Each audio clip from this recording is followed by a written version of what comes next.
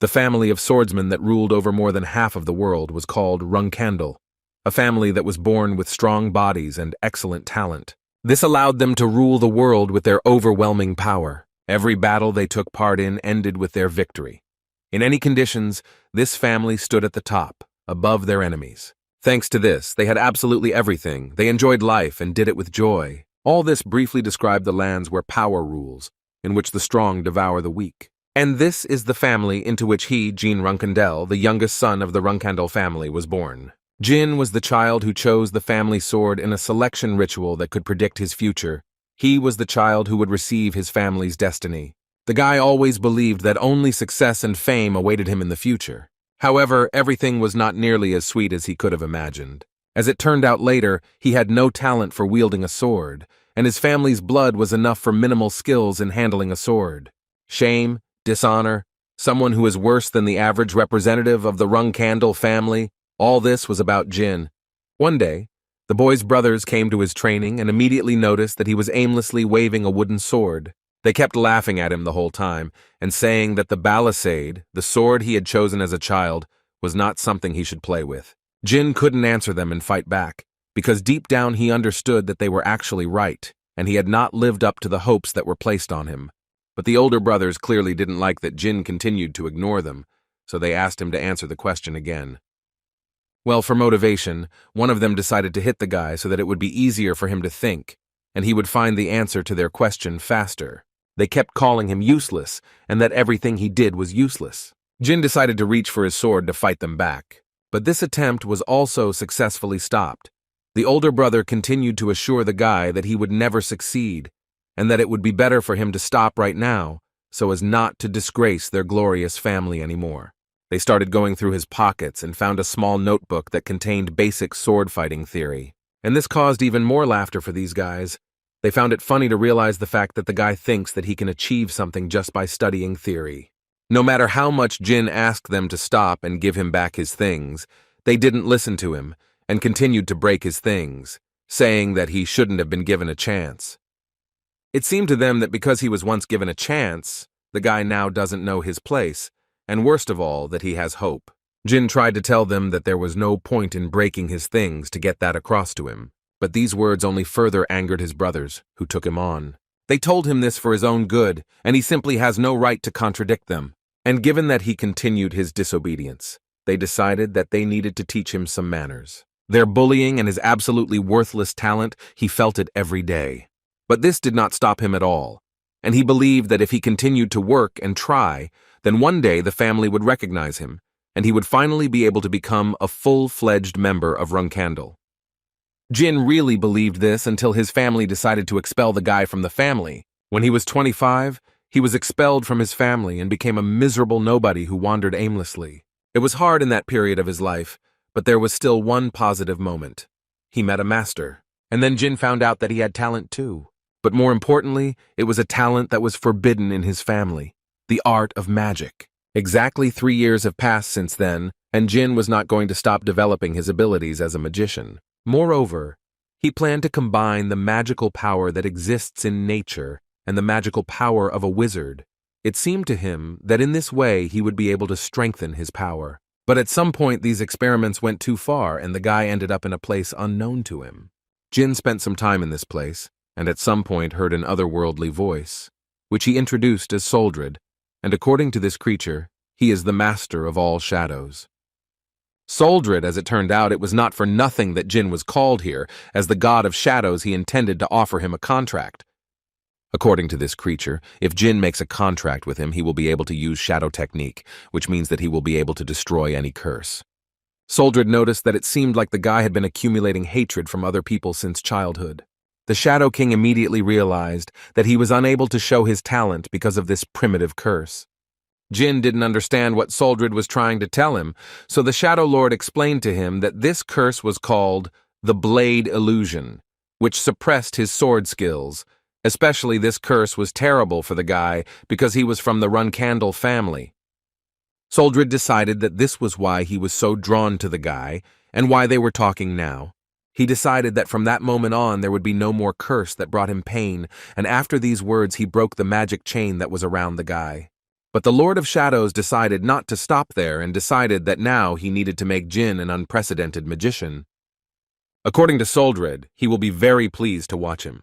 A few seconds later, Jin found himself back in his room and just stood there for a while, recovering from the shock, because he sincerely did not understand what had just happened to him. But this did not last long, and as soon as he came to his senses, the first thing he decided to do was take his sword in his hands and try to remove the curse. Jin ran out into the street, removed the protective cover from his sword, and was able to deliver a crushing blow. Everything was as Soldred said. The guy finally began to feel the strength in his hands. As soon as he raised the thing again, he began to feel new things with each new second. It literally made the guy crazy in this regard. It seemed to him that this sword had no weight at all. Jin felt like he was just waving his hand. The weakest boy of the Runandal family will finally be able to show what he is capable of. After the curse was lifted, he finally saw the fruits of his hard work. Moreover, he understood that he could add magic to it, and then his title of the weakest would miraculously disappear. But after some time, after another battle, he lay on the ground and heard only screams. Jin felt that his body was very heavy, and apparently his life was coming to its logical end. He tried to call his master and Soldred, but unfortunately no one answered him. Jin understood that, unfortunately, there was no one here. He couldn't even imagine that he would die as a nobody. It seemed to the guy that this was all because nothing was supposed to work out for him.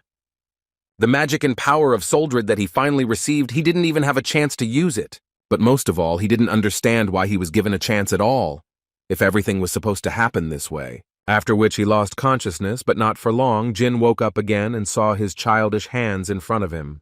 And when he raised his head, members of his family stood before him. And around him there was a huge number of swords. Jin did not understand what was happening here at all, because he was sure that he was dead. But his thoughts were interrupted by Jilly, who asked the guy not to lose heart, because he was the young master Jin. The guy simply didn't understand what was happening until he saw that very sword. Barisada, the sword he chose as a child but was never granted the honor of using. Now, little Jin realized that he was about to undergo a selection ritual. In other words, he went back in time, returned to the body of one-year-old Jean Runandal. As a child, he accidentally picked up this sword, which led to great surprise on the part of his family. But in this life, Jin chose it consciously, even though he understood what it meant for him. The family members did not understand how this could even happen. After all, according to the rules, this was the head of the family's sword, and if the laws were followed, then now the head of the family is young Master Jin. At this point, the selection ceremony ended, and gradually everyone dispersed, although they could not stop thinking about it. But this story did not end so easily, and one of the heads of the family ordered to send the youngest of them to the Thunder Castle, and 6 years have passed since then. During this time, Jin learned to read and managed to read quite a few books from the first row, so he decided to move to the second, although his small height did not allow him to do this yet. According to the family's rules, he has to stay here until he turns 10, so there are only 3 years left. But all this time lasts too long, because the guy was so bored and lonely in this castle. Suddenly his thoughts were interrupted by the screams of his maid, who was afraid of something. The girl stood in place and tried to recover from the shock of what she had just seen. There was a rather large bird lying on the floor, although it most likely won't fly anywhere again. Jin was absolutely calm, because he understood that the only ones capable of such an outrage in Thunder Castle were his old acquaintances. And his thoughts were confirmed. These were his 2 older brothers, who in this life also behaved disgustingly and humiliate Jin. One of them was named Daytona.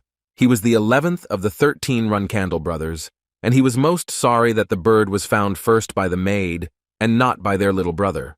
His friend Hayton, who was the 12th brother, confirmed that they would personally bring it so that he could look at it. Looking at their brother, they hoped that he liked their gift. They so wanted him to shed a tear. Jin did not forget that when these brothers became commanders in their past life, they became famous for destroying everyone. And in this life, as you can see, nothing has changed. Now they are at most 9 years old, and just for the sake of tormenting Jin a little, they destroyed this bird. While Jin was thinking about this, they continued to ask him not to cry because it irritates them a lot. But the guy continued to ignore them, and this began to irritate them. They decided to remind him that he had chosen the Barisada and essentially chosen the fate of the head of the family. And now it seemed to them that he was behaving so badly. Jin tried to answer but didn't have time because Hayton decided to teach him a lesson for his brother speaking so quietly. But his blow was successfully blocked by Jin, who was clearly tired of enduring all this bullying. Hayton clearly didn't expect this turn of events. Fear of his little brother was clearly visible in his eyes. And it was not in vain, because Jin looked quite frightening. Besides, Jin considered his brother too noisy, and therefore politely asked him to shut his mouth for now. Hayton didn't intend to do this and wanted to say something, but he didn't have time because Gina couldn't stand it and hit him right on the head. This made Jin's older brother even more angry, so he started shouting.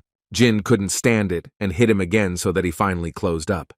After which he added to them that up until this point he had tolerated them, but they had irritated him too much, and therefore he was tired of doing this. And from that moment on, he warned them that the less he saw them, the better for them. Suddenly, one of the elders entered the room, saw this picture, and immediately wanted to ask Jin what happened here. The man saw Hayton and Dayton lying unconscious on the floor and began to visibly panic about it. Jin decided to tell everything as it happened, and said that these two suddenly had a fight, and knocked each other out, and he just happened to be near this incident.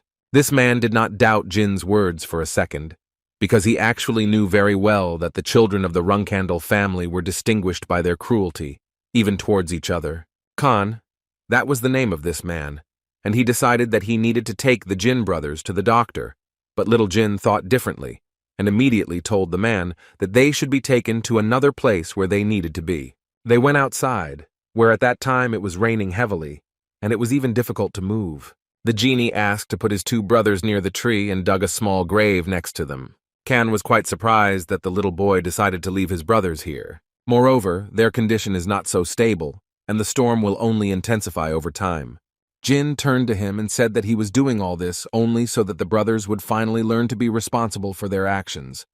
Khan was only acting as a servant, so he couldn't argue with the young master. Although no one forbade him to think that when he looks at Jin, he sees a strange energy around him, which clearly does not look like an aura. It began to creep into his mind that it might be magic. And if this is so, then he is sure that this was clearly not just a fight between brothers. Khan decided that the head of the family should know about this situation, so he immediately ordered one of the servants to bring him a horse. Jin carefully watched what was happening below and of course saw that Khan asked to bring him a horse. The guy understood that the man was clearly going to report this to his father. Khan was their guardian knight, but for a common knight, Jin thought he was too attentive. Jin assumed that Khan would first inform the head of the family that he thought the young master had used magic. All this energy around the guy is proof that their contract with Soldred is still in force. Moreover, he had the bonus of their connection with him. He had immunity to curses, and in this life, Jin managed to get rid of the illusion of the blade. The loser Gene Runandal no longer exists, and from that day on, Jin decided that his life would be radically different from the past. Now the only thing left for Jin to do was meet his father, who at that very moment was listening to what Khan was telling him, and was slightly surprised that the younger one could do such a thing to his brothers. Therefore, hearing such things, he ordered Khan to gather all the commanders. After a few hours, all the commanders began to gather around the chief, and after some time, the chief was informed that 7 Runandal commanders and 200 knights had been gathered. The head of the family was grateful to them for getting ready so quickly, and now they all went together to the formidable castle. Mary Runandal, who held the position of the 7th captain, decided to ask her interlocutor why they had all been gathered here so urgently. Deepus, who was the 4th captain, said that he also did not fully understand. It seemed to him that it was somehow connected with the magicians, but he quickly threw this thought away, because he remembered that they were going to attack them next year. Therefore, he discarded all such thoughts and assumed that they were going there only to see the younger one. Mary didn't understand this at all. Why would they go so far just to see the youngest? Although on the other hand, she remembered that it was he who chose the ceremonial sword, and apparently no one was against him becoming the next head of the family. Although looking at their father, they understood that they could not even guess what the man intended to do. Luna, who held the position of 1st captain, turned to Mary and Deepus and asked them to be quiet, because they were talking too loudly about this. From this, Mary concluded that it really was important, since her father was eager to see everything in person, and apparently they have high hopes for the younger one, since they all decided to go to him together. The maid Gina was so glad that the Lord would soon come in person. It seemed to her that he wanted to meet the young master because he missed him very much, So without thinking twice, she decided to dress up the young Gina. At that moment, the guy was thinking that Khan had most likely reported everything in detail. Although he knew that Khan was a very straightforward person, it still seemed to the guy that he would hardly have directly told the head that he had used magic, and most likely he reported everything exactly as he saw it. Jin assumed that he did it in the following way. The youngest of the Runandal used an unknown power that did not resemble either magic or aura, and therefore his father would personally come to see what it was. The guy clearly realized that he would want to find out in detail what kind of power Jin used against his brothers. And most importantly, the father will decide whether this power will be useful for the prosperity of the family or not. My lord and all his commanders arrived at the formidable castle, and the first thing he did was order the brothers Heighton and Dayton to be called to him. First, he told them that he heard that they had a fight with Jin and wanted to know whose fault it was. Daytona immediately assured his father that they had not actually done anything wrong, and Daytona completely agreed with him, saying that Jin had hit them first. Moreover, they told their father that the younger one did this using a force about which nothing was known. It seemed to them that it was clearly not an aura, and one of the brothers, at one point in the story, nevertheless decided to suggest that it was more like magic. They both understood perfectly well what would happen to the younger one if it really was magic, because it was forbidden in their family. Hayton and Daytona continued to claim that it was magic, and they furthermore believed that Jin needed to be interrogated before he covered his tracks. But their father stopped them in time and told the boys to keep it all a secret, after which he looked at them and added that one cannot survive here with truth alone. He then sent Hayton and Dayton to rest and asked to call Jin, who was already ready to go into his father's room. At that moment, the thought was in his head that his father was Shiran Runkandal, and he was stronger and more cold-blooded than everyone he knew. The most powerful being of this era, who reached the level of a demigod, and in other words, he was called the Knight of Genesis. He used to be an ordinary human, but the price he had to pay for gaining godlike power was human emotions. A being who was left with only a blind obsession with his family and its prosperity. So it was obvious that Jin was much weaker than his father. And for this reason, the man simply did not notice his son. Jin always remained in the shadow of his brothers and sisters. But he understood that in this life everything would be completely different and absolutely no one would dare to ignore him. Jin walked in with full confidence and bowed to his father, thereby greeting the leader. Shiran didn't understand why his youngest son called him his leader and not his father. Jin answered him that more than 100 members of their family had gathered here, so he decided that it would be more correct to be the head here, and that is why he addressed the man in this way. This was a satisfactory answer, which pleased the chief, but he immediately moved on to why he was there in the first place, so he asked the boy to call him father. And now he decided to ask Jin the same question that he asked his brothers, in which he wanted to know who was to blame for the quarrel that broke out between them. Without thinking twice, Jin put his hand on his heart and declared that it was actually revenge, after which he added that if he was from the Runkandal family, then when someone did something to him, it was his duty to repay the debt, and it didn't matter whether it was help or insult.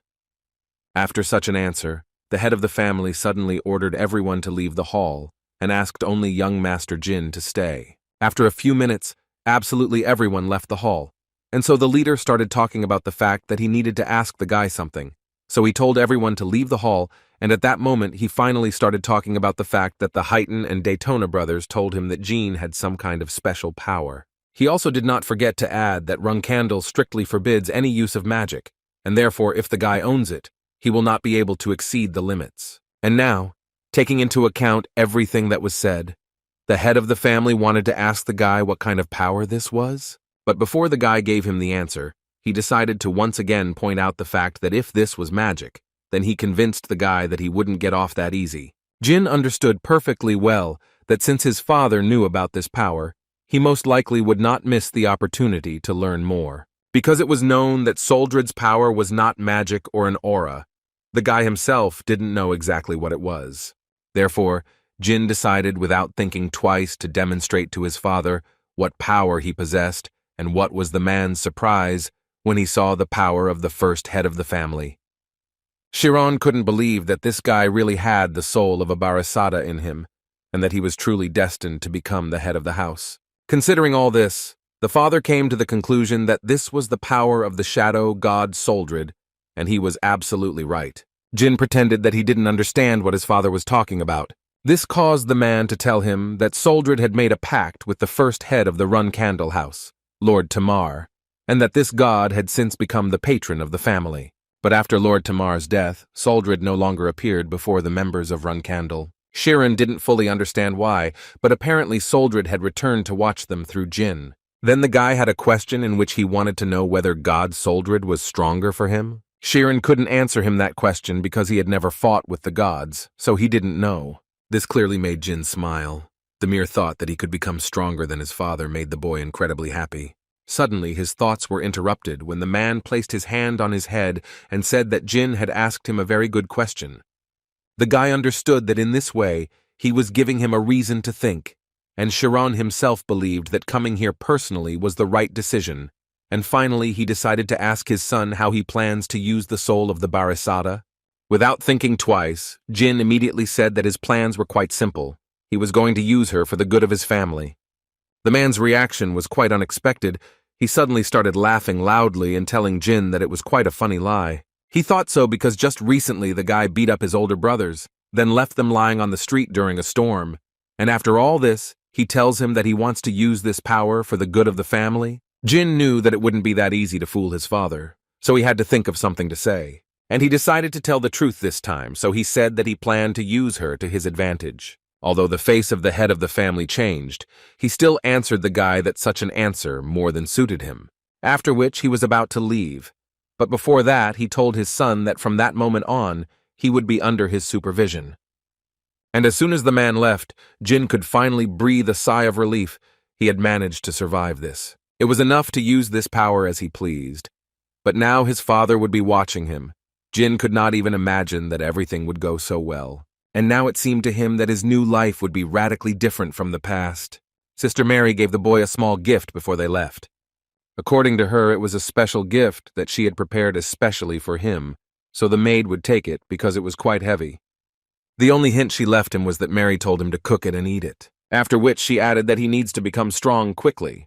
Jin didn't fully understand why she gave this gift to him, but as soon as he opened the box, he realized what was going on. Inside this box was a phoenix heart, an extremely rare item. Jin couldn't quite understand why Mary would give something like that to a 7-year-old child, but he couldn't say he was particularly upset. Mary Runandal, 7th Captain and 6th Rank Knight, is known as Storm Mary, and she also has a lesser-known nickname. But not many people knew this nickname, only those who managed to survive and called her the crazy woman of the southern lands. Thinking about it, the guy came to the conclusion that his crazy sister had given him such a valuable thing, and that the words in which she asked him to grow up faster, she had put a certain meaning into them. Jin decided that if he ate the heart of a phoenix at such an early age, he would most likely increase his resistance to fire and of course speed up his growth.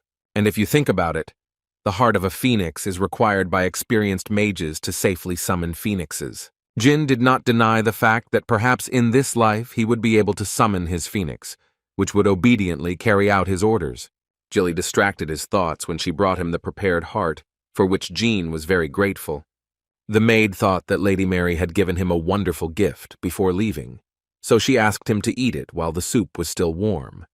But the guy was not given peace by his brothers, who were watching him, and at one point Jin could not stand it, and asked them to immediately talk about what they wanted from him. Dayton answered him that in fact nothing like that. It just seemed to them that there was too much food for him alone. They noticed that Jilly was running around with such a huge pot, and they thought that maybe there was enough food for them too. Jin realized that they apparently wanted to eat this soup so much that they were ready to do anything to get it. Then the guy decided to let them do it, but first he wanted to ask them to fulfill one of his requests. After some time, the brothers did not understand at all why they were doing this because there was nothing there. Besides, they were worried that something might happen to them when someone found out that they were digging here. But on the other hand, they understood that this shouldn't bother them, because if someone gets into trouble, it will be the little ones, and they will still get this soup. When both brothers returned back to the castle, Jilly was slightly surprised at what happened to them. They were in a terrible state, and Jin even managed to make fun of them, saying that he had been waiting for them for so long, but they did not want to listen to this and wanted to immediately get their portion of soup. Jin didn't understand who he was not to leave them some soup, so he got up from the table and said that they could start eating since they wanted it so much. But the plate was absolutely empty, and the brothers did not understand where he left it for them. But then they realized that he left them 2 teaspoons, and it seemed to them that this was too little for them. But Jin did not understand why they were complaining, because he said that he would leave them. He just did not specify how much it would be. The guy thought that he had fulfilled his promise and therefore was about to leave, and of course before leaving he did not forget to wish them bon appétit. He went down into the tunnel that he had asked his brothers to dig, and was extremely surprised that they took his request quite seriously and did everything as he asked. Jin first knocked on the walls and determined that for such thickness, a first-tier spell would be more than enough for him. He couldn't wait for this moment anymore because he was extremely bored saving up all this mana and not using it. But finally, he could do it.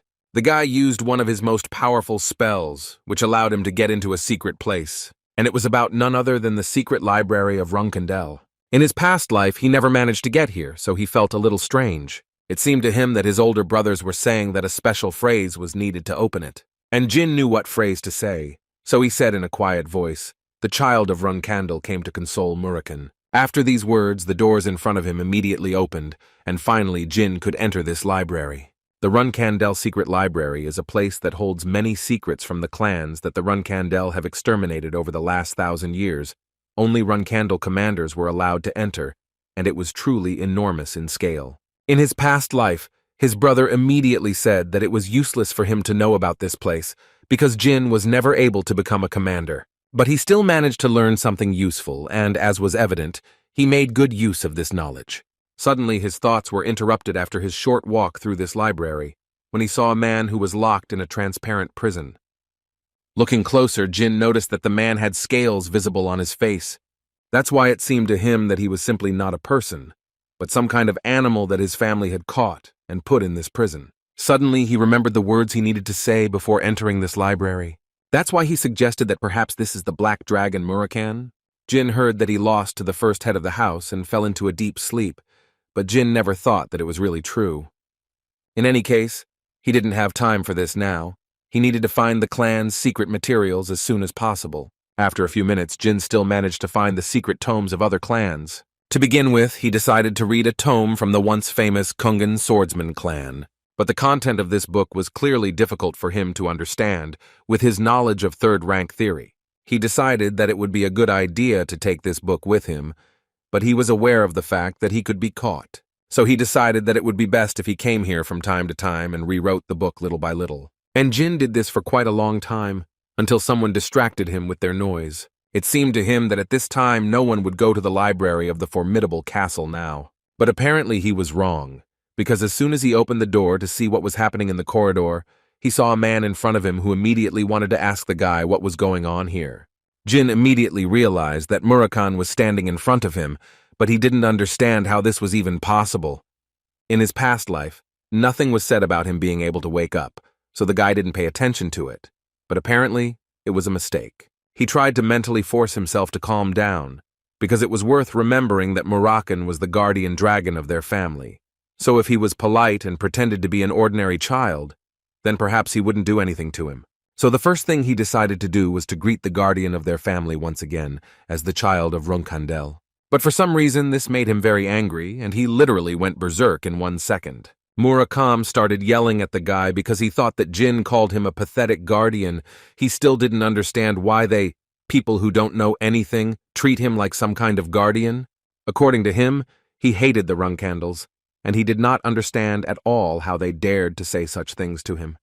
It was obvious that Murakhan wanted to take out all his anger on this poor guy. But he was still able to come to terms with it and calm down, after which he added that he woke up because he smelled a good smell for the first time in a long time. But only this scoundrel was there. Murakhan didn't understand why this guy smelled of spiritual energy and tried to sniff the guy from all sides, and it looked strange, to put it mildly.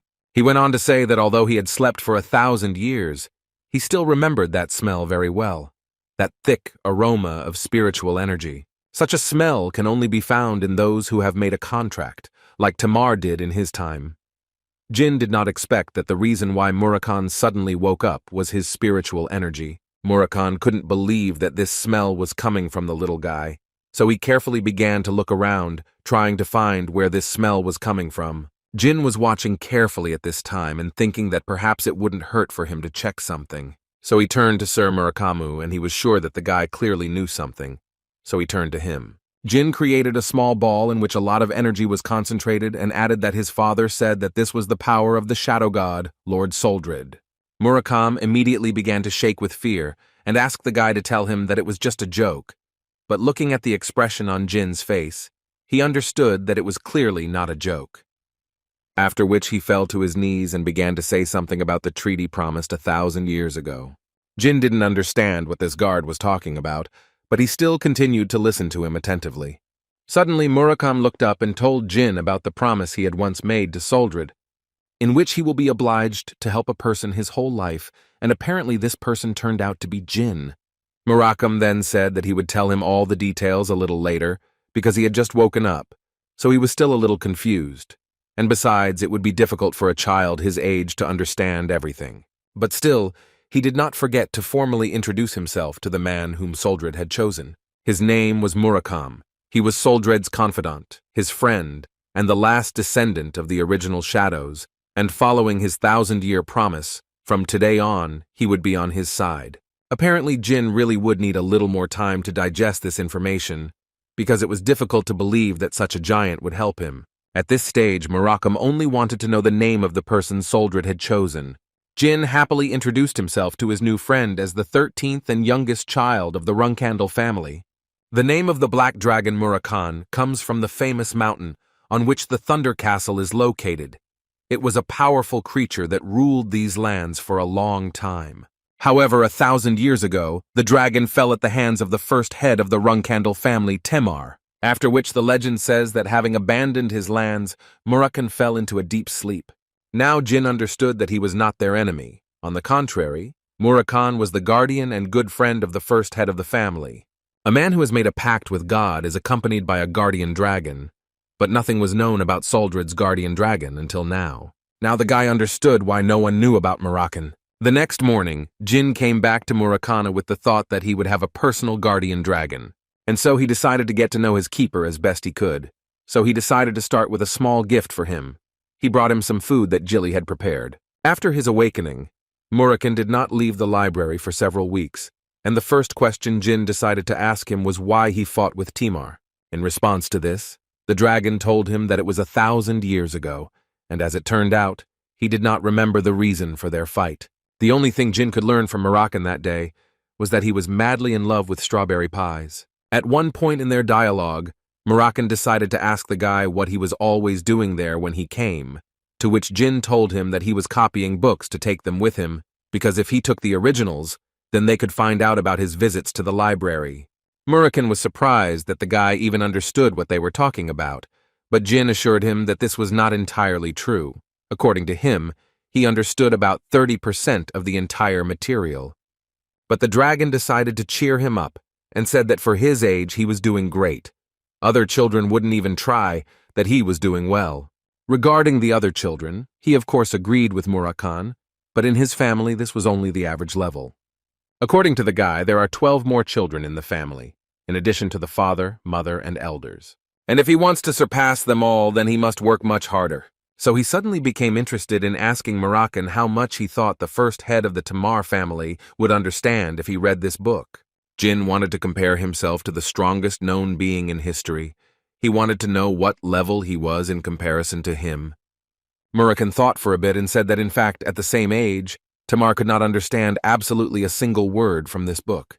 But the Black Dragon hastened to assure him that the theory was in fact very different from the real battle, and Temar had once fought well even without reading it. Although it still seemed to Murakami that Temar had talent, and Jin definitely had it, though not as outstanding. These words made Jin think that he might never become as strong as the first chapter. In response to this, Murakami told him that he had made a deal with Soldred, and that he had enough brains to read such books. So all the Black Dragon could advise him was that he just needed to train hard and be patient.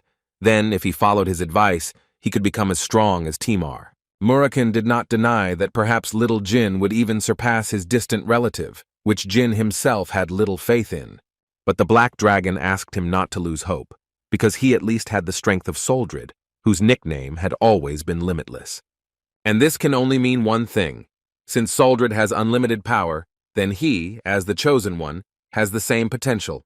So Murakan forbade him from getting upset ahead of time, and also promised him that he would teach him a new skill so that he could feel better. This skill was called Spirit Release, and Murakan believed that the guy had to be able to use this skill.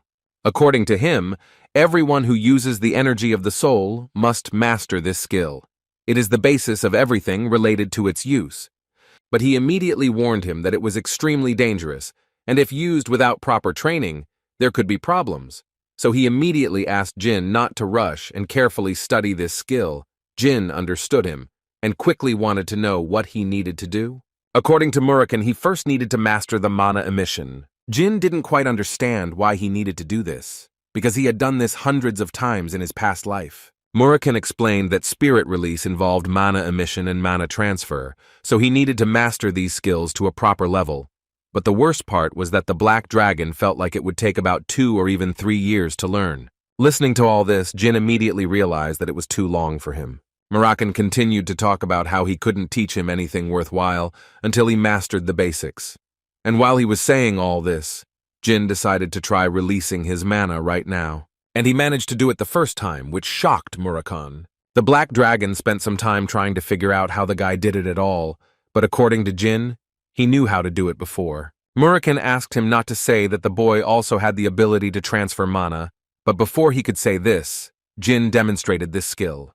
The Black Dragon could only say that only geniuses were capable of such things, and apparently the boy really had enormous talent. That's why he finally agreed to show what the release of the soul looks like. And finally, Jin can breathe a sigh of relief. And Murakan began by saying that the talent of the shadow spirit is ultimately drawn from the shadows. Every shadow in this world is born by the will of Soldred, so he owns all the shadows. And Jin, as they have already found out, is the only chosen one of Soldred, so the guy can become the master of all shadows. After Murakan showed him what the release of the spirit is, and immediately wanted to ask him how he felt, Luna destroyed the huge monster, and her assistant immediately ran up to her and informed her that the area was cleared and there were 5 more areas left to clear and the mission would be completed. She was glad to hear this and immediately said that 4 months should be enough for this, so she asked to tell all the knights to rest. But while he was still there, she suddenly decided to ask him what, in his opinion, 9-year-old children like. 6 months after meeting Murakan, the Tona twins turned 10 years old and left Thunder Castle. And a few days later, Jin turned 9 years old. Jilly and other subjects in this castle congratulated him on this, and the guy in turn asked to share the cake among everyone. That day, Khan also came to visit him, and the first thing he did was ask for forgiveness for the unexpected visit. Jin thought that something had happened, so he started to get a little nervous. But as it turned out, the thing was that the guy's sister Luna had come to visit. The guy clearly didn't expect such a meeting because they had never been close to her. Why would she suddenly decide to visit him? The first commander of the Runandal family and a knight of the 9th rank, the eldest of the 13 Runandal children, the White Whale, Luna, the strongest of the current siblings, who at one time clearly stated her position that she did not want to be the head of the family, also does not participate in the disgusting war for the inheritance of Runandal, which is why she is called the White Whale, which seems to swim alone. For this reason, she never took an interest in her younger brothers and sisters, to such an extent that she seemed to him like a stranger in her past life, and not a member of the family. They were so different from each other. That's why Jin was so surprised that she suddenly decided to come to him at Thunder Castle. Apparently something happened since she was here, and the first thought that came to him was that the girl found out that Jin was visiting the library. Luna came closer to her little brother, and the first thing she said was that he had grown quite a lot. Jin told her that if she had told him in advance, he would have worn something more appropriate to meet her. She put her hand on his head and said that it sounded pretty cute, but she still thought it was weird that she had to warn someone just to see her little brother. She also noticed that he looked quite bad, and it seemed to her that he was sick, but that was far from the case. He decided to tell her straight out that he was a little nervous because it was his first time talking to her, so he couldn't help it. At that moment, Luna was thinking that crushing and taking everything from each other was the custom of Runandal. But still it was strange for her to see how Jin thought that she had come to intimidate him. In any case, she said in a quiet voice that apparently he simply didn't understand her. She then added that he might still be young, but even in that case he was still a member of the Runandal family. Then she actually knelt down and asked her younger brother for one request. She would very much like for them to be left alone because she would like to talk to him. Jin couldn't even imagine why she needed to talk to him personally.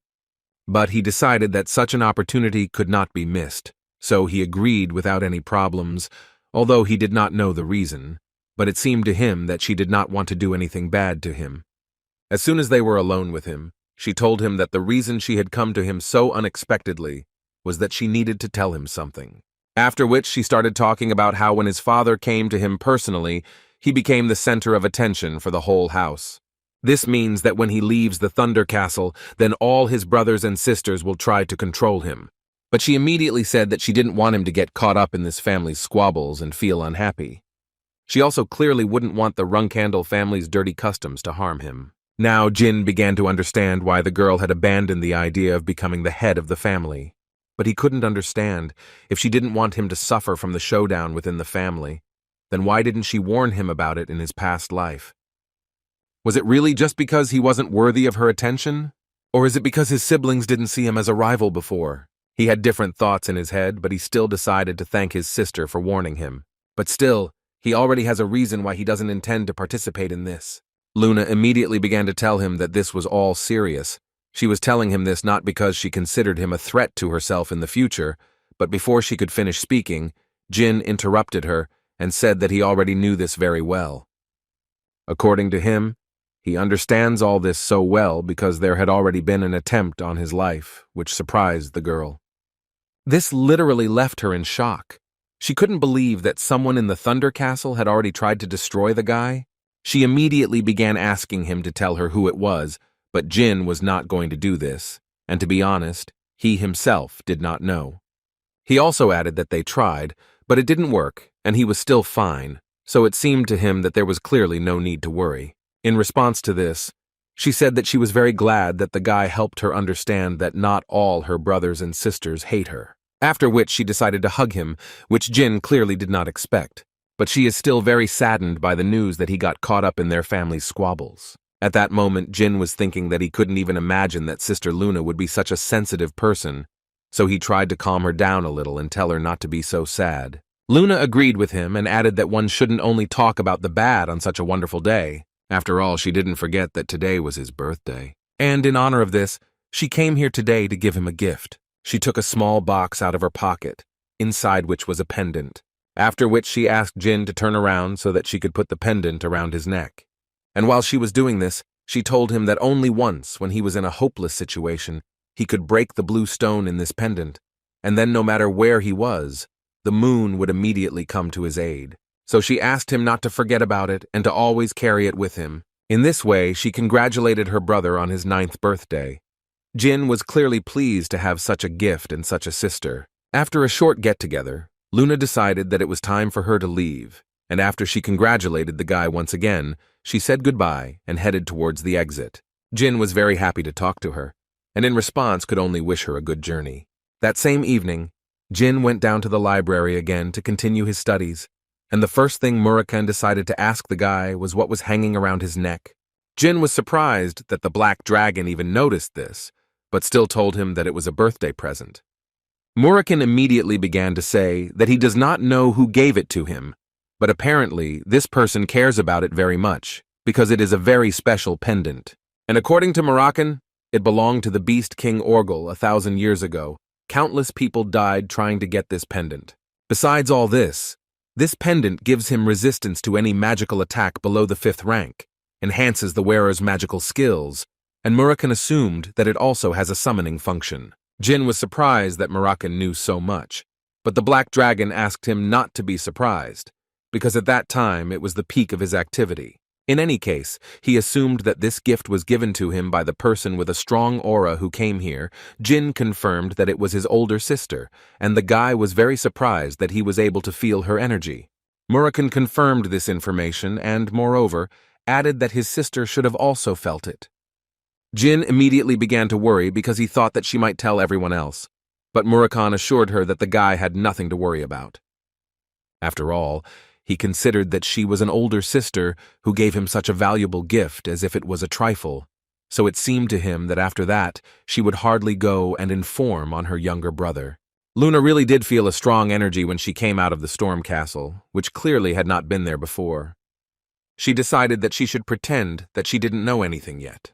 But in her mind, she told her brother that it didn't matter what he did or who he became because she was going to support him always. He thought that the time spent in Storm Castle would be extremely useless, but on the contrary, he received many things, such as the recognition and expectations of his father, the phoenix heart he received from his older sister Mary, the support of his older sister Luna, and most importantly, he met his guardian dragon Murakan.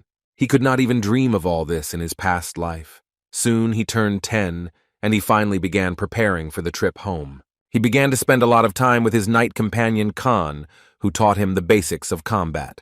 During training, Khan often thought that Jin was the type of person the boss might be interested in, and that he usually assessed such people.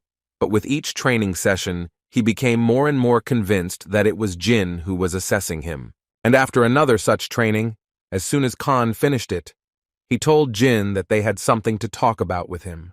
The guy didn't even guess what could have happened, but his first thought was that something was wrong with their training.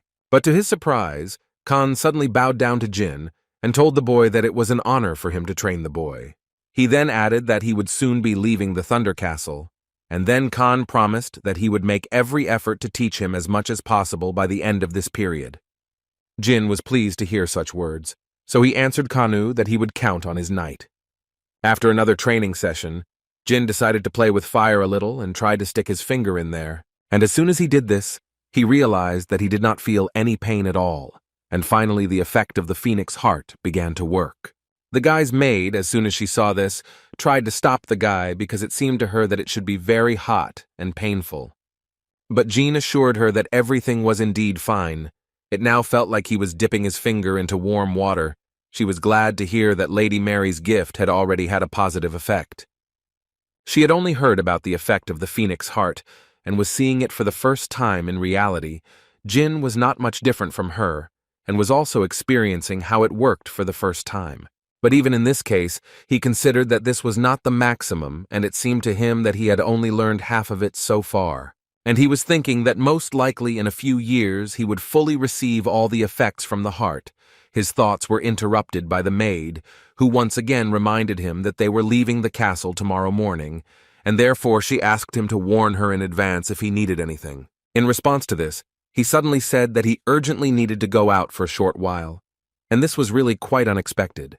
He decided to visit Murakan and remind him that they were leaving the castle tomorrow, but the Black Dragon did not forget about it even without him, because he had actually been waiting for this day for an eternity.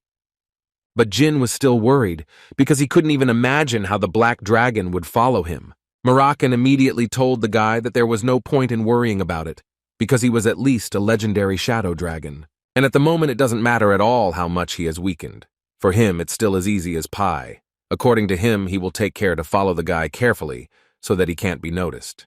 Jin didn't understand why he was telling the guy such important information only now, but Murakan told him once again that there was no point in worrying about it, because he had been sleeping for the last 1,000 years, and it was normal that he was not in perfect shape yet.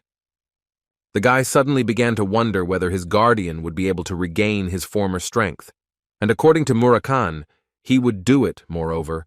With the guy, he would become even stronger. After all, the whole point is that he is his guardian dragon after all, so Jin also needs to hurry up and become a powerful mage swordsman like Timar. Hearing this, the guy decided to ask again if his family was originally mages and swordsmen at the same time. The guy knew about this because in his past life, Soldred told him about it. Initially, the Runandal family only had magical swordsmen, and the first head of the house was the strongest of them. But almost no one knows this, and this upset Jin a little. Murakan added that the reason why the current Runandal rejected magic and began to study only swordsmanship is because of the humiliating pact made 1,000 years ago. According to the Shadow Dragon, people still called him the guardian of the family, but he was sure that they would be very embarrassed if he appeared in front of them. And if this had happened 1,000 years ago, he was sure that everyone would have run wherever their eyes looked and would have been horrified by the fact that he was next to the most respected creature in the world. Jin was very doubtful that his family would do such a thing, but he still continued to listen to Moroccan. The Shadow Dragon was not surprised that the guy doubted it. In any case, there was no point in proving it now, and he only asked the guy not to worry about him, because he would hide very well. Jin believed him, but he didn't know what to do with the capsule that contained Moroccan, because his family members could come in at any moment and notice that the Shadow Dragon was not there. Moroccan thought that this issue was too easy to solve with the help of dragon magic, with which he would create a copy of himself. For him, creating a copy of himself is such a trifle that he can do it with his eyes closed, so he assured Jin that there was no need to worry. But still, he did not forget to note the fact that he had not yet regained all his strength, so maintaining it for a long time would be quite difficult. But he was ready to continue in the same spirit until Jean grew up. The guy was pleased to hear this, so he immediately thanked his guardian for his care, and Moroccan asked him to respect him more after that. And just in response to that, Gina told him that he brought him something special today. The guy was talking about a pie that was made from the first batch of strawberries this year, and wine that he stole when Gilly wasn't looking, a kind of gift to Moroccan. But Jin had one condition. He asked Moroccan not to make a bad copy while drunk. The Shadow Dragon's joy knew no bounds, and he immediately declared that he would do everything perfectly for such a gift. After some time, Gilly was already helping Jean get dressed, and while she was doing this, she told him that when he returned home, he clearly should not expect quiet days, even if he had trained hard. After all, she thought that there would be more work there, and it would clearly be much more difficult for him, and she would no longer be able to cook pies whenever he wanted. Jean assured her that there was no reason to worry about this, because he intended to work very hard when he returned home so that he would not have any problems. Gilly was very happy to hear this. Suddenly their dialogue was interrupted by two knights named Jerome and Holtz. Today their task was to help Jin get home safe and sound. They would accompany him until he reached the safe zone, and Jin himself was not against such good protection, so he did not say a word. After this dialogue, Jin and his comrades finally left the storm castle, and the next stop of the young master was the main monastery of Runandal, which was called the Garden of Swords. At one point on their journey, Gilly noticed that the snow had become very heavy, and she immediately suggested that Jean wait out the blizzard in the nearest village. She felt like they wouldn't be able to get through the teleportation gate in this weather, and Jin eventually agreed with her. Suddenly, their carriage began to shake, as if it had been caught in the middle of an earthquake. Two knights immediately began shouting to them that there was an ambush and that it would be best for them to stay inside the carriage, which is what they did. At that moment, Gilly tried to calm the young master down as much as possible, saying that Jerome and Holtz were 7th-rank knights and that she was also next to him. But looking at her, it was clear that only she needed support. She saw that they were attacked by 20 magicians and the same number of warriors. Perhaps there were archers, but she didn't know for sure. Jin, hearing this, realized that he and Gilly needed to get out of the carriage immediately, after which he began to talk about how the Runandal guards would never just abandon a child from a family without protection, and at least one of the two should be with him. Based on this, Jin decided that these two knights were either fake escorts or simply traitors. In any case, the guy thought that it was not so important now because some device could be installed in the carriage, and therefore they needed to escape urgently. Although the girl was incredibly scared, she still agreed with the young master's idea. And from that moment on, she decided to show her true face, and she, as a servant of the Runandal family, would protect the young master as long as necessary. So she immediately warned him that she might be a little rude to him. As they ran away, Gilly told him that she should receive due punishment for this incident upon arrival at the family estate, but Jean felt that now was not the best time to worry about it. After which he asked her to go to those two knights, because he needed to check something. Gilly didn't quite understand why they were doing this, so the guy explained to her that those attacking guys could possibly be their allies, and if he had been their target, then as soon as they ran out of the carriage, they would have immediately tried to destroy them. But it was suspiciously quiet around. As soon as they came closer, just as Jin had expected, they saw a coat of arms with a leaf and a pattern with a black beast. This is the Yuta family, a clan of magicians from Middle, and next to them were the mercenaries of the Black King. Suddenly their conversation was interrupted by one of the magicians, who shouted that he saw Gilly McCrolin, and also confirmed that Jean Runandal was alive.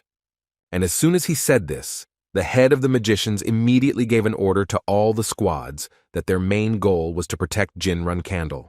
A few seconds later, a man appeared in front of them, who introduced himself as Murkayo, and he is the vice captain of the 3rd squad of the Black King's mercenaries, and at the request of the Runcandel family, they will protect them.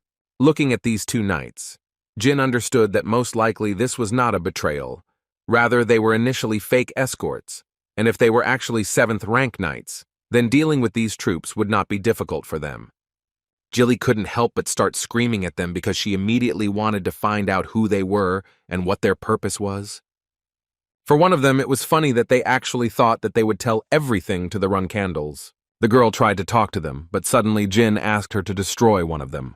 He then asked Jilly to try and cut off the other man's arms and drag his body to him. The girl, hearing this, immediately went into battle and was ready to carry out the order of her young master. She was able to complete the first task in a matter of seconds, and one of them died immediately. The second one also did not wait long for his turn and lost his hand in the same way. And then, without thinking twice, Jilly took his other hand away. Then, as Jin had asked her, she took him by the head and dragged him to Jin, while telling this knight that it seemed his masters had greatly underestimated them. After she brought the body of this knight to her master Jin, she finally told him that in order to become a servant of the Runcandle family, one must be at least a 7th rank martial artist. Jin completely agreed with her, and added that in order to destroy a child from the Runcandle family, they should have sent at least 3 or even 4 8th rank knights. The knight, who could still speak, began to shout and ask not to make him laugh, because in his opinion this was just a warning, after which he added that the era of Runcandle's rule would soon end.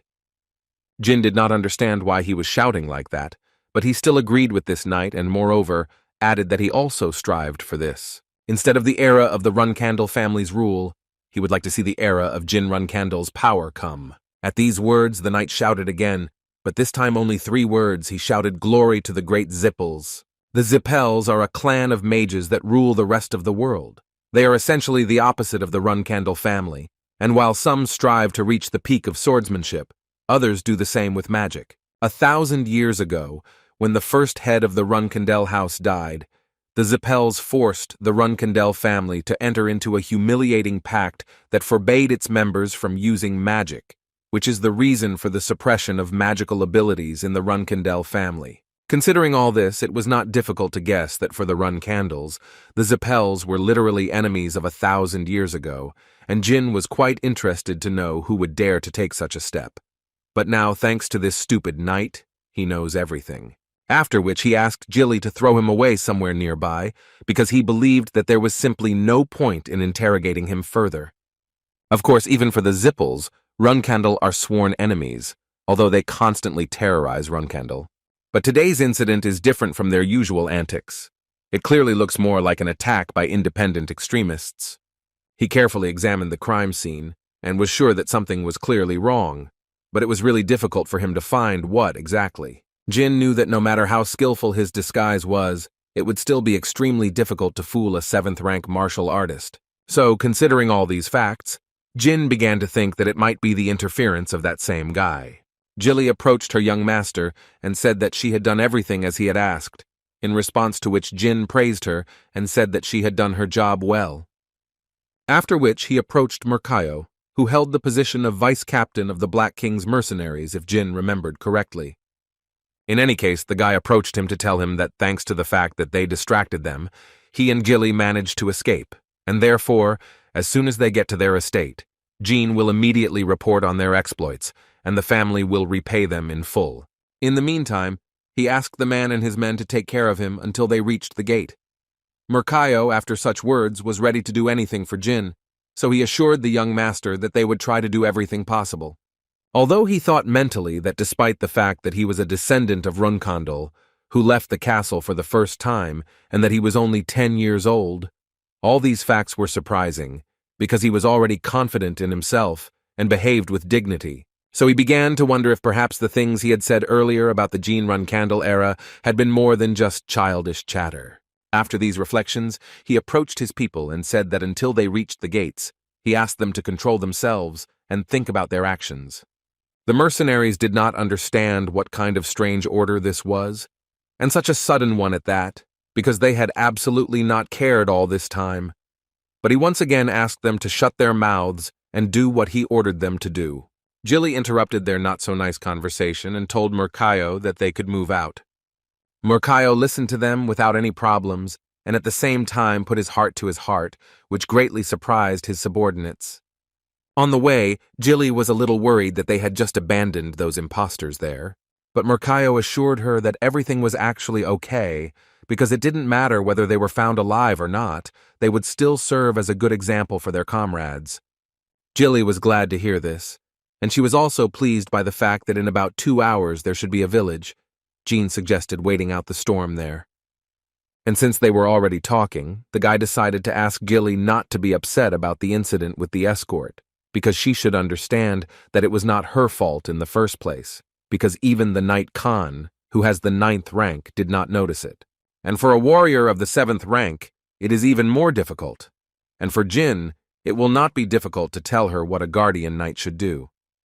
The Runandal family's nannies share the fates of the children they care for. Jilly was Jin's nanny in his past life, and the family looked down on her because of him not having any abilities, but despite this, she never blamed the guy for it.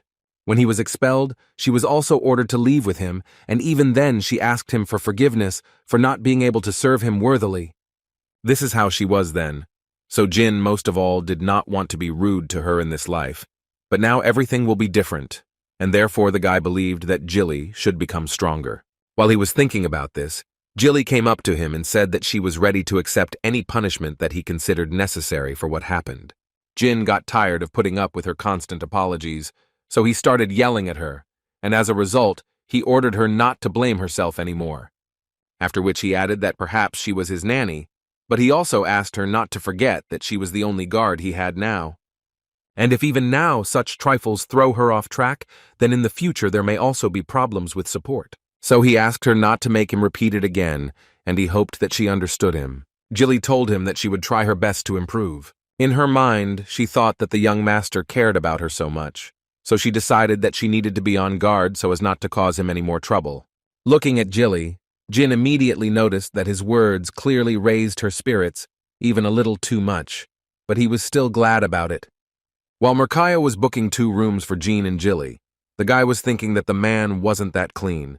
And if his guesses are correct, then most likely Murkayo is also involved in the situation with the imposters. At that moment, Jin was thinking about the reincarnator Bubar Gaston, who was an excellent master of transformation. This skill is a kind of feature of dragons, but the problem was that not all dragons can transform perfectly. Moreover, it could be said that Bubar was the only one who was capable of this, and he also knew this. So he used this ability to commit many crimes and thereby plunge the world into chaos. So, given all this, Jin understood perfectly well that if Bubar was really behind all this, then it would be a real thorn in his side. But so far the guy really had no reason to think so, because he hadn't done anything to give it away. Jin remembered very well that in his past life, he was arrested by the special squad Bement when he was about 20 years old.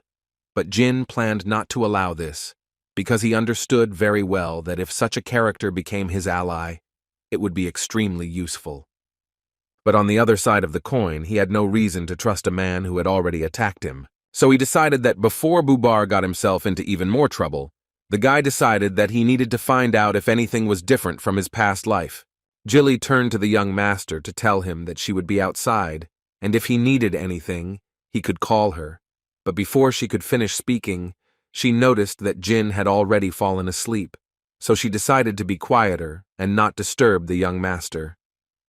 But Jin never managed to sleep, because over time he was awakened by some noise from the street, which literally forced him to get out of his bed.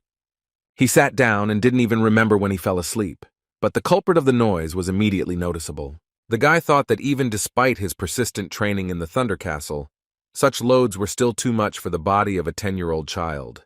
But then he decided to turn his attention to the one who was screaming, and it was a black cat, whose appearance made it seem like he urgently needed help. Although at that very moment the guy thought that perhaps it wasn't just a cat. He remembered Murukan's words, who told him that he would hide well and that Jin had nothing to worry about. The guy was sure that this was his friend the Shadow Dragon, and apparently this is what he meant when he said that he would follow him. Jin was surprised that Murakana was so good at transforming. Until the end, the guy thought that he would turn into a servant or a rider, but definitely not into a cute kitten. But as soon as he returned to his appearance, he was no longer so cute and immediately began to shout that if he had done this, the knights from his family would have immediately understood everything. He decided to approach the guy to tell him the next plan, but he tripped over a piece of wood on the floor and, to put it mildly, did not land very well. Jilly immediately ran into the room, frightened for the young master. She saw a strange man next to Jin who was screaming in pain. Therefore, she immediately turned into a not-at-all kind servant, who did not understand how this worthless thing dared to threaten the young master. It took her only 1 second to put him on the ground and start demanding information from him. Who is he and what does he want? Jin tried to stop Gilly and explain everything to her, but Murakan continued to lie with a very strange smile. After which, he stood up and realized that Jilly was the same maid who baked those wonderful strawberry pies, and how glad he was to meet her again. Jean was a little ashamed to hear this, and Jilly agreed with him. But she still stopped and no longer wanted to destroy this man and was even ready to listen to him. To begin with, Jin decided to introduce this man and told Gilly that he was the guardian of the Runandal family, the Black Dragon Murakan. After which he wanted to introduce Gilly, but Murakan interrupted him and said that he already knew her. She was his strawberry pie. Gilly decided to ask him for forgiveness for showing disrespect to the guardian of the family, but Murakan clearly did not intend to be offended. Moreover, he said that he would gladly forgive her. The girl decided to ask him why he calls her that. Murakan happily explained to her that it was because she makes these wonderful, amazing, and simply perfect strawberry pies. Gilly was shocked when she heard this. She literally couldn't believe that Jin asked her to make these pies every day just because of Lord Murakan. The guy asked her to sit down so he could explain everything in detail, and after a few minutes of explanations, she realized that a lot had actually happened without her knowledge, and Jin was sorry that he had been deceiving her all this time. But she was only surprised by how outstandingly talented Jin was. All these things, magic, the contract with Soldred, and even the dragon as a personal guardian, all this amazed her. But considering all this, she could certainly say that she was incredibly happy to be his nanny. Jin was glad that she reacted that way, but still did not forget to tell her that in any case, she was now an accomplice in this story, and at his request, the family should not know that Murakan had awakened, and they were closely connected to him. But he was interrupted again by Murakan, who asked his strawberry pie not to be so nervous, because everything would be fine. This was very strange for her, but still she was very grateful to him for this. Gilly still asked Jin to step aside for a minute because she wanted to check with the guy whether they could trust Murakan, but the young master himself was not really sure about it. The next day they reached the teleportation gate, and Gilly and Jin were very grateful to the Black King's mercenaries, and they did not forget to say that the Runandal family would soon repay them for their work. Murakaya was grateful in return because he thought it was a good experience for them. He also said that they were eager to see what the future held for young Runandal, whom Gilly served. But before leaving, the man decided to ask Gilly one question, in which he was interested to know why someone with such outstanding abilities as hers left the McRowland family to become a nanny for a child from another family. Immediately after this question, she turned around and told him that there was really no reason worth mentioning, and that was her answer. The man realized that he had asked a rude question, so he decided to apologize for it. After which they entered the building where the teleportation gate was, and the first thing they were asked to do was present their identification. This was not a problem, and they immediately showed their badge, and the employee of this department immediately understood that they were from the Runandal family, and they needed to get to Colin, the Hufestra Union. It was an honor for this employee to meet him, so he asked them without any problems to follow him so that he could lead them to the teleportation site. But everything was not so simple, because in order to move to the desired place in an instant, they had to wait here for 2 whole hours. However, they decided that it would be better to wait than to go there on their own feet. At that moment, Gilly decided to tell the young master that she was actually very worried about him, and specifically about the fact that they might find out about Murakana or something else, and then they wouldn't be able to keep silent about magic. After all, she knew very well that this was the only thing that was forbidden in the Runandal family, but Jin assured her that there was really nothing to worry about, because he also knew about it very well, and therefore would carefully hide it. Suddenly their conversation was interrupted by the sound of footsteps coming from behind. And the first thing Jin noticed when he turned his head was the coat of arms with a golden dragon. This coat of arms represented nothing other than the Zipel family, among which was a boy and 2 guards. He decided to sit down opposite Jin and his comrades, and he immediately felt a little pressure. The guy tried to discreetly assess the person he saw in front of him, because all these faces looked quite familiar to him. Then suddenly this guy from the Zipel family spoke up and said that he knew it was not worth going to Hoofest today, and all because he met these scum who were sitting opposite him. The only plus he noticed while sitting there was a cute kitten, which he immediately wanted to pet. The kitten himself was not against approaching this guy to be petted. At least that's what it seemed like at first. After all, Murakun suddenly went wild and scratched Zipel's hand. His guards immediately ran up to eliminate the threat, but this guy stopped them and said that everything was fine, because it was just the animal's day off. Apparently it was just an attempt to start a fight, which caused him trouble. Besides, he thought that it would be very stupid to draw a sword in front of the Runandal family members. This guy, looking at Jin, thought that he wanted to piss him off out of curiosity, but he didn't react even to direct insults. This could only mean that Runandal's youngest son was very cold-blooded. The guy liked it, so he decided to come closer and introduce himself. His name was Veridin Zipel, and he would like to apologize for his rude behavior. Jin had heard of this name, the general mage, and a worthy contender for the position of head of the Zipel family in the future. He was very popular among young mages, because he had a noble character coupled with brilliant skills, and in his past life, there was a huge gap between them when Jin was engaged in magic. He couldn't even imagine that he would meet this guy at such an early age. He even felt a little awkward. In any case, he decided to answer him and told Veridin that he was also curious about what kind of person he was, and considering that he apologized, Jin was glad to see that he was not just an idiot. Veridin decided to clarify why he decided so, and Jin explained to him that if after his antics, his men had drawn their swords, then in the end he would have had to wander around Hoofester without protection, and perhaps he would have lost 2 more of his fingers. With these words, he made Veridin laugh quite a lot. It seemed to him that this was a very creepy joke. Jin put on his most serious face and let him know he wasn't joking. Veridin still didn't stop smiling, and at some point decided to give Jin some advice, after which he said that if he ever met Zipel again and found himself in a similar situation, he asked Jin not to get excited and not to cut off anyone's fingers or something like that, because in the future, this could bring a lot of problems to both families. In response to these words, Jin said that now this is a really funny joke. The boy found it funny that he actually thought that his father Shiron Runandal and his father Keliak Zipel would start a war between their families over a child's fight. Veridin couldn't really disagree with the guy and said that even if he lost a few fingers, it would all end up with a small amount of money as compensation. Considering all this, Zipel decided that Jin had taught him something today, so he promised that he would repay him one day. Jin, hearing these words, told him that he would not need to return it later and wanted Veridin to do it immediately, and according to Zipel, he would do it with pleasure. The guy asked Veridin to remain silent and not say a word until the gate was activated, and he especially asked not to disturb him. It was an unexpected request for Veridin, so he thought that in a few years, Jean Runandal would become a good guy. Veridin even thought that if it weren't for the feud between their families, he would have asked the guy to become his friend, but now he can only become his sworn enemy, because he is Runandal. Jin, looking at how Veridin was acting, simply did not understand how he could act like that if he had recently almost lost his fingers, so he assumed that perhaps the Zipel family was all like that.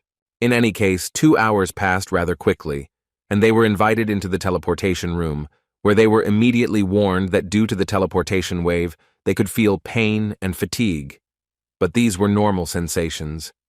And while Veridin was teleporting, he still decided to tell Jin that it was a pretty fun meeting, and that's why he wanted to offer the guy to meet again. Without thinking twice, Jin immediately told him that he was out and suggested not to do it. As soon as the guy arrived at his palace by carriage, he was immediately met at the entrance by the deputy chief butler, Peter. He understood that the guy had a long and rather difficult journey, so he happily congratulated the guy on arriving at the main estate of the Runandal family. The Garden of Swords is the place where only those who have achieved special heights and contributed to the prosperity of the Runandal family were allowed to leave their sword. It symbolizes all the dreams and honor of the Runandal family. and while Jin was passing by this place, he thought that there was a time when he also wanted to leave his sword after his death. In his past life, he was weak because he had no abilities, and he had no leadership qualities or intelligence, so when he tried to do something, he obviously looked very stupid. But in this life, living in this hole seems quite expedient to him.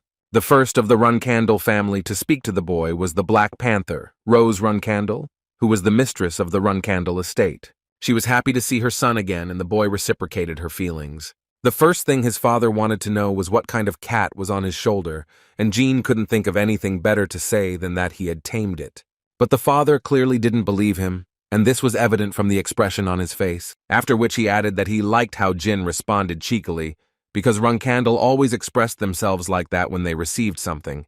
The cat immediately approached Rose and wanted her to take him in her arms, and the woman herself wanted to ask Jean what he called this cat. Jin expected this question, so he confidently said the name Nabi Runandal, which translated means butterfly. And as soon as he said this, one of the brothers of the Runandal family began to shout that he, of course, understands that Jin is still young, but this still does not give him the right to give the surname Runandal to some animal. The father asked him to stop shouting. First, he wanted to know from Jin himself why he gave the cat his last name.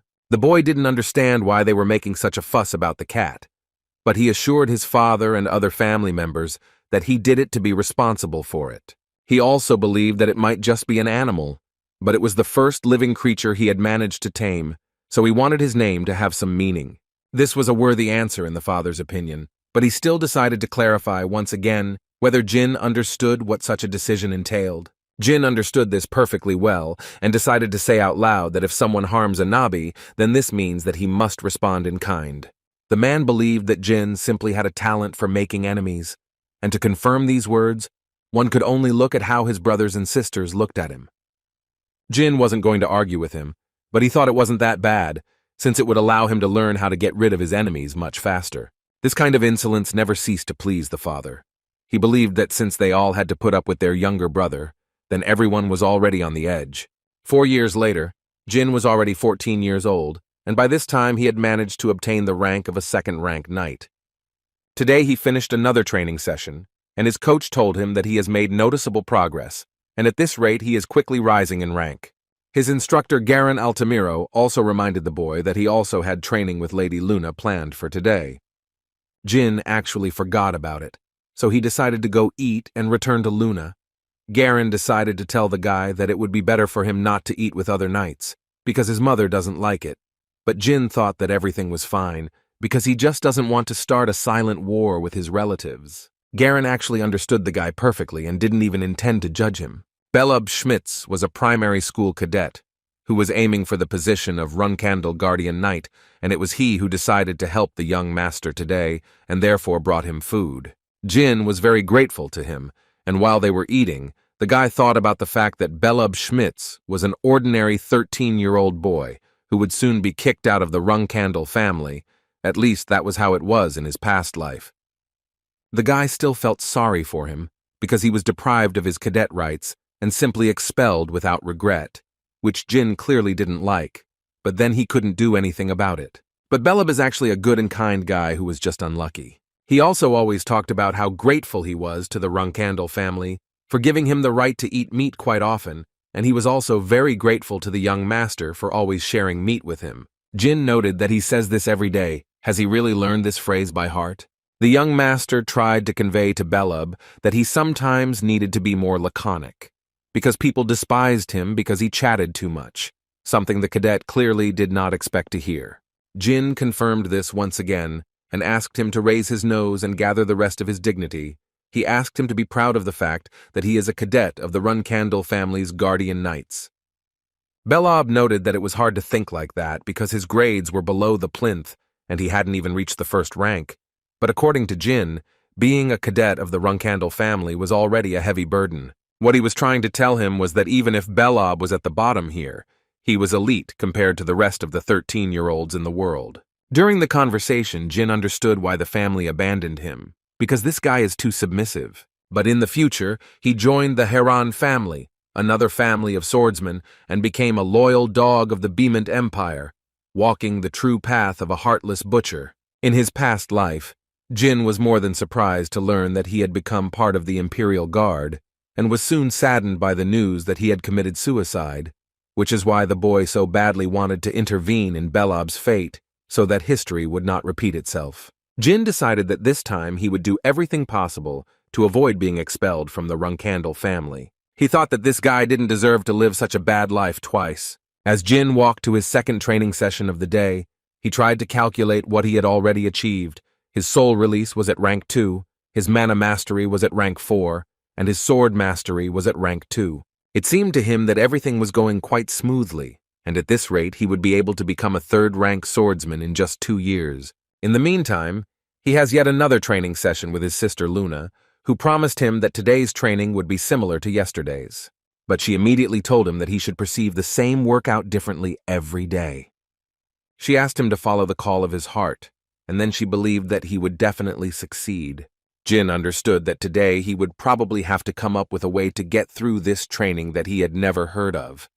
He repeated in his head that he needed to follow his heart, and that learning this skill was very important for those who walked the path of the sword.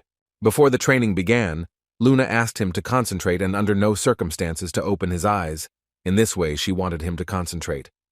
The guy had thoughts in his head that the call of the heart is a stage of enlightenment for knights of the 7th rank and above, and his sister is clearly trying to teach him despite the fact that he is only 2nd rank.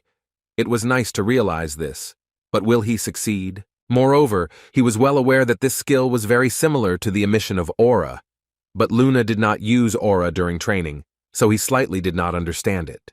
But on the other hand, he had already told her that he trusted her, and so he was sure that she had some kind of plan, so he just needed to concentrate on training, and one day he would be able to understand what the essence of this training was. After some time, Luna announced that their training for the day was over, and she praised him, saying that he tried hard today. Luna had always expected her little brother to be good at it, but she was also happy that he always exceeded her expectations. 680. The girl immediately noticed the fact that he had amazing concentration and stance that you wouldn't see among other 2nd-rank knights, so she was sure that in a few years his potential would definitely be recognized. She just mentally asked him not to stop and to continue to grow as quickly as he does.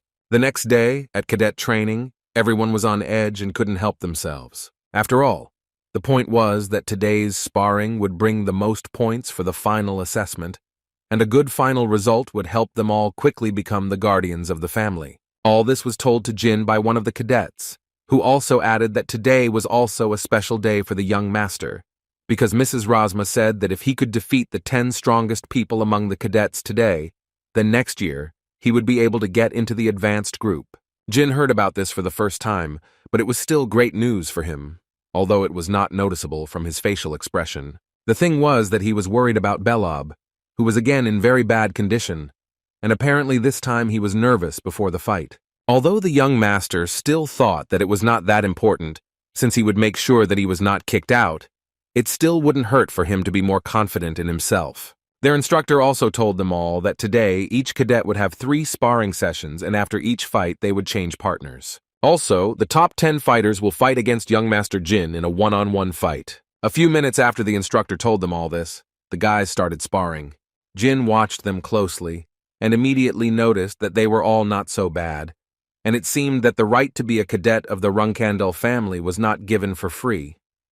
After some time, the instructor was able to select 10 people who would fight with Jin, and he asked the rest to return to their places. The first fights for Jin went quite successfully. He quickly dealt with the first guys who decided to go into sparring with him. During sparring, he thought that the record for consecutive sparring was 8 people, so he would need to win 2 more.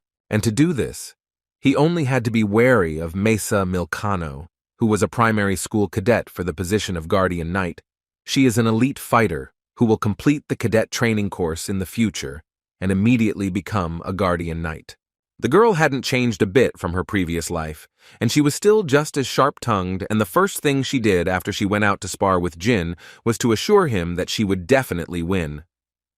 The guy himself understood perfectly well that sparring with Mesa was the most important fight in this place for endurance, but still this did not frighten him at all, and he happily answered her that he was looking forward to her attempt. These words smoothly turned into a fight, and Jin immediately had to defend himself from all the blows of the girl, who was clearly fighting with full force.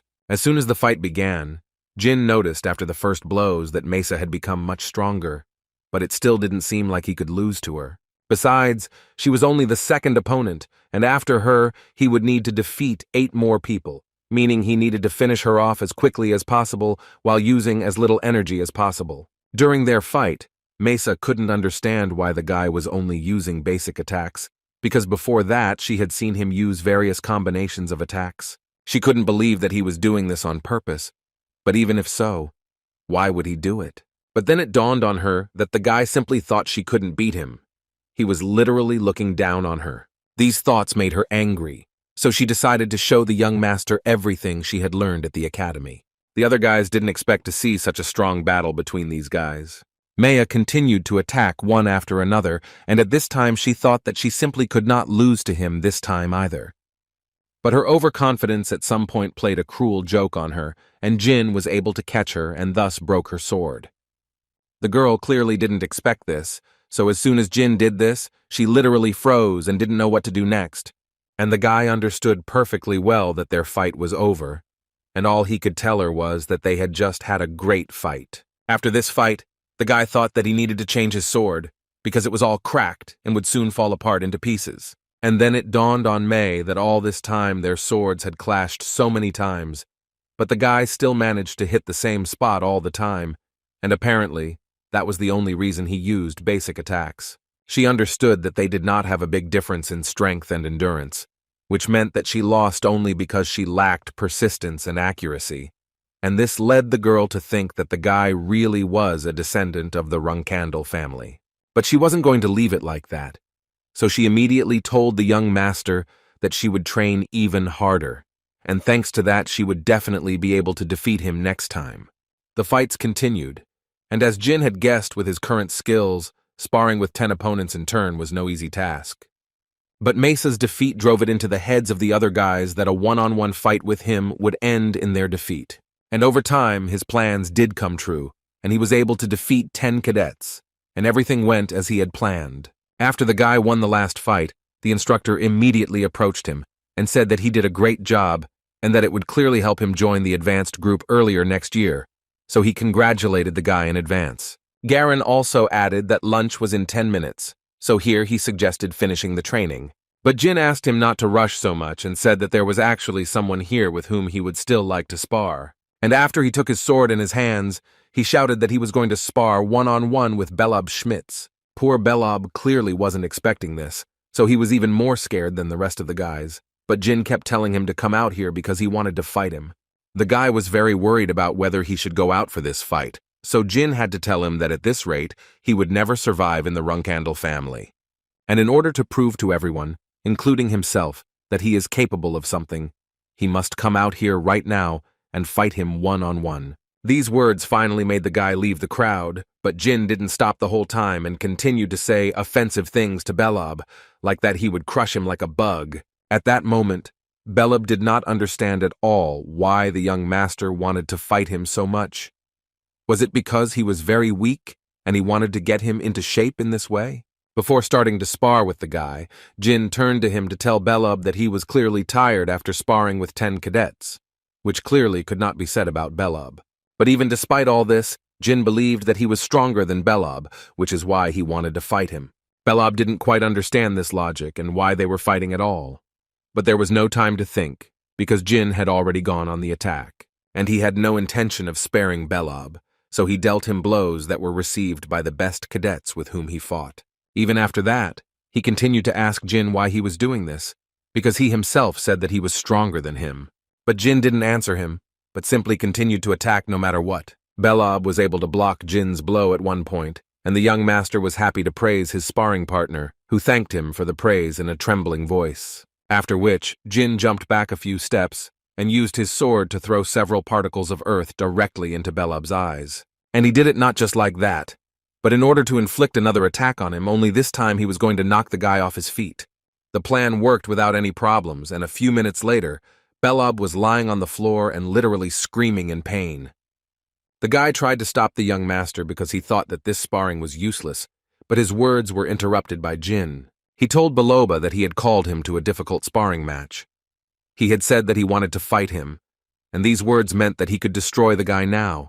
So he ordered the guy to immediately get up and start fighting with all his might, because the young master would spare him only once.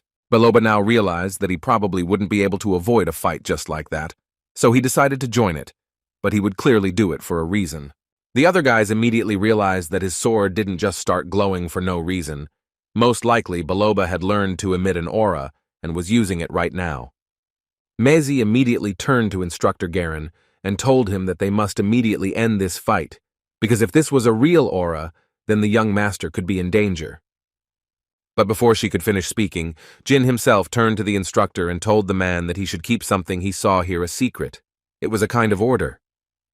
Garen realized that he had no other choice, so he agreed with the young master. Bellab once again asked the young master if he really wanted to do this before going on the offensive. All Jin told him was that if he knew how to use aura, he was just asking him not to hold back and attack him with all his might. These words made Bellab angry and say that the young master clearly made a mistake when he wanted to fight the guy. Bellab thought that Jin should have done it before he fought 10 people. Now it was up to Jin to block the attacks, and it became much more difficult to do so. These attacks were incredibly powerful, so much so that one such attack simply destroyed Jin's sword in an instant. The guy realized that he had slightly underestimated his opponent, and he clearly did not expect Bellab to be so strong. In fact, Jin knew that Bellab was a very experienced cadet, because when he watched his sparring, Bellab analyzed the opponent's movements and skills. He lost, but was always very close to winning, although all these defeats gave him much more benefit than victories did to his opponents. And all this led to unimaginable results. At least the fact that he already knows how to use aura should have amazed everyone. And now, with the help of this aura, he split Jin's sword into 2 halves, and the next target was the young master himself, who eventually managed to launch a counterattack that Bellab was unable to block. This blow stopped the guy and brought back all his fear, which is why he stopped and could no longer continue to fight. And Jin took advantage of this, and placed his opponent in a hold from which he would hardly be able to escape. But still, the guy stopped at one point and did not strangle him, which surprised Bellab, because he thought that the young master was going to fight for real, and he clearly should have brought all this to a logical conclusion. The boy thought that the young prince was just having fun playing with him, although Jin himself did not think so, and in response received a shout from Bellab, who did not understand why Jin started this at all. According to the young master, he himself found it very unpleasant to resort to stimulation methods there, and he really didn't want to do exactly that, but there was simply no other way out. After which, Jin once again repeated Bellab's words, who said that Jin didn't know him at all, and therefore didn't dare to say that.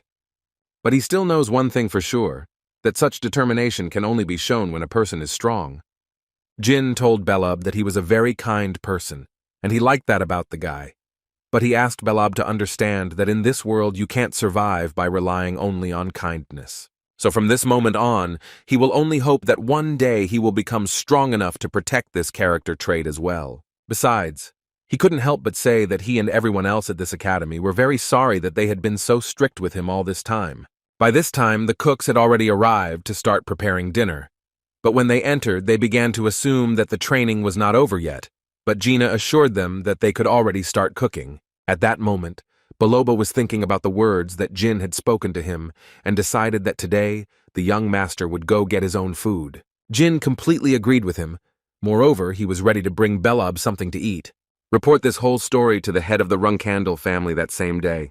And this caused him to laugh strangely, which ended with a phrase about how this was apparently the credo of this young man. Even when he dominates others, he still looks after the weak. He then decided that he needed to check if this route was worth anything, so he asked Khan to come back and pass on something. The boss was about to send the boy on his first mission, so he asked Khan to convey the news to him personally. A year later, Jin was able to reach the 3rd rank at 15 years old, and during the first vacation, the cadets either returned to their homes or worked on themselves using their own methods.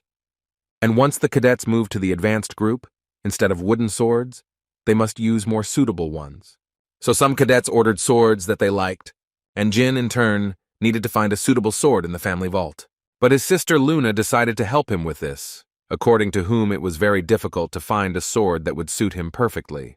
Jin was sure that at least she knew more about weapons than he did, so she would probably choose the best of the available options. But he clearly didn't expect Luna to pull out a huge sword that was almost as big as Jin himself. From the expression on the guy's face, it was clear that he clearly expected to see a different sword.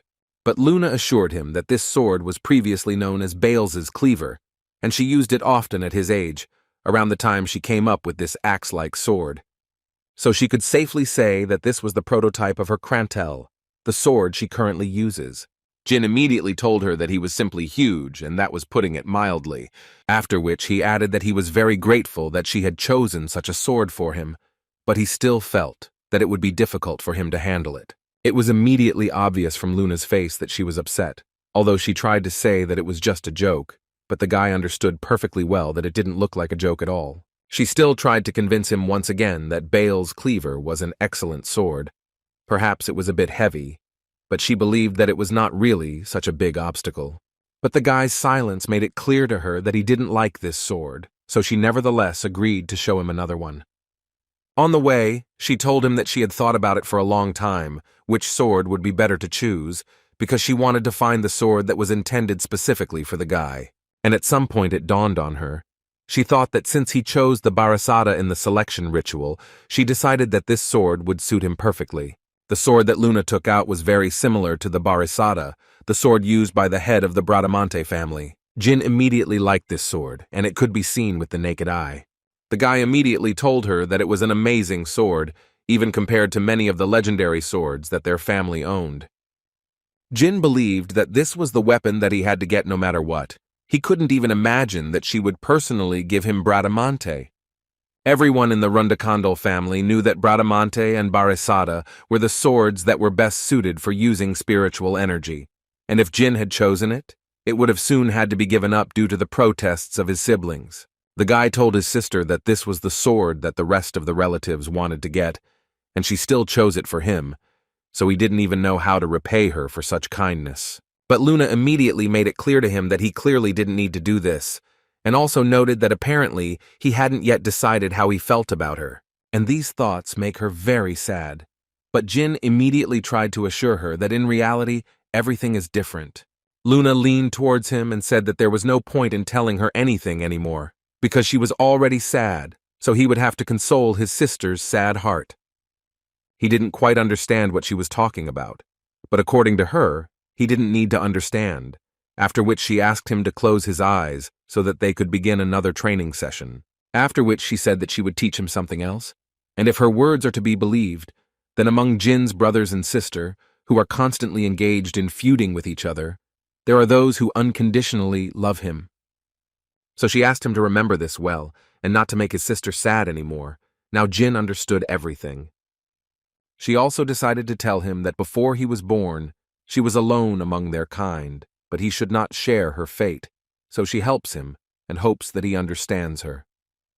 He told her once again that he understood everything perfectly and would not do it again, and since he was so sure of it, Luna suggested that he continue training, and first he needed to use the call of his heart. After another training session, Jin returned joyfully to his room, where Murakhan was already waiting for him.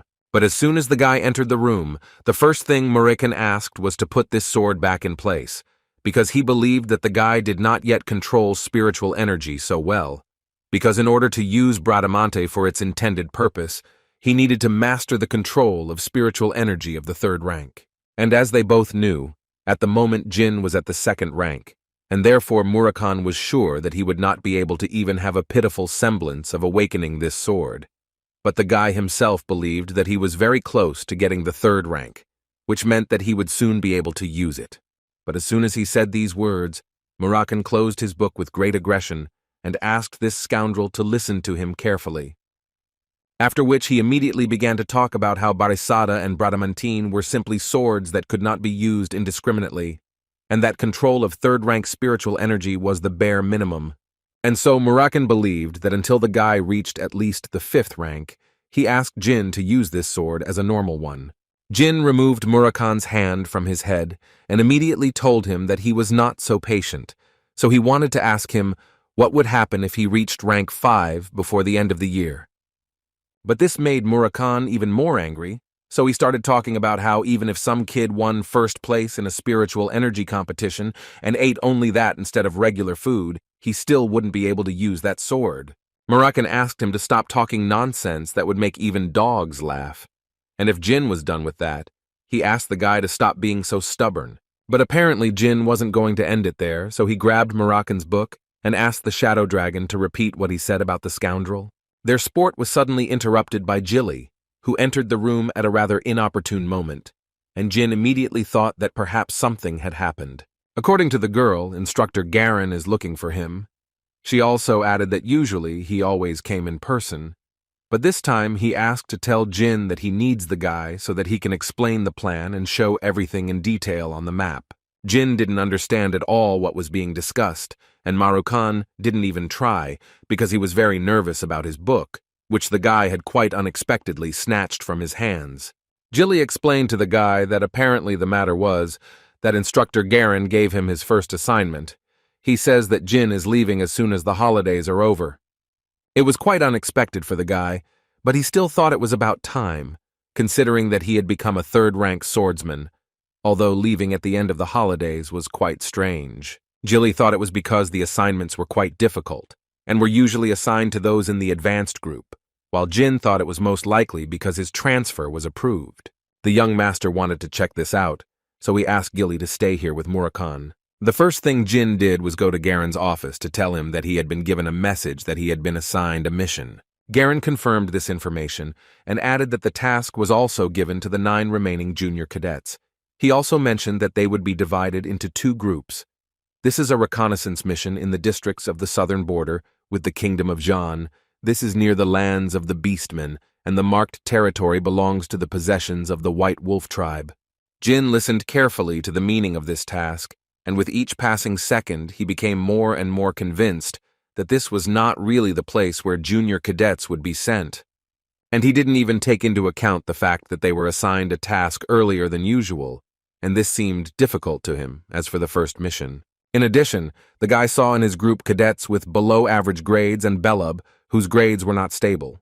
Having put all these facts together, the guy came up with the idea that everything looked as if someone had deliberately distributed people like this. Jin began to suspect that his father found out about his fight with Bellab and that he wanted to test him in this way. And if this is so, then Jin was absolutely ready to show everything he is capable of and that there is no hesitation in his choice. 4 days later, at the southern border, Jin announced the purpose of the mission to everyone. According to him, they needed to find the heir to the Gene Kingdom from the Bill family, Sember Bill, and upon arrival, they would set up a camp in the central part of the border. Also, when the preparations are finished, each group will begin to search, and once a day a person must be sent back to the camp with a report, and the most important thing is that from now on, he is not a young master for them, but a captain. Therefore, they must follow his orders without question. Those who are injured will remain in the camp until they recover, and that's where he ended. They stopped at a small pass, and one of his group approached Jin to report that they had seen a water tail from the Beastman's territory nearby. Jin knew very well that these guys avoided predators and were short creatures themselves, so they would not encounter the White Wolf tribe here. He then turned to Bellab and told him that their progress would be slowed by the snow, so he asked the boy to head back to base 2 hours early, after which he would need to head to Zone 13. He ordered the rest to search the 13th zone, to which they all quickly agreed. At this time, Jin couldn't help but think that something was clearly wrong here, because he guessed that this task was assigned by order of his father, but so far, everything was going too smoothly. The guy thought that this task would be a test for him, but so far everything is leading to the fact that he was simply mistaken, and this task is real. He understood that if they went beyond the boundaries of the 13th zone, they would most likely end up in the territory of the Beastmen, and considering that they were low-ranking cadets, a fight with them was clearly beyond their capabilities. So he decided that they didn't need to spend too much effort to achieve results. He was going to finish inspecting this territory in the next 4 days. But suddenly his thoughts were interrupted by Bellab, who ran back in a hurry. As it turns out, the second group was ambushed, so he's here to report it. Jean immediately ordered everyone to get ready and immediately told them that they needed to move out. Bellab also added that it was known that the second group had retreated and they had split up, and one of the escapees had reached the main camp and reported the situation. Bellab saw that they were attacked by ordinary people. It is also known that there are only 3 of them, but even with such a number, they would not have just attacked, and most likely they had more people. At least, that is what Jin thought.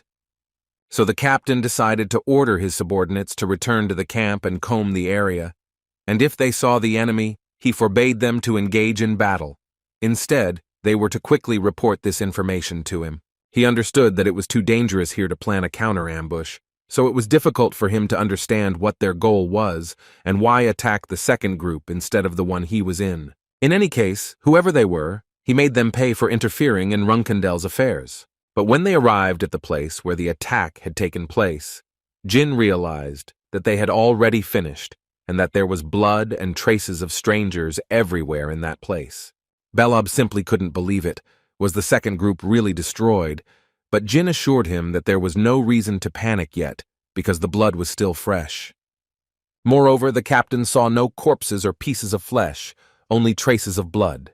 It seemed to him that a battle had begun here and the second group had begun to retreat, and judging by the tracks, it could be said that there was only one attacker. Suddenly, one of his squad said that she found used bandages, and they were similar to their medicines from Hufester, and she found them on the western side. Jin immediately realized that this meant that the second group was attacked, and here they were trying to heal their wounds, after which one of the attackers found them, so they began to run away to the west. After these thoughts, he decided to ask Sierra, Eddington, and David to go back to base and report on the situation, and he took Bellab with him and they set off on the fresh tracks of the second group. After some time, they were still able to catch up with them, and Bellab saw the second group, but they didn't want to rush the guy. The thing was that there were still attackers there and the battle was not over yet, and he could not help but notice that Mesa was not among them. In any case, Jin thought that they needed to do something, so he asked Bellab to close his eyes for a while, and once he was ready, he would need to deliver a strong attack to the man on the left. At that moment, Jin's mind was filled with thoughts about the spiritual essence that Moroccan had told him about. Everything that was enveloped in spiritual energy would cut better and have greater destructive power. Therefore, he was able to destroy one of the attackers with lightning speed, and Bellab was going to deal with the second. But his opponent, unfortunately, was able to cope with this attack at the last moment and blocked it. Fortunately, Jin was nearby, who helped him destroy this opponent. And as soon as they freed the guys, they immediately told us that there were still attackers who, unfortunately, took Mesa with them. One of the attackers suddenly began to beg the guy for mercy. Jin, looking at him, understood that since he was asking for mercy, it meant he was not just a stupid dog of the Zipel family. So Jin decided to give him a choice. He tells them their affiliation, their goals, and the location of the base, and in that case, only one of them dies or they keep their mouths shut, and everyone who is connected to them in any way dies. 928. The guy also decided to add for confidence that he is indeed a man of his word, because his name is Jean Runandal, and he swears by the name and honor of his family. This bandit understood him perfectly and believed the guy, but he still wanted to get a guarantee that his family would still be able to survive. After Jin promised him this, the man revealed that he was a member of a revolutionary group called Kinzello. Jin suddenly realized that he was talking about a terrorist organization that had been around even before his death in his past life. He is sure that it was they who destroyed the head of the kingdom of Jin and became known to the world thanks to the atrocities they committed in the cities of the kingdom. They called themselves the Revolutionary Organization of Kinzello. More than anything in this world, they wanted to achieve that their leader would become the king of the world, so they believed that everything would be fine for them.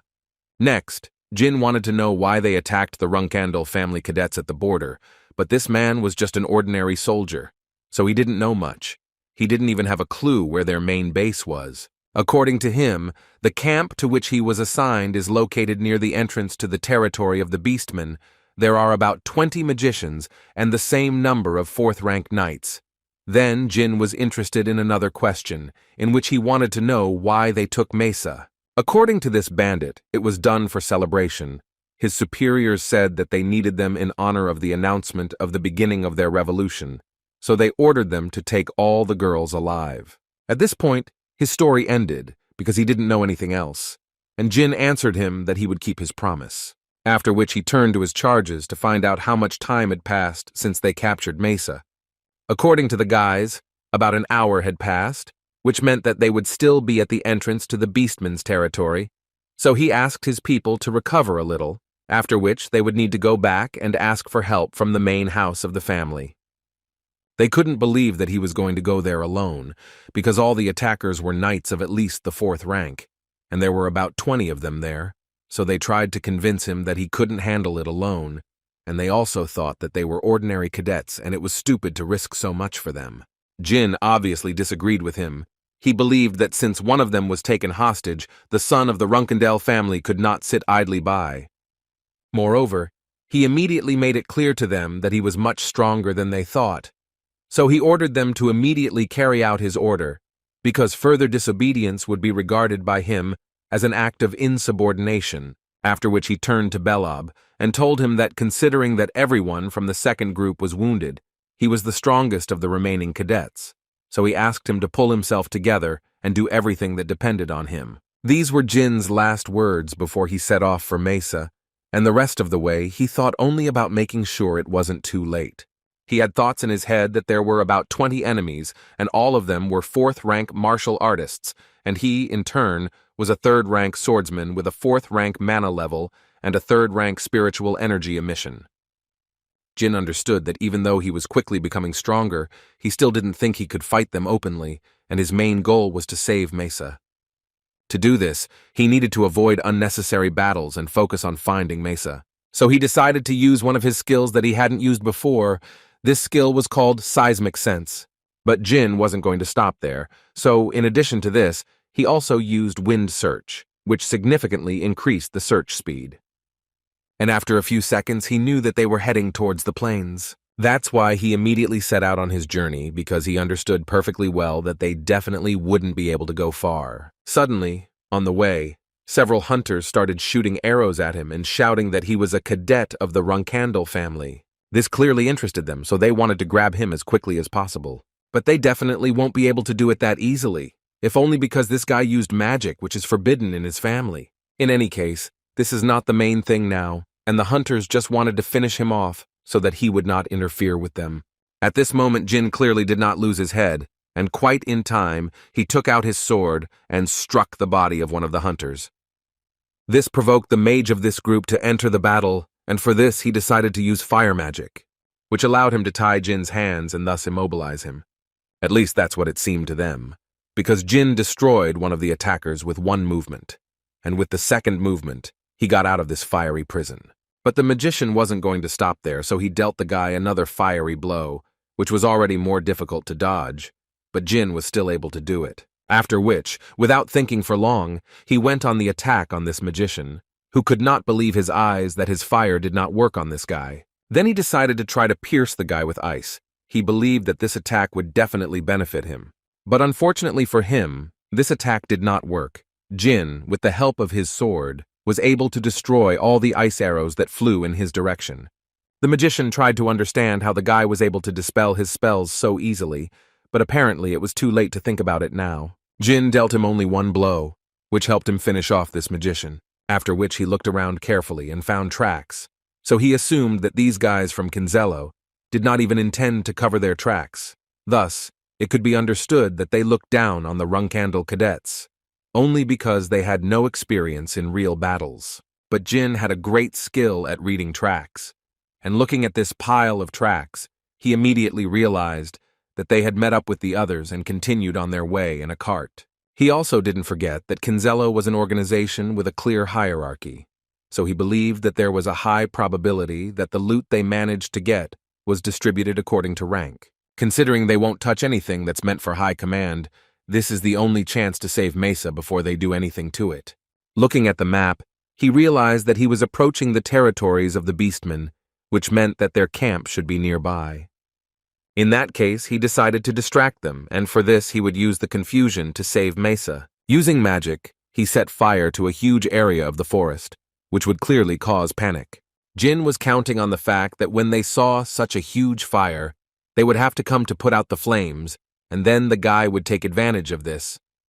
A few minutes after the guy set fire to several houses in this camp, people ran out of them and immediately began trying to put out the fire. One of these bandits started shouting that they were all stupid because they couldn't put out even such a small fire. So he had to tell everyone what to do. He tried to convey to the magicians that they needed to use ice and water magic and put out a bigger fire. He ordered everyone else to take water and put out what they could. Jin realized that apparently this guy was the boss here. No wonder they call him the boss. In any case, he was the most savvy, because he immediately said that in such weather, a fire was simply impossible. So those who started it should be nearby. So he ordered them to find him immediately. But apparently, it was already too late. Jin was already too close, so the big guy couldn't block the guy's blow, and the young master was glad that he finally found a way to get inside. He was a little scared to walk around these places, but still he was here for Mesa, so he had to, when suddenly he discovered the entrance to the basement.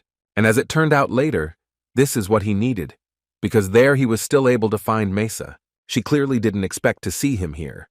Because it was so dangerous here, Jin immediately told her that she didn't have to worry about it, and the first thing he wanted to know from her was whether she could walk. According to the girl, she could walk, but she immediately said that she could not run. In any case, Jin didn't expect her to be conscious at all, so at least that. But as soon as they decided to leave, suddenly there was too much noise above them. After that, Mesa asked the guy to promise her something, although Jin did not want to listen to her, because now was not the best time for this. But she still asked him that if his situation got out of control, then she asked him to leave her, because he definitely shouldn't die here. In response to this, Jin remained silent, and then asked her to get up and finally get out of here. But as soon as they went outside, they noticed that there were bodies of their enemies lying around, which someone had clearly destroyed. Jin, looking at their injuries, immediately thought that perhaps the beastmen did this, because only people from the fighting tribe could do this. And when they finally turned around, they saw a huge wolf. And now Jin had no doubt that the White Wolf tribe had been at work here. The girl tried to say that she could buy him some time to run away, but before she could finish, Jin hit her. This wolf immediately turned to the guy, because he believed that it was he who made such a fire, and therefore he was not going to leave him alive for such behavior. Jin was not going to run at that moment. He confidently stood up on his feet and told that wolf that he was the son of Runandal Jin. And before they started this fight, he wanted to know the name of this beast man. But the wolf enjoyed what he had just heard. He really liked understanding that in front of him were the offspring of the Runandal family. A few days before the mission, at the Runandal family's main estate, Jin tried to use all his strength to gain some mastery over his new sword. But he was unable to finish it, because at one point he was interrupted by Murakun, who jumped on him. After which he began to tell the guy that it was very dangerous, and that he shouldn't do that unless he wanted to die. He had to repeat to the guy again that his level was not high enough, so if he thoughtlessly awakened the sword, then he would most likely get stuck in the flow of spiritual energy. So he looked into the boy's eyes again, and told him that if he didn't want to die from this, then he shouldn't even think about trying to awaken the sword anymore. At present, Jin stood before a huge wolf, who told him that the day had come when the greatest prey in the form of Runkandal's son had finally fallen into his hands. And this wolf's name was Quasito Truca, and he came from the Truca tribe. White Wolf tribe, it is said that they are a tribe whose members are born only for slaughter and battle. The skill of an adult white wolf is approximately equal to the 6th rank. The White Wolf tribe is also known for their hatred towards the Runandal family, and the reason for this is because the first head of the house destroyed the great white wolf Javier, whom they revered as their god. Therefore, taking all this into account, Jin understood perfectly well that it would be simply impossible to escape from this monster with Mesa. And while he was thinking about this, Quasito was already shouting that he would sacrifice his body on Javier's altar and thereby make his soul happy. But before that, he offered the guy a choice, whether they would clash in a fair fight or whether he would simply tear him to pieces when he decided to run away with his tail between his legs. Jin didn't think about it for long and almost immediately said that they would fight one-on-one. Quasito was glad to hear this answer, because it meant that today he had come across a guy from Runkandal who knew about honor, and it was especially pleasant for him to destroy such people, after which he launched his first attack and along the way asked the guy to show him what a real fight was. As expected of a member of the White Wolf tribe, blocking even one attack seems to be quite a difficult task. And this is just the beginning of the battle. Jin understood that he urgently needed to come up with something. Otherwise, he would definitely lose this fight. He had thoughts in his head that he could still win. It seemed to him that he had aces up his sleeve that his enemy knew nothing about, and it was the very same pendant that his sister gave him. But then he suddenly realized that the pendant should not be used for such a minor problem, because if he could not overcome even such an obstacle, then he would definitely not be worthy of rising above the rest. As we know, he also cannot use magic, because fourth-rank magic is not capable of penetrating the skin of a white wolf. Besides, he understood that if his family sent a detachment to investigate Kinzello's camp, the night guards would find traces of magic, and then he would be exposed, and the family would find out that he had violated their ban. So considering all this, Jin came to the conclusion that he had only one option left, and that was to use spiritual energy. The guy was going to awaken his new sword, which would help him destroy this wolf. But for now it was quite difficult to do this, and he had to block his opponent's attacks. And he constantly repeated that Jin had a very bad sword, and it was not worth resisting him with such a weapon. Besides, it did not really suit the emblem of his family's black sword. Before Jin could answer him, he suddenly saw a huge hammer above him that would literally crush him if he couldn't dodge the blow. At that very moment, he was visited by the feeling of the awakening of the sword that he felt that night. And while the guy was trying to do at least something, the Beastman literally went crazy with the idea and thoughts about how he would sacrifice the guy on the altar of Javier. But Jin wasn't going to give up just like that, and was going to do everything to defeat this monster, and remember how he tried to subdue the sword. Suddenly, Quasito's confidence disappeared and fear could be seen in his eyes. And this, to his great regret, was the last thing he saw before Jin dealt him several dozen blows at once. After which the guy started talking about the fact that he himself didn't know until recently why the sword emblem was black. But now it seems he understood. Quasito couldn't believe his eyes. But it was too late to change anything, and all that was left to tell Jin was that it was a good fight. But apparently the price of victory was too high, and as soon as Jin finished with Quasito, he literally began to crack. He began to hear the voices of people shouting at him that he was useless, and with such talent, he had no right to use such a sword. He was just a disgrace to the family, who had problems with understanding reality, and in general they were ashamed that they were of the same blood as him. These words literally destroyed the guy morally from the inside, until at one point he heard Moroccan's voice, which reminded the guy of what he had already told him about the consequences of this sword. According to him, if a child who lacks spiritual energy awakens the sword, then he must pay the corresponding price. Considering all this, he couldn't believe that the guy was going to die here in the flow of spiritual energy. But if he still didn't plan to do this, then Moroccan asked him to finally wake up, because if his mind leaves his body, then everything will be over forever. Moroccan had already told the guy several times what he needed to do in such a situation, and Jin remembered very well that he only needed to throw out a particle of spiritual energy, although it turned out that doing this was not so easy. He couldn't use this skill fully because of the spiritual energy floating around, but he kept convincing himself that he couldn't let himself be consumed and needed to try again. So he put all his efforts and tried to do everything right. But first he needed to calm down, although it is quite difficult to do this in such a situation. After several attempts, he still seemed to be able to do it. Jin could not fully believe that he managed to get out. The pain inside him disappeared so suddenly that he even became a little nervous, and his body seemed to be filled with spiritual energy. After a few minutes on the ground, he began to think that there shouldn't be any problems with movement, so he decided that he needed to go back with Mesa. But suddenly, his thoughts were interrupted by some strange noise that came from not far from him. As it turned out, it was a simple resident who was watching everything carefully, and was trying to hide all this time, but he realized that it was apparently useless to do so, so he decided to try to ask for mercy. Jin initially thought that he might be a survivor of Kinzello, but the man assured him that this was not the case at all. The man immediately introduced himself and said that his name was Sember Bill and that he was from the Bill family, which was located in the kingdom of Jin. Jin didn't expect to hear this because he was the one they were tasked with finding. As soon as Sember heard this, he immediately began to rejoice and scream with happiness, because he understood that in front of him was a member of the Runandal family, and he managed to survive all this horror, although in fact, because of the mess with Kinzello, Jin completely forgot about his original goal. While they were walking back home, Sember repeated several times in a row that he was in his debt to him, So Jin had to ask him not to worry about it, because they were paid for this work, and now they just need to go back. But before that, Jin wanted to ask the guy how Kinzello managed to kidnap him, and the answer was quite unexpected. According to the man, he simply went here for his beloved. Although this was not the essence of his story, because as it turned out, he went not just for his beloved, but for a girl who died 2 years ago. Although he was still sure that her face, voice, even 2 moles on her wrist, all of this was exactly the same as in life. He understood that perhaps this sounded crazy, but he repeated once again that this was the pure truth, because he would never confuse her with anyone else. Jin listened to him attentively, and thoughts crept into his head that it seemed like these were the tricks of Bubar Gaston, the Reincarnator. Most likely they kidnapped Sember for money, but Jin did not fully understand what connected Kinzello and Bubar, because this was the second time that he came to mind. So Jin had a bad feeling, and he wanted to meet him personally to understand what he was really planning.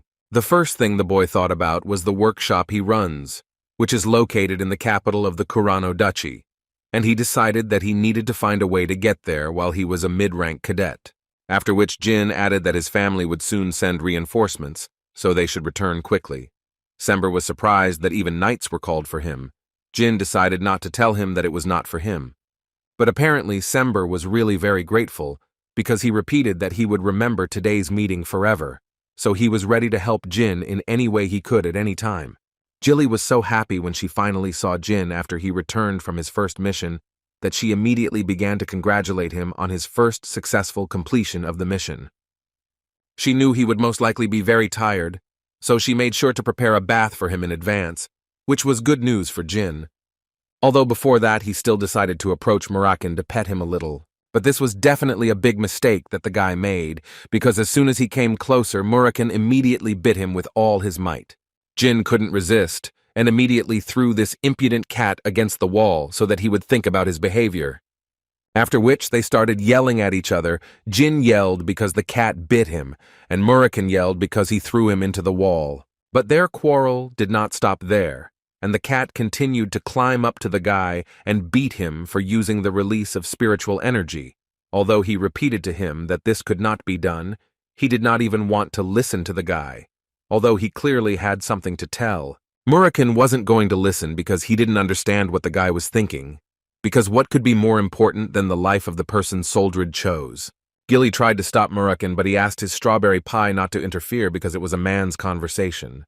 The girl realized that it was better not to interfere and made the right choice, because the Shadow Dragon Guardian began to torment the guy even more and tell him that he was a stupid boy who could not even use the pendant that his sister gave him, although he knew perfectly well that it was not just to hang around his neck.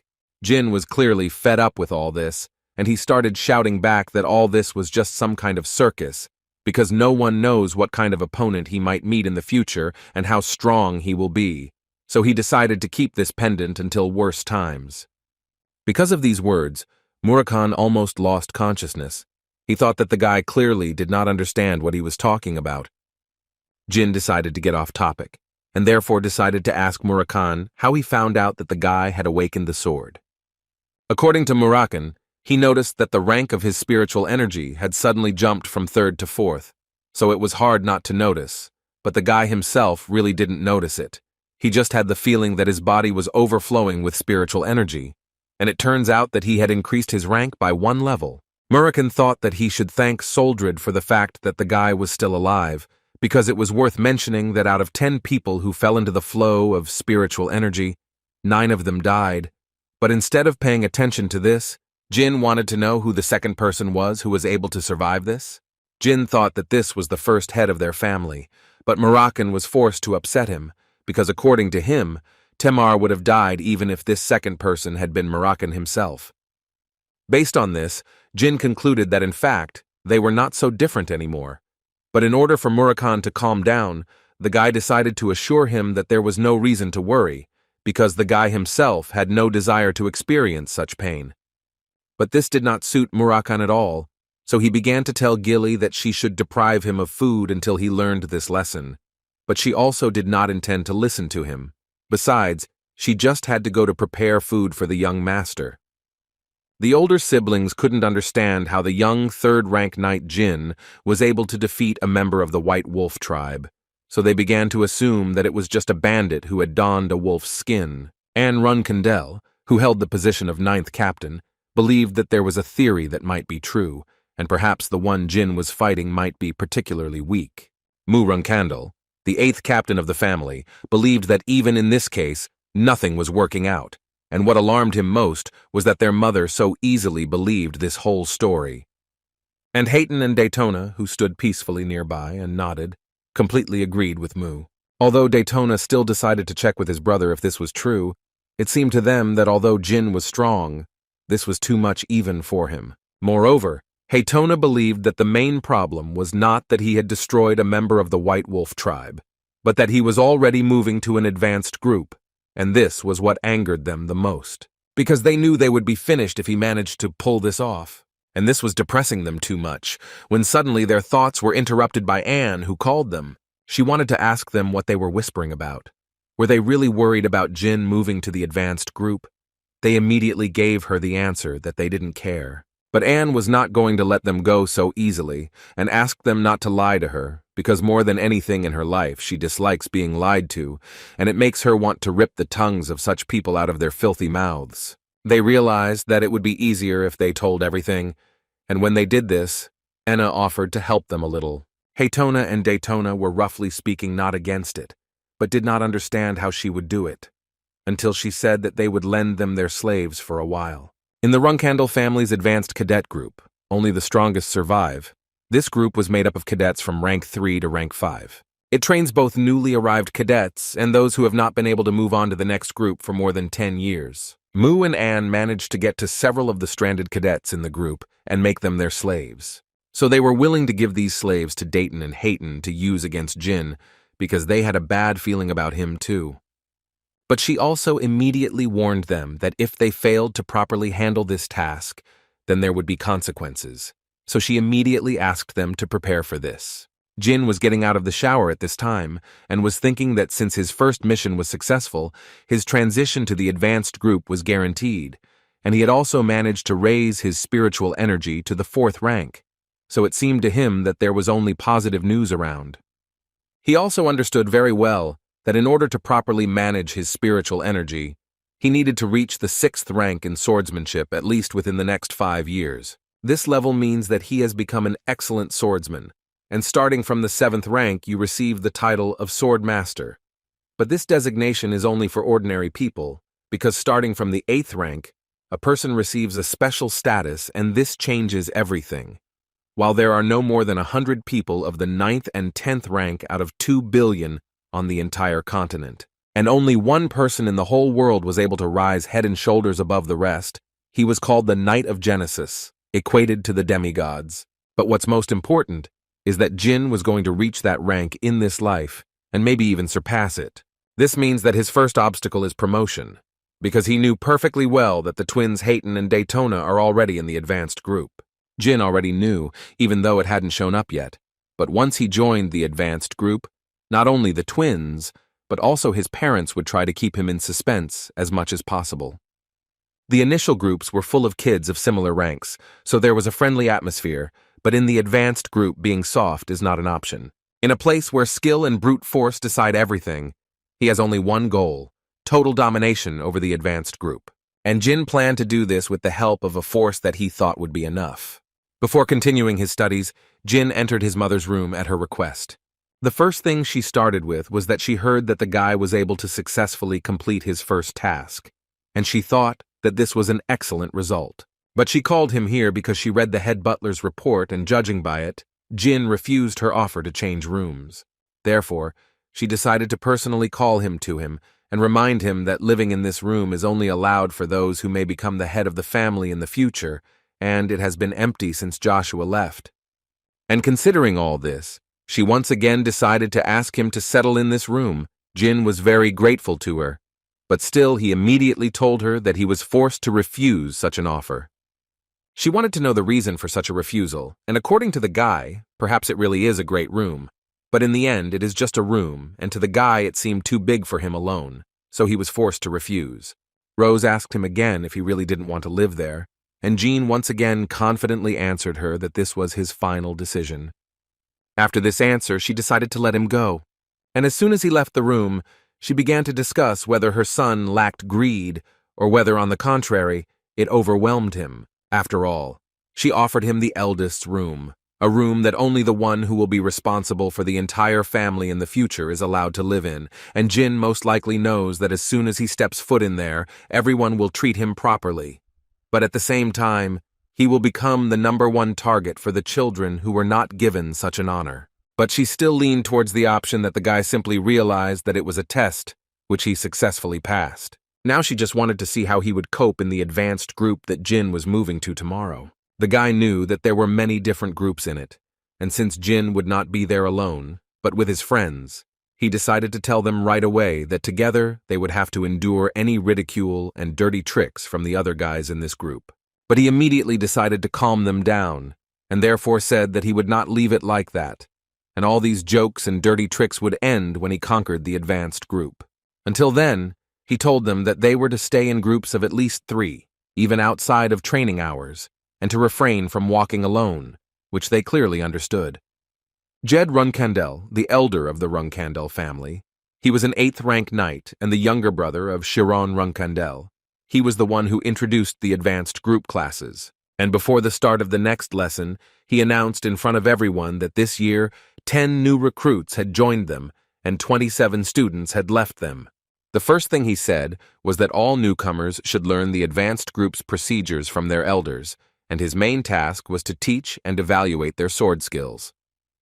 He also told them that any situation other than destruction should be resolved only between them, and none of the senior knights would interfere. And now he asked the older guys a question. He wanted to hear from them what he always told them, and they all shouted in one voice that Runandal doesn't need weaklings. Jin noticed that they were shouting so loudly and with such great anger, as if they were doing it in order to immediately break the will of the newcomers who had just arrived here. The first thing Jin decided to do was to take a look, and the first people he saw were the Hunton and Dayton brothers, who were no exception, and were also shouting this slogan. And the man standing next to them looked like he had been a cadet for a long time, so Jin doubted that they hired him without help from their dear sisters and brothers. Jin almost immediately thought that it was Sister Anne who decided to help them. The guy thought that their plans probably included shaking the will and confidence of the newcomers, but Jin immediately decided that the first thing he would do would be to show that they would not succeed. So Jin walked straight towards his brothers without any hesitation. Hayton and Daytona sincerely did not understand why this patient was coming to them at all, although on the other hand, they also believed that they had nothing to fear, because from today on, they were under the protection of Sister Anne and Mai. But Jin didn't even think about stopping, and as soon as he came closer to the man who was standing next to him, he immediately took out his sword, as if he wanted to challenge him. Jed didn't really understand what Jin was doing, but he still didn't stop his nephew. Jin cut off the guy's hand without much hesitation, causing him to scream madly. In this way, he made them all understand that if anyone should be afraid, it was only them, after which he turned to this cadet and wanted to know his name. The guy, through his anger, introduced himself and said that his name was Kejin Romero, after which Jin wanted to know his opinion. What did he think Jin cut off his hand for? While he was talking to Kejin, Dayton approached him and asked the same question several times, but Jin continued to ignore him until he raised his sword and ordered Jin to answer his questions, after which he nevertheless turned around and asked them to look carefully, because at the moment he was talking to Kejin and not to them, and he would gladly accept their challenge later, but for now he asked them to be quieter. Hayton couldn't help himself and shouted at Jin, "How dare he speak like that after he cut their cadet?" But then he immediately closed his mouth, because he realized that he had said too much, but it was already too late. After all, Jin immediately understood that this Kejin was from their group, and according to the guy, he cut off his hand only because he felt the bloodlust with which he looked at him. The other guys immediately realized that they were now watching brothers essentially fighting for dominance. Jed was watching all of this closely at this point, and thinking that instead of breaking their little brother, they had to learn a lesson from him, and it brought him joy that everything turned out far from how it initially looked.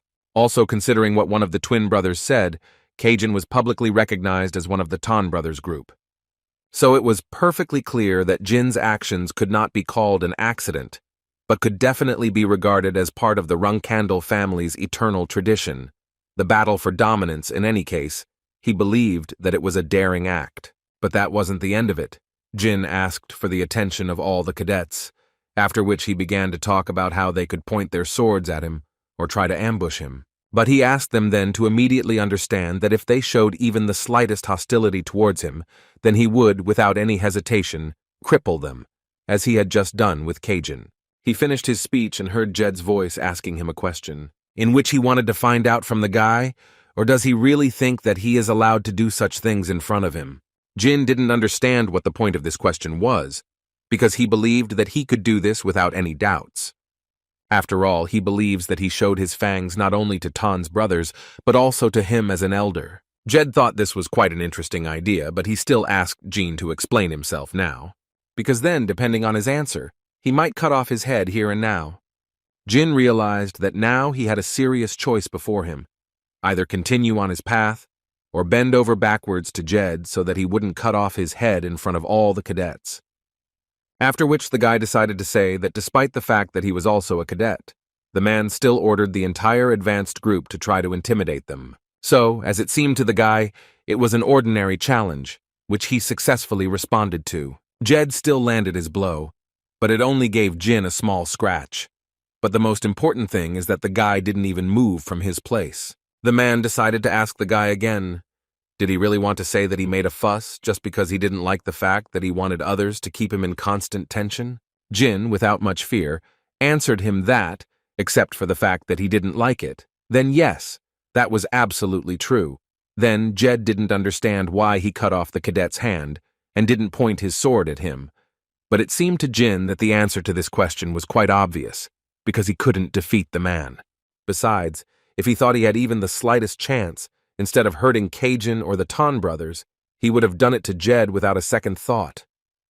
After these words, the man concluded that the guy apparently did not value his life very much, and it seemed to him that Jin was overestimating himself only because he was the son of the head of the family. Jin thought that this was not entirely true, because it seemed to him that not reacting just because his opponent was stronger than him did not quite fit the values of the Runandal family. Listening to Jin, Jed at one point concluded that the guy believed that life could be taken in an instant, but honor would remain forever. But the man himself thought that this was just another stupidity, but on the other hand he was glad to hear it, because this stupid reason amused him, although he still didn't mind admitting that Jin was worthy of bearing the name Runandal. After which he turned to the rest of the cadets and asked them not to forget what they saw here, because today they were lucky to see a real member of the Runandal family, because what this brat showed them all today is their true essence as sword demons. That's why they have to fight every day, and none of them even have the right to forget who they are. At this point, his speech ended and he allowed them to disperse, and the training would begin tomorrow. The Tona brothers were clearly not in the best of spirits after one of their friends was destroyed, but Jin still decided to give them advice as their younger brother. He wanted to tell them that he understood them perfectly well when they thought that their older brothers and sisters were frighteningly strong, but he asked them to think again, or would everything really remain like this in the future? Jin asked them not to look only at what was right in front of them. He asked them to think about the future before they took any action. Jilly was a little surprised that Jin had returned from training so early today, but the guy said that she could take her time with dinner. After all, he wanted to tell her first that he had started a battle for dominance with the Tona brothers. But today, Jin found out that it looks like the sisters Anne and Mai are behind them, and they are helping them a lot. In any case, the guy did not forget to tell about the fact that he cut off the hand of a cadet who was under the wing of the brothers, but he also understood that if you think about it, he was more likely one of the sisters' henchmen, and now, thanks to his brother's mistake, he has become part of their group. So Jin is currently confident that Anne and Mu will not like this at all. If I could guess, it seemed to Jin that it was unlikely that the Tun brothers could have a 5th-rank assistant, because they usually deal with someone weaker than them. Jilly understood everything perfectly, but she couldn't help but notice that the ladies had already received the title of captain, which meant that the unspoken rule of the family could be applied here, which stated that captains could only compete with other captains. Jin thought that even considering all this, he was still okay, because the fact that his sisters were trying to keep him under control was a very good thing, because today he managed to cause them serious damage, and they couldn't personally try to deal with him, since they were captains. As far as Jean was concerned, the only thing they could do was use their powers to change his mission schedule and the difficulty of his missions, thereby simply increasing the risk of his injury or death. But on the other hand, he understood that most difficult missions were solo, which meant that no one would be watching him, and this in turn meant that during their execution, he would be able to use all his skills. Jilly listened attentively to the guy, and at one point it dawned on her that in fact all this played into Jean's hands, which is what the guy wanted to convey to them. He also promised not to forget that he would thank his sisters when he reached new heights. He also planned to take his beloved cat with him, who would clearly be useful to him.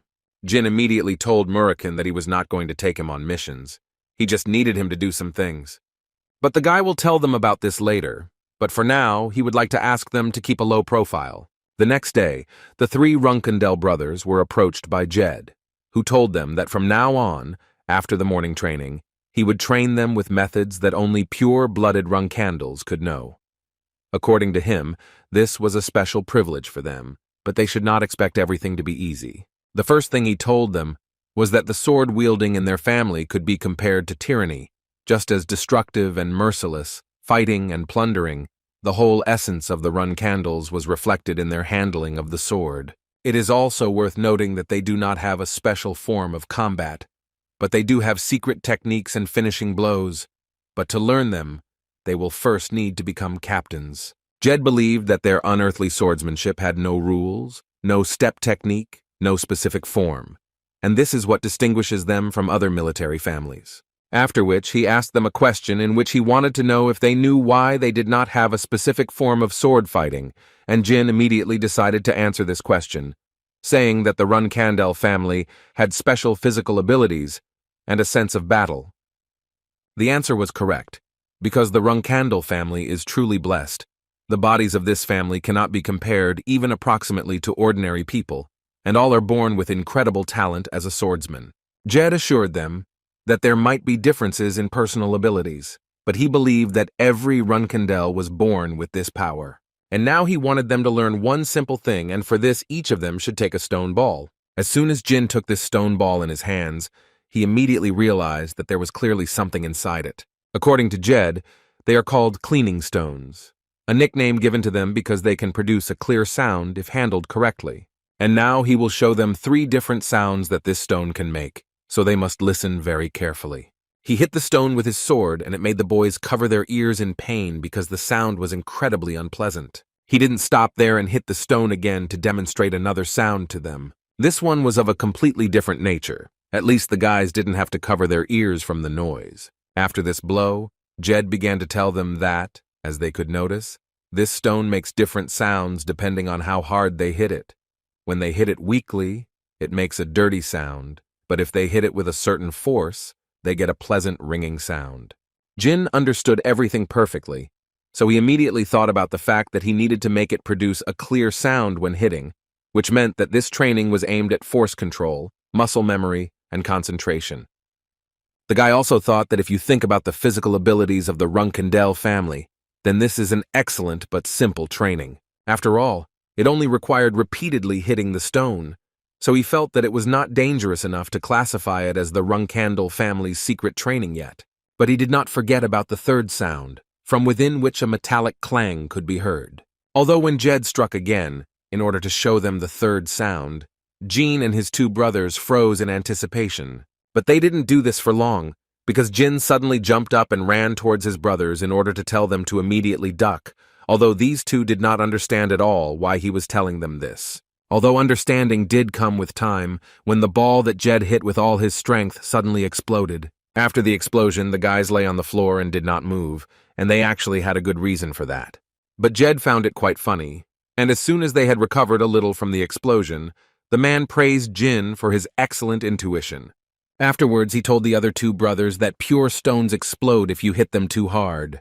And now that the man had shown them all this, he assured them that now they knew what they needed to do, so they began their training. He also didn't forget to add that they were the first after the moon who weren't affected by the explosion. And considering that all their brothers and sisters had studied with him, they could consider this simple demonstration a kind of rite of passage, although he himself would never have thought that another child would manage to escape unscathed after this. Jin suddenly became interested in knowing how Luna was able to dodge the explosion, so he came to his uncle with this question. Jed hung his head and said that the boy would be upset if he told him, because according to the man, it undermined the spirit of all his older brothers and sisters, but Jin assured him that everything would be fine with him. Well, if the guy is so sure, then Jed still decided to tell Luna that, to be honest, she was unable to dodge since they and their sister, like everyone else, were still hit by the explosion.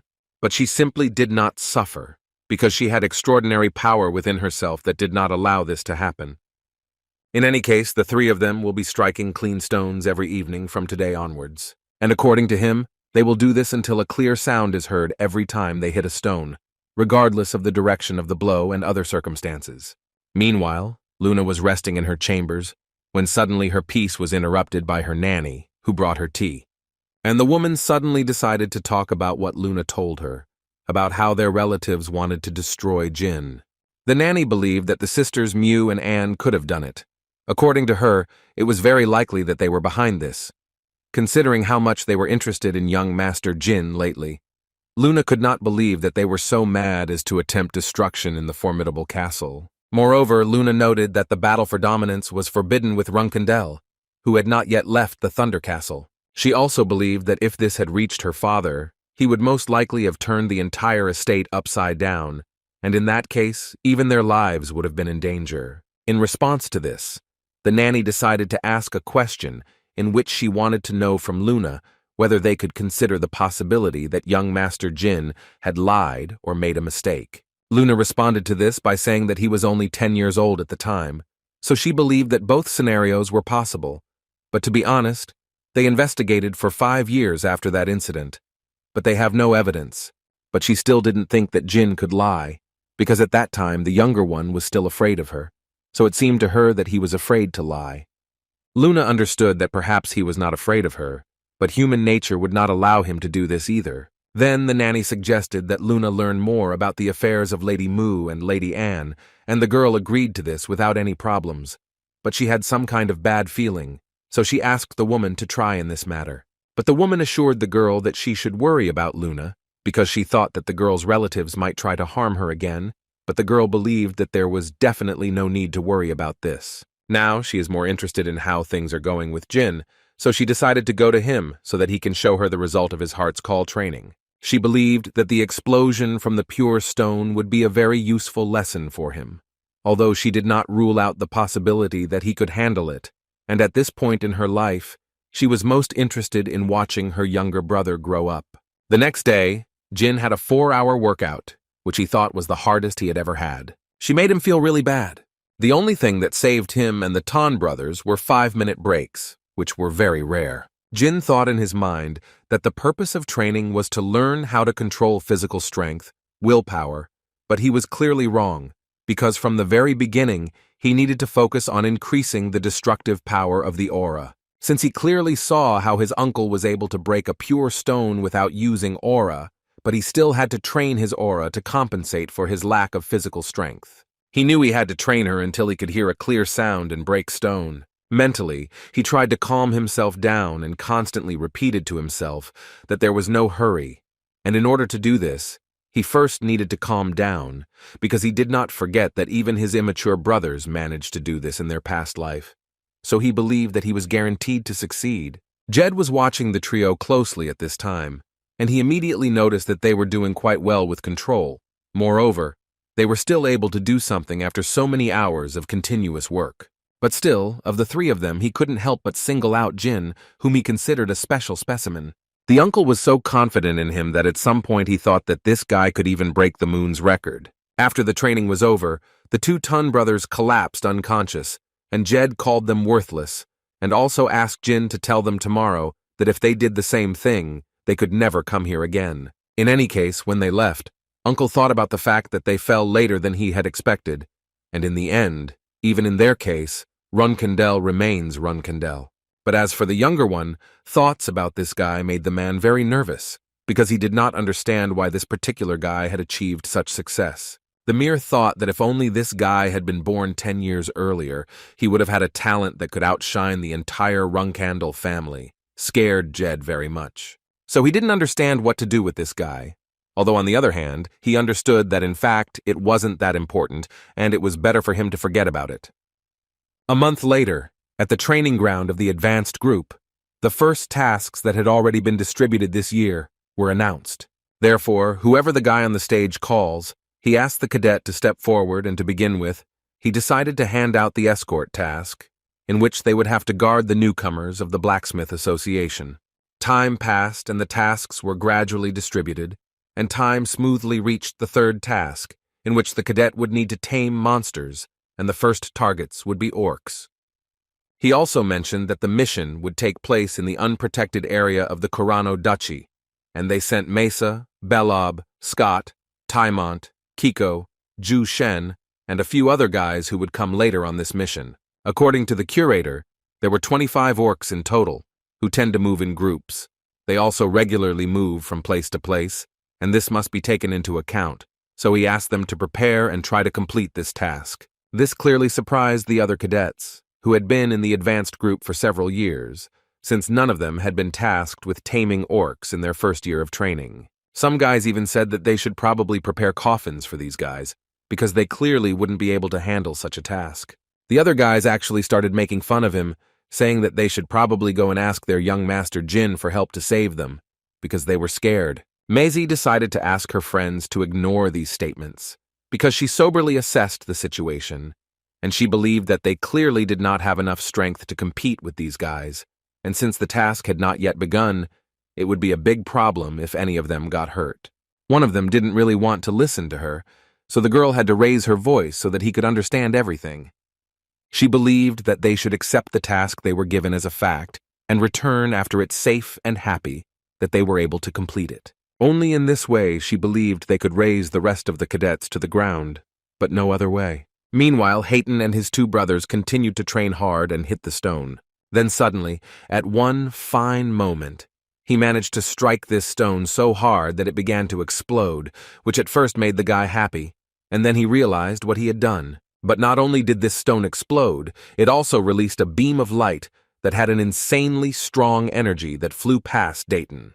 And in the end it hit Jin, who clearly didn't expect such a blow. Hayton was completely fine, and even for a second he felt sorry that because of him Jin received a blow, but the young master assured him that everything was fine with him, although he still asked Hayton to do the exercise away from him. It had been a month since they started training with pure stones, and his brothers also started to explode them. Jin was surprised because he thought it would take them much longer. But at that moment he was more interested in what he had just felt. The guy just had the path of this wave's flight drawn in his head, and he saw it so well, as if the trajectory of a flying arrow had been drawn in front of him. Considering all this, he began to understand that if something like this ever happened again, he would be guaranteed to be able to dodge the explosion of this ball. He wondered if this feeling was directly related to Luna's training. In any case, he understood that before he forgot this feeling, he urgently needed to repeat it. But just as Jin was about to hit that stone, Jed interrupted them and told them to listen carefully because they had been assigned a task. The Tona brothers, as soon as they heard their assignment, immediately began to cry because they already felt sick and tired, because for the assignment they would have to wear banquet clothes and they were so wooden. Even Jed sympathized with them.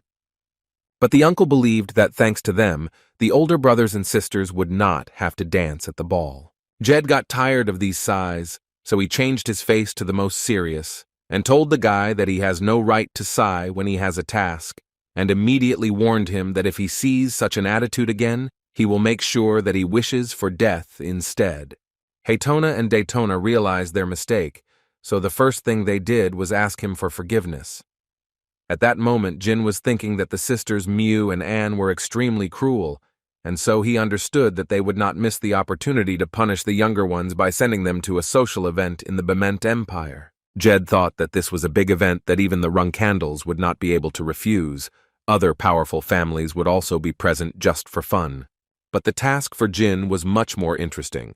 According to his uncle, he was assigned to eliminate a high-ranking person, and his target would be the toy Taris, who was the owner of the Ice Palace and, in short, one of her many lovers.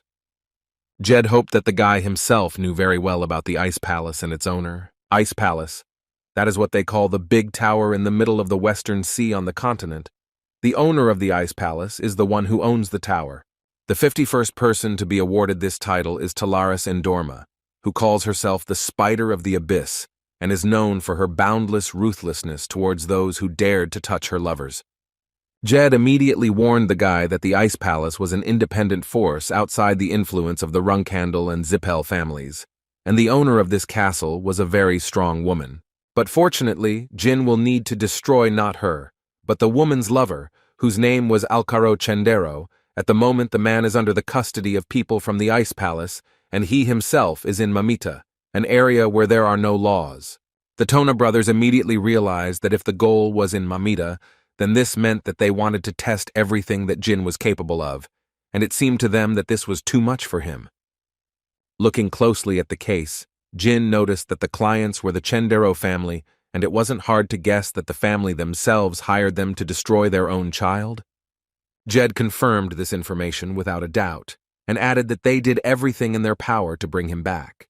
But nothing was successful, so they decided that it was better for him to die than for outsiders to find out the family's secrets. Jin thought for a bit and decided to accept this task because it seemed to him that he was capable of completing it. It was strange for Uncle to watch how this boy knew about the mistress of the Ice Palace and Mamita, but still accepted the task so easily. He was more expecting to hear from Jin something like that. It was unreasonable, and that he would not go on this task.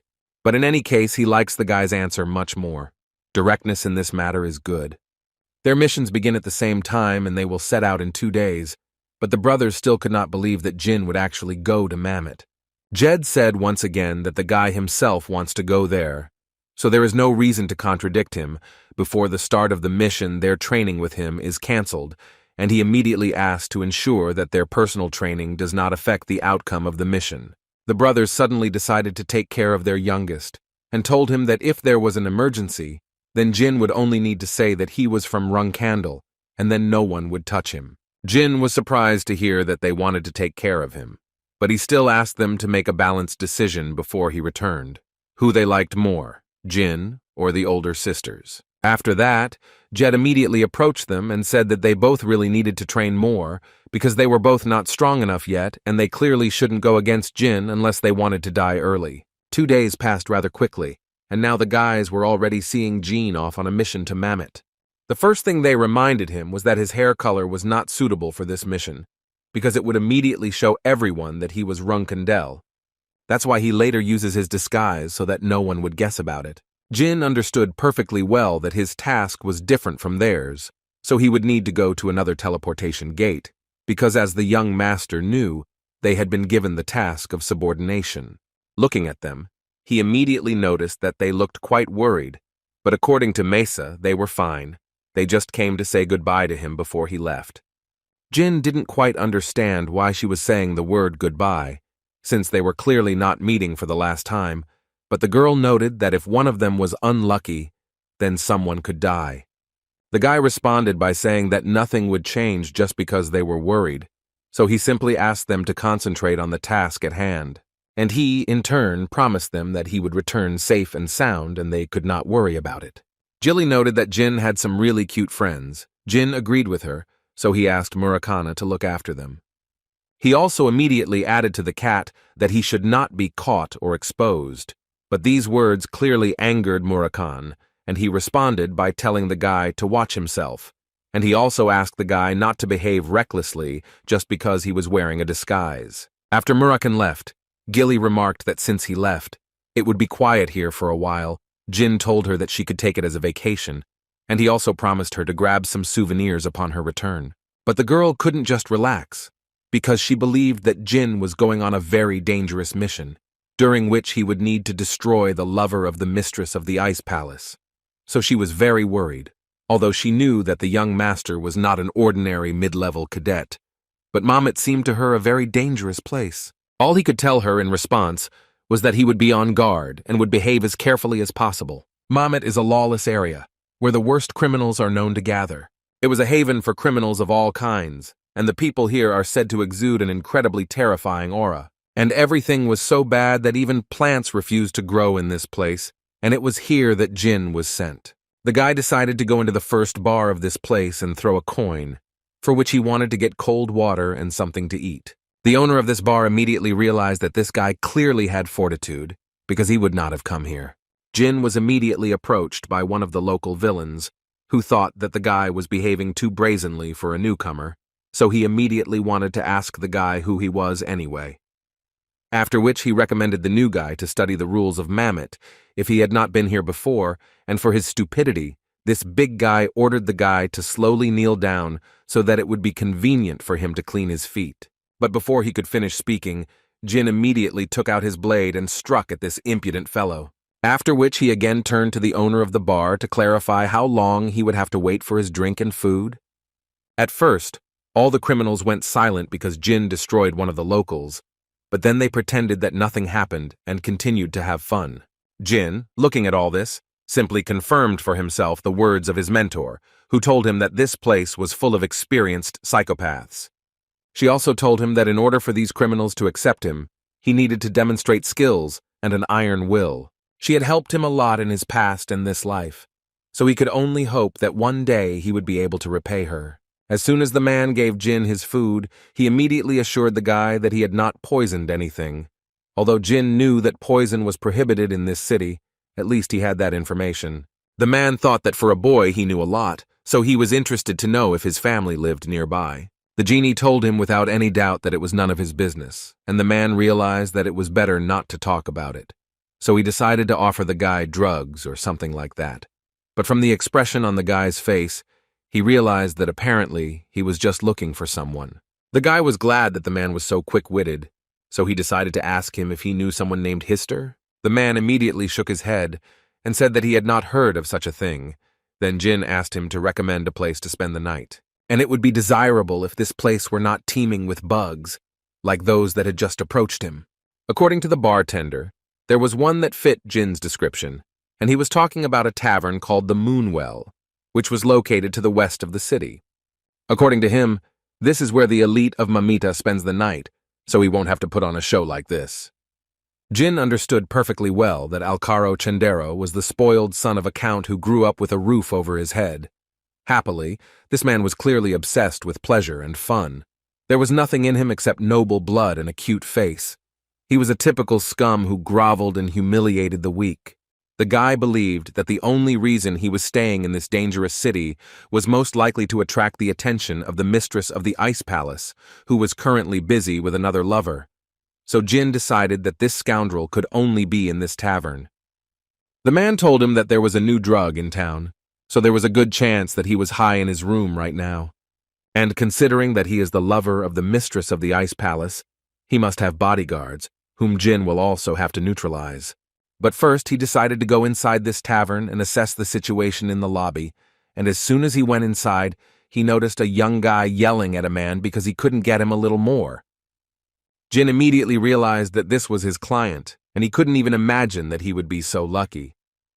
The man who spoke with this impudent fellow tried to calmly explain to him that he could not help him in any way, and that he needed to understand this, because his job was first and foremost to protect him, and not to indulge all his whims. These words obviously made the guy even more angry, so he started shouting even more and asking his security guard to shut up.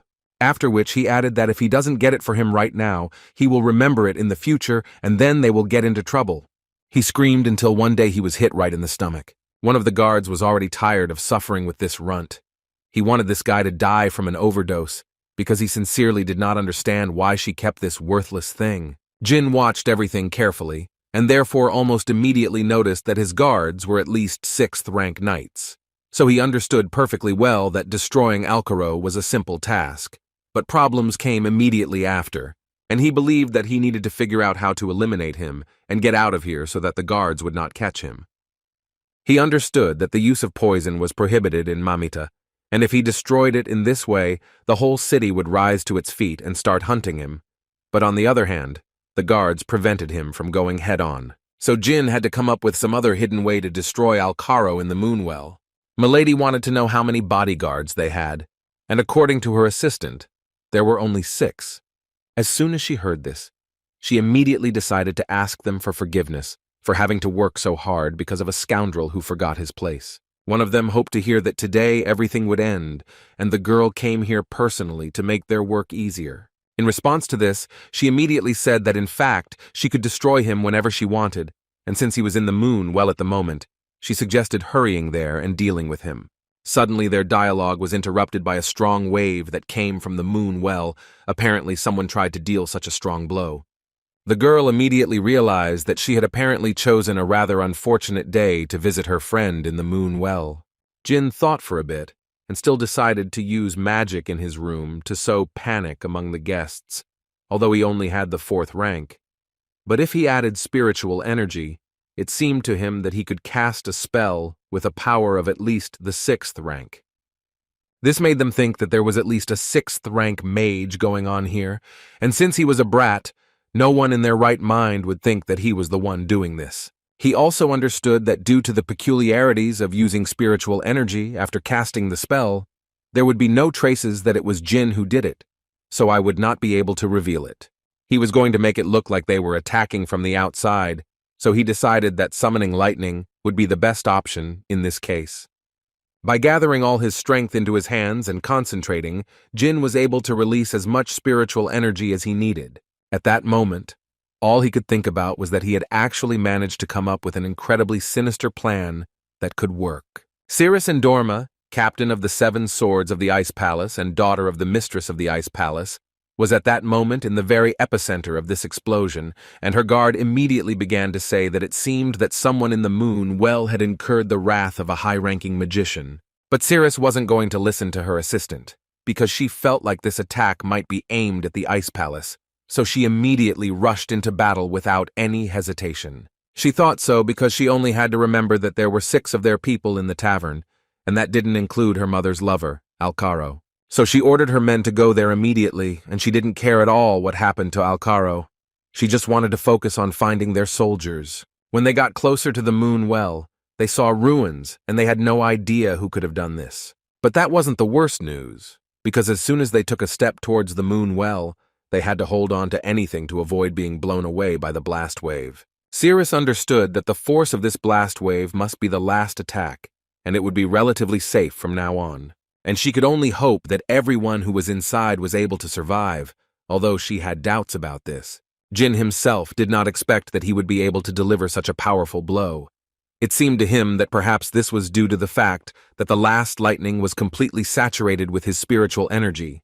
In any case, this spell was similar to the 7th rank, and only thanks to his sister's pendant, he managed to avoid serious injuries.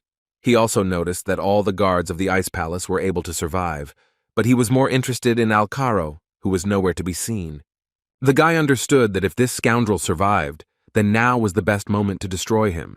Suddenly his thoughts were interrupted by Cirrus, who was extremely surprised that she saw someone else the same age as her in Mamita. Jin didn't expect to see a girl here, and while she asked how he was feeling and whether he was badly hurt by the attack, the guy just remained silent and looked at her. In any case, she suggested that he get out of here as quickly as possible, and at that very moment, one of her people approached her, who was happy to report that all of their people escaped with minor injuries. She was glad to hear this, after which she asked him to gather them all outside, and she also did not forget to say that if they were still messing around with Alcaro, then she allowed him to simply be destroyed. She also believed that the magical blows were similar, which meant that perhaps these were the tricks of one person who needed to be found and tied up immediately. At that moment, Jin looked closely at the girl and understood that she was most likely the daughter of the mistress of the Ice Palace, and judging by the conversation, she came here to deal with Alcaro.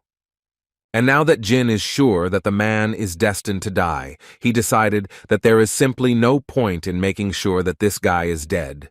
But given the fact that the daughter of the mistress of the Ice Palace is standing in front of him, all his trials are ahead.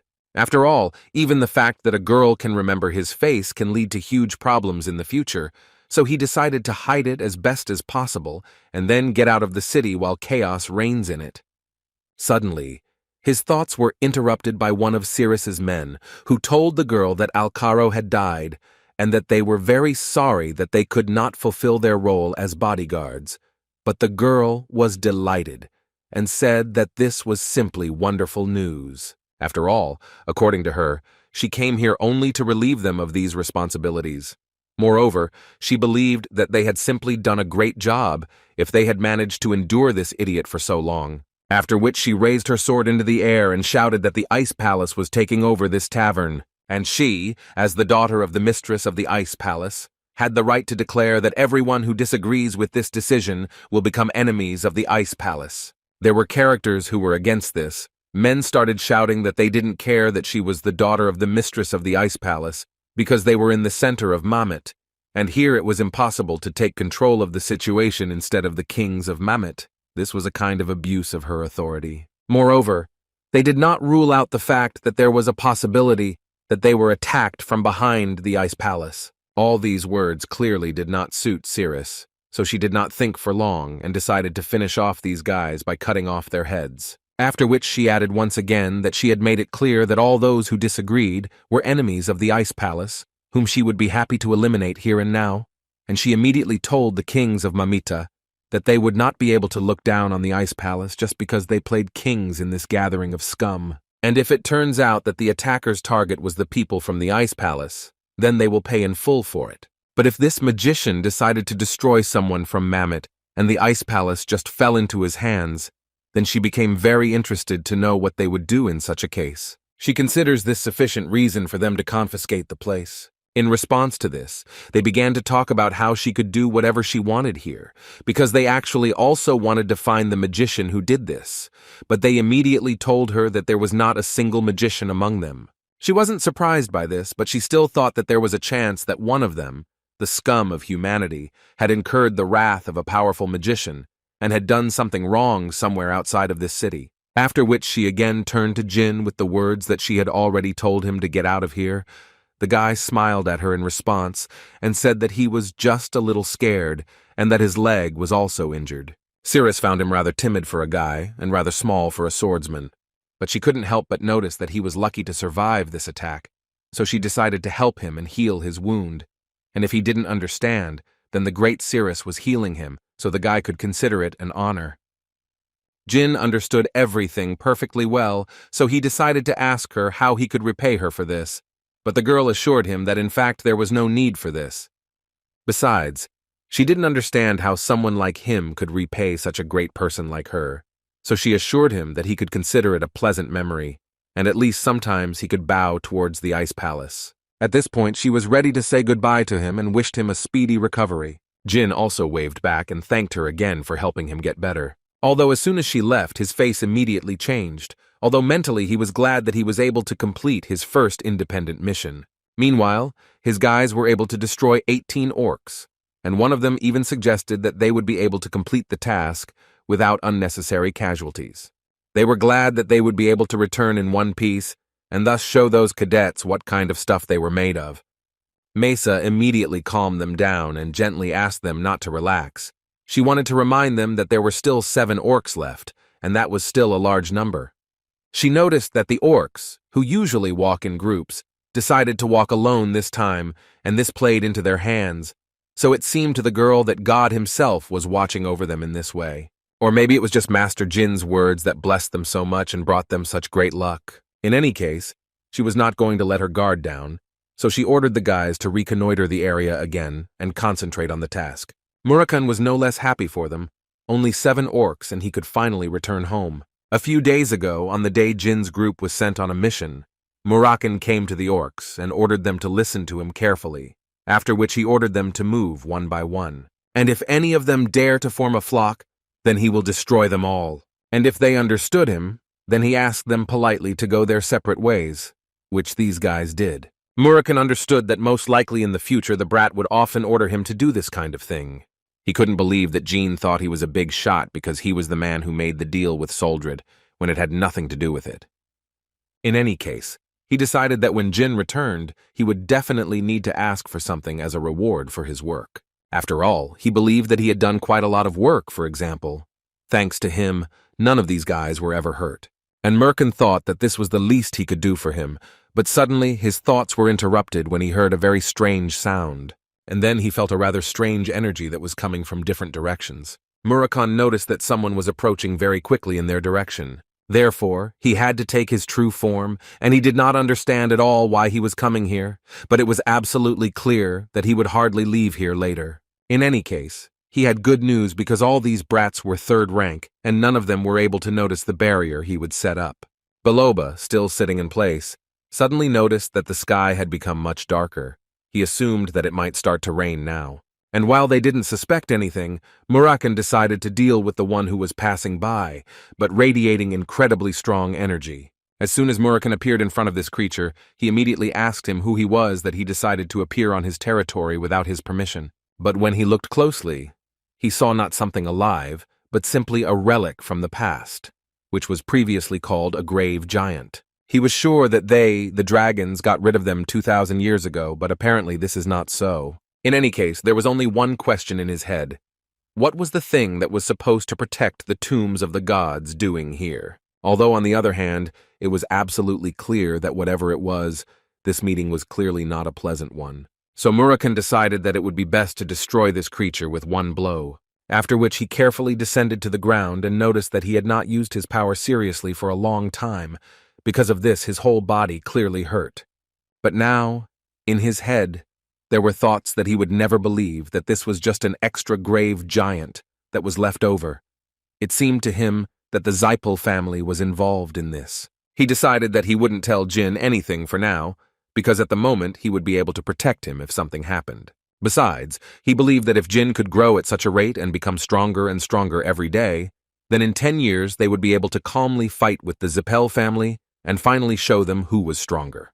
The shapeshifter Bubar Gaston spoke to his lord Bishkel about his masterpiece, the grave giant, being destroyed. The vice president of the revolutionary group, Kinzalo Bishkel Ibriano, was already aware of the incident. He also heard that the grave giant fell in the middle of the night, and Bubar was even more upset by this, because he believed that no one was capable of such a terrible act, especially at night. But Bishkel immediately told him that at the moment, it did not matter, because the one who destroyed the grave giant was a dragon, a shadow dragon, and he decided so because he personally inspected the scene. Bubar felt sick because he thought that the dragons already knew about their grand plans. Bishkel did not know this for sure, but he believed that it was a kind of warning, and he advised Bubar to be more careful, and for this he would assign him several skilled people, after which he suggested that he organize a meeting with the Zipel family in the near future. Jed was glad to see Jean in front of him again, because he understood perfectly well that if the guy returned, it meant that he managed to complete the task and return safe from the hole called Mammoth. The boy's uncle believed that he had certainly outplayed the captains who had assigned him this task, and that they would not like it at all. At this point, the gathering of all the cadets of the advanced group was completed, so he ordered them to disperse. The young master's friends were very happy that their friend was okay, and Jin himself couldn't help but reciprocate their feelings, and also added that they had all tried hard. The other cadets watched the recruits and said that they were talking about the fact that there was an explosion in the tavern where Jin's target was, which was the result of magic. And for them, it was quite strange, because if it was true, then the guy was very lucky. They thought that the world was so unfair, because not only was he Runandal, but luck was on his side, and many of them would at best remain mid-rank cadets, no matter how hard they tried. But what confused one of them the most was that the young master was at best 4th rank, and his charges were 3rd rank, and therefore it was strange for him to see that Kajin was going to leave all this so simply. Kajin didn't understand what his friend was offering him, what he could do other than just watch, because he didn't forget that Jin was still a purebred Runandal, and he understood perfectly well that until Lady Mu and Lady Anne gave them a direct order, they would not be able to do anything until then. Suddenly, their dialogue was interrupted when the guys saw that Jin was walking straight towards them, so the thought came to mind that he could hear them, although everyone understood that from such a distance, it was practically impossible to do this.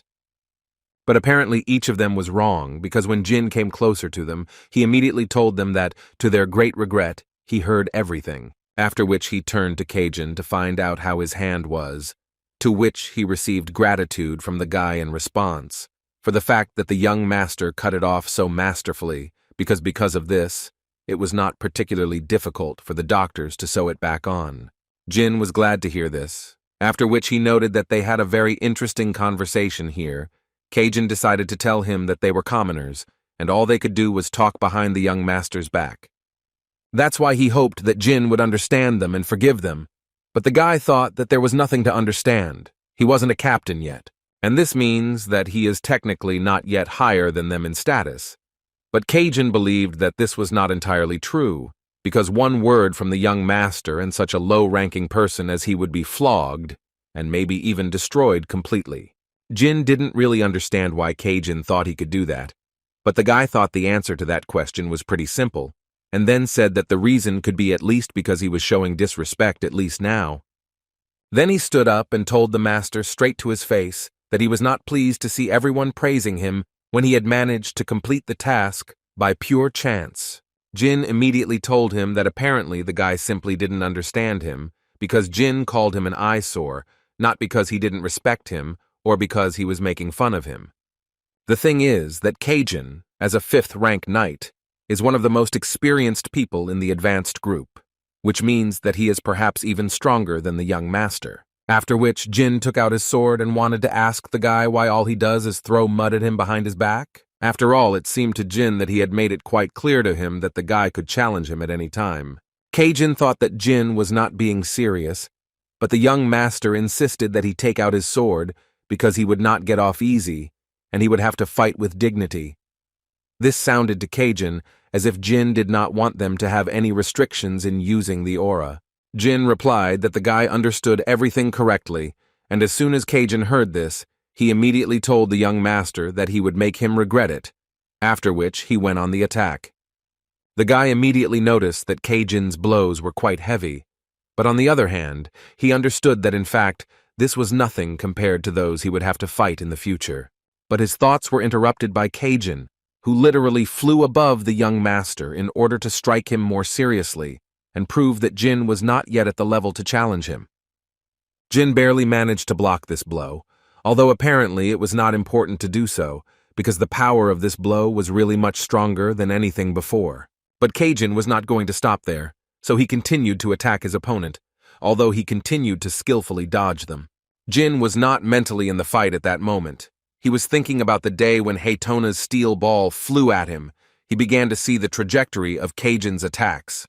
He also remembered that there were an infinite number of possible directions to attack with a sword, but only a few of them could be used by a 5th rank knight, especially when his opponent fights him with a full sense of hatred. And when Jin finally counted, he realized that in order to end this battle, he would only need 3 moves. But first, he decided to tell Cajun that he had read all of his attacks, so he assured the boy that he could not defeat him. And this caused even more irritation in Cajun, which again only played into Jin's hands. In any case, this was a signal that he should start his attack right now, so he decided that he should first strike the left side, then parry the attack from below upwards. And in the end, he had to deal a blow that a knight of such rank could not block. And for this, he used a 4th rank aura. This plan worked perfectly, and within a few seconds, the sword flew out of Cajun's hands. The guy sincerely did not understand how this was even possible, because he was 100% sure that he was much stronger than Jin. But his thoughts were interrupted by Jin, who spoke about how he thought it would take him at least a few years to reach a 5th rank aura. Cajun thought that this was all a lie, and he was clearly not of the 5th rank. There was simply some kind of catch in all of this. But the guy assured him that there was no catch.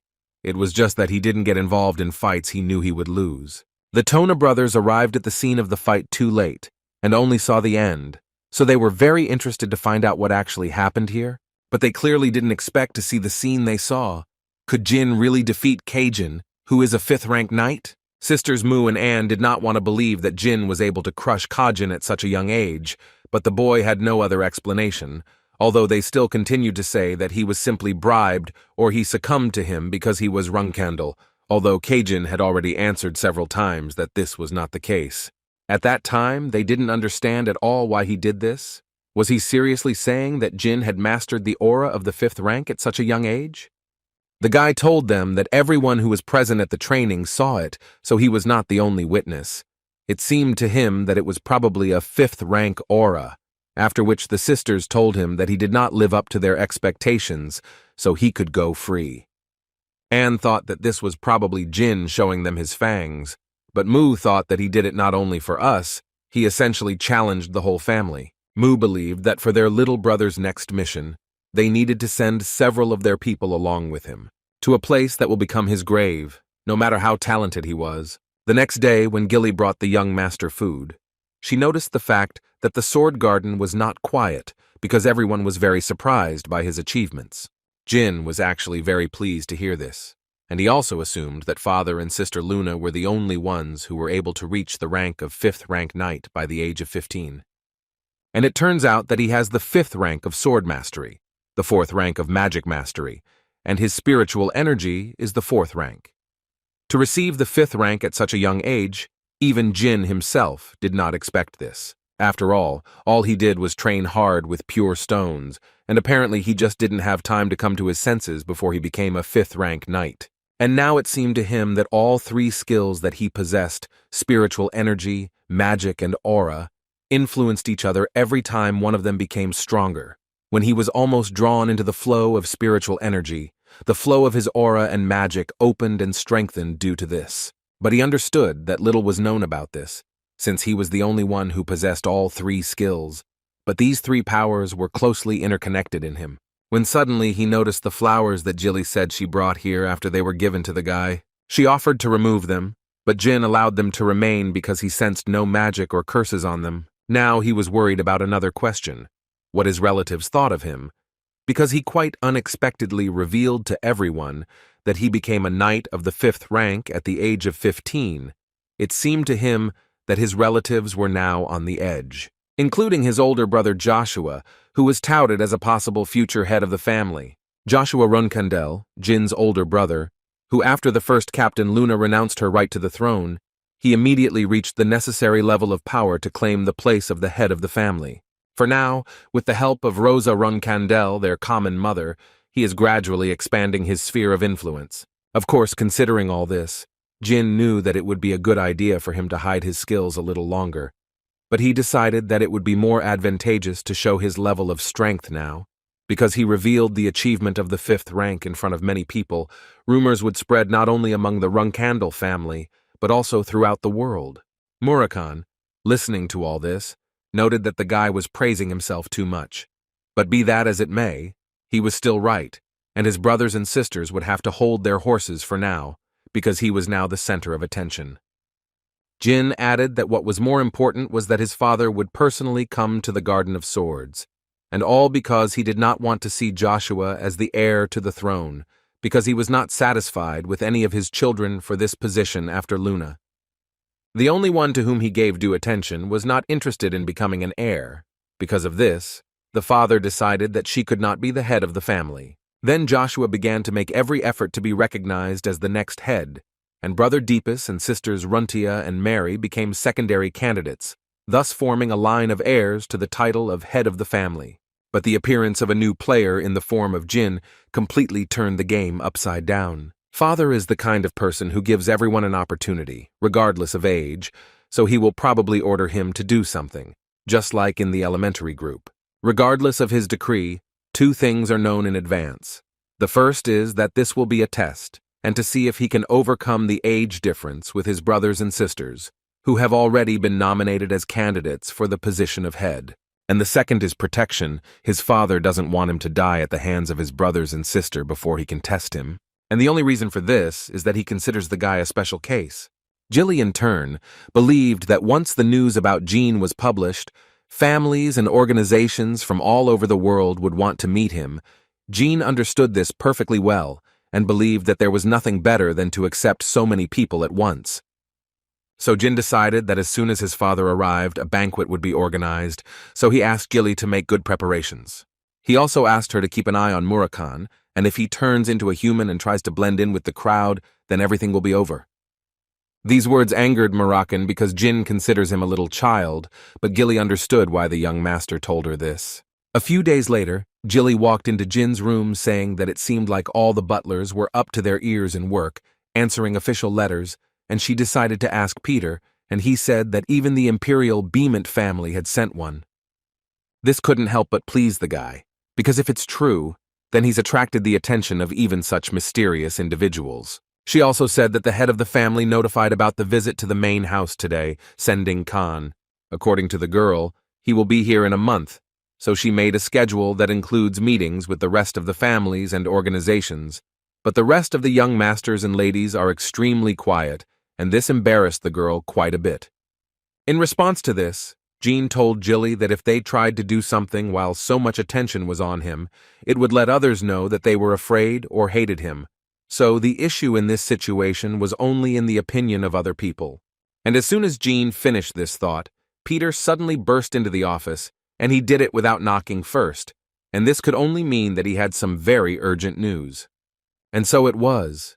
Peter, out of breath, wanted to tell the guy that he had been given a task, but from the expression on the man's face, it was obvious that it was clearly not an ordinary one, and according to Peter, this task would take place in the ruins of Colin. As soon as Rose Runandal heard this news, she immediately called all her children, who were captains, and shouted at them very loudly, because she simply did not understand how they could call themselves captains when something like this happened. And while she was scolding them, Jean, whom Rose had called herself, arrived in her office. In her office stood Runtia, who was the third captain. Also there you could see Ren, who held the position of fifth captain, Vigo, who was sixth on the list.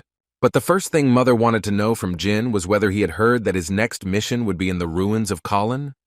Jin confirmed this information, and as soon as he did, Rose told him that this mission was cancelled and he no longer needed to go to Colin.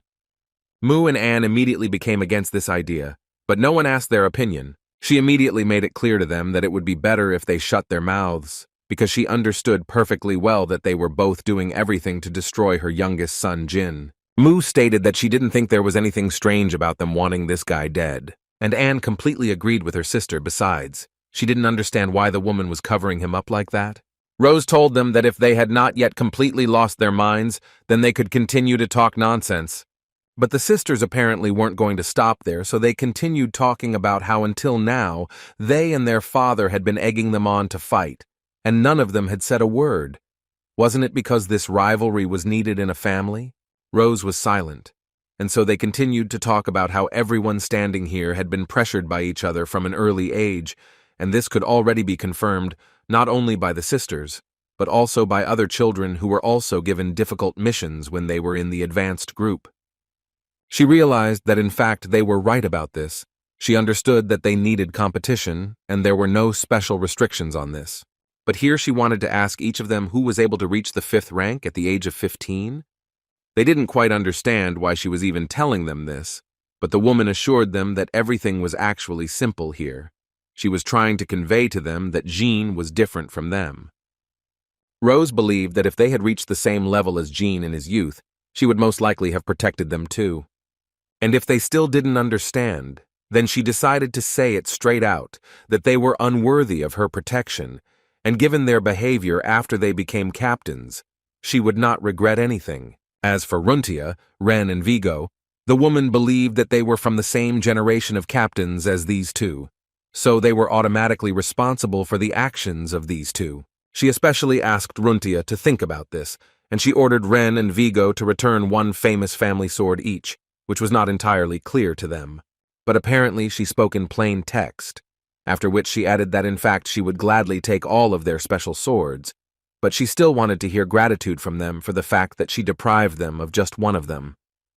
And now, after all this dialogue, she mentally wanted to know what Jean would do. After all, now that she had dragged his brothers and sisters, who were in no way connected to this situation, into this, she was interested to know whether the guy's conscience would play a role and ask him to punish himself instead of them, or whether he still felt superior to them and was happy that he had become the favorite. She wanted to see how he would deal with it, so she just waited for him to take action. Jin decided to take a different path, so he assured his mother that he liked the task that his older sisters assigned him. She couldn't believe he was saying this knowing what kind of place it was. According to Jin, he knew that this was the territory of the Zipel family, which the Runandal family was unable to recapture, and he also understood perfectly well how dangerous it was. But he also knew perfectly well that he had no intention of retreating. He would also like to say that he knows that this is a dangerous place, but he does not consider it unfair. On the contrary, it seems to him that this can be regarded as recognition of his strength by his sisters. Rose thought that the guy was too self-confident when she heard his opinion, or did he just want to test his own mother? But Jin tried once again to convey to her that this was not the issue, but that if the task assigned to him suddenly changed, then the followers of their family might get the impression that the hierarchy and balance of power in the Runandal family was very flimsy. Rose thought that this reason was not entirely justified because they had no followers who would doubt the family's actions because of such a trifle, and she saw this task as another opportunity for his sisters to harm him, and she also took into account the fact that they could not fight him directly. They could only use the power given to them. Jin agreed with her, moreover. He said that this was exactly what he was getting at, because he understood perfectly well that if he fought with the older sisters now, he would undoubtedly lose.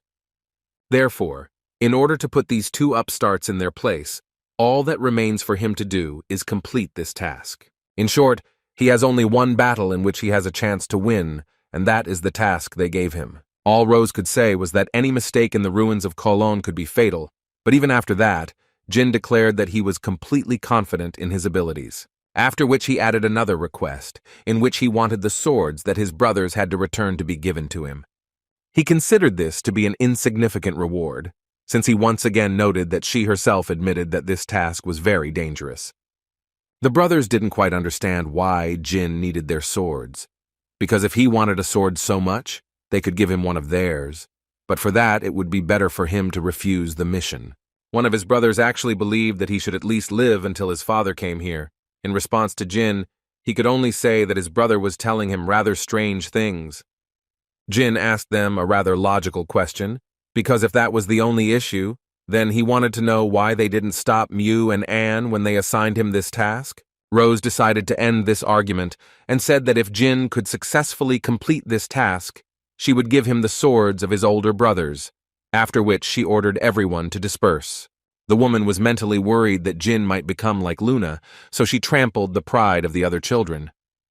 But now she understood that apparently she had worried about this in vain, and she also understood perfectly well that when Chiron returned, he would clearly be happy about Jin's success. Before leaving, Anne approached Jin, wanting to know if the guy thought that luck would be on his side again. Jin answered them quite calmly that he was not really sure about that, but what he did know for sure was that he had had a hell of a lot of bad luck so far. Anne thought that this would bring an end to his casual attitude towards things, because it was not a solo mission, so at least he would not be lonely when he went to the next world. That was exactly what Anne thought.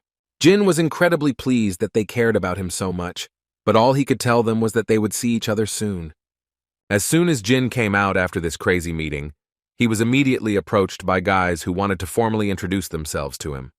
One of them was called Mile Hass, and according to him, he would accompany him on this mission, and the second guy was called Lima Hass. They told Jin that it was an honor for them to go on a mission with him, and also Mile would like to immediately apologize for his behavior in the past, because now they were going to do everything not to disappoint him. Cajun was also on this team, and he signed up for every word the guys said and promised Jin that now he would also follow orders and try not to disappoint Jin. The young master did not try to come up with anything, and simply suggested that they forget about everything and continue working together. In fact, Jin understood perfectly well that the three of them were Anne and Moo's wards, which most likely meant that the plan was to stab him in the back in a dangerous place. While Jin was thinking about this, the guys decided to instruct him about the task once again. The essence of the task was that they needed to steal the relics that are in the ruins of Colin, and there are only 4 of them. The ruins of Colin, once a place where thousands of native tribes lived, but now it is the territory of the Zipel family, and under the control of the kingdom of Phaelon. The Zipel family discovered Colin several hundred years ago, and when they discovered the ruins, they massacred and enslaved most of the natives. Of course, now the Zipel family claims that they treat them well, but this is only so that others do not poke their noses into their affairs. From the outside, it may seem that the natives are taken into account, but they are the same slaves, and no one does anything to improve their situation, since the lives and rights of the indigenous inhabitants of Colin are of no interest to the majority of people in this world. The only reason the Zipel family did not exterminate all the natives was to preserve the old look of Colin and show off to atone for the sins of their past. The Zipel family usually strives for a fair model of governance in order to win the favor of those they will rule without unnecessary bloodshed. But given what Jin knew, he could say with complete certainty that they had crossed the line in Colin in the past. And Jin believed the reason was that they were ready to sacrifice their reputation for the sake of the ruins of Colin. And most likely, it was because the natives hid a mirror artifact here. The existence of the mirror is still a secret known only to the Zipel family, but the truth was revealed before its revival thanks to one brave journalist. His article contained evidence that all the actions of the Zipel family were aimed at finding a certain artifact, which, according to the stories of the natives, was called the Fountain of Mana. Just by looking at it, one could raise one's magical energy to the 7th rank. Using this, the Zipel family could mass-produce natural-born magicians. Jin knew that they would only be able to start doing this in 10 years, which meant that they had not yet found the mana fountain. But this time, Jin promised himself that he would never let the Zipel family get their hands on him. Suddenly, Jin's thoughts were interrupted when his companions told him that the magicians were returning, after which Mile added that the Zipel family barracks were located in these places, and the relics they were looking for were in the 3rd building. Kajin thought that it would not be difficult to catch them off guard, but it was worth considering that there was a magical barrier around this place.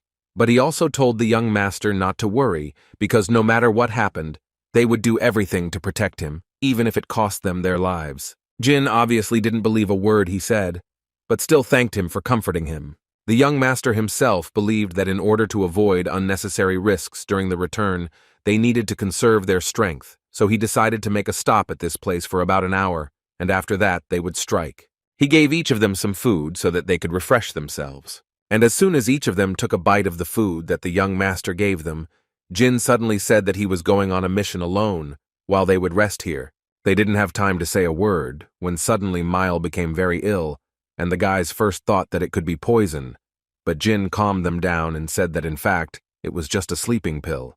Jin couldn't believe that they were so stupid, because it was clear to him from the very beginning that they were here to get rid of the guy. He thought that it would not be so suspicious if they remained as impudent, and not at all friendly towards him as always. But looking at their behavior, he was once again convinced that it is the nature of a dog to blindly follow the owner's instructions. The first thing Jin decided to do was attack the vault guards while they were talking about how they spent their evening yesterday. Jin was incredibly fast. He was able to destroy 2 guards with incredible speed, leaving them no chance. But what really bothered Jin the most was that there were only 2 people outside. He immediately had the feeling that no one was particularly guarding this place. Moreover, when he approached the door, he saw there an ordinary lock without any spells cast. Jin began to realize that they were most likely allowing ordinary people to inspect the warehouse, meaning that the Zipel family didn't consider it important. But still, the guy decided to look inside, and when he opened the doors, the first thing he noticed was a magic circle of blood and a barrier. Most people perceive them as a defense system that determines the purity of a person's blood, but in reality, it is a magic circle that checks what kind of creature activated it, a monster or a person, and also checks for diseases. In other words, it does not matter whose blood must be spilled on the circle, as long as it is human. Jin believed that there was no need to use his own blood and leave evidence, so he decided to use the blood of one of the guards. And as soon as he spilled blood on this seal, it began to glow. Jin decided that the first protective spell was simple, and now he only needed to find the relic. But apparently no one will let him do it so easily, because as soon as the blood got on this seal, he was enveloped in a loud noise and a very strong flame. Jin realized that he used the blood of the guard he knocked out, so if the circle was still active, the guard might be sick with something. Or there was another option, which apparently turned out to be correct. These guards were not people. Jin clearly didn't expect to see 2 huge orcs in front of him, so he immediately jumped back to avoid being attacked. The guy wanted to avoid using magic, since nearby mages could sense it, but looking at who his opponents were, he realized that he would have to change his plans. But looking at the huge ogre running towards him, he realized that it looked like he couldn't avoid a fight. Jin was able to dodge the first blows of these monsters, but immediately realized that this fight would probably be too difficult for him. So far, the guy had only to dodge the blows of these monsters, and so far he had not seen the right moment to attack. Jin decided that it was time to stop these games, and for this he took out his sword, which was completely in his aura, which meant that he was ready to attack. Looking at the faces of these monsters, Jin noticed that they seemed to realize that this aura was dangerous. But then he saw how the monster showed him that his body was capable of regeneration, and thus hinted that the guy would definitely lose this fight. Jin understood that such a speed of recovery was usually only found among high-ranking monsters, but these two could not be monsters of such a rank, because just a minute ago they were humans. Therefore, he once again remembered that this place was the territory of the Zipel family, where countless magicians were born and died, where the indigenous people are clearly being oppressed, and now these mysterious monsters have appeared on this territory. Therefore, Jin came to the conclusion that these could be living golems, and this is already a serious crime for which the creator must be punished. While the boy was fighting off another attack from this monster, he thought about whether the Zipel family could have used the ruins of Colin as their laboratory to experiment with forbidden magic. Their strength and speed were at the level of a 4th-rank novice martial artist, and their movements were constrained compared to a 4th-rank knight, and considering all this, Jin decided that there should be no problem with them. Golems are magical weapons that can withstand the strongest blows and continue to move, but once their core is destroyed, that's the end of them. Usually the core is located in one of 3 places: the head, heart, stomach. So Jin believed that golems created with the help of forbidden magic would be an exception. In that case, he decided to start with the head of one of the golems to check if the core was there. But after such a blow, Jin noticed that his strength and speed did not decrease. On the contrary, he became even more aggressive. Although in that case, he still had 2 options of where to strike. So he didn't hesitate to deliver a direct blow to the stomach of one of the golems. But this time it didn't work either, until Jin moved his sword straight to the heart and thus finished off one of them. After that, he stood and looked at the body of this golem for a while, and still could not believe that the Zipel family decided to do something like this to people. And while he was in thought, the second golem had already crept up from behind and was about to attack. But the young master was more than prepared for this, so he was able to quickly react and attack this monster right in the heart. At this point, both golems were on the ground, and the guy managed to get through before his spell wore off. He was really lucky this time. As soon as he was about to leave, he suddenly heard a human voice coming from one of the golem's bodies, which literally begged Jin to destroy it. Jin did not refuse and dealt the final blow to this poor man. The young master didn't know what had happened here, but he highly doubted that anyone in this world would want to become a living golem of their own free will, especially if it means that once you're transformed, you become expendable with no future. In any case, he decided that now was not the best time to be angry, because an unexpected situation had occurred, and he had even managed to find out the dirty secret of the Zipel family. He also began to suspect that his sisters knew about this when they chose his assignment. But Jin was absolutely certain that this did not mean that his mission had miraculously changed. He understood that even if he revealed this to the whole world, the Zipel family would most likely deny it all. The creation of living golems was such a grave crime that even suspicion could provoke an investigation on behalf of the Empire, and Jin understood this very well. But he still decided to take care of the evidence first, and then move on to continuing his mission. Because Jin knew very well that with the power that the Zipel family possessed, it would not be difficult for them to discreetly influence the investigation. But on the other hand, this is not so important now, because at the moment, he will not be able to solve this problem. There are no signs of mage activity yet, and this could only mean that most of them think that this is an ordinary warehouse. In the guy's opinion, they would not treat this place so frivolously if they knew that its guards are living golems, because this suggests that not everyone in the ruins of Colin is involved in matters with forbidden magic. After looking around a little better, Jin noticed that the protective magic on the tablets was quite simple. But they clearly tried hard on one of the bowls, and in order to dispel the protective spell, you need to tinker a lot. At least that's what Jin thought. But with 2 dead golems, no matter what the guy does here, the Zipel family will have to hide everything anyway. And so, with all this in mind, he decided to turn up the heat a little while he still had the chance. And for this he used his spell, which was called Fire Explosion, and from the name it was clear what it was needed for. Anne and Mayu suffered at the hands of their older sister, who decided to punish them for sending Jin on a mission to the ruins of Colin. Luna tried to understand why they did this, because he was 10 years younger than them? They were surprised that she didn't know, But the girl shut their mouths and asked them to assume that she was asking precisely because she really didn't know. Or were they like two captains fighting for dominance with Jin, who had only recently moved to the advanced group? They remained silent, and at that moment Luna once again reminded them that captains fight with captains, and the rest fight with the rest. This is the simplest rule that they can remember. After all this, she added that they should be ashamed, because she was damn ashamed of them for calling themselves captains after everything they had done. Anne immediately reminded her that Luna had never interfered in these matters, so she believed that even she had no right to do so. In response to this, Luna only said that she would not have told them anything if they had managed to win the argument with Jin, after which she informed her sisters that Jin had just successfully completed a mission in the ruins of Colin, and their mother should receive a report on this matter soon. And so Luna was now sure that they now understood why she said she was ashamed. After all, they just helped him move even further. She even wondered if there was a history in the Runandal family where captains were disgraced after trying to oppress the youngest, after which she drove them away. But still before they left, she decided to add that she saw that Jin was not so merciful. So Luna advised them to look back more often, and she tells them this only because she is sincerely worried about them. Luna understood that not everything went smoothly and well between them, but she reminded them that they were still sisters, especially younger ones, so she had to take care of them.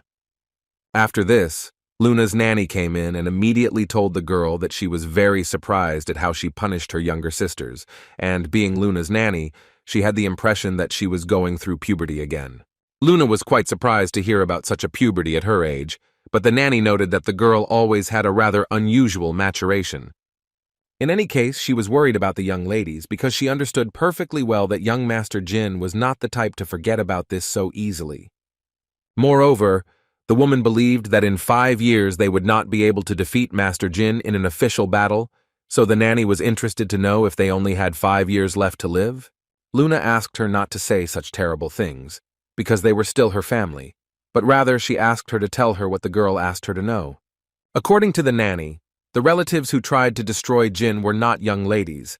At that time they were in an advanced group, so they could hardly do anything. Luna agreed with her and added that it couldn't be Mary, Yona, or the Tona twins. This means that young Master Joshua, young Master Deepus, Ren, and Master Vigo remain, and of course young Lady Runtia. The nanny immediately said that it would be difficult to find out about the rest, except for the young masters Ren and Vigo, and Luna understood this perfectly well, because there was a fairly solid foundation under them all. So there was a good chance that they would get nothing from them except a headache. And so Luna decided that for now the best option would be to simply observe, because they could get into trouble if they dug into them without good reason. Nanny Luna noted that this was a rather wise decision. Even despite the assassination attempt, young Master Jin grew up healthy, so there was no need to worry about him too much. Meanwhile, Jin returned to his room and was happy to tell Gilly and Moroccan about this. The girl was incredibly happy to see him, and she was also happy to see that he returned safe and sound. Jin assured her that everything was fine from the start. He had already become quite strong, so much so that even Gilly would soon not be able to defeat him. But Gilly still believed that it was a dangerous place, and if something happened to him, she would devote the rest of her life to revenge. Moroccan immediately intervened in this dialogue and asked the strawberry pie not to say such terrible things, after which he wanted to ask Jin if he had filled out the report properly. Jin replied to him that now everyone thinks that everything worked out thanks to outside help, but he doesn't give a damn about it, because at the moment there is something more important. After which he put a jar on the table, inside of which was the living heart of a golem. Moroccan immediately noticed that Jin was very lucky. Considering that he returned without a single scratch, the shadow dragon thought that the golem was not very successful, but he was more interested in finding out where Jin found it. According to the guy, 2 warehouse guards turned into monsters and attacked him. He also did not forget to mention that they regenerated no matter where he hit them, and when he pierced their hearts, this fell out of them. Moroccan was clearly not happy to hear that Jin had encountered a living golem after all. First he saw a grave giant, and now a golem. He didn't even have a rough idea what these guys from the Zipel family were planning. He then told Jin that if what he was saying was true, then it was the work of the Zipel family. Murakhan also asked the guy not to make a tight schedule for himself, because they would probably need to go back to Cologne. Because Murakhan thinks it's worth asking them personally what they're up to. Jin, hearing this, thought that he really didn't want to go back there. But on the other hand, he would go there with Murakhan, so he most likely wouldn't be in any danger. He also didn't forget that if they were very lucky, he might even be able to find a mana fountain.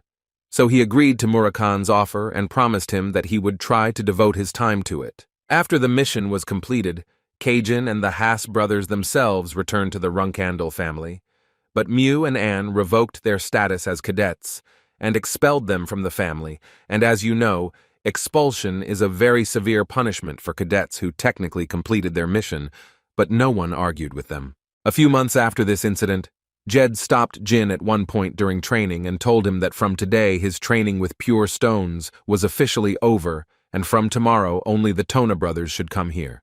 He also added that morning training with the rest of the cadets no longer brought him any benefit, so next week he would have a conversation with the head of the family. The Tona brothers couldn't believe that their father was going to promote Jin to the rank of provisional captain so early. They also knew very well that being in this rank, he would have to leave the Runandal family in order to gain enough honor to become a full-fledged captain, and all this time he would have to act alone without the support of his family. Jin, although he didn't show it, was actually very happy about this news, because now he wouldn't have to worry about the others, and he could finally become stronger as he wanted.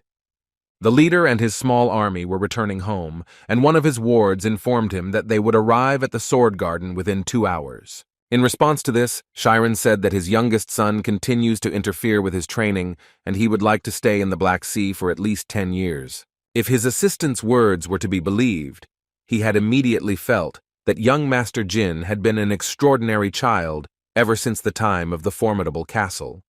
But even he had not thought that it would be to such an extent, because the young master's actions in the Sword Garden were especially shocking. His fighting spirit is abnormal, and when he first entered the Thunder Castle, despite being a child, his eyes were full of discontent. Although Chiron then noticed that he tried in every possible way to hide it, he still failed to do so. The man didn't think he could forget how Jin provoked his brothers and sisters as soon as he entered the Sword Garden. Although no one taught him this, he literally instinctively understood how to break his opponents. The other children of Chiron knew about this very well, and even tried to keep Jin under control. But one look at this guy was enough to understand that they failed. Even though his elders sent him to his death, he still continued to come back stronger, becoming a 5th-rank knight. Chiron was most surprised by the first mission, rather than Mammoth or the ruins of Colin, because he won the battle against a warrior from the White Wolf tribe. Chiron could of course imagine that Jin would destroy this wolf using his subordinates as a shield, but for him to destroy him alone, that was a surprise for him. The man believed that with this action, he had succeeded in proving the essence of his principles. Although Chiron's charges did not believe that the boy could single-handedly deal with the warrior of the White tribe, the man still wanted to meet this guy as soon as possible and talk to him.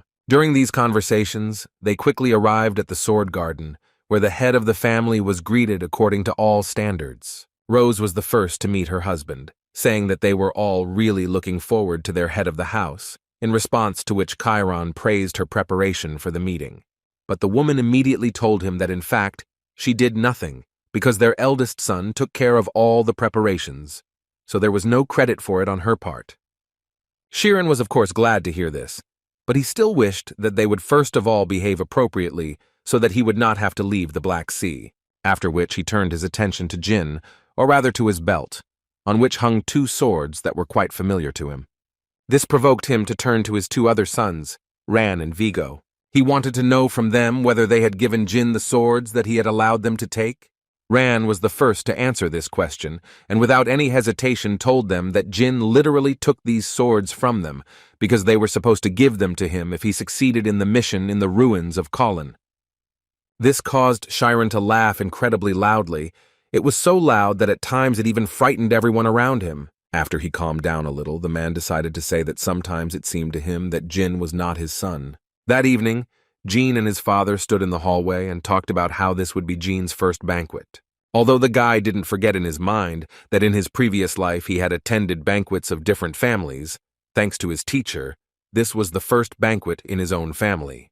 Before, He always had to hide during banquets as if he were a criminal, but this time he is the star of this show along with his father.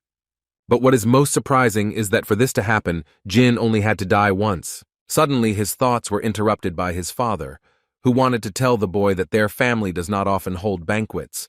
According to him, the reason is that they hold them only when there is really something to celebrate. With these words, he wanted to show how unique Jin's achievement was, and the guy was incredibly pleased to hear it. After which the father decided to ask the guy how many guests there would be today, and in Jin's opinion, there were about 1,000 people there. The father confirmed this information and also added that this was 200 people more than at the previous banquet, which was 7 years ago. And they both understood perfectly well that this could only mean one thing, that their family's influence had increased over the past 7 years. Banquets of 1,000 people are not uncommon in other families, but all the people present here are exceptional. The only thing Chiron did during these 7 years was destroy monsters and train in the Black Sea. Therefore, he believed that the reason why their clan's influence continued to grow was because he was the only Genesis Knight at the moment. In other words, Chiron believed that everyone gathered here would turn away from Runandal. Jin actually agreed with his father, because without him, their clan would not have been able to accumulate such great respect. They are called the Two Great Families, along with Zipel, but Jin understood that as soon as his father disappeared, the gap between Zipel and Runandal would sharply increase, and then Zipel would become the sole ruler. So Jin decided to tell his father that if he was gone and they turned their backs on Runandal, things would most likely get to the point where they wouldn't be able to fight back against the Zipel family. And then Jin assured his father that if this happened, he would leave the clan. Chiron couldn't believe what his son had just said, so Jin repeated once again that if the family fell apart due to his absence, then the reason for the clan's downfall would be the incompetence of the next head. But he wasn't going to die a dog's death under such a leader, so he thought it would be better if he simply left this clan. He would also like to know from his father how many weaknesses are known to their family. The father did not quite understand what Jin was telling him, so the boy explained that in exchange for returning the sword to Vigo's older brother, he made him show him the contracts entrusted by the families, which only the captains can see. The head of the Byrne family deceived the emperor and stole the imperial treasures, but he can participate in this banquet thanks to them. The greatest martial artist of the Cliver family previously requested them to destroy the mage of the Zipel family. The daughter of the Gerald family secretly sold her family's treasure due to gambling addiction. In other words, just by looking through, Jin was able to find a ton of weapons that weren't swords, and so he's sure that there are a lot more of those weapons in the secret contracts that only Chiron and Rose have access to. And his father realized that Jin was trying to say that he could protect their family using these if he were gone.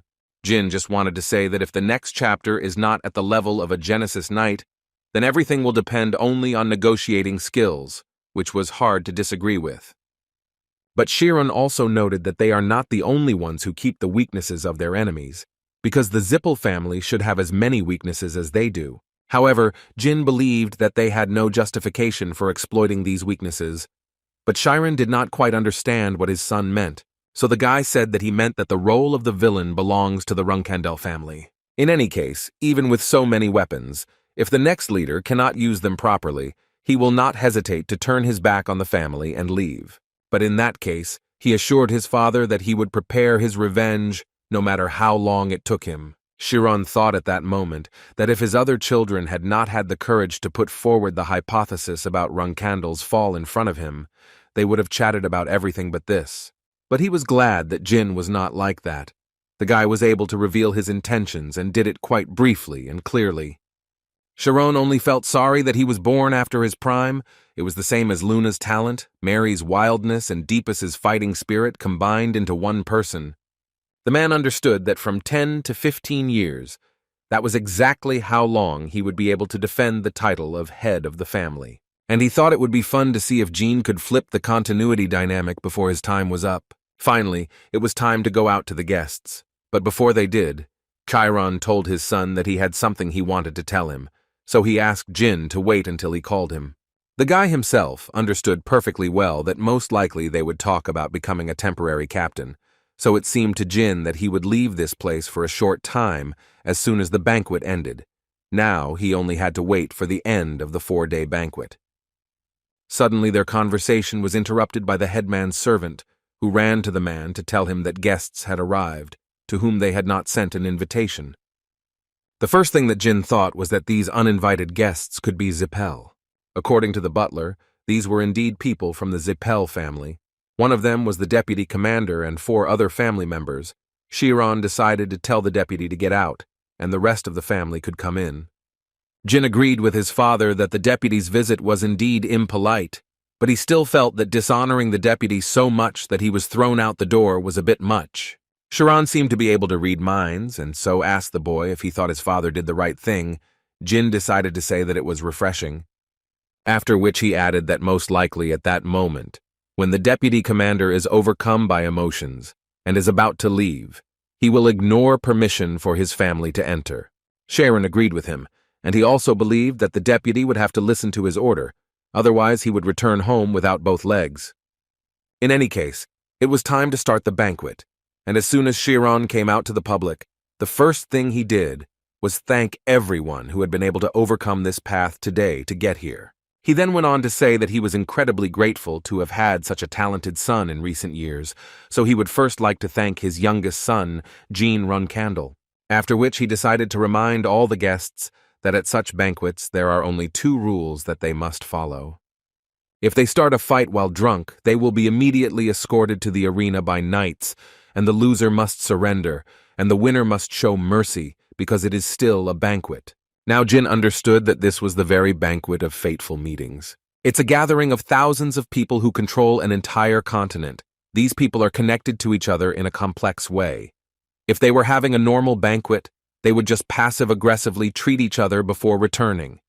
But this is a banquet that is held in the Sword Garden. As long as they follow the 2 rules set by their father, they cannot go as far as destroying their enemy, but they can beat him to a critical state, in which case they can even gain official superiority. Now that Chiron had given his speech, he allowed everyone to enjoy this wonderful evening, and Jin was once again convinced of what a crazy family he was born into. The father believed that the boy also had the right to relax, so he told him that if he had someone he liked, he asked Jin to drag him to the arena with him, but he immediately warned the guy that he could not challenge someone who would be weaker than him, unless they insulted him or the family as a whole. Jin knew all this perfectly well, and was also aware that he had no right to lose under any circumstances. The father was glad that the boy understood this, but still reminded him that if Jin suddenly lost, then he would take away Barisada from him, as well as his nanny and everything he had. Now when Jin thinks about it, all that comes to mind is that this is the first time he has been able to just talk to his father like this. This was something for him that he could not even dream of in his past life, and he's incredibly happy that they just had a rather convincing conversation between father and son. But things like the relationship between a father and a beloved son were clearly not part of Jin's plans for this life, because in this life all he wanted was to surpass his father. As soon as Jin came down, the Tan brothers immediately approached him, and the first thing they did was congratulate him on receiving the 5th rank and asked him to stay with them for a while. Jin didn't mind, and in response wanted to know how their training with pure stones was going, and according to Hayton, their training progressed after changing the weapons that their uncle recommended to them. The guy understood why they had come, so he quietly whispered in Hayton's ear that they could leave as soon as they were satisfied. And as soon as he said this, the first guest immediately approached him, who was a representative of the Ken family, and Jin did not let him finish speaking, because he knew him very well. After all, he was the first captain. At this point, the brotherly accompaniment ended, and the brothers decided that they would rather go, and Jin did not mind. After which, their dialogue with the first captain of the Ken family continued, and Jin simply could not help but say that he had heard a lot about his exploits when he was a small child, which embarrassed the captain a little. Suddenly their conversation was interrupted by some man who literally hit Jin on the head from behind, and as soon as the guy turned around, he saw a man in front of him who told him that he had always wondered what kind of child it was who had achieved the 5th rank at the age of 15. But now he saw Jin in front of him and understood how this was possible, and his name was Ogadai. As soon as the young master looked at this man, he immediately understood who he really was, so he answered quite briefly and said that he was very glad to meet Ogadai. But still, Jin couldn't help but tell him that his actions just now were an insult to everyone who had shown him respect up until now. And if he wants to raise the issue of elders and juniors, then he should be more attentive. Jin said that the first and second captains of the Ken clan, the Knights of the Dragon King, the mercenaries of the Black King, Jin thought that they were all senior to him, and therefore he should have noticed how these seniors treated the young master. So considering all this, Jin wanted to ask the man to accept his mistakes and apologize to them immediately. A few minutes later, another man approached Ogadai to tell him that his life had just been saved, thanks to the young master Jin. The first captain of the Ken family always knew that his filthy mouth would get him into trouble in life. Ogadai realized what he had done, so he immediately decided to ask his elders for forgiveness. He asked to forgive his mistake, and he would be glad if the young master Jin also accepted his apology, which Jin did without any problems. Luna came right after this situation, and the first thing she told her brother was that he was very good at finding enemies for himself, and she thought it would be very nice if he could be an ordinary child for at least one day. Jin agreed with her, but today, according to him, he couldn't do otherwise, because he was, after all, a representative of the Runandal family, and Luna couldn't argue with that.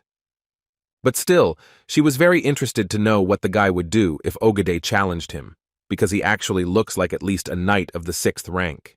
Jin believed that if he did this, then most likely the head of the Tuco family and the elders would intervene, because the guy noticed that they had been watching him for some time. Luna could not believe that Jin even took this into account when assessing the situation. The guy answered her that it might be difficult for her to understand, but he is like the most hated youngest member of the family. He needs a lot of things to survive. Luna agreed with him, and mentally looking at the guy, she thought that he was talented, and that was probably why there was an attempt on his life in the Thunder Castle.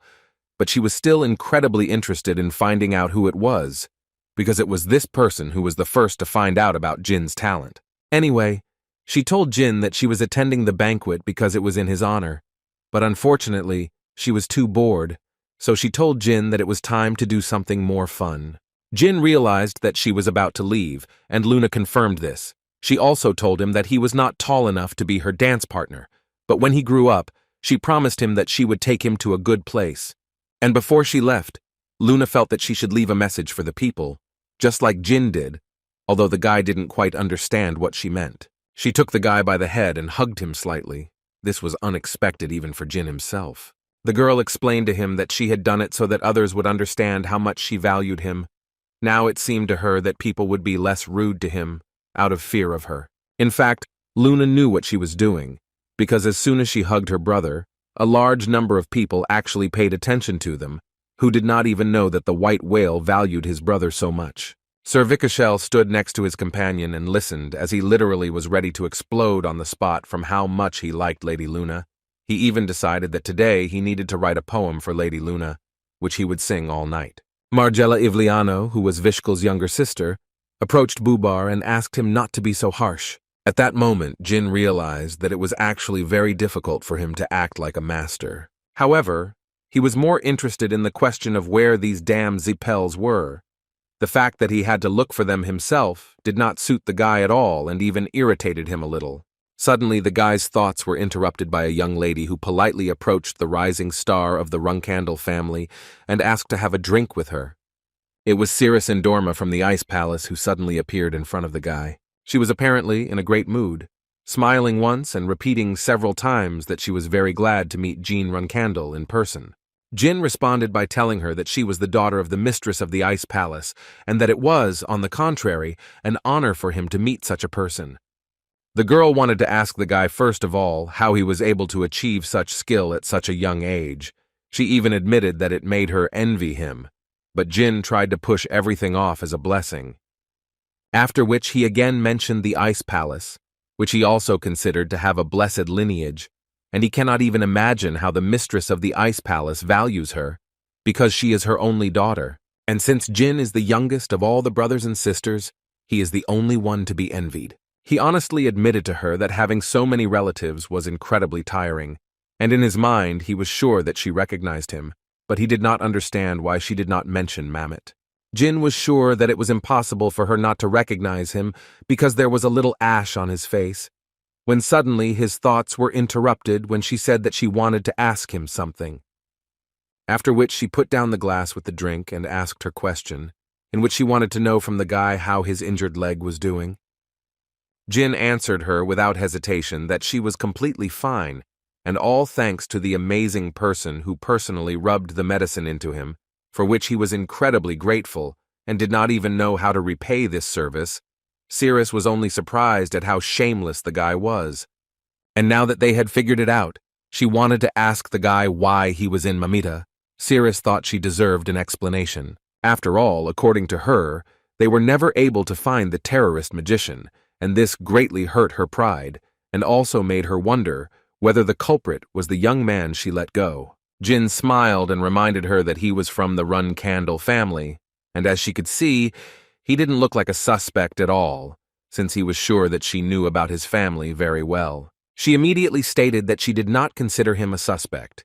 She just wanted to say that it changes everything if he was on a mission for Runandal and hired a mage because they could not cope themselves. She also said that among the people who were in the inn, the only ones who could be a target for the Runandal family were the members of the Ice Palace, and she, as the captain of the 7 swords of the Ice Palace, could not leave such things without personal attention. Jin understood that the girl thought wrongly that he was hunting for a member of the Ice Palace, and she was not entirely wrong, since he injured them while trying to destroy Alcaro. But he still answered her that he didn't quite understand how this testified against him. Wasn't everything she said just a hypothesis? Cirrus understood from this answer that apparently the guy was going to deny it until the very end, and in fact she had a plan for this case, which was to drag the guy into the arena and beat the whole truth out of him there. So she confidently challenged Jean Runandal to a duel in front of all the guests. In response to this, Jin told her that his father warned him that he should not fight those who seem weaker than him, but since the girl wants to fight so much, he simply has no choice but to accept this challenge. After some time, they went down to the arena, and the young master ordered that only doctors be left there. He also asked to be given 2 decent swords and to seal the arena until they finished the fight. Jin knew that battle-crazed people and passers-by would come running here after midnight, and she was the daughter of the mistress of the Ice Palace, so it seemed to him that it would be too cruel to beat her while everyone was watching. Before the fight, Cirrus asked her opponent to promise her something, after which she added that if she won, he would have to tell her everything that happened in Mamita that day without any lies, and Jin promised this to the girl without any problems. In response, he asked her, if he won, to confirm the fact that they had not met that day, and upon hearing this, the girl immediately understood that he had something to hide. In any case, it's more important for her to think about something other than that now, since Jin has already started attacking her. The guy was confident of his victory until he saw the girl use a unique ability for the Endorma family, which is called Myriad Ice Blades. Jin immediately realized that the fight would probably be interesting, because he couldn't even imagine that the girl would use her most powerful technique from the very beginning, after which he added that he didn't even know what to do, because he, as the youngest son of the Runandal family, had not had time to study the secret techniques of his family. Cirrus clearly didn't like this kind of joke, so she responded to him rather sharply and told the guy that this was actually his problem. She then continued to attack him, thinking that the guy was definitely a rank 5, since he looked like he could barely block. But as they exchanged blows, his true skills became apparent. But she still thought it was useless because she thought that the difference of 1 rank could be easily compensated by performing the 3rd form of Myriad Ice Blades. Since she understood that she was weaker and had less stamina, she would hardly be able to handle this fight, so she decided that when he tried to counterattack after reading her attacks, she would switch and finish him off. At that moment, Jin understood that Cirrus was still a 4th rank knight, and even if she could use myriads of ice blades, she would still lag behind him in attack and defense. Realizing the difference between them, Jin was sure that she was preparing a strike to change the course of events, so he bet that she would use her secret technique. But he did not know how powerful the myriad of ice blades could be, so he understood that he would probably have to use his own secret technique. Among the dozens of secret techniques he read in Thunder Castle, the most powerful among the various secret techniques he received. While Jin was thinking about this, Cirrus suddenly disappeared from his field of vision, and he only heard words from her in which she said that his end had come. The girl decided to use her maximum, so she used a myriad of ice blades of the 3rd form, which literally created an entire avalanche. It was hard for Jin to withstand such attacks, because he understood perfectly well that it was an aura that turned into ice shards. But all this at one point began to amuse the guy because he understood that this was the girl's maximum. Cirrus froze in place when she saw the smile on Jin's face. She just couldn't believe her eyes that the guy was actually laughing. There were simply no ideas in her mind anymore, because she had used an avalanche, and even a genius who had reached the 5th rank at the age of 15 would not be able to break through the secret technique of the Ice Palace. But even knowing all this, the girl was still incredibly anxious. Apparently it wasn't just like that, because a few seconds later, a sword flew past her head and almost hit her head. As soon as the guy carried out his attack, literally a few seconds later, an explosion thundered. And then Jin realized that he should have used something else instead of the Attila family's blade storm, because now he understands that this technique was too destructive for a 4th-rank knight. The guy understood that if the girl failed to dodge, then she must be dead or at least crippled. But as soon as the fog cleared, Jin saw the girl sitting with this sword and literally trembling with fear. She was so scared of dying that she didn't even notice how she dodged the blow. The girl herself could not believe that she had actually done it. Jin understood that it would be better to end their fight here, so he approached the girl closer in order to find out how she was feeling, because he had just almost destroyed her. He was very sorry that this happened, so he asked her for forgiveness, and in his mind, he thought about the fact that even after his warning, Cirrus did not try to dodge the blade storm. He understood that it didn't really matter how important honor and pride were, because Cirrus was still a 15-year-old child, and she was too young to suppress her desire to survive. Jin understood that he would have also avoided it if he had been in her place. Moreover, he was sure that she would have warned him too. And now he simply decided to sit next to her and not tell her anything unnecessary, although he understood that this would not be enough to comfort her. But suddenly she took out of her pocket the very ointment that she uses to help wounds heal faster, and she decided to smear Jin's cheek, on which there was a small scratch, after which she suggested considering it payment for saving her life, in response to which Jin said that she valued the life of the only heir to the Ice Palace too low. Cirrus reminded him that this was a life that had just been spared, and its value would increase in the future. And now she decided to turn around and start walking away, adding that now they were two people who had met for the first time today. The next day the banquet continued, and today it seemed to Jin that a real banquet of fateful meetings would begin, since one could watch the duels. Moreover, there were much fewer people, and the reason for this is probably that it is finally possible to arrange duels.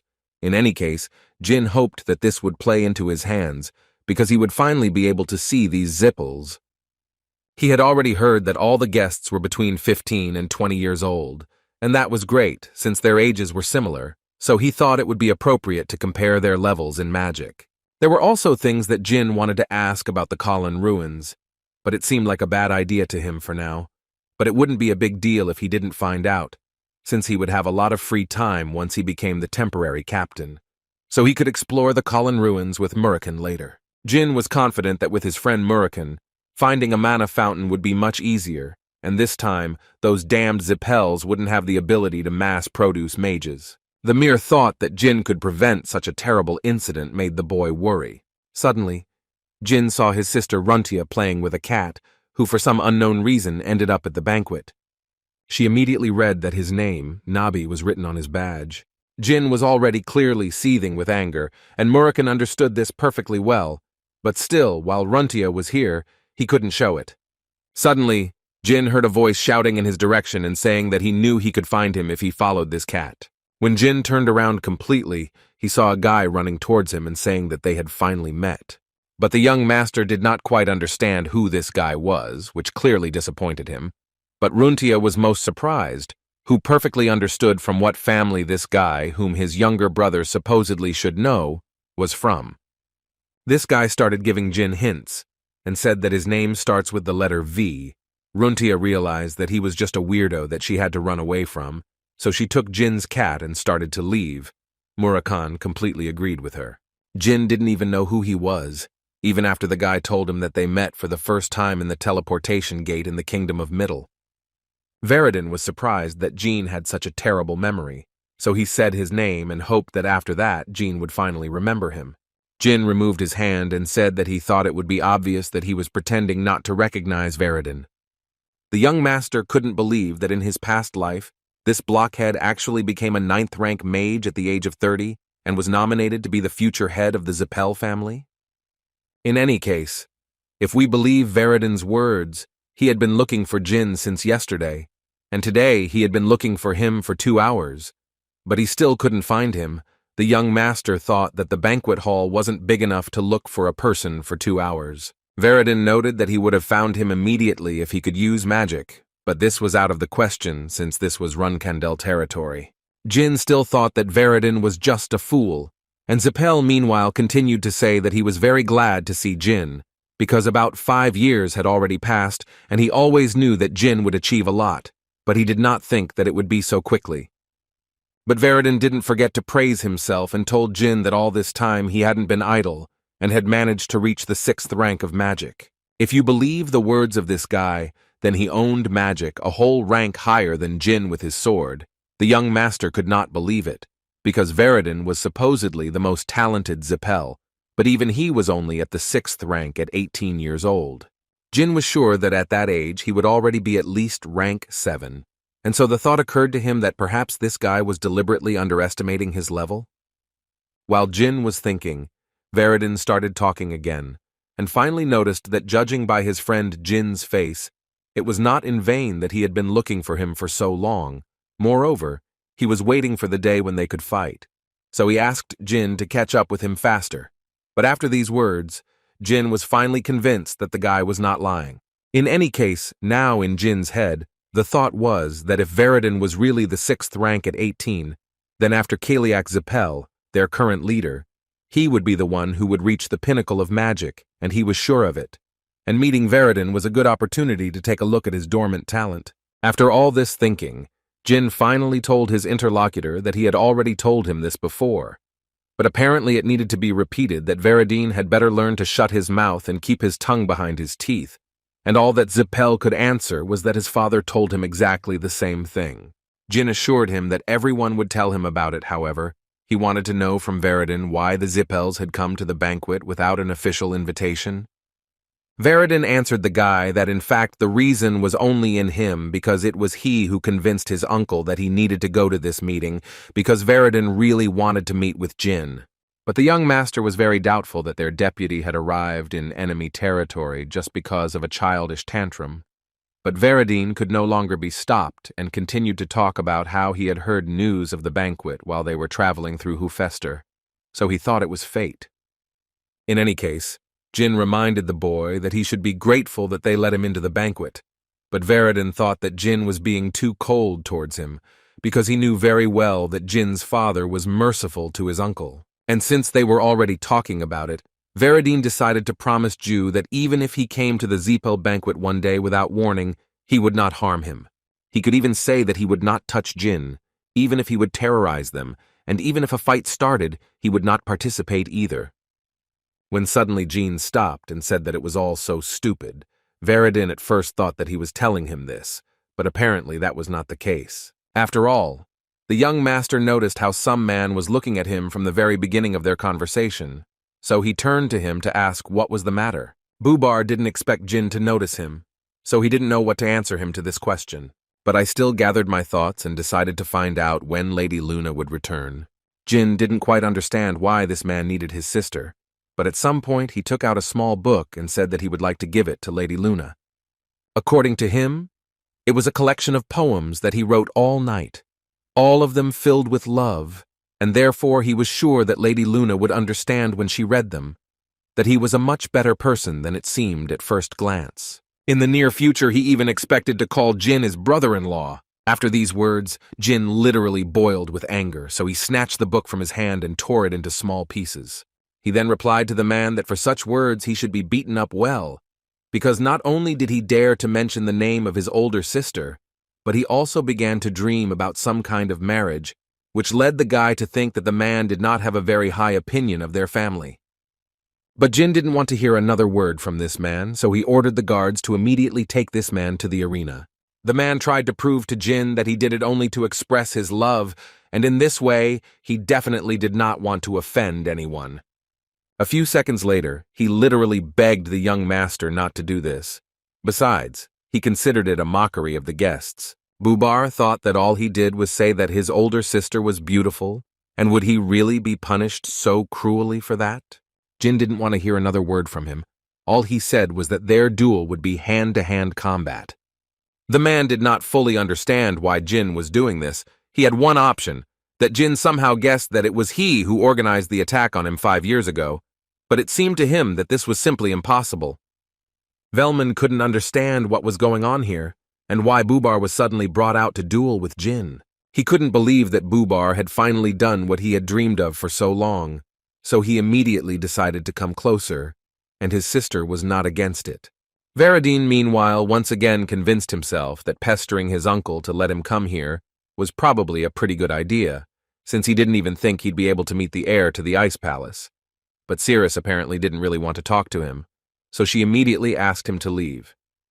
And then the center of attention at this banquet was rising star Jean Runandal, who would be participating in the duel. There were some problems with introducing Jin's opponent because no one had ever seen the man before. Varadin had only heard that this man had arrived with a group from the Ivliano family, and despite his appearance, the boy thought that he could be a very capable fighter. Bubar was still trying to ask young Master Jin to at least introduce himself before the duel, but apparently Jin was not going to give him such a chance, because he had already started attacking him, and before the man could introduce himself, Jin struck him right in the face. The young master asked him to shut his mouth because he didn't even want to know the man's name. This caused excessive anger in Bubar, who finally realized that this conflict could no longer be resolved with words, so he decided to also start attacking the guy. Although Jin managed to dodge the first blow, the guy noticed that his opponent was about rank 6, and that was already problematic. Cirrus also noticed that young Master Jin had chosen someone stronger, and it seemed like the fat man's main focus was on fighting. Bubar still managed to land a precise blow to Jin's face, and as soon as he did so, he immediately began to shout at the guy that he didn't dare raise his hand against him with such meager abilities. He also wanted to say that he made Jin lie on the ground and cry for mercy, but he didn't have time. The young master began to strike him with dozens of blows, which Bubar barely managed to block. Varadin immediately understood why Jin had started a series of attacks after forcing him to let his guard down. He thought it was a great idea. Cirrus thought the end of this fight was very near. Margiela suddenly started talking to her older brother about how she understood correctly that the winner had already been determined, and she couldn't believe that Jean could beat someone like that after he had already lost the duel. Besides, she believed that Bubar was much weaker than the young Master Jin, and she did not understand why her brother just sat and watched all this, although Vishkal tried to prove to her that Bubar was not weak. But she didn't even want to hear it. All she needed at the moment was for her elder brother to teach young Master Jin a lesson using more noble methods than young Master Jin. Vishkal couldn't believe that his sister wanted exactly this from him, but he still had to agree, so he turned to Jin and asked him to let the poor fat man go and fight him better. As soon as Jin saw his opponent, he immediately thought that this would be a duel against a knight of the 7th rank, which meant that whether he won or lost, for him this fight would be with dignity. Furthermore, he believed that simply being able to gain first-hand experience in combat with the Ivliano family's swordsmanship would be a good lesson for him. After all, the previous head of the Ivliano family was someone that even his father considered strong. However, his attention was more drawn to the amusing young lady Margiela, who even put her brother in a difficult position to watch this fight. Before the duel began, Jin decided to point out that they both valued their sisters very much, so he would like to ask Vishkal to teach him how to silence his servants. Vishkal answered him and said that apparently Jin had misunderstood something, because the man he had just beaten was not their servant, but their companion. This was clearly not what Jin expected, and Vishkal also didn't forget to add that Bubar had only arrived to help his sister, who had mobility problems, and his abilities weren't very suitable for the Runandal banquet. But at that moment, everything turned upside down in the guy's head, and he thought only about the fact that this man was Bubar Gaston, or, as they used to call him, a reincarnator, and Jin became incredibly interested in finding out what kind of relationship he had with Vishkal Ivliano. The young master tried to remember something from his past life, but he was sure that in his past life, There was nothing about the connections between the Ivliano family and Gaston when he was arrested.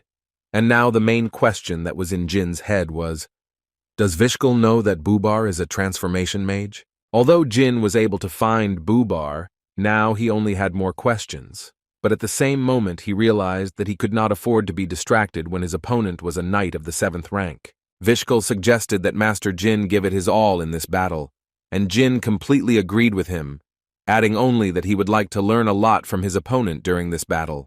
These were the last words before the battle actually began, and Vishkal went on the attack. From this attack alone, Jin could already tell that this guy was far from rank 7. In other words, the guy understood perfectly well that his strength was not something that Jin was ready to resist at the moment. The spectators were truly surprised that the fight was developing in this manner, although they all knew very well that the Ivliano family sword style was known for its cunning and unconventional nature. Cirrus was the only one who behaved quite calmly, because she understood perfectly well that these run candles shine brighter in such situations.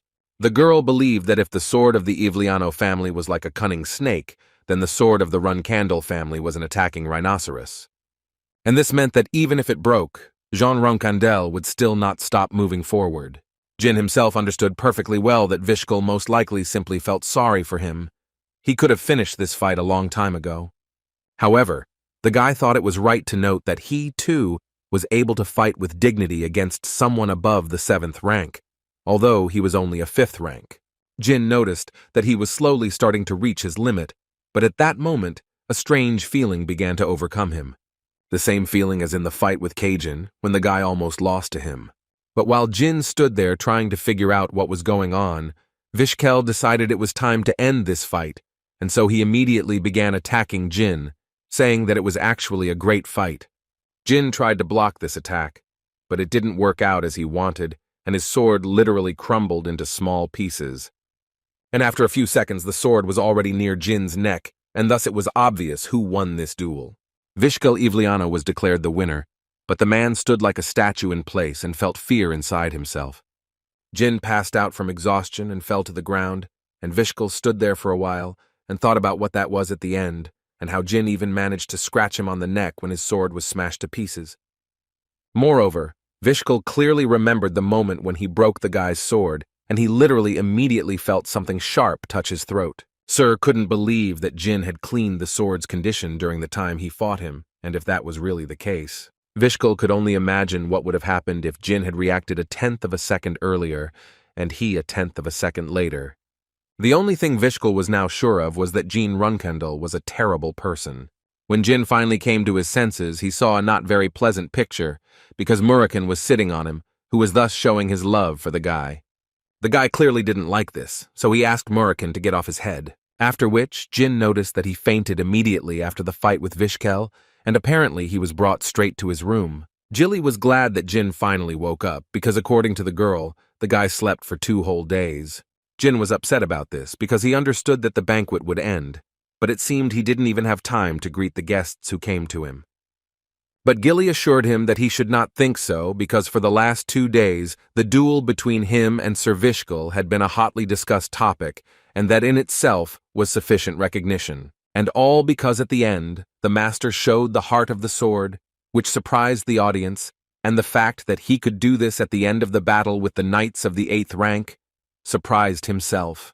Jin was glad to hear this, although he understood that this was not the perfect heart of the sword, but he still got what he wanted from it, and now the days when he was under the guidance of Sister Luna are making themselves felt. Although, to be honest, Jin didn't even understand the training itself at first. He couldn't even think that it would help him in this way. Jin understood that it was only at the level where it was activated only in extreme situations, but on the other hand, he understood that he should not be impatient, because the very fact that he was able to fight with an 8th rank knight was already amazing. Besides, to sum it up, he learned a lot from this banquet. For example, he confirmed Veridin's status in Zipel and compared his magical level with his own, also gained something like friendship with the heiress of the Ice Palace. And most importantly, he discovered that Bubar Gaston and Vishkal Ivliano were connected, although it was not yet clear to him for what reasons. Jin began to think that there were many possibilities behind the transformation crime, and it wasn't something he needed to solve right now. so he decided that he should dig up some background information first. His thoughts were interrupted by Jilly, who brought into the room flowers left by the heiress of the Ice Palace, which, as it seemed to Jilly, liked the young gentleman. But Jean assured his nanny that this was a kind of symbol of the Ice Palace, because the meaning of flowers is an endless battle. And it looks more like Cirrus just wants to fight him again.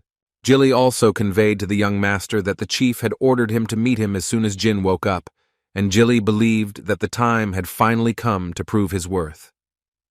At first, Jin was a little scared, but then he realized that he would probably soon be away from his family for some time, and this made him happy. After which he quickly got ready and immediately went to meet his father to listen to what the man had to say. Chiron, looking at the guy, realized that apparently his youngest son had already foreseen the fact that he would have to live away from home for some time, and Jin confirmed this, which is why he came to him in such comfortable clothes. And looking at the expression on his father's face, the guy noticed that the man clearly liked this answer, and Jin himself realized that after reincarnation it became much easier for him to read his father. Chiron decided to ask the guy if he knew where they were at the moment, and Jin answered him without a doubt that they were in the mausoleum. People who have done great things for the family can enter this place through the Sword Garden. Also buried there are the heroes of the family who achieved greatness. In other words, Chiron would call it a land for those who have protected their family for thousands of years. And what is interesting for the head of the family is that the first head of Temar Runandal was not buried here, and his grave is also not in the Garden of Swords. After which, Chiron added that the dark power that Jin currently possesses is the main reason why they cannot read the first chapter. After his death, they entered into a humiliating agreement with the Zipel clan, after which they would never be able to use magic again, and would not be able to honor the ancestors who did so. As a result, the Zipel gods united and placed a curse on Runandal's blood, and now everyone who was born after the first chapter cannot use magic. Chiron reminded the guy that he didn't ask him how he was able to defeat the Tun brothers with his aura. Jin remembered this very well, because then he even lied that he would use this power in the name of the family. Now Chiron would like to know if the guy hears Soldred's voice, and according to the guy, the dark magician calls him a contractor, although Jin mentally understood that in this life he did not hear his voice. The man also thought that this might actually be unfair to his brothers and sisters, but he still wanted to find out from the guy if he could use this power to defeat his brothers and sisters and thus take over the family. Jin was ready for this question, so he prepared the answer in advance. The guy wanted to see the rest of the world first, and if there was nothing more worthy than Runandal, then he would do it. Chiron liked that his son was so confident, but he still couldn't help but say that in order to be acknowledged, the other contenders needed to leave the Sword Garden, and the boy was essentially leaving to find an aspect of the family that needed to be acknowledged, so the man wasn't sure if he should be proud of the boy being so arrogant. Thinking about this, Chiron decided to give Jin 5 years. During this time, the guy should either get recognition or recognize the family.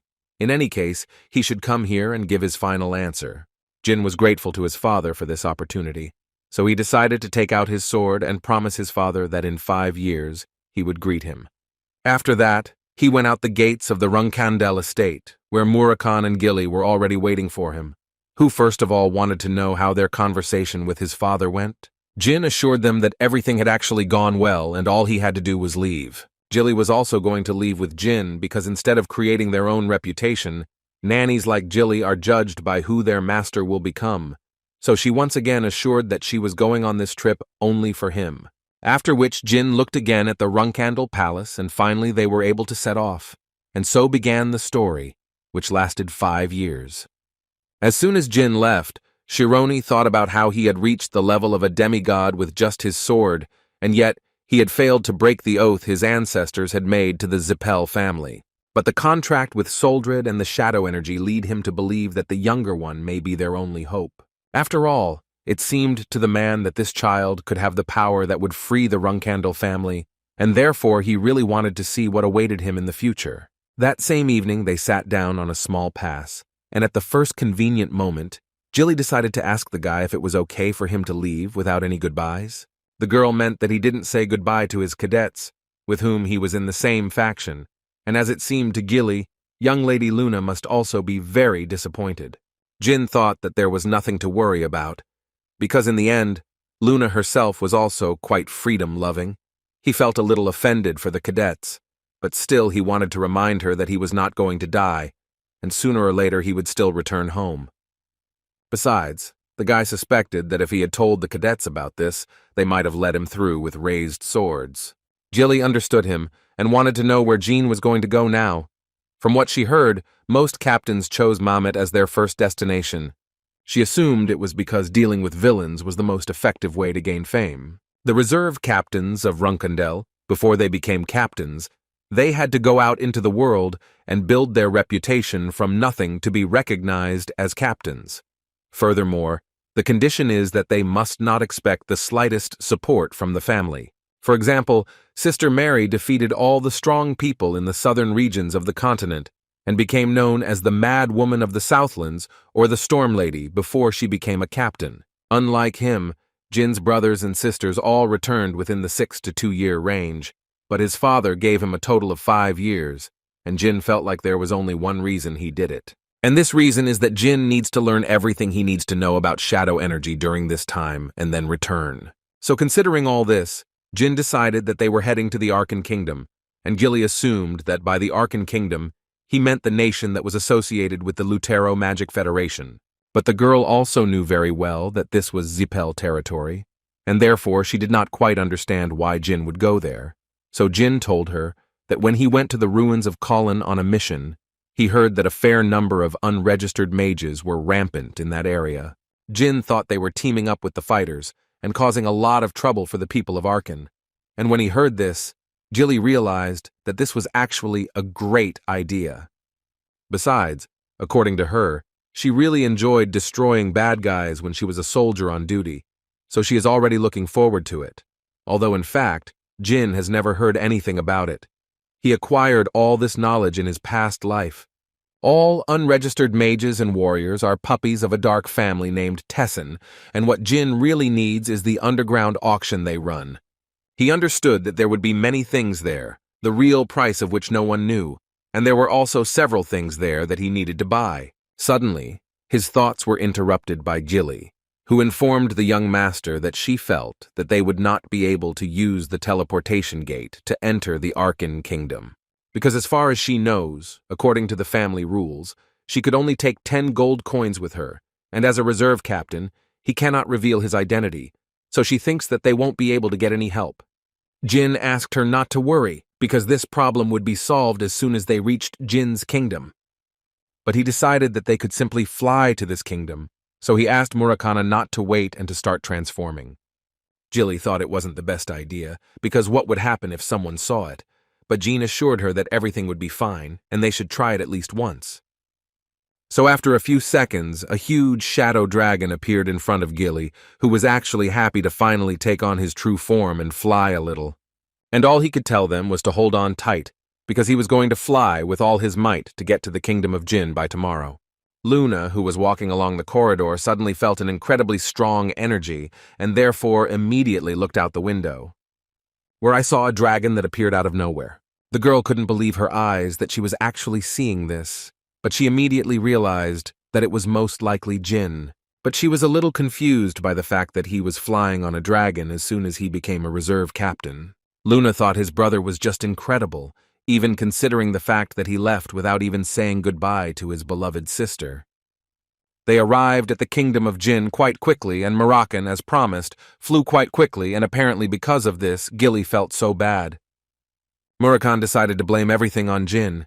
He thought that the strawberry pie was feeling bad only because of him, although the guy thought that Murakkan was to blame, who was flying very strangely the whole way. Seeing how Moroccan cared for Gilly, Jin realized that he actually had a big heart inside, and apparently he only seemed rotten because of people's prejudices about black dragons. Therefore, he decided to leave them in this forest and ask them not to go anywhere, and he would go and solve the issue with the money. Meanwhile, in the center of the capital of the Jin kingdom, in the mansion of the Will family, the young prince of the family sat on the grass and thought that although the banquet and ball was in honor of the young master Jin, he heard about it as soon as it was already over, and, unfortunately, he was never able to get there. After all, he still remembers how Jin saved his life back then, and even if it was his task, The prince still wanted to meet him again to express his gratitude to the guy. This guy didn't even suspect how soon he would meet his savior and would finally be able to repay him for saving him.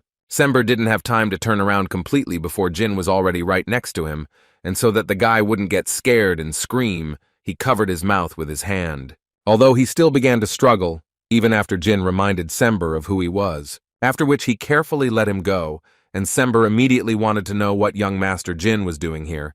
The guy had to remind the prince that he told him to come whenever he wanted, if he ever needed his help. Sember could not forget about this, and this made Jin happy, so he immediately told him that he would wait here, and Sember would have to bring him some gold and money. It was obvious from the guy's expression that he expected to hear anything but this kind of request, because it seemed to him that Jin had enough money not to ask for it. The ironclad law is that temporary captains must conceal their identity, because they have to earn a reputation on their own, without the support of their family. It was only natural that the noble children of Runandal would be extremely poor for the first months, since they were taught only to fight. And this will continue until they start collecting bounties for wanted criminals or earning money as a mercenary. All previous captains had to live in poverty for a while, but for Jean and his crew, things were completely different. The most surprised was Jilly, who immediately said that she was preparing to starve for several days, like the other temporary captains. But it was an easy start, and all thanks to the young Master Jin. Murakan noticed that yesterday the girl spoke completely differently, and if his memory serves him right, she called it extortion, but now she had abruptly changed her mind. In any case, Jin tried again to explain to them that Sember was able to pay off his debt by giving him money, so in essence Jin earned it. He was more concerned about the fact that Murakan was eating too much, so he decided to remind him that they were heading to a teleportation gate where he might throw up again. Murakan immediately asked him to close his mouth because he considers himself a glutton and therefore he will eat as much as he wants, even if he vomits afterwards. Jin reminded him once again that if it weren't for him, Murakan would have starved for days if not longer. In response to this, the Shadow Dragon told him that if the guy didn't want to see him throw up, he could fly on him, but no. It was the guy who insisted on using the teleportation gate.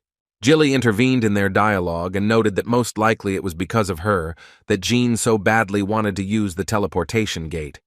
Jean told them both that all of that was on the list of reasons, but he assured them that the real problem was something else entirely. He reminded them that the place they were heading to was the Kingdom of Arkan. According to the guy, this place is connected with the Magical Federation, which is headed by Zipel. Besides, as we know, there are about 80 living dragons on Zipel's side, so flying on Murakan's back without their permission would essentially be a declaration of war. But Murakan couldn't help but say that more than half of these dragons are ordinary cowards who shrink just by hearing his name. He also believed that these worthless people held their heads too high. The world, as it seemed to him, had definitely changed. Jin, of course, agreed with him, but he once again reminded him that it was better not to change form so suddenly. The current Zipel family is supported by the dragons and the gods who created these dragons and dozens of Zipels who have made a contract with these gods. On the other hand, the Runandal family only has him as a contractee, and if it weren't for Jin's father, the Zipels would have wiped the Runandal family off the face of the earth long ago. How did this fact suddenly make Jin wonder how Zipel managed to gather so many contractors? It seemed to him that it was actually impossible to collect so many in one generation, so he decided that it was too many to be a simple coincidence. With all these thoughts in mind, the guy and his team quietly approached the teleportation gate, where he presented his documents and Gilly's documents, in which their names were Jean Grey and Gilly Peaton, respectively, and according to him, they were heading to the Kingdom of Arkan for tourism.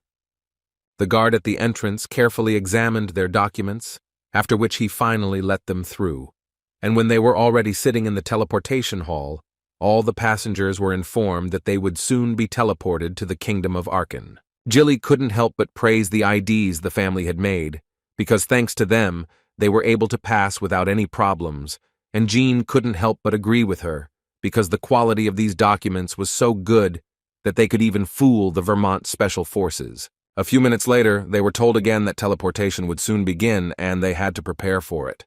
While they were teleporting, Jin thought that he had once been to the Kingdom of Arkan, but 15 years had passed since then. The teleportation was quite fast, and after a few seconds they were greeted in the Magical Federation of Lutero, the Kingdom of Arkan. Jin couldn't get the thought out of his head that before his reincarnation, he spent the last year of his life in the capital of the Arkan Kingdom, and despite the difference of 15 years, the landscape had not changed much since then. Everywhere you can see street vendors and homeless people, people with grim faces who fill this city. Gilly was here for the first time, and it immediately seemed to her that this was some kind of gloomy city. Jin understood perfectly well that this was because of Teesing's tyranny. The guy even remembers hearing that it was especially bad during this period. In any case, he suggested that they first find a place to stay for the night, and then look for prey. They found a small house that was in the center of the city, and Jin decided to stay there. Murakan categorically disagreed with him because he sincerely did not understand why they should live in such a bad house. Gilly tried to tell him that maybe Jin had some kind of plan, but Murakan immediately told her that this guy was incredibly rich, so it wouldn't be difficult for him to rent a nice house. Jin thought that this was not a very good idea, because they were not registered people in this city, and if they started showing their money, they would clearly attract attention.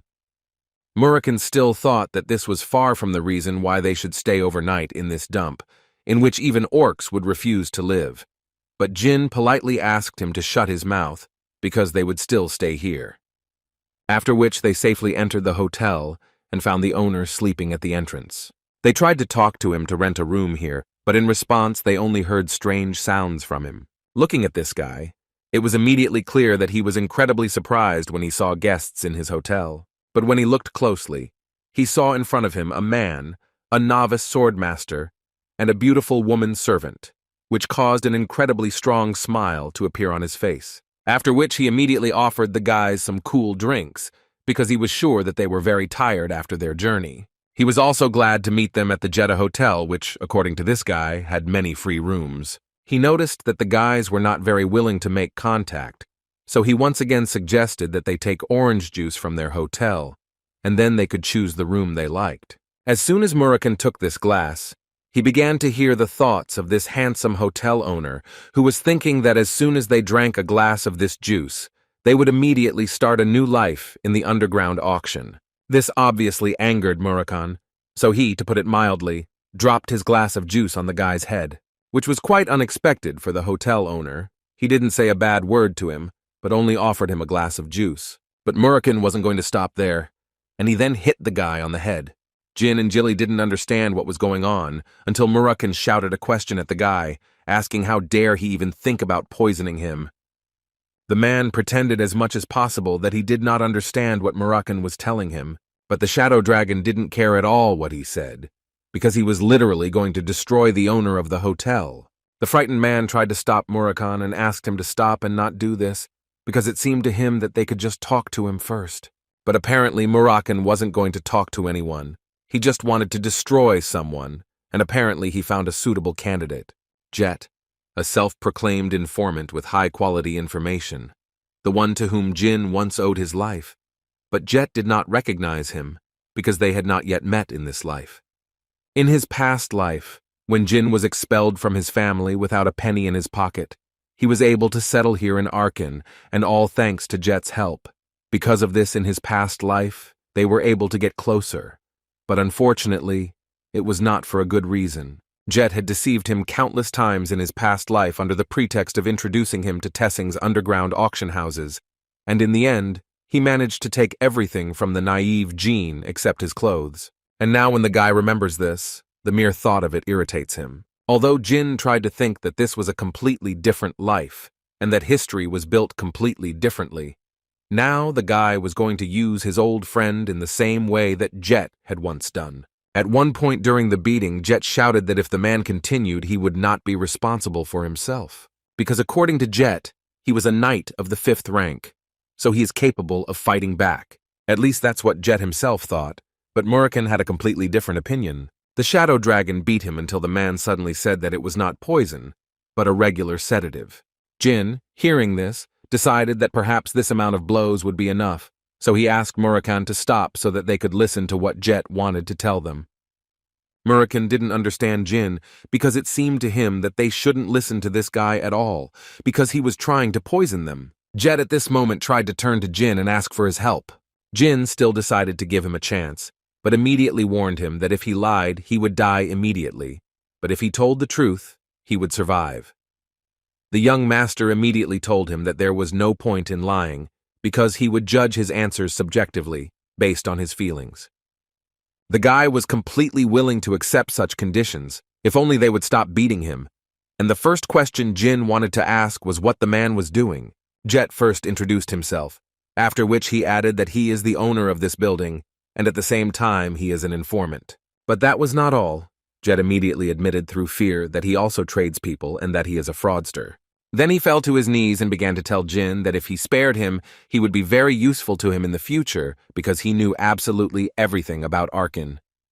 Jin noted that apparently the reason he wanted to poison them was because he wanted to sell them somewhere, and Jet completely agreed with this. Next, the young master wanted to know from Jet where he was going to do this, and the man immediately answered him that they were doing it in the underground auction house of Tessing. But Jin needed to know all this in detail, and Jet told him that Tessing is a dark organization that runs auction houses, where, according to him, you could find anything: slaves, illegal drugs, other stolen goods, and even artifacts. This is essentially a place where there is everything. The young master was satisfied with these answers, after which he asked Jack if he knew what he needed to do next, and the man guessed. Jin said that Jack would be cured by midnight, after which he would do his new job. Murakan thought it was stupid to spend money on medical bills for such trash, and Jilly completely agreed with him, because if they cured him, then most likely this guy would try to deceive them again. In response to this, Jin told them that there was nothing better than to destroy the dark organization and the underground auction house, and they would have time to get rid of Jack at any time. That's why the young master suggests that they trust him, since they needed a guide to Arkan anyway. And to begin with, he decided that it would be best to find someone who could cure this swindler. Jin himself couldn't help but think that it was incredibly difficult for him to act like this when he knew absolutely everything. But he still didn't plan on not telling anyone about it, so he would have to act like this. After some time, the doctor left this hotel after he was able to cure Jack. In the end, this doctor was someone from the Luther Federation of Mages, and Jin could not even imagine that the person they found on the street would turn out to be such a talented person, because Jet really looked great, and even all of his teeth that Murakan knocked out were in place. Jack at that moment was only thinking about the origin of these people. It seemed to him that this guy was the heir to a family of martial arts. In any case, he came to the conclusion that it did not matter, because there would be nothing left of him anyway if he tried to betray them. Suddenly his thoughts were interrupted by the genie, who told Jack that since he was ready, they should hit the road, namely to the underground auction house. After some time, Jet, together with his new friends, was already near this house, and as soon as they came closer, the security immediately decided to ask the man why he decided to bring so many people today. They thought that the products shouldn't be in the mind, but Jet immediately asked one of them to stop talking nonsense and just open the doors, because he was already late for his meeting. He heard his request, and as soon as the man opened the doors, an incredibly strong light hit the boys' faces. They went inside, and Murakan simply couldn't help but say that this place didn't really look like it was run by bandits, if only because there was an orchestra and lots of waiters and servants. Jet, meanwhile, found for them the same masks that everyone in the room was wearing. According to the man, this was necessary in order to take part in the auction, since the main rule was that you couldn't show your face. Jin put on this mask without any problems, but still, the first thing he wanted to know from the guy was who the main boss was. According to Jet, it was someone named Spider Hands Alu. The place is decorated to his taste, but that's because he wants to hide the fact that he is an uneducated bandit. According to Jet, not only does Alu have the ability to pacify these dirty streets, he is also a 7th-rank martial artist. And recently, Jet also heard rumors that this guy is directly related to the purebred Runandal family, which is located overseas, a fact that Jin clearly did not expect to hear. Murakan immediately advised Jin to ignore it and not pay attention, because it seemed to him that those guys were in no way connected with these low-level neighborhood bandits. Gilly agreed with Murakan, no matter what she thought, but it seemed to her that there were no such people in the Runandal family. Although Jin didn't think so, he knew of one such character who put a curse on him so that he couldn't wield a sword, and if it was a connection with the Magic Federation, then it was most likely him. a ninth-tier curse that prevents one from wielding the illusion blade sword. Jin didn't think that Tessing was a mage who could cast such a high-level curse. But in 10 years in Thunder Castle and 5 years in the Sword Garden, he had not been able to obtain a single street. So he felt that he had to do everything he could to at least grasp at one straw. And Jin reminded them that they had come here with the intention of destroying everything here. Murakhan didn't fully understand what Jin had in mind. It seemed to him that the guy wanted to do something like defeat all the bandits on the first day after arriving in Arkan. But Gilly immediately hinted to Jin that the guards they saw along the way seemed quite experienced, and there were also unregistered magicians nearby. Jin thought there was no point in worrying about it because he had a plan that would help them in this matter. And as soon as Jin told Murakhan and Gilly this plan, the Shadow Dragon immediately began to talk about how sometimes he thinks about what is going on in his head, and the girl agreed with him, although it still seemed to her that this was definitely unconventional. Although she still doubted that someone like him would actually do such a thing. The guy again asked them not to worry about it, because if they got into trouble, they could just run away anyway. Their conversation was interrupted by Jet, who told the guy that this is the place they need to be here, and according to him, he deliberately took a place that was not too noticeable. After which they went out into a huge hall, and Jet was happy to introduce the guys to the underground auction house. They sat down carefully on the chairs, and as soon as they did so, they announced to the whole room that they were ready to present the next product. The host of this show was saying that it doesn't matter where they are from or what their story is, because today's first product is something they can use to their taste, and this product is a slave, whose condition this time is just great. Looking at all this, Jin realized that Jet was apparently going to sell them exactly like this, and the man had to admit his mistake, and that he was an incredible fool when he decided to do this. It was very unpleasant for Jin to look at all this, because they were the same people. Fortunately, there were no children there, and this calmed him down a little. Murakhan interrupted his thoughts because the man was tired of just sitting like that, and he wanted to ask Jin what they would do next. But the guy didn't tell him anything new, only that they would continue to just wait. According to Jin, he heard that sometimes at such auctions some useful things pop up, and therefore if there is something that he wants to buy, he will buy it first. After that, they will make their move. That was Jin's plan. In his mind, the guy thought about the artifact ring, and if the information from his past was correct, then it was most likely rotting in some storage facility, and he would be able to get it after their plan was implemented. From that moment on, this terrible auction began, and their wait for that very moment to make their move began.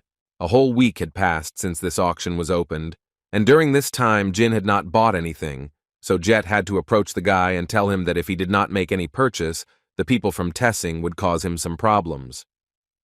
Jin thought that this was an incorrect question, because as far as he remembered, it was Jet's job to make sure that this did not happen, and the man literally had no other choice but to agree with him. Although mentally he was far from agreeing with this, and he believed that it didn't matter who this guy was, because at this rate he would most likely just be kicked out of here, and along with him Jet. That's why he so wanted Jin to acquire something so that he wouldn't get into his mess either.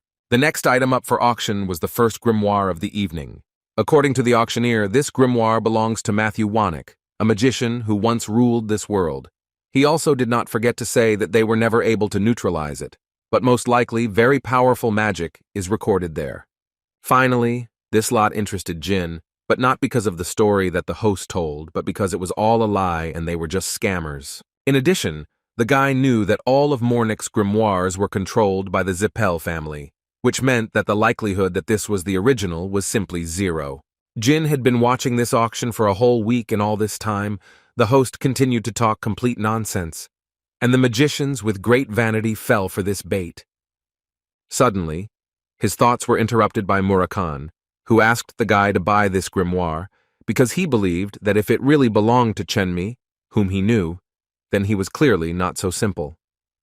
Jin decided to follow his friend's advice and offered 150 gold coins for the lot, which caused surprise among the public, who did not expect that someone would dare to offer so much money for such a lot. The guy understood that if the dragon himself recommended that he buy this grimoire, then he probably knew something, although it was clear from Murakhan's face that he simply could not understand what this item was doing here and how it even got here. But suddenly, all of Jin's attention was drawn to the next grimoire of Shujil Hister. So Jin stood up from his chair and immediately made a bid, and a pretty high one. He offered 200 gold for the thing. At that moment, the entire hall was shocked by such a proposal, so they immediately began to talk to each other and try to find out who this guy was. Murakhan also didn't understand what made Jin say 200 coins from the very beginning. Could this really be the grimoire that he knows about? But Jin answered him that he doesn't even roughly understand what kind of grimoire it is, and is doing this because he wants to buy one more thing. Although in his mind he couldn't even think that he could find something like that here. His teacher from his past life, who was connected to this Hister family. This family was exterminated hundreds of years ago, so he never even thought that he would find a trace of it here. Jin's bet was a winner, and there was no need to make any more efforts to win this item, and immediately after that, Jin thought that he should give it to his teacher. At this point, he thought that was enough, and therefore suggested that they gradually begin their turn. As soon as these books fell into Murakhan's hands, he could not believe his eyes that this was really Chenmi that he was thinking about. But comparing it with the second book that the guy bought, Murakhan thought that it was tasteless, and also the code was too incomprehensible. Jin wasn't surprised, because he knew that the only people who could decipher it were the teacher and himself. Jet, meanwhile, was saying that he was very glad that Jin had bought something today, because if he hadn't, they would most likely have had problems. At least that's what he thought until Jin told the man that his next request would be a meeting with Alu's spider hands. Jet immediately started telling Jin that it was literally impossible, and even if he was his guest, then the guy interrupted him and asked him to go personally to Alu and tell him. The young master wanted Jet to go to All and tell him that Veridin Zipel wanted to see his face. Jet immediately ran to Alu's office with the thought that this crazy guy was not from some department. He was a purebred Zipel, which was even better for Jet, because he had dreamed all his life of becoming an informant for Zipel, after which he would most likely be able to leave this hellhole. That's why he burst into Alu's office with complete confidence and immediately started shouting that Veridin Zipel was here. It seemed to him that from that moment on his life would start to go smoothly. But when he burst into this office, he realized that he probably made a mistake when he decided to speak so brazenly with these people.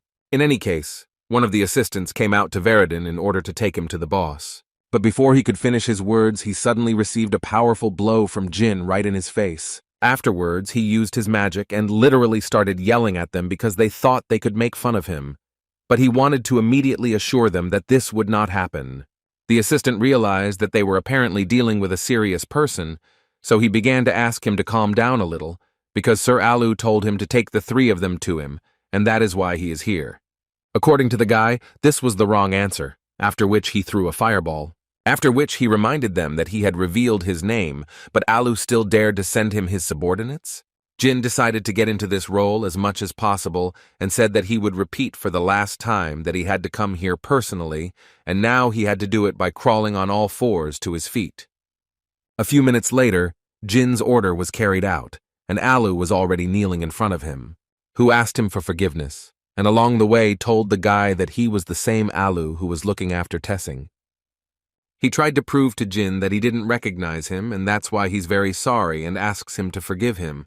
Jet stood to the side at that moment and thought that if someone else had called himself Veridin Zipel, he would most likely have laughed. But this guy standing in front of him was clearly different. The man immediately noticed that his aura was completely different. Also, the fireball he used was at least rank 5. Besides, he understood very well that being able to use magic above the 5th tier would be difficult for everyone except Zipel to do so. A week ago, when the guys were just going to this auction, Jin told them that he was going to pretend to be Veridin Zipel, which Gilly and Murakhan clearly did not expect. Jin believed that even if this Alu knew someone who was familiar with Zipel, it would be some old servant, which meant that he would not be able to prove that he was not Veridin.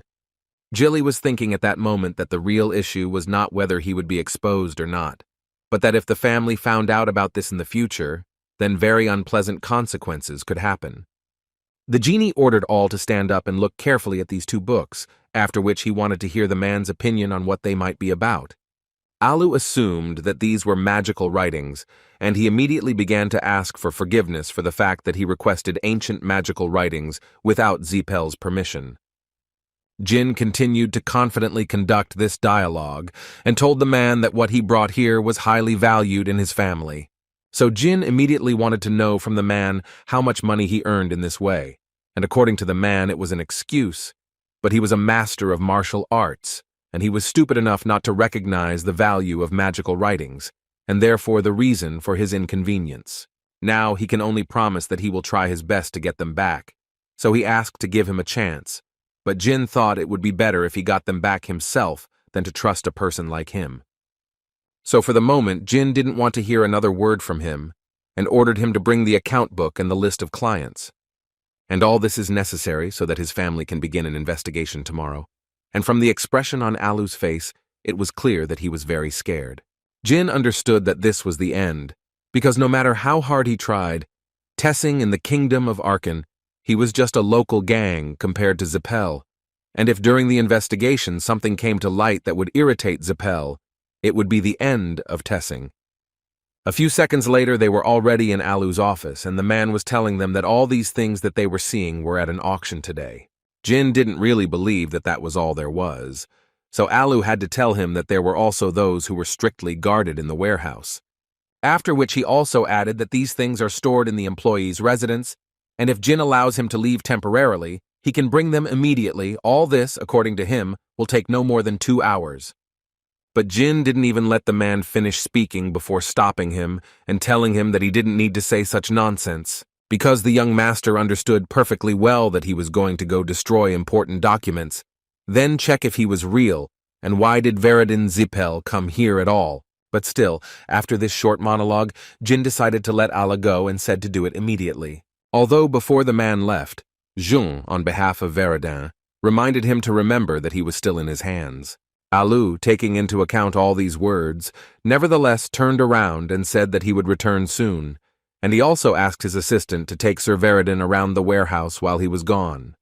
And when he came even closer, he ordered his man to keep this guy in the mansion until he returned. When Alu went out into the corridor, the only thoughts in his head were that this guy was incredibly arrogant, especially when he says that he controls everything that happens. Anyway, it all made him so angry because he had spent an incredible amount of money in his business, so he was going to find any way to buy it back. As soon as Alu left, Murakan began to throw all the things around and told his strawberry pie that she could take whatever she wanted, because all of it was at least stolen, so there was no need to worry. Books and various things flew from the shelves to the ground, and the assistant who left Ala was shocked by such behavior. Murakan decided to mentally clarify with Jin what the guy was going to do when Alu realized that he was a fake Zipel. The genie answered him that in fact, everything was simple. They would take what they needed, and then leave before Alu arrived. And during these conversations, the guy suddenly came across a box, inside of which was a ring. After looking at it a little, Jin realized that this was the very ring he had been looking for so long. Jilly at this point decided to ask Jean if they would continue to do such reckless things because she was still in shock, but instead of answering this question, Jean told her that he would take it as a compliment. Their dialogue and search for things was interrupted by Jet, who shouted that he had finally returned here. As it turned out, he ran here so quickly only because he found the accounting documents on the slaves that Jin had requested. He also tried and wrote down all the places of birth and ages, and this work satisfied Jin, so he thanked him. That's why Jin at that very moment approached Alu's assistant and told him directly that they were done with this. But the man didn't want to let them through, because in his head there was still the boss's order not to let them out, so he assured the guy that it would be better if he waited. Besides, the boss would soon bring the accounting books. Although apparently this was a mistake, because before the man could finish speaking, Jin immediately struck him. It only took one blow to knock the man out and put him to rest. Jet did not miss the opportunity to praise the young master, who in his opinion could not only use magic, but also fight, although he did not mentally understand why Jin had just beaten up his subordinate Ala. Suddenly his thoughts were interrupted when Jin turned to the man and asked a question, in which he was interested to know if Jet had a family. Jet did not understand what this question was about, but he still said that he had a son, and after that Jin recommended that the man take his son and immediately run away from here, preferably to the Bement Empire, which clearly shocked Jet. Jin also asked him to give them the bills and introduce himself as an informant. Only in this way he and his son could survive. Jet immediately assured the guy that he was ready to be with him until the end, although mentally he understood that he had worked incredibly hard for this chance. So he asked the guy again to let him serve his great deeds by his side for the rest of his life. He just wanted to finally succeed. Jin realized that it probably wouldn't be easy to explain, so he told Jet that he wasn't Veradine Zipel. This clearly upset the man. It was clear that he was almost crying from this confession. 2 hours later, Alu returned to his office with the information that Veradine Zipel had long silver hair and that he was currently in a completely different location. The man's second assistant approached him and carefully tried to tell him that they had taken information about the slaves and other clients. Then they ran away, saying that testing was finished. Each subsequent word from the assistant clearly caused even more anger in the man. So at one point he simply couldn't take it anymore and threw his assistant's body into the wall, after which he began to shout to his people to take all the guys who were free and return these swindlers to him. According to him, he was going to rip their skin off personally, and from the expression on his face, it was clear that he was not lying. Murakami wanted to ask the guy the reason why they were just sitting and doing nothing, especially near Alu, but Jin thought that they should check if Alu was connected with Runandal. The Shadow Dragon understood him. Besides, he still couldn't believe that Alu gave him Chenmi's grimoire and even gave him a masterpiece. He was literally in shock. He saw this thing in his hands when he left the auction. Therefore, Murakami was extremely interested to know how he even found out about something so old and managed to come to the place where you can get these things. But before Jin could answer him, they began to hear the voices of Alu's people, who were not shy about raising their voices and saying that they had finally found them, and therefore it was high time to call the boss, and this really infuriated Murakami. Then Jin decided that the best way to shut them down was to go and talk to them. A few minutes later, Alu was already standing in front of Jin and his friends and talking about how they were just scammers, and that's why he really found it funny that they actually thought they could escape from him. The man did not hold back and immediately promised them that he would hang them in the market and make an example of how not to treat the great Alu. In other words, he was going to show them what happens when they get involved with the head of Tessing. In response to these cries, Jin simply began listing the things that Alu had stolen.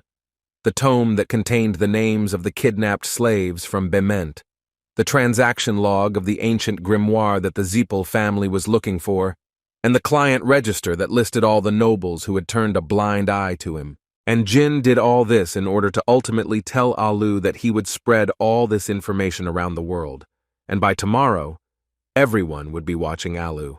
Considering all that had been said, Jin decided to sum it up and say that, frankly speaking, it was all over, and Alu would soon be destroyed, and obviously all these words made this big guy even angrier.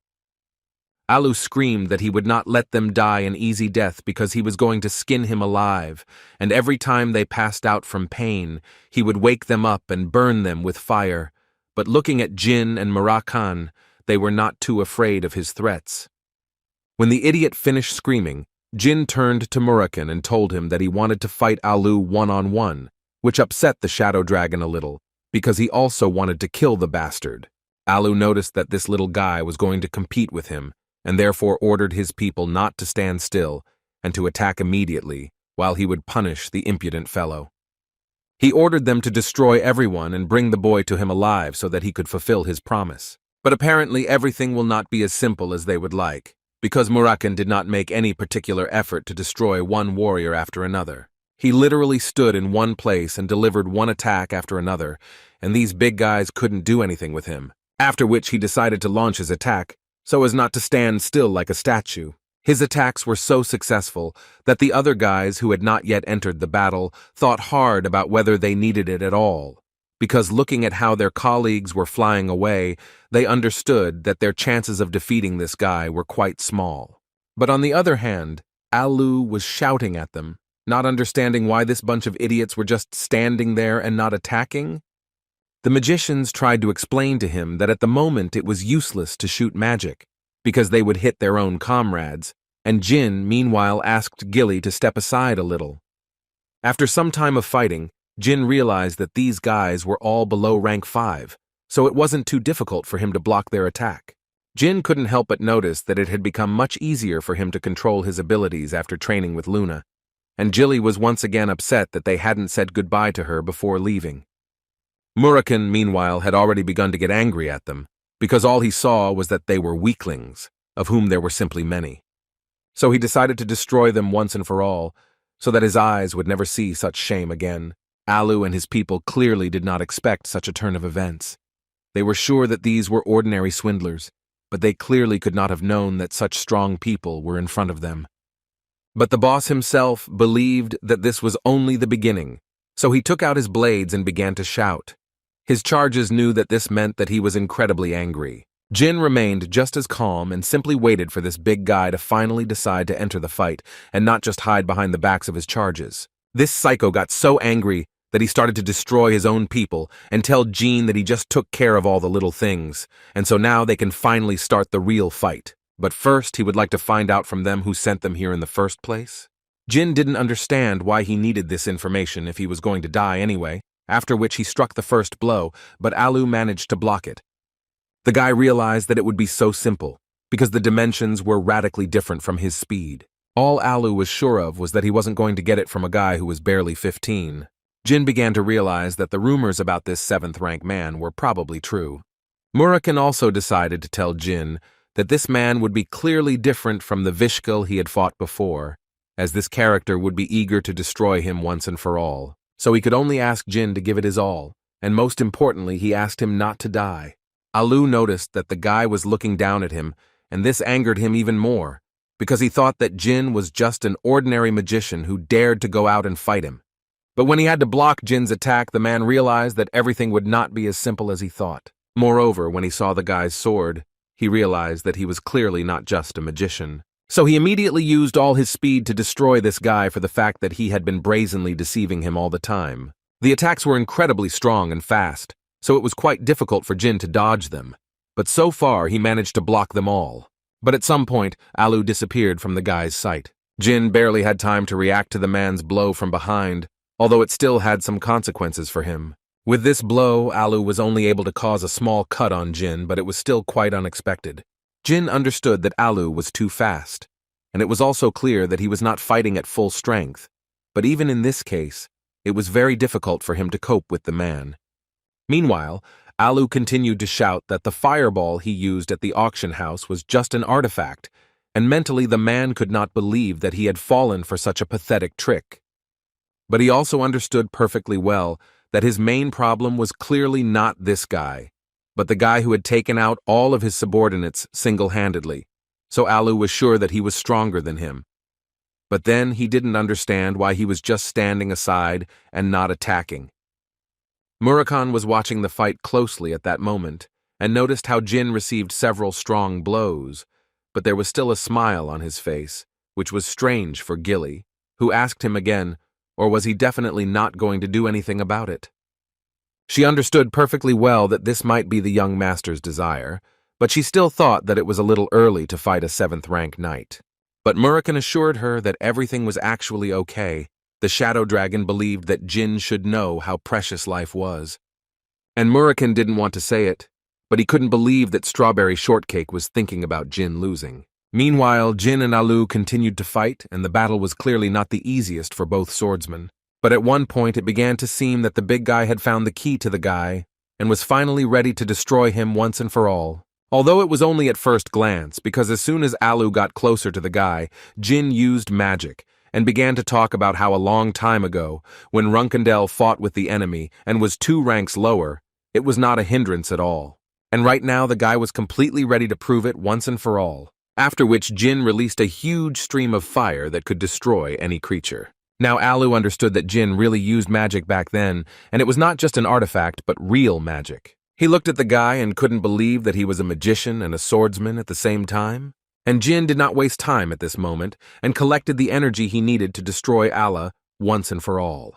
And he was going to do this with the help of a spell that helps him summon lightning. Alu was still able to block the blow with his huge sword, after which he started shouting that all these attempts that the guy was making were simply ridiculous to him. That's why Jin decided to use his new item, which he found in Alu's office. A few seconds later, Jin appeared behind Alu in his new form, who was not going to spare his opponent. Jin was able to master the shadow version of his powers and is now able to summon a shadow shell. Murakhan actually expected something like this from Jin, because he understood that the guy was using the Mevelta rune. Gilly didn't really understand what the shadow dragon was talking about, so he told her that 1,000 years ago, Mevelta was an item made for Bement, the first emperor who was a demon's lover. At that time there was a war. It was a masterpiece that blocked all attacks below the 7th rank.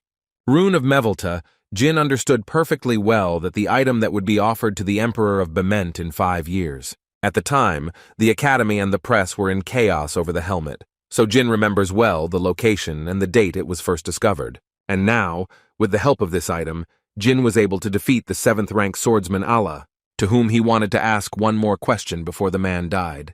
After which, Jin began to talk about how he heard that Alu had connections in the Runandal family, and he wanted to know if this was true. In response, he received laughter from Alu, who guessed that it was Jin Runandal standing in front of him, after which he added in a very quiet voice that Jin had actually failed, and that he would ultimately not be able to stop that man. Murakhan didn't understand at all what this madman was talking about, but Jin continued talking to him anyway. Then the guy repeated once again that he was a 7-rank martial artist, the head of a gang, and that's why Jin thought he had connections with the Runandal family. Although Murakhan thought it wasn't as strange as he thought one of his ancestors, who was a 9th rank man, could just run a bar. Jin himself understood this, but he still wanted to know who this person he was talking about was. He needed to know this, because sooner or later he would become the head of the family. He thought that if Alu knew who he was, then his failure probably had something to do with the blade illusion, and the reason he pointed out that he was the youngest, and that he couldn't stop that person, was because he was aware of the power struggle between his siblings. Jin remembered that Yona's older sister had left the family, so Jin eliminated her from the options, as well as Mew, Anna, and the twins, since they were too young and inexperienced, and the others weren't smart or diligent enough to do these tricky things. He understood that most likely it was the person who was most sensitive to the title and pulled the strings when he learned about his talent early on. Considering all these facts, Jin guessed that most likely this person was the next heir of Runandal Joshua. After all, it is obvious that there is no person more influential than him. In any case, Jin understood that he would soon find out whether he was rushing to conclusions or not. The next day, all the news in town was about Tessing being eliminated as a result of a joint investigation by the Zipel and Bement families, which obviously brought a lot of joy to the people. And it was not surprising, because this evil gang, which disturbed absolutely all innocent people, but still it caused some surprise that it was destroyed in just one day. Reading all this, Jean noted that Jet had done a pretty good job after they had parted ways. The young master clearly understood that he would be persecuted by the Zipel and Bement families, and the boy thought that this was a small price compared to the price of his life, although Murakhan still thought that this trash should have experienced much more pain. One way or another, Zipel and Bement took all the glory, but looking at Jin, he understood that the guy would also get something in this case, and he was absolutely right, because he received a new artifact in the form of a ring, and, in addition to everything, he fought with a knight of the 7th rank, and was even able to defeat him in a real fight. Gilly decided to say that just because he was a 7th rank knight didn't mean he was up to standard, and so she thought that Jin shouldn't be careless, just because Allah was defeated, and next time she thought he should be much more careful. Jin agreed with her, and he also didn't forget to point out the fact that thanks to Jet, no one would even think to look for them. So the guy suggested that they rest, after which he would head to their next destination. And before Murakhan could ask where their next destination was, Jin told him that it was Tikan, which had always been an independent city, and as soon as Gilly heard this, she immediately assumed that the reason for this would be the 7 colors, and she was absolutely right. Murakhan didn't know what the 7 colors were, and Gilly told him that it was a large information house in Tikan. Besides the information organizations Runandal, Zipel, and Bementa, this was the most reliable place. The first thing Jin did was find transport to this city, and it turned out to be a ship, and as soon as he stepped on board the ship, he immediately thought about the fact that from that moment on, he needed to set the right goal towards which he would go step by step. After all, the thoughts that things connected with Vishkel Ivliano and Bubar, Alu's past, which is connected with Runandal, the ruins of Colin, forbidden magic. All these were things that he needed to study, and for this, the 7 flowers in Tikan seemed to the guy the most suitable place. After some time on the ship, Murakhan approached Jin to tell him that he had found out what kind of magic was left of this Chenmi. He believed that it was light magic, which clearly surprised Jin, because he always thought that it had disappeared in ancient times. Murakhan was also of the same opinion, because at that time Chenmi was an enemy of the Zipel family. They erased those who irritated them from history. This is a trait of the Zipel family, and the reason why there are no records, and therefore Murakhan believed that if Jin could not break through the limit of his energy, then the Runandal family would become one of the erased in the near future. Therefore, Murakhan decided not to wait long, and again show the guy a few techniques that would most likely be very useful to him soon. And according to the Shadow Dragon, he was looking forward to it, as he believed that this could be the magic that he needed most right now. So he immediately asked him to open his eyes wider and look carefully. Jin understood that he was showing him light magic, but the guy sincerely did not understand why it was black. But after a few seconds he realized that this was only the beginning, because then this black light turned into an incredibly strong and bright light. This magic didn't last long, because Murakhan decided to have a little fun, and as soon as he showed this light to the guy, he immediately removed it, and began to say that it was simply incredible, because Jin looked at him for only a few seconds, and his eyes were already swollen.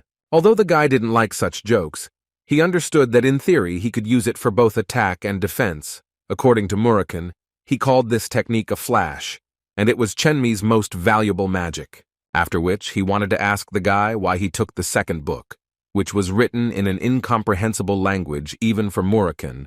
He was even sure that there would be nothing good inside. Jin wasn't too keen on answering his questions, so he asked Murakhan to leave the book alone, as the boy was going to deal with it a little later. A week later, they finally arrived in that very city, and Gilly was incredibly surprised by the beauty of this city.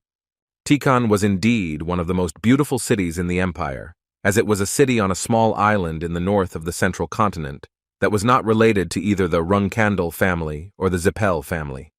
Even though it has a small population, it is still a popular tourist destination because in this city you can see the ocean anywhere in the city. As soon as they arrived at the port, it immediately became obvious to them that the whole city was alive.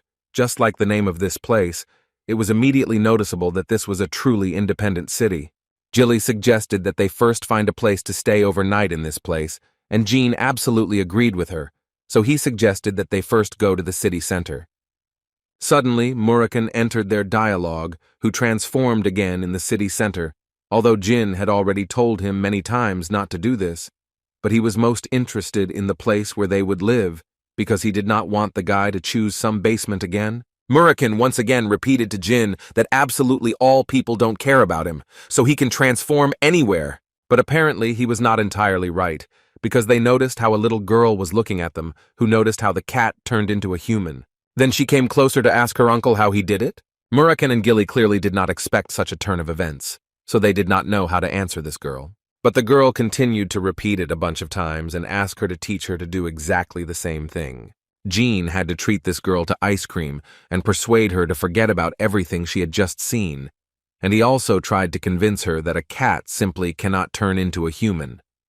But she still continued to be sure that she had not imagined it, and that she had seen how the black cat turned into an uncle. Jin tried to prove to her that he was not lying, but the girl clearly did not intend to even listen to him and continued to claim the opposite. The guy realized that he couldn't fool her so easily, so he asked the girl to pretend for a while that she hadn't seen anything, because he had bought her ice cream, but the girl immediately told him that she wasn't going to lie to anyone. Gilly didn't even know what to do in this situation, because they thought that she was lost, so they were taking her to the garrison. But the girl understood perfectly well that if rumors were spread there, they could fall into the hands of the Zipel family. Murakhan tried to prove to his strawberry pie that no one would believe this child, but before he could finish speaking, he saw the expression on Gilly's face, which clearly made it clear to him that if he had listened to the young master, then nothing would have happened at all. Suddenly they stopped near the information center, and Julia started talking about how she didn't like the garrison. They tried to figure out what was going on, but the little girl didn't want to say a word to them. Julia just kept repeating that she didn't like him because they were bothering her mom and disturbing her. Jilly suggested that they were using violence and exploiting ordinary people, and Jean, in turn, thought that the child's mother might be a criminal.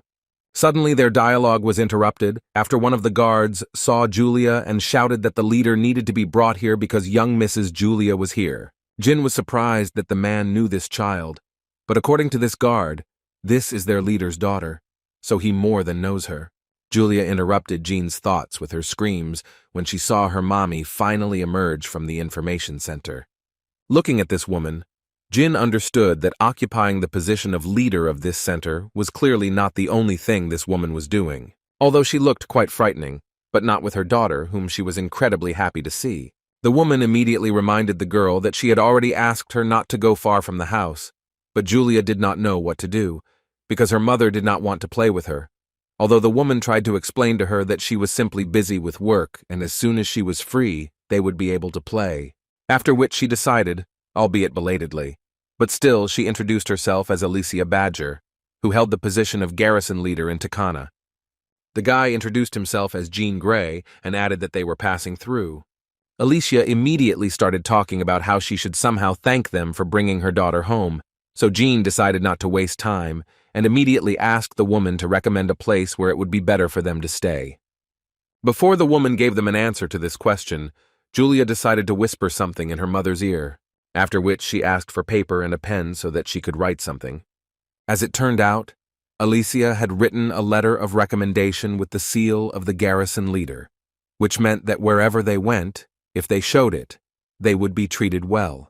Alicia also didn't forget to thank the guy again for finding her daughter, and Jean did the same in response and said that she clearly helped them out. As soon as Jean and his friends left, Julia, without thinking twice, told her mother that the cat had turned into a human, but those people tried to hide it from her. So she decided to pretend to believe them, but in reality she didn't, and this act made her mother very happy. Although Alicia still thought mentally that this man was apparently capable of using transformation, and she, like no one else, knew that only dragons could perform this skill.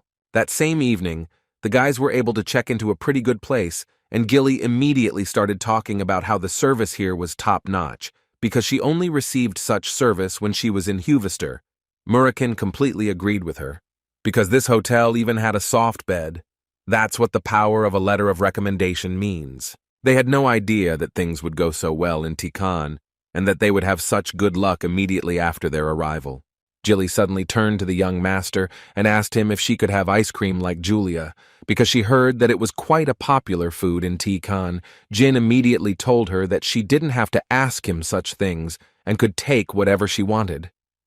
After the guy told her about this, not even a minute passed before the girl left the room to buy the ice cream that she wanted so much. It had been quite a while since they had left Runandal Palace, and with each passing day, Jin began to feel as if they had come on vacation. At one point, he decided that first, he needed to find one person, because mentally he understood perfectly well that the 7 colors were the best information house in Tikan. And in his heart there is someone nicknamed the Noble Cashmere Sword, a famous swordsman who is on everyone's lips. Jin knew that he had been recommended for the role of a teacher of the basic skill of the sword Runandal, and this was the only information known to the house. But after 10 years, he will reveal that he is actually the Emperor of Bement and uses the information gathered from the 7 flowers, after which he will receive ruling and sovereign power from Bement, the Zipel and Runandal families, and then gain support as the first king of the independent country of Tikan. A meticulous man, Jin knew that he was not only skilled in swordsmanship, but also had enough skill to hide for so long, so in the guy's opinion, he could support him as the top of the 7 flowers. The only problem is that Jin does not know how to approach him. Suddenly his thoughts were interrupted when Jilly burst into the room and began to say that they apparently had problems. According to her, there is no one in the building. All the employees and guests have disappeared. But before she could finish speaking, someone suddenly appeared behind her and grabbed the girl by the shoulder. It was the same noble cashmere sword that Jin was thinking about, and the guy was going to invade this place. Jin sincerely did not understand what he was doing here, so he did not even have time to notice how Murakin, who was sitting next to him, jumped up from his seat. He literally lost his mind when he saw this impudent guy insulting his strawberry pie. Jin tried to shout to him and stop him, but looking at the fact that Murakun had already begun to take on his true form, it became clear that the shadow dragon was going to destroy this guy. Murakun made it clear to him that he shouldn't do that and that they weren't some kind of servants to whom he could bar Jin like that. At this moment, Jin was still wondering what the cashmere sword could have forgotten here. After all, it seemed to him that at the moment he shouldn't have any work in Arkan, and they weren't causing any trouble, since they had just arrived in Tikan. What's more important is that he wasn't alone.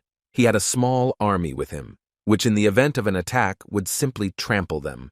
Considering all this, Jin once again asked Murakun to calm down, because if he started a battle, he would definitely lose, because there was clearly very little room for him here. Besides, Gilly and he, among others, may suffer if Murakun suddenly decides to start this battle. Apparently, Murakun heard Jin after all, so he returned to his human form again to ask the cashmere sword, or does he know who Murakun is? It seemed to Murakun that the guy standing in front of him was simply looking down on everyone because he had a sword on his belt and he had minions following him, although the guy tried to explain to him that he had misunderstood him. This answer clearly did not suit Murakun, and he wanted to hear a completely different answer, but apparently they would not give it to him.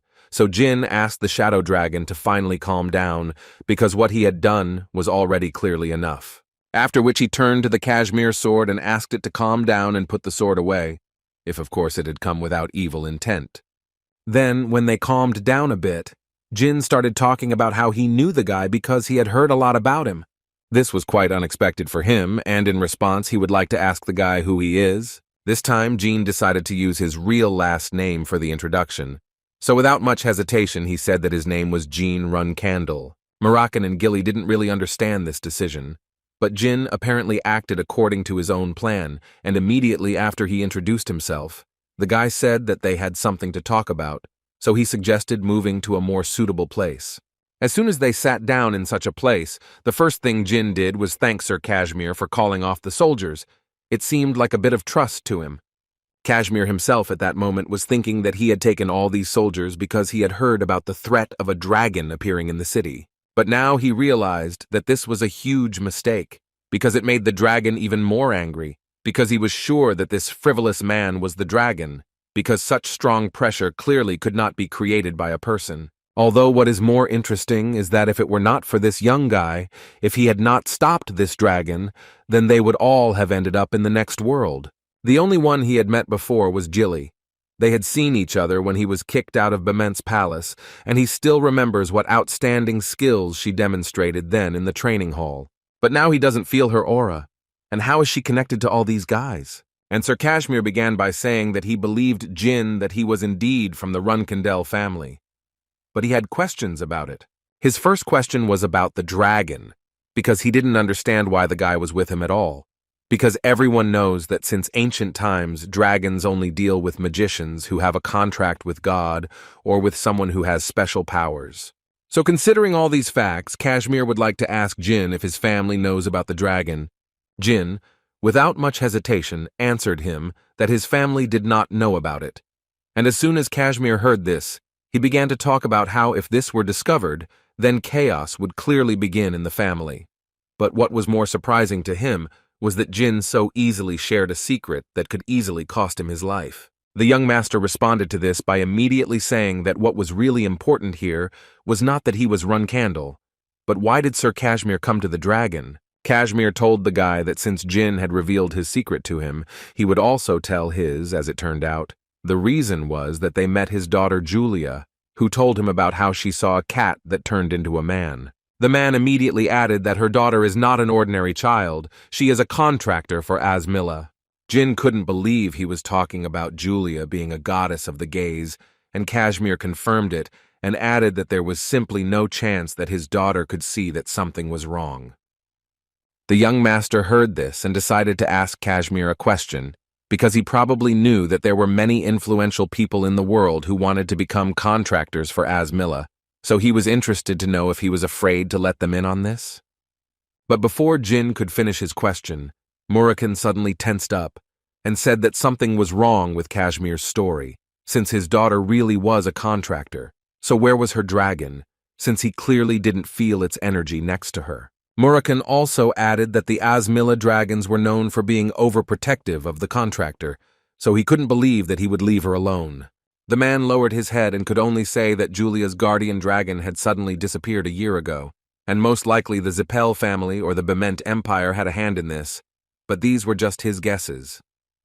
Murakhan literally boiled over when he heard these words, because he believed that no dragon had yet been born stupid enough to be kidnapped. Suddenly he calmed down and repeated once again that it happened a year ago, as if he remembered something, after which he began to talk about the fact that if Julia is actually Asmilla's contractor, then this means that without a dragon at that age, she will most likely go crazy and become disabled or even die. Sir Kashmir clearly didn't expect to hear this, and it was evident in his eyes. But Murakhan had not finished yet, and added that Asmilla's contractors were able to see the future.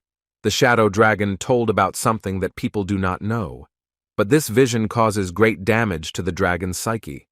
But now Julia is too young to distinguish a dream from reality, so nothing special has happened yet. Murakhan said all this to mean that if she continues to see the future without protection, as is happening now, then in a year or two, her eyes will become uncontrollable. He also said that the matter here is in the principle of causality, because the one who knows the future must follow it, and if she does not do this, then the punishment of Asmilla begins.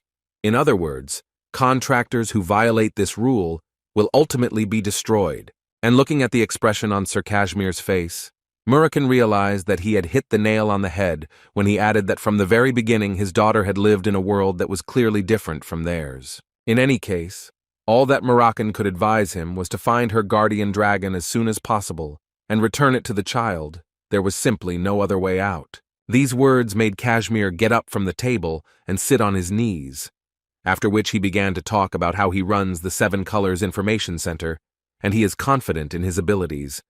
But for a whole year, he was still unable to find the guardian dragon. Murakhan understood what he was getting at, and immediately guessed that in fact, the meeting with his daughter upon arrival in Tikan was not just a coincidence. It was obvious to the Shadow Dragon that Asmilla was asking for their help for his young contractor.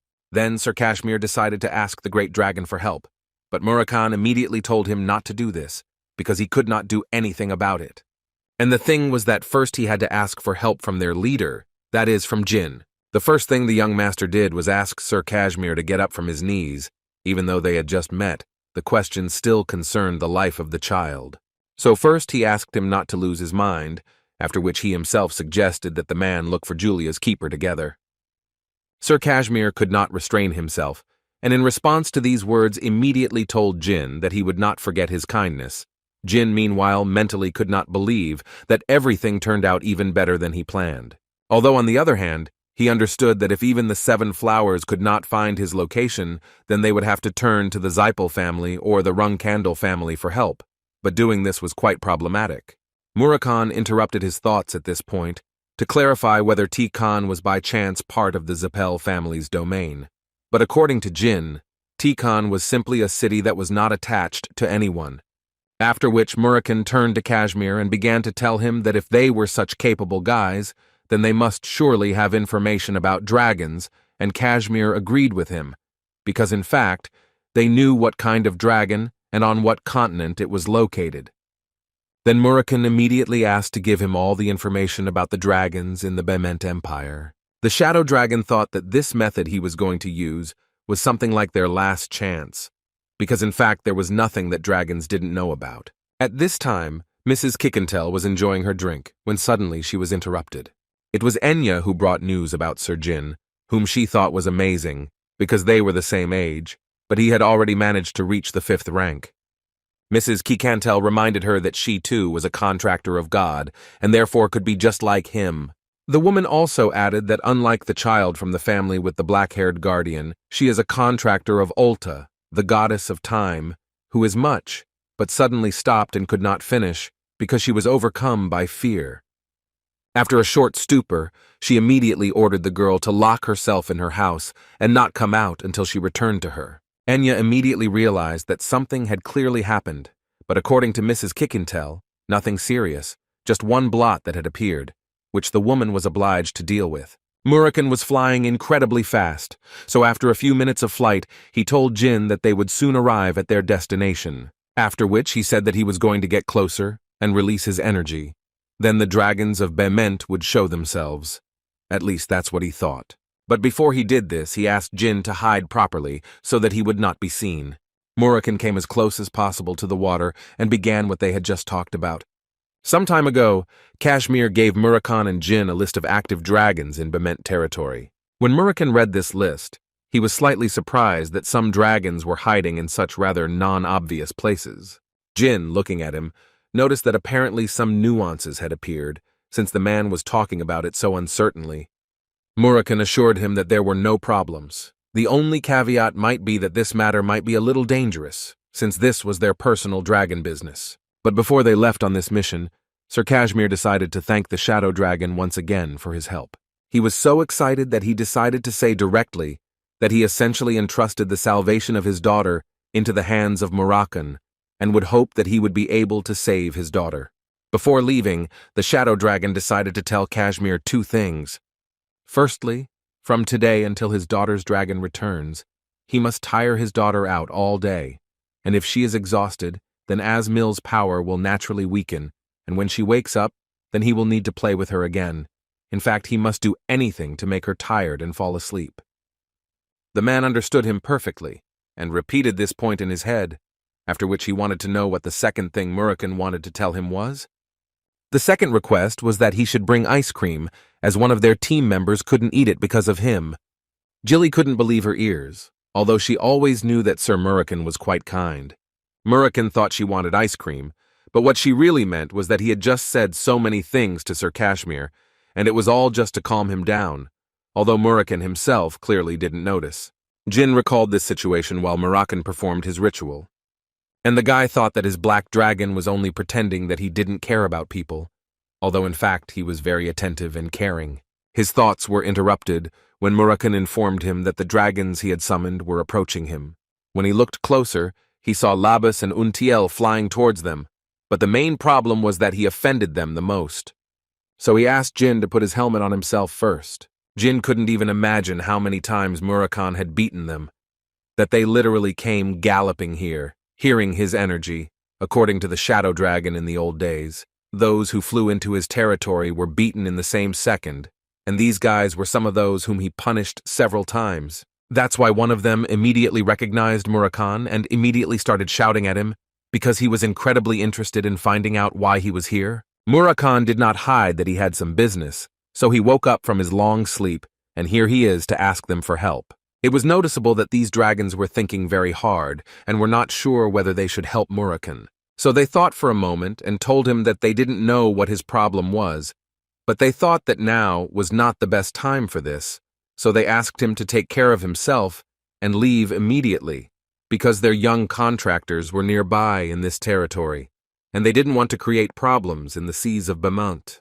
Without thinking for long, Murakhan asked them a question in response, in which he wanted to know how they even dared to order him to retreat, because he, Murakhan, had nowhere to run under this sky.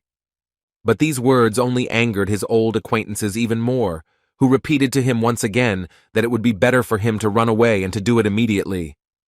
Murakhan stood still and did not understand why they were so determined, so they told him that the energy that Murakhan released was causing chaos. Moreover, they were sure that Kikantel was already flying here in order to destroy Murakhan. Jin understood that if they were talking about the silver dragon Kikantel, then the guy wanted to immediately find out what kind of relationship Murakhan had with the dragon guardian of the god of time, Ulti. Jin clearly didn't expect this answer, because Murakhan informed him that she was actually his ex-girlfriend.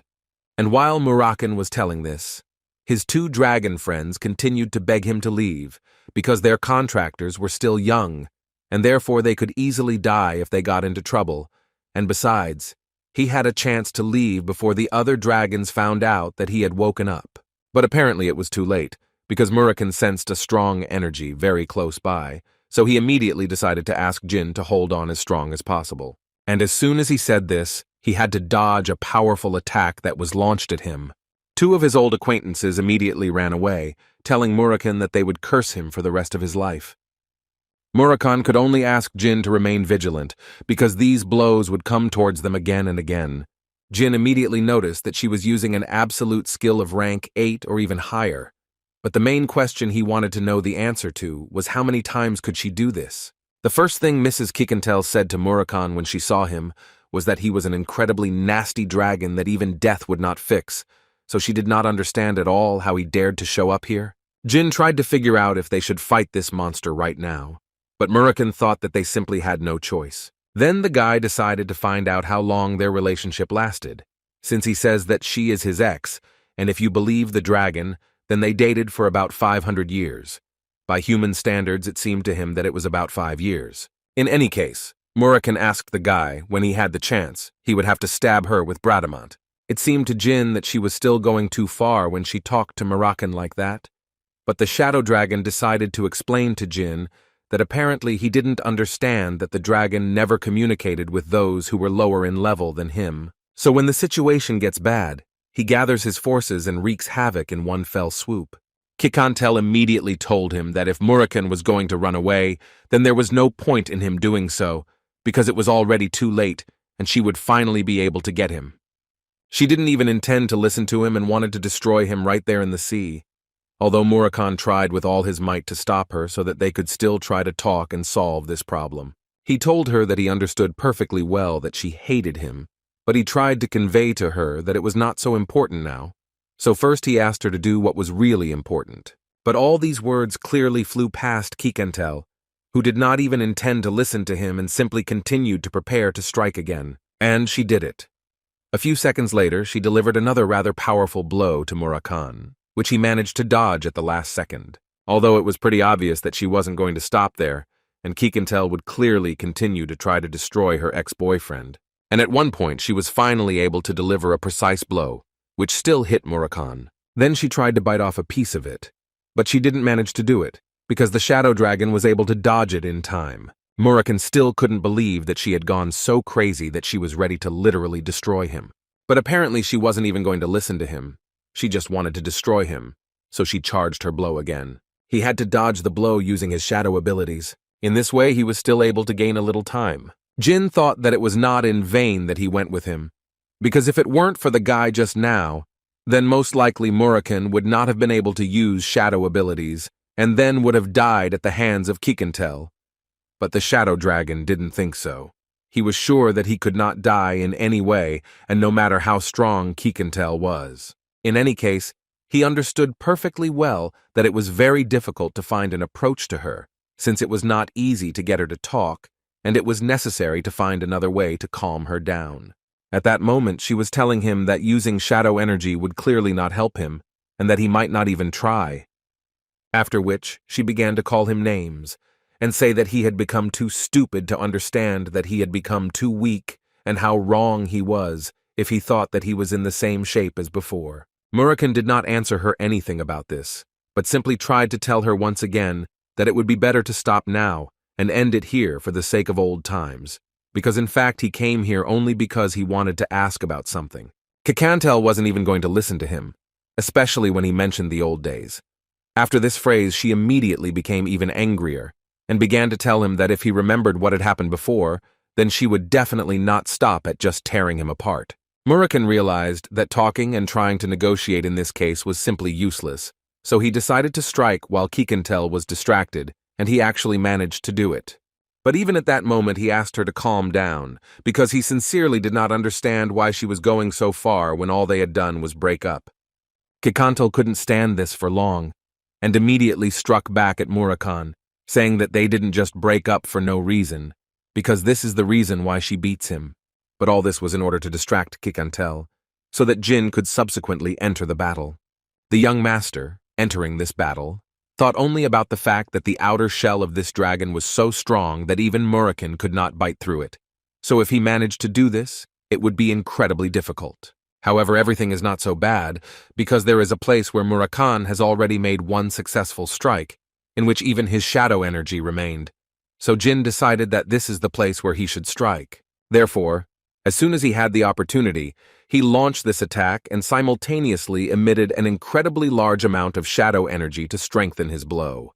Even Moroccan didn't expect such a strong blow from Jin, because the guy managed to cut off one of Kikantel's arms with just one blow. When Moroccan picked him up on board, he assumed that the guy had exhausted all his energy, but even so, the shadow dragon thought that the guy had done a great job. Now Moroccan will hope that she at least calmed down a little after such a blow.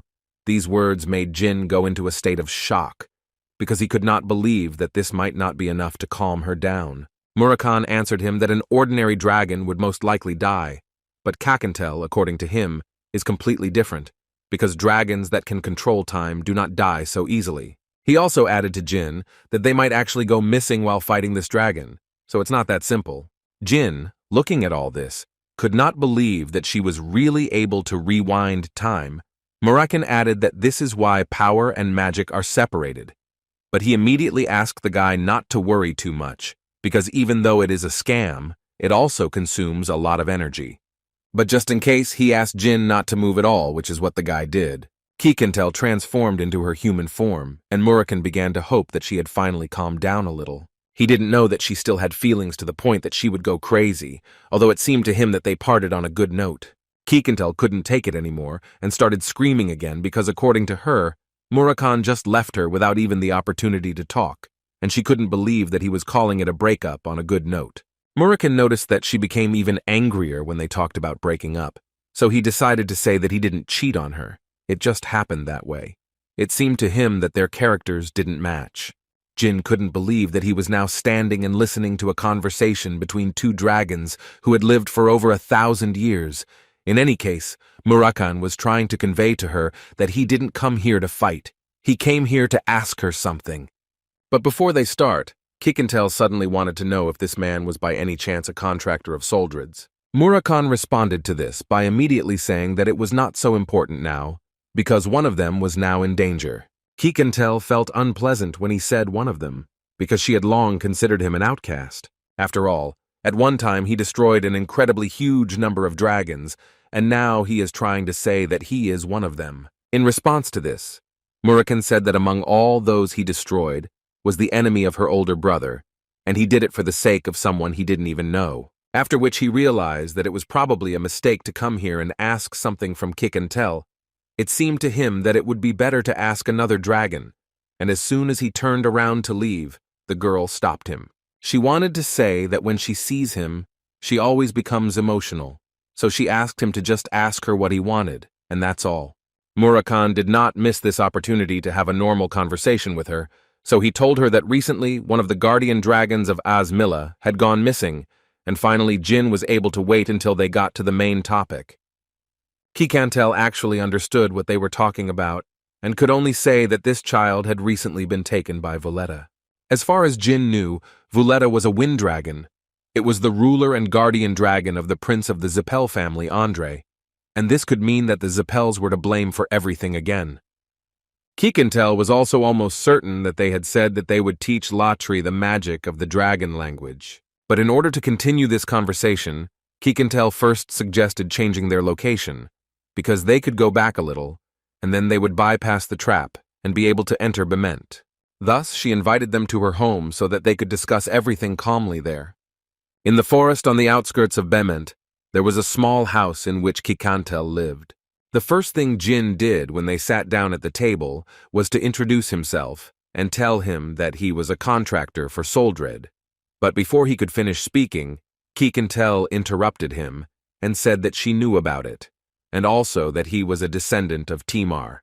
Moreover, she knows that he is the youngest son of Runandal, which surprised Moroccan, because he couldn't even imagine how she could know this. Kikantel did not understand his surprise, because the same energy was clearly emanating from the guy as from Temar, with whom they were often together 1,000 years ago, and she actually just assumed that he was the youngest. But looking at the reaction of the guardian dragon, she realized that she was right. In any case, they were not talking about this now, and she suggested returning to the main topic and told them that Vuletta had taken Latri a year ago. Moroccan thought that the idea that they took her away to study dragon magic didn't sound very good, but Kikantel assured him that it might actually be true. In response to this, Moroccan told her that Azmilla's current contractor was too young to control the force. Then Kikantel suggested the same thing as Moroccan had a few hours ago, that without a guardian dragon it would be too dangerous. She then told Murakhan that when Vuleta took Latri, she stopped at the Bement outskirts and said that she would introduce Latri to her, but she continued to obsess over her contractor, and so at one point she asked Kikantel to agree to meet her for no reason, just once. According to Kikantel, she simply had no other choice, since the identity of her contractor had already been revealed, and since there were many people here, they needed to look for someone who was close to Zipel among the high-ranking officials of Bement.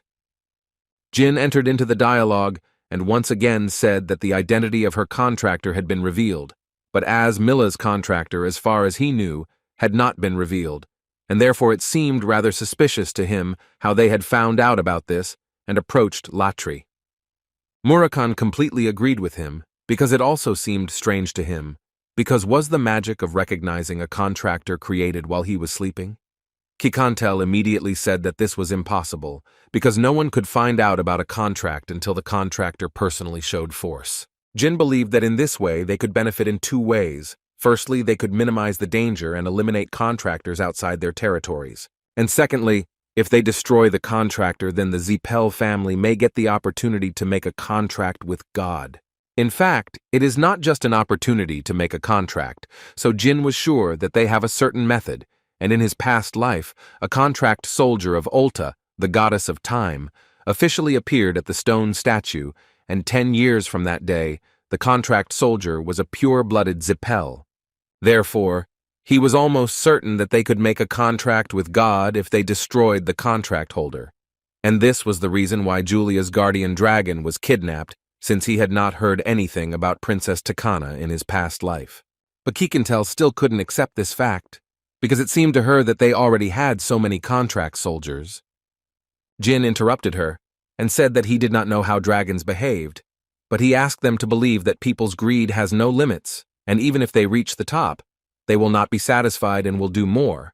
They are also people who have ruled for thousands of years, and whatever they do, it is not strange at all. Therefore, the young master was sure that the top brass was clearly planning something, but he could not understand why Kikantel was pretending that she supposedly did not know anything about it. At first, Jin assumed that she was simply afraid of the Zipel family, which is why she didn't want to tell them anything.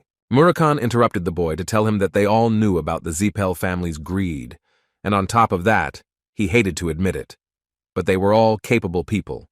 So considering all that, he told her that there was really nothing wrong with being careful, and he wasn't going to ask for her help if she was truly afraid. All these words made her laugh very hard. She literally could not stop and laughed for quite a long time. All this was because of Murakhan's words. She noticed that he had changed too much during their separation. She would never have thought that she would hear something like this from him. In any case, when she calmed down, Kikantel said that she would order her contractor to escape first. She wanted to see Vuleta and find out the whole truth, because she understood perfectly well that if what they were telling her was true, then they were most likely looking for an opportunity right now, and if she called, then they would definitely fly in now. On top of that, she was indebted to Timar, since one of his descendants was here, and it brought back memories of the old days that she missed so much. Suddenly, their dialogue was interrupted by Enya, who burst into the house and screamed that she had finally returned. The first thing the girl wanted to know was who these people were and what they were doing here. Kikantel thought that the girl had entered the house at the right time, and that this was a great chance to introduce her to them.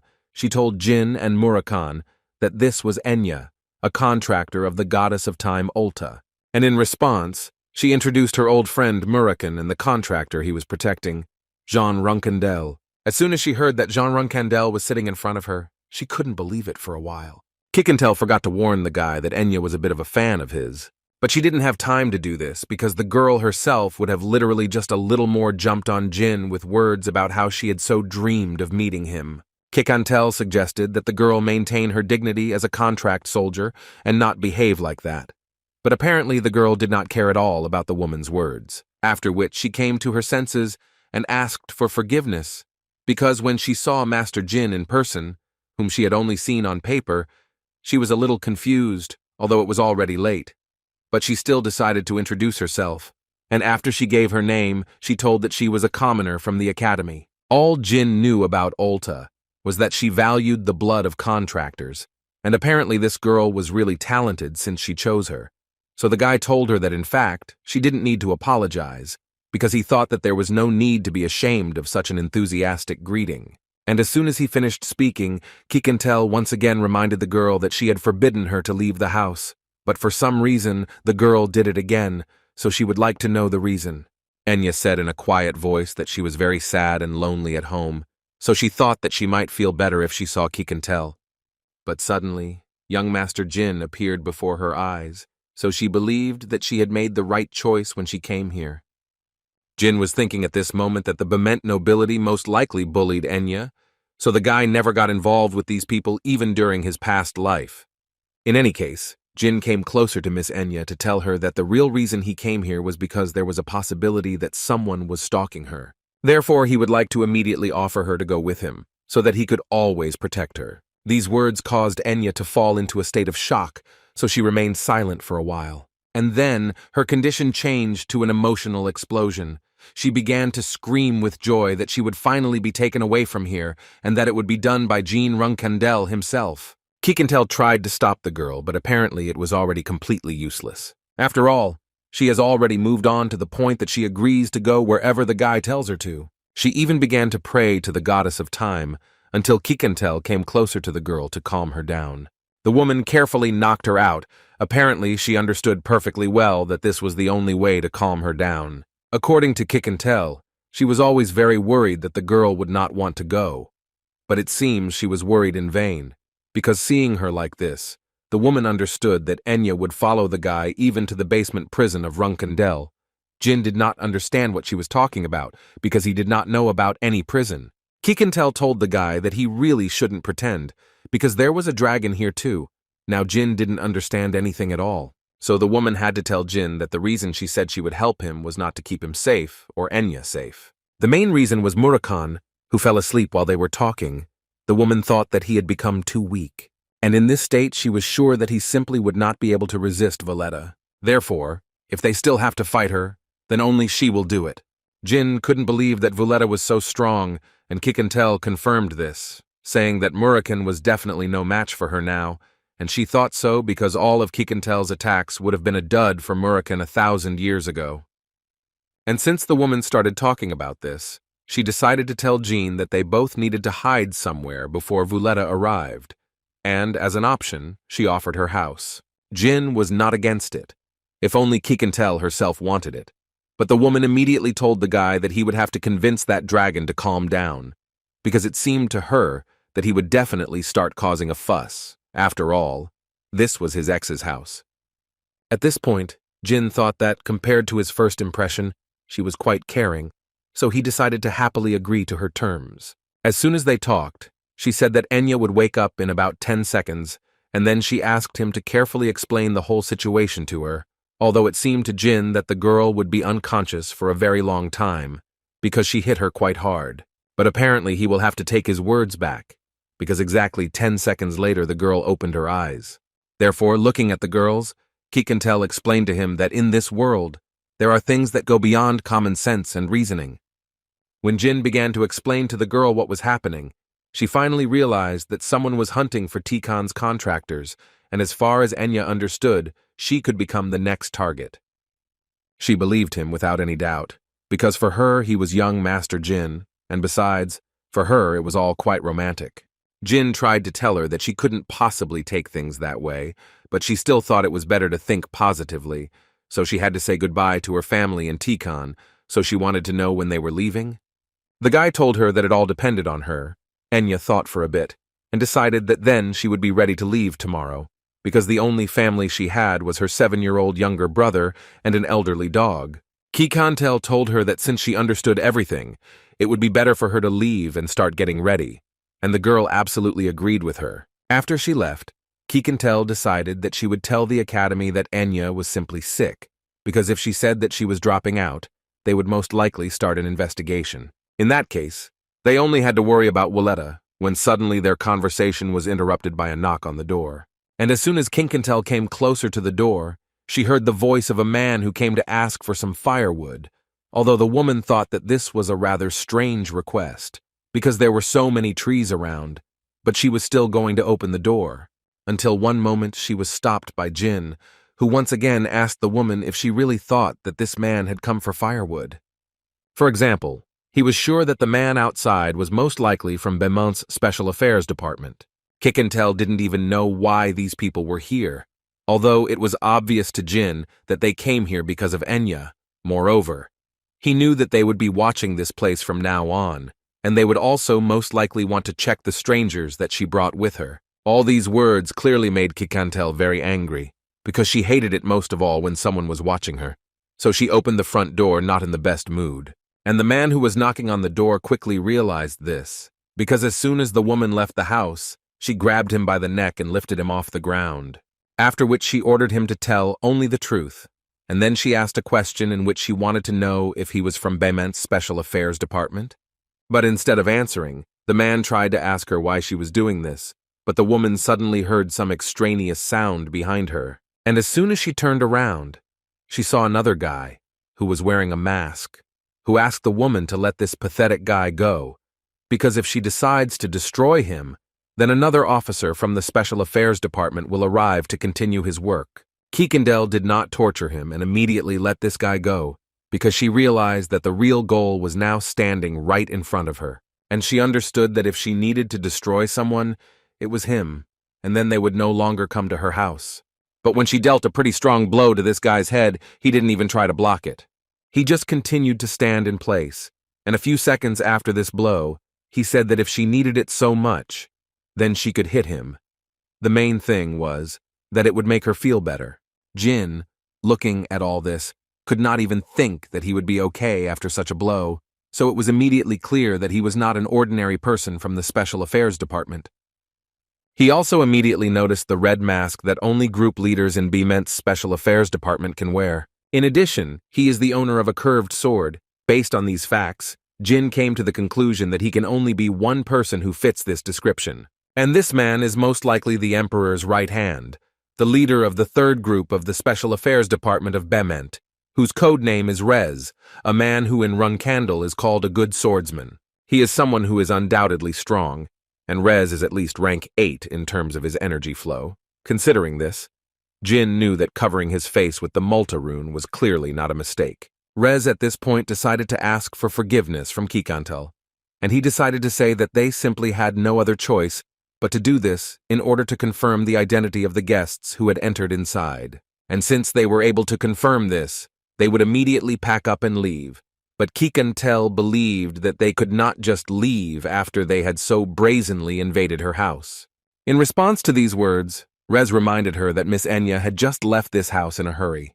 And given all the facts, he would like to know from Kikantel whether she thinks it is very dangerous for a girl to return so late alone. Rez didn't wait for her answer and told the woman that if they fought now, the woman would most likely win. But in that case, she would clearly not be able to help Miss Enya if something happened to her in such a short time. So considering all this, Rez wanted to know if she really still wanted to continue. He suspected that the answer would be no, so he was going to simply leave her house. But before leaving, Kikantel still decided to tell him so that he would not forget that next time, he would have to put at stake what he valued so much. The woman wanted to convey to him that everything he had defended with his life, he should prepare to lose it all because of what he had done today. As soon as they had gone some distance from the house, Rez told his assistant that he had confirmed the appearance of the smugglers, so he would like to immediately know their identities. He also added that for the time being, all observations of the silver dragon will be suspended. This surprised his assistant very much, because it seemed to him that they should watch Kikantel's actions. The leader in response to this made it clear to him that if they provoked the silver dragon even more, then it would only get worse for them, so he was going to take full responsibility and told them to come back again. Although in his mind he was sure that they were clearly up to something. So he added that they would all be in danger, so he ordered them again to stop observing from a close distance until any unusual movements appeared. Kikantel was very angry after meeting Rez. She felt guilty for leaving Enya in this miserable town. It was quite easy for her to imagine what would have happened if it weren't for Jin and Moroccan. Jin remarked in response that it was good that they were able to avoid that for now, so he suggested that they make taking care of Miss Enya their top priority, to which Kikandel quickly agreed. But she decided to add that they should set out tomorrow morning because she was not sure that Enya would be safe. The next morning, they were already near the seashore, from the beach from which they would be sailing any minute. At this point, Jin was saying that it was a great relief to him to learn that a merchant ship was heading to Tikan. He also thought it was important to say that there was nothing to worry about because he had given a lot of money to the captain, so he definitely wouldn't neglect Enya. On top of that, Murakhan will be accompanying her, so there is no reason to worry. But in fact, this was the reason she was worried, but she simply didn't see any other way out, so she decided to contact Valletta right now, and Jin would be able to meet her as soon as Murakhan returned. A week later, Murakhan was already standing near Kikadel's house and could not yet decide to enter. Suddenly his thoughts were interrupted by Jin, who first told his guardian dragon that he had done a good job. In response, Murakhan could only say that Kikantel was much tougher than he could have imagined. With these words, he provoked Jin to find out what happened. Murakhan told the guy that they both built this house when they were still together, so he knows why she asks them to stay here. Jin, listening to all this, thought that his cold heart simply began to melt. But these words made Murakhan even more angry, because he thought that this was clearly something ridiculous, and even if he was right, it would be incredibly difficult to revive old feelings. He thought that these were just memories. He remembered how they had the good old days with Timar and Kikantel 1,000 years ago, in exactly the same house. Suddenly his story was interrupted at one point by the fact that his head began to split. Suddenly, out of nowhere, Kikantel also appeared, who was so sorry that he stopped, although she still decided to assume that he was tired from a short flight, which is why he was behaving like this. All these words made Murakhan even more angry, and he asked her to shut her mouth already, because he did not consider himself a weakling. In any case, she came here to tell that a response had arrived from Valletta, and according to her, it would be tomorrow night on an uninhabited island off the northern coast of Bement. The first thing Murakhan wanted to know from Kikantel was what she would do when she saw Valletu, and according to her, she was going to tell her that she had called her to find out the location of the guardian dragon. Well, if she decided to pretend to be innocent, then Kikantel was going to beat her. Murakhan liked her answer, after which he added that if it were his boy, he would have simply avoided such a boring situation. But in her case, Enya is not there, so she can do whatever she wants. Kikantel decided to clarify once again for Murakhan that he should not do anything, because she was going to fight alone, and his help was clearly not needed. These words drove him even more into a state of madness, because it seemed to him that she sympathized with him, although the woman assured him that she did not mean anything like that. The next day, when they came to this meeting, Jin and Murakhan hid and just watched, and the guy at that moment thought that they would hardly come alone, because if they really stole Latria and were planning to suspiciously conclude an agreement, then it seemed to him that most likely they would come fully prepared. Suddenly his thoughts were interrupted by a strange voice, which said that it was a great honor for him, because he could not even imagine that he would meet the silver dragon of time, Kikantel. After which he finally decided to introduce himself, and as it turned out, his name was the Wind Dragon, the prince of the Zipel family, and the contractor of Melkare, Andre Zipel. This turn of events clearly did not suit Kikantel, because she thought that Valletta would come alone. In response, she received a dubious story. According to her, when she received her letter, she was with Andre, and since she was interested in the story about the contractor Olta, Andre also seemed very interested. So considering all these facts, she would just like to ask for understanding from the Silver Dragon. Kikantel noted that she had been very rude lately. Valletta clearly did not want to hear all this, and therefore suggested that she move on to the main topic of discussion, because she believed that she clearly had something to talk about, for example, about Olta's contract. The first thing the Silver Dragon wanted to know from her was where Raturi was now. This made Valletta even more angry, because she decided that she had been fooled right then and there. Kikantel got even more angry and started yelling at Valletta to give her an answer to her question, because she herself guessed that she took Raturi a year ago, and since then Asmilla's contractor could not find his dragon protector. Valletta could only smile in response, because she didn't know what answer would satisfy her, but she could assure her that Raturi was fine. These words were the last straw before Kikantel lost control, because she hated it when someone started to make fun of her, but Vullet didn't care about her screams. she still continued to say that it was better for her not to interfere in Zipel's affairs. The silver dragon couldn't believe that she actually stole a dragon that didn't really know anything about the world. Jin and Murakan, listening to all this, were also not happy. But apparently she won't have to listen for long, because Volette got tired of listening to all this and decided to end this dialogue immediately. Voleta allowed herself to make an offer to Kikantel, in which she wanted Kikantel to hand over the contract to her, and in exchange she would allow her to live. But all these words were more like nonsense. Kikantel thought that she was just an old lizard, which she clearly wasn't going to be afraid of, and as soon as she said these words, Voleta immediately struck her. But it is obvious that such an elementary blow did not cause any serious damage to the silver dragon, and Vunessa realized this when she heard the voice of Kikantel, who began to say that she also had a proposal for her. The gist of the proposal was that she would like Vunessa to return Raturi to her right now, and then she would perhaps allow her to leave without pain. Andre Zipel started laughing incredibly hard after these words, although there was no particular reason for it.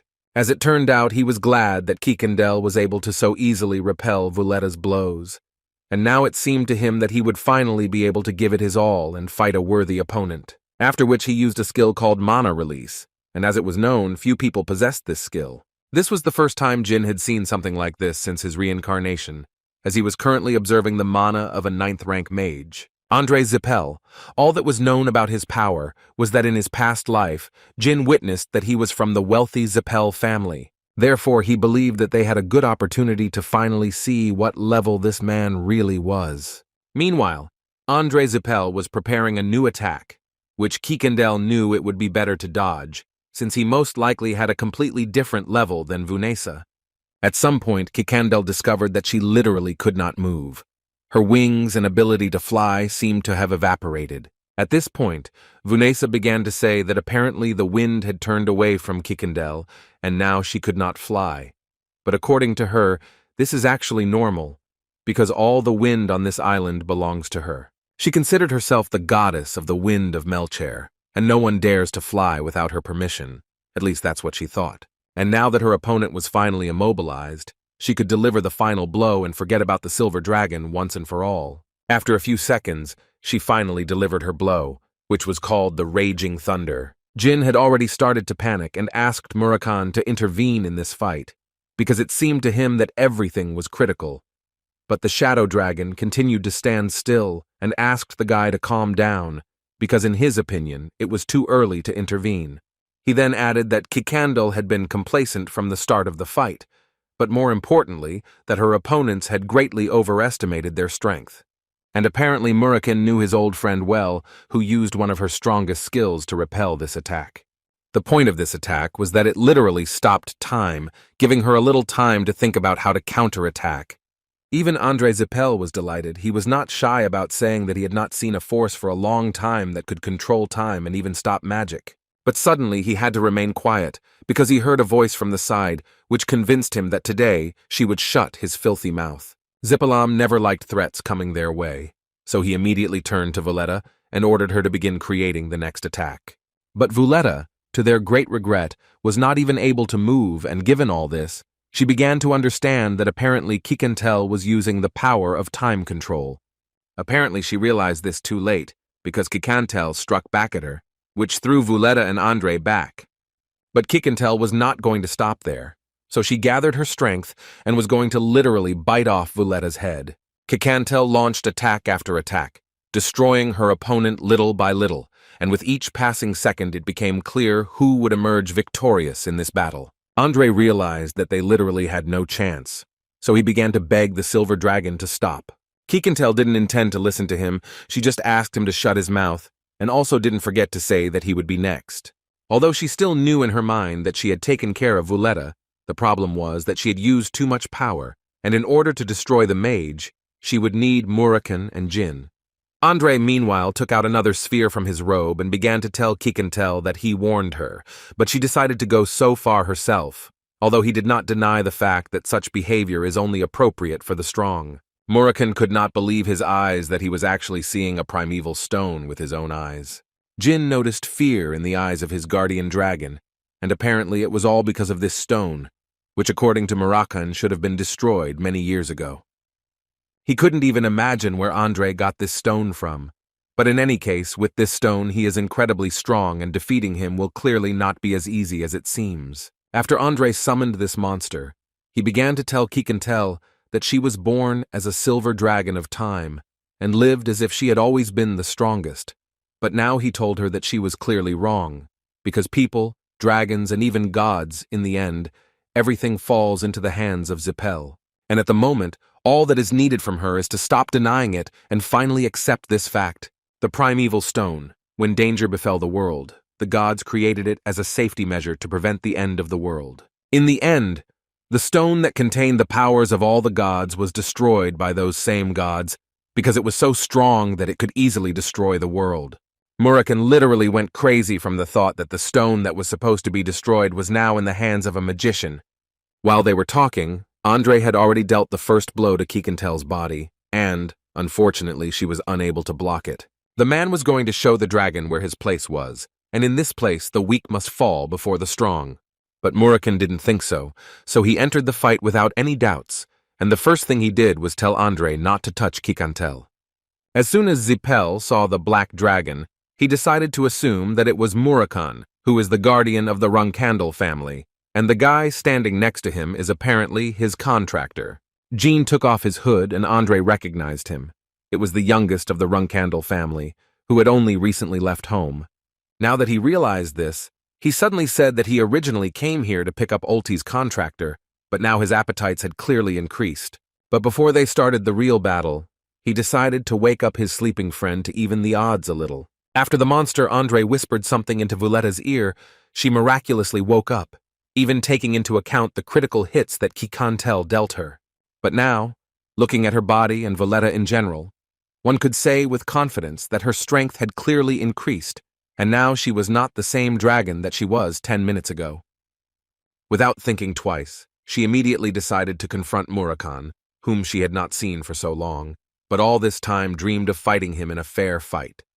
Murakhan understood perfectly well that this was not Vunesa, this was a corpse, Andre's puppet, which he was using for battle, so he asked her not to interfere in the battle and to disappear. But in response to these words, she could only offer him another blow with her power. Murakhan could only use his shadow vanishing technique at this point to dodge such a blow. Vunesa didn't expect this, but she immediately stated that it was actually a good thing, because she would have been too disappointed if he had turned out to be too weak. She believed that she would be remembered after this fight as the one who was able to destroy the legend. Murakhan, in turn, asked her to just stop deceiving herself with empty hopes, because this definitely would not happen. Andre, meanwhile, suggested to Kikantel that they also continue the battle, although he wanted to be a little softer with her, but since she had already seen this face, he would still have to destroy her. He also didn't forget about Jean Runandal, who was also there the whole time. The guy tried to attack from behind the scenes so that Andre wouldn't notice, but it wasn't that easy. But he still tried, even though Andre shouted at him that the child's intervention wouldn't change anything anyway. They ran at each other with pre-planned attacks and were incredibly eager to destroy each other. Jin was ready to go all the way, when suddenly he heard Murakhan's voice, who shouted at the guy to dodge and not go all the way. But apparently Murakhan shouted to him too late, because at the last moment Vunesa managed to hit Jin with her tail. It was a pretty strong and most importantly unexpected blow, which caused the guy quite a lot of damage. But that wasn't his main problem, because right now a huge snake, Andre, was approaching him, and was going to finish the guy off once and for all. Jin realized that the situation was more than critical, so he took out his pendant and crushed him right in his hands, only he understood what was about to happen. As soon as he did this, a huge stream of light immediately appeared in front of him, and a few seconds later he heard the voice of his sister Luna, who was quite surprised that the guy had finally contacted her, and this led her to the idea that he was apparently in a very difficult situation. Andre couldn't believe his eyes that he was actually seeing the white whale of the Runandal family in front of him.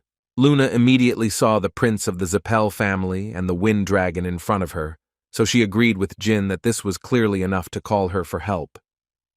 First, she praised him for fighting them well, after which she wanted to ask him how he felt. Jin knew perfectly well that she was exaggerating, because he was clearly barely holding on in the battle against them, but still, considering all this, he was incredibly grateful to her for coming. Luna listened to her brother, after which she decided to turn to Zipel, from whom she wanted to find out, or would he continue to pretend to be mute? After all, she would really like him to explain why he got involved in a fight with her younger brother?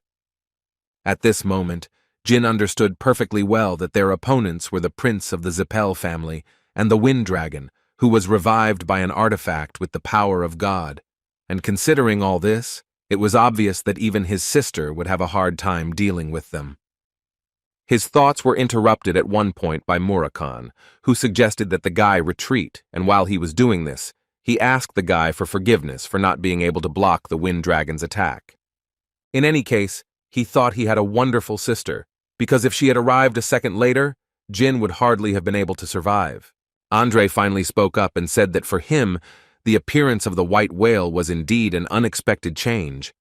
But with this, he only confirmed that the Runandal family had broken the oath to the Zipel family, because her younger brother, Jin Runandal, used magic.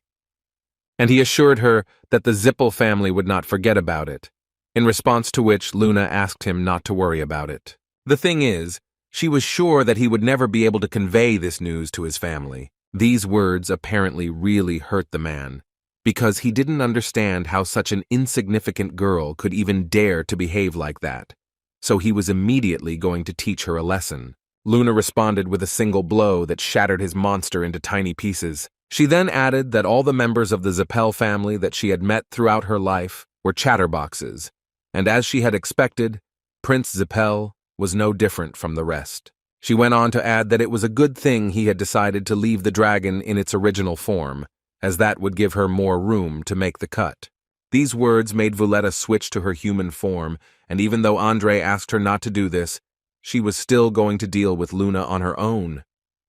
And she was going to do this with the help of her staff, which contained the power of a dragon and the magic power of the Zipel family. Looking at this monster, Luna understood that this power was not magic. It was more like power, but most of all like the energy of the demon family. But considering all these points, she understood why the Wind Dragon was trying his best, because he needed time to use this artifact correctly. This meant that the prince of the Zipel family and the Wind Dragon were relying on such a worthless tool. She was surprised that they were seriously thinking that such a pitiful thing could actually save them. At this point, the conversation ended, and the Wind Dragon immediately went on the attack, which Luna was able to easily dodge. Vanessa tried to say that a girl like Luna didn't dare say anything to them at all, because they were capable of smearing her, but apparently she would have to take hers back, because Luna launched a counterattack that almost destroyed the Wind Dragon. They fought quite equally, and it seemed that there was clearly no favorite in this battle. At least that was the case at first glance. But in reality, with every second, the moon was getting closer and closer to its victory. And at one point, she was able to deliver such a powerful blow that the Wind Dragon fell to his knees, and after that would hardly be able to continue fighting. Luna eventually concluded that this was his limit and he could hardly show her anything else, so she was going to end it quickly. And for this, she decided to use Runandal's third finishing move, which was also known as a meteor shower, which is capable of destroying any living being in this world. Jin at that moment remembered the words of his uncle, who told him during training that if it was possible to describe their family's sword technique in one word, then that word would be dominance, because it is destructive and ruthless. Therefore, he believed that there was no specific technique of the Runandal sword. The only thing they could use to destroy it was a secret technique and a finishing move. And right now he is watching the third finishing move, which was called the meteor shower. Looking at this blow, Jin could only think that it was beautiful and at the same time incredibly destructive. Vanessa covered Andre with her body so that he wouldn't get hit, and the man meanwhile just stood there rooted to the spot because he also couldn't believe it. It seemed to him that this was simply impossible, because Luna was not using the power of her contractor god or some ancient artifact. It was her power. He had never seen such a strong person who was capable of having such power. His thoughts were interrupted by Vanessa, who repeated to him that he had to survive, because if he was still alive, it meant they could still win. Besides, they still had the Devil's Stone, so they could still change the course of the game, because even if Vanessa died right now while protecting him, he would still be able to resurrect her with it. Her words finally reached Andre, and he finally realized that this really wasn't the end. because as long as he had this devilish stone, he definitely wouldn't die. He believed that if he had it, then he would remain a god who could not be defeated by some girl. Looking at what Luna had just done, she came to the conclusion that she was actually still very far from her father's sword-fighting technique. But even so, she believed that all this would benefit Jin. She believed that looking at her strength would provoke him to improve his abilities every day, and one day he would be able to become stronger for her and possibly stronger for his father. Suddenly, her thoughts were interrupted when a demon appeared out of nowhere, whose heart was that very same demonic stone.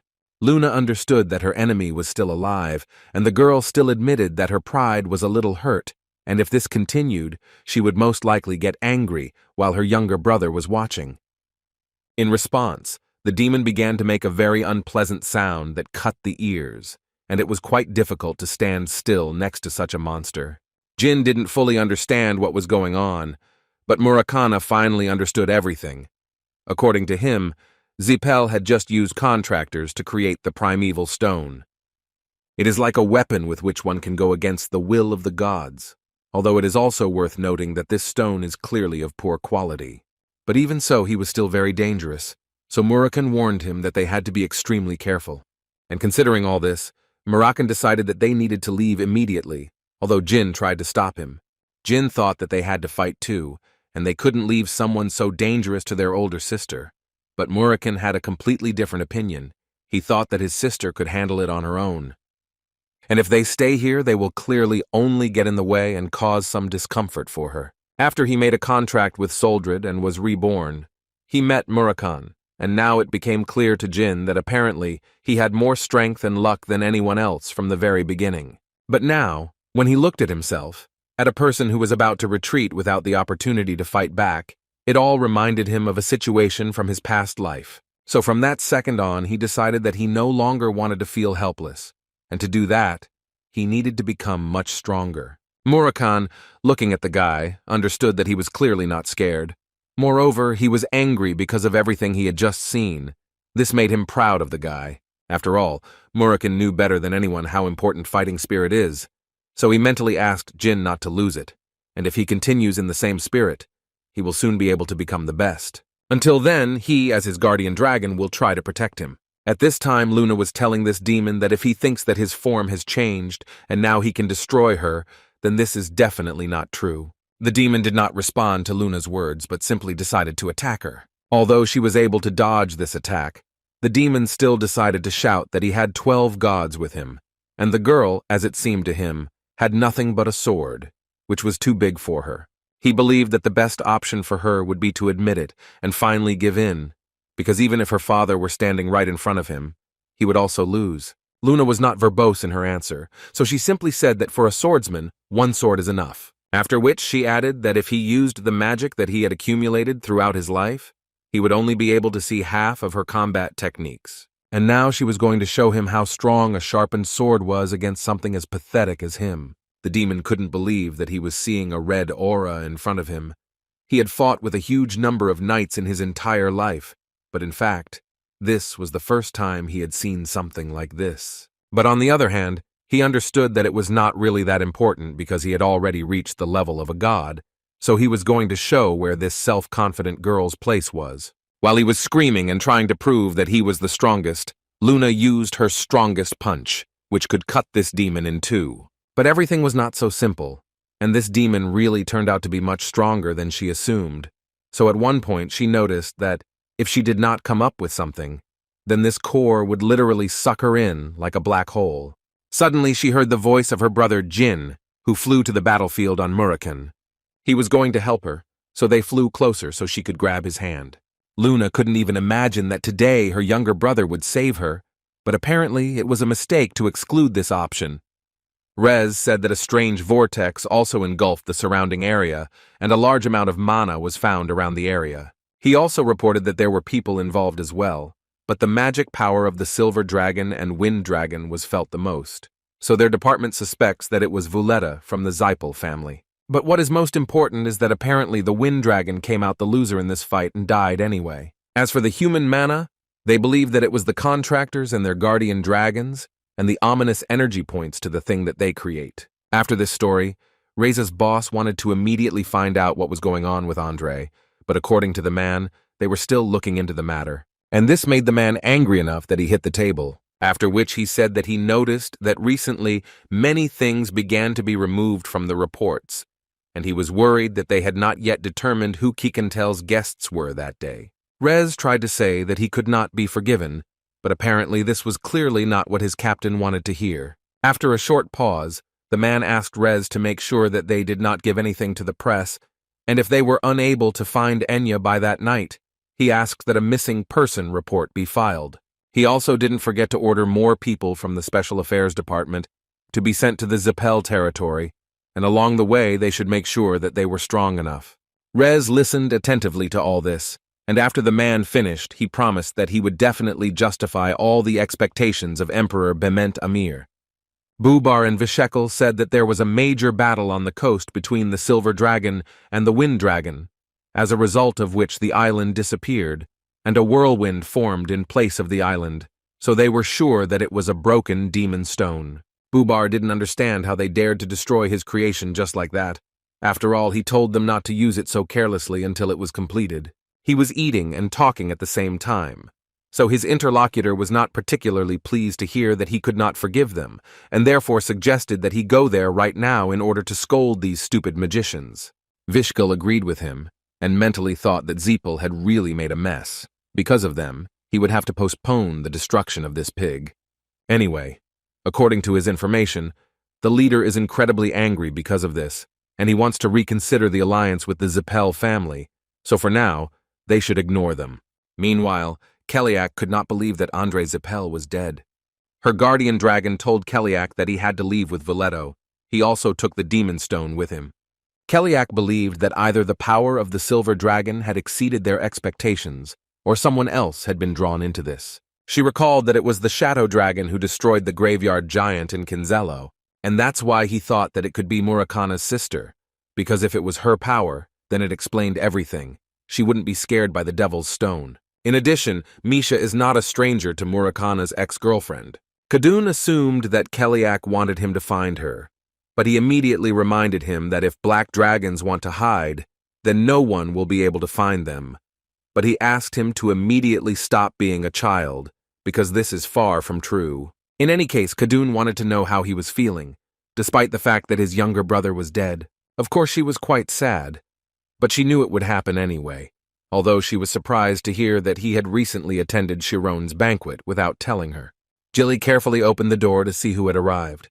And what was her surprise when she saw Jean and everyone else there? She stood at the entrance rooted to the spot and couldn't believe her eyes.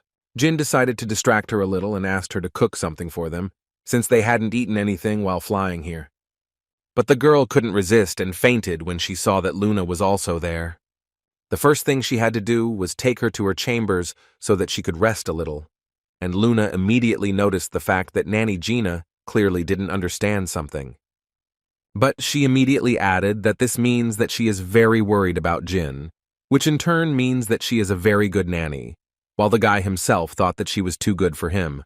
Suddenly, their dialogue was interrupted by Sir Kashmir, who arrived as soon as he learned that Jin and Murikan had returned from their mission.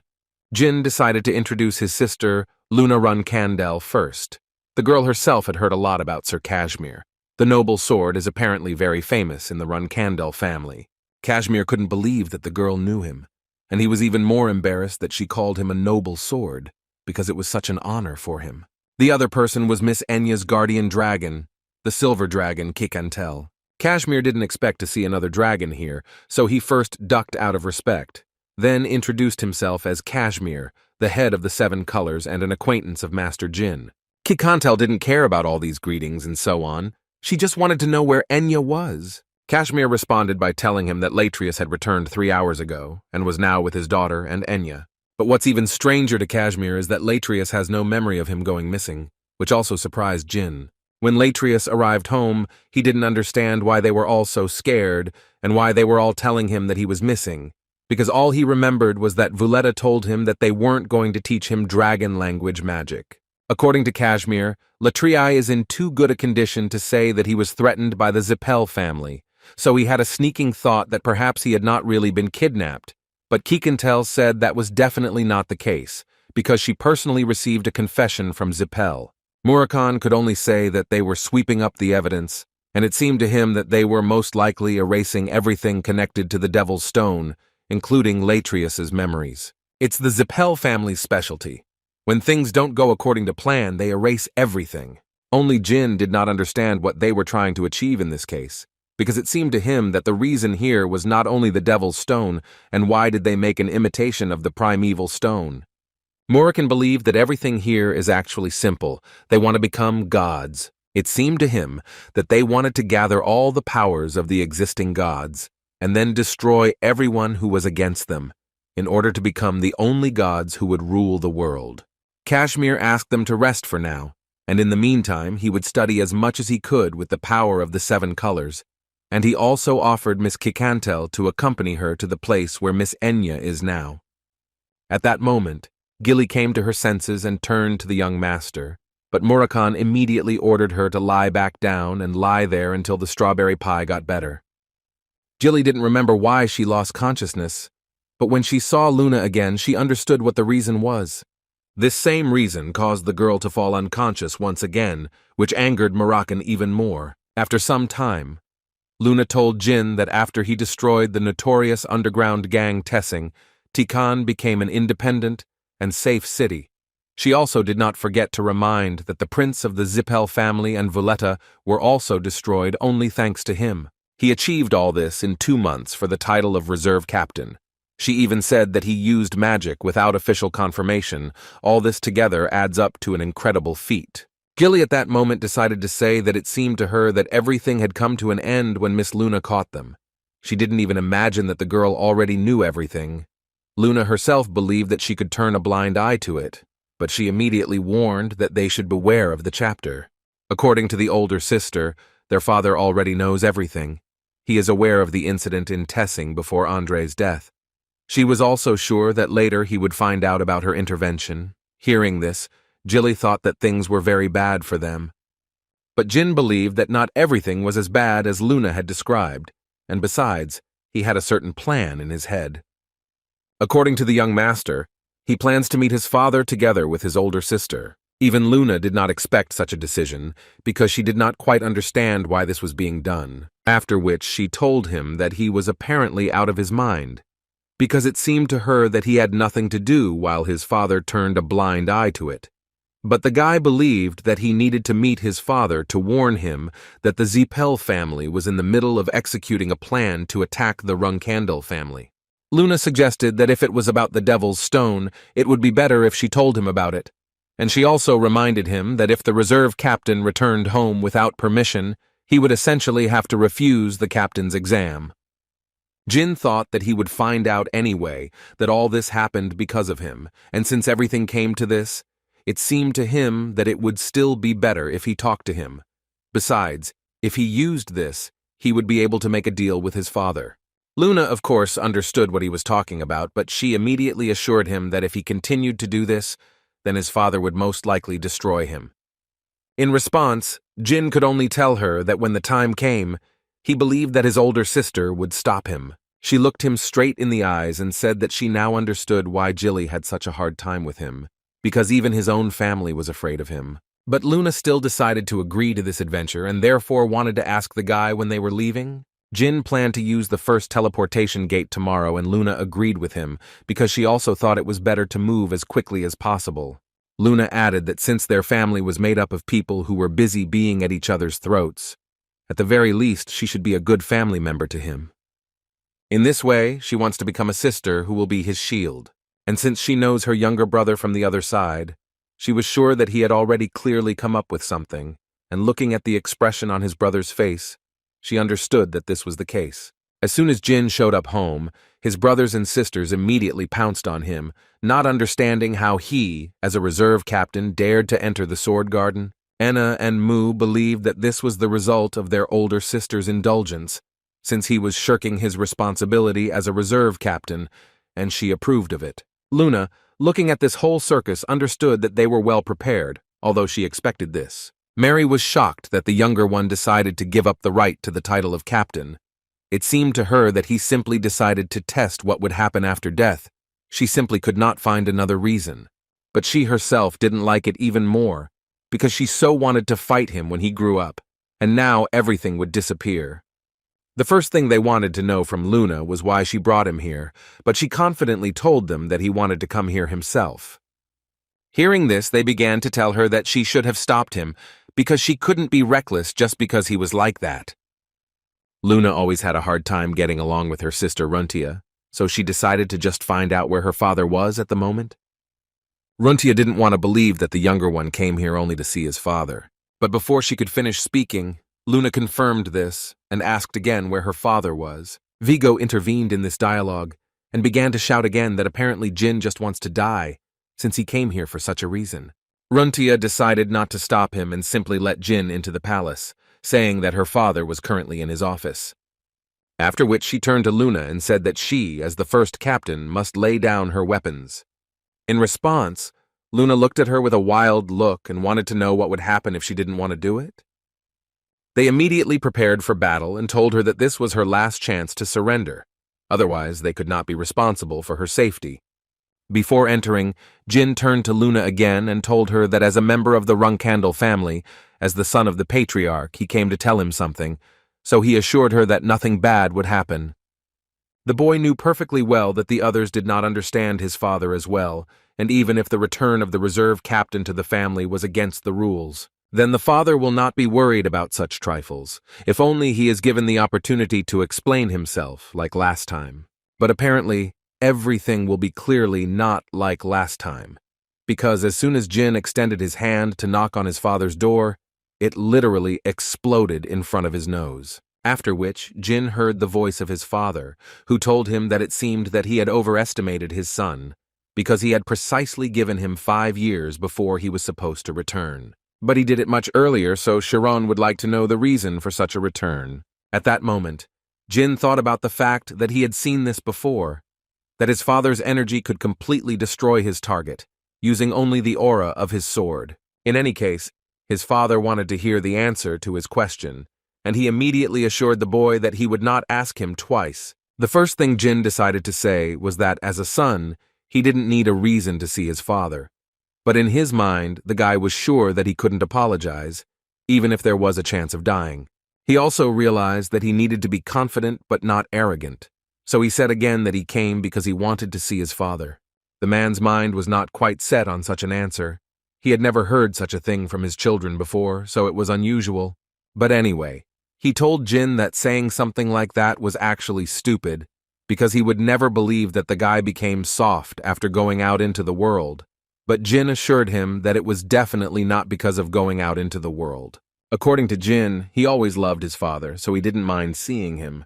But immediately after these words, he had to cover his face with his hand because of the incredibly strong aura that literally blew the guy away. Jin understood perfectly well that at the moment, the thirst for blood prevailed within his father. But the guy still didn't understand what he said wrong, because he said it quite confidently and clearly. Suddenly the man told him that he almost laughed at these words, because he did not expect to hear something like that. But he had enough of the nonsense. Now he wanted to hear from Jin why he was really here. In response to this, Jin mentioned that the prince of the Zipel family, who insulted him during the banquet, Andre, died. Hearing this, Chiron did not want to believe that Jin destroyed him, but the guy wasn't going to talk about it. He immediately said that his sister Luna did it, and he simply created the opportunity for it. But he is here not only for this reason, because he has a few more things that he would like to tell, if of course this interests a man. Chiron couldn't help but notice that this was incredibly impudent on the part of the guy, but he still allowed him to report what he knew. After listening to the guy for a while, Chiron decided that he wanted to tell him that there might be turmoil in the Zipel family since their deputy head had died. Jin continued talking and finally said that Andre was not the real deputy chief. After which Jin added that although his older sister Luna was quite strong, but for the prince of the only family that could surpass Runandal, he was too weak, although again he agreed that these could only be his thoughts. But suddenly Chiron spoke up and told Jin that he was actually right. This guy was just a prince, not a deputy, and he knew it. Chiron always knew that there was someone else behind Keliak, but he immediately said that this was not the information that he could share with him. But Jin was glad that he at least confirmed his suspicions, especially since Jin had not yet told him the most important detail. According to Jin, they used a strange artifact, and Andre called it the Devil's Stone. According to the information that Jin collected, it is an imitation of the primeval stone that was created by the gods long ago. Father thought for a bit and asked Jin, or did Murakhan tell him this? The guy was not aware that his father had such information, but as it turned out, the man also knew that he could also use magic. Jin always knew that his father would one day know about magic, but he didn't know that his father knew about Murakana. This caused Chiron to laugh quite loudly, because everything he said about Murakana was just an assumption, and in fact, Jin himself confirmed this information. Jin realized that he had made a mistake when he said this, and his father, meanwhile, could not believe that the boy had actually turned the great black dragon into a simple cat. In any case, Chiron praised his son for getting hold of some pretty important information, and that's why he wanted to talk to Luna, because in his mind he knew that Zipel had gone too far with the creation of this stone. But what was more dangerous was that this power was incredibly huge if used correctly. He immediately became interested in finding out if the kings of the Black Sea knew about this, because they are a fragment of the primeval stone, and therefore he was sure that if they were aware of this, they would most likely do something. So he decided that he urgently needed to visit the Black Sea. He also told his son that he would overlook the fact that he had disobeyed the rules, but he knew that this would not be enough for the boy, so he allowed him to name one thing that he wanted to get. Jin expected that this would be the case, so he prepared his wish in advance, and this request was that he would like his father to forbid any member of Runandal from entering the independent city of Tikan for a while. Chiron understood perfectly well that this was probably the place where Jin had seriously settled down at the moment. But before the man fulfills his request, he would like Jin to pass a test that he will give him, and this task was to make Kashmir one of his people, after that come back to his father, and prove it to him. Well, if Jin manages to do this, then Chiron will definitely not allow any member of the Runandal family to set foot on Tikan territory without his permission. The time limit for this task was exactly 1 year, during which time Chiron would like to see evidence that Kashmir is now on their side. But before Chiron could finish the terms, Kashmir was already standing in front of him, looking at the head of Runandal with both eyes. Chiron himself was slightly shocked that Jin was able to complete this task so quickly, because he himself once wanted to get Kashmir into his teachers, but he was too arrogant, so nothing worked out for him. Kashmir at that moment could only think that Chiron Runandal was the strongest knight in the world. Moreover, in his head he called him the most worthy person in the whole world. Moreover, he had indigestion just from looking at him. But then he realized that he was just a guest of the young master Jin, and therefore he should not be afraid of Chiron Runandal. So he decided to bow again as a sign of respect, and Chiron immediately realized that he was the one who was called the Noble Sword Kashmir. But the knight himself asked the head of Runandal to skip all these formalities and call him simply Kashmir. Jin entered the dialogue, wanting to tell his father that his relationship with Sir Kashmir was like a common destiny. And since he had proven his relationship with him, Jin believed that it was time for his father to keep his promise. When Kashmir heard the word common destiny, he assumed that in Chiron's head at that moment, there were thoughts about Tikan finally becoming part of the Runandal family, which did not quite suit him. In response to Jin's words, Chiron could only say that he was actually a devious child who was calm even after he managed to fool his father. Jin didn't understand what his father was talking about, because he never wanted to fool his father. And besides, he was just lucky. In any case, it doesn't matter anymore, because Chiron himself agreed that Jin was able to pass the test, and from that moment on, no Runandal will enter Tikan territory without his permission. Kashmir couldn't believe her ears that she was actually hearing such words, and now she finally understood what the words to share fate meant. Suddenly his thoughts were interrupted by Chiron, who told Jin that if he had nothing more to say, then he could leave, because now he would like to talk to Kashmir one-on-one. Jin did not argue with his father, and decided that it would be better for him to wait for Sir Kashmir outside the palace. The noble sword of Tikan was clearly not ready for such a turn of events. He certainly would not want to talk to Chiron Runandal one-on-one, but apparently he simply had no other option. As soon as Jin left his father's office, Tona's brothers immediately ran up to him, wanting to learn how to do it from their younger brother. They would also like to know from him why he was causing such a fuss. At that moment, Jin, looking at them, understood that apparently they had been hiding all this time somewhere because of the bad atmosphere. Jin realized that this was the best time to ask his brothers for one request, which concerned his faction cadets. He would like the Tun brothers to look after them until he returned. They didn't fully understand what they needed to do, but Jin didn't care. He had already turned around and started to leave. They couldn't believe that he could be so calm after meeting his father, although on the other hand, he seemed to have always been like that, so they weren't so surprised anymore. After he left the palace, the first thing he did was turn to Luna and say that her father had asked her to come in so that he could find out a few things about that day. The other brothers and sisters couldn't believe that their little brother was still alive, and how could he even smile after talking to his father? While they were shouting, Jin noticed that Sir Kashmir had also already left after talking with his father, and the guy first asked him how their conversation went. Kashmir replied that their conversation had gone much better than he could have expected. Mu continued to scream, and this time she did it towards Kashmir because she didn't know who he was, and therefore thought that he was an outsider who had illegally entered the territory of the Sword Garden. Renutia suddenly asked her to close her mouth because she realized that the leader had finished what he wanted, which meant that they did not need to go further. Before leaving, Jin wanted to thank his older sister for her hard work, for which he would always be in her debt, but she assured him that all he could say to her was thank you. Before leaving, he told her that he was planning to immerse himself in training for a while, and she fully supported his decision, so she could only wish him good luck and ask him to be as careful as possible. After which he turned to his other older brothers and sisters and promised them that they would see each other soon. A month later, in the underground training hall in the Kashmir mansion, in the 30th duel between Jin and Alicia Badger, the guy managed to lose for the 30th time. But he didn't even intend to give up, and after each fight he asked for a rematch. Early the following year, the Zipel family officially announced the deaths of Andre and Vuletta. Since the reasons for their death were not announced, rumors began to spread that they were destroyed due to internal political problems. It was also said that they could have died in a battle with the Cold Group. They also decided to spread a rumor that they upset Emperor Bement, for which they were destroyed.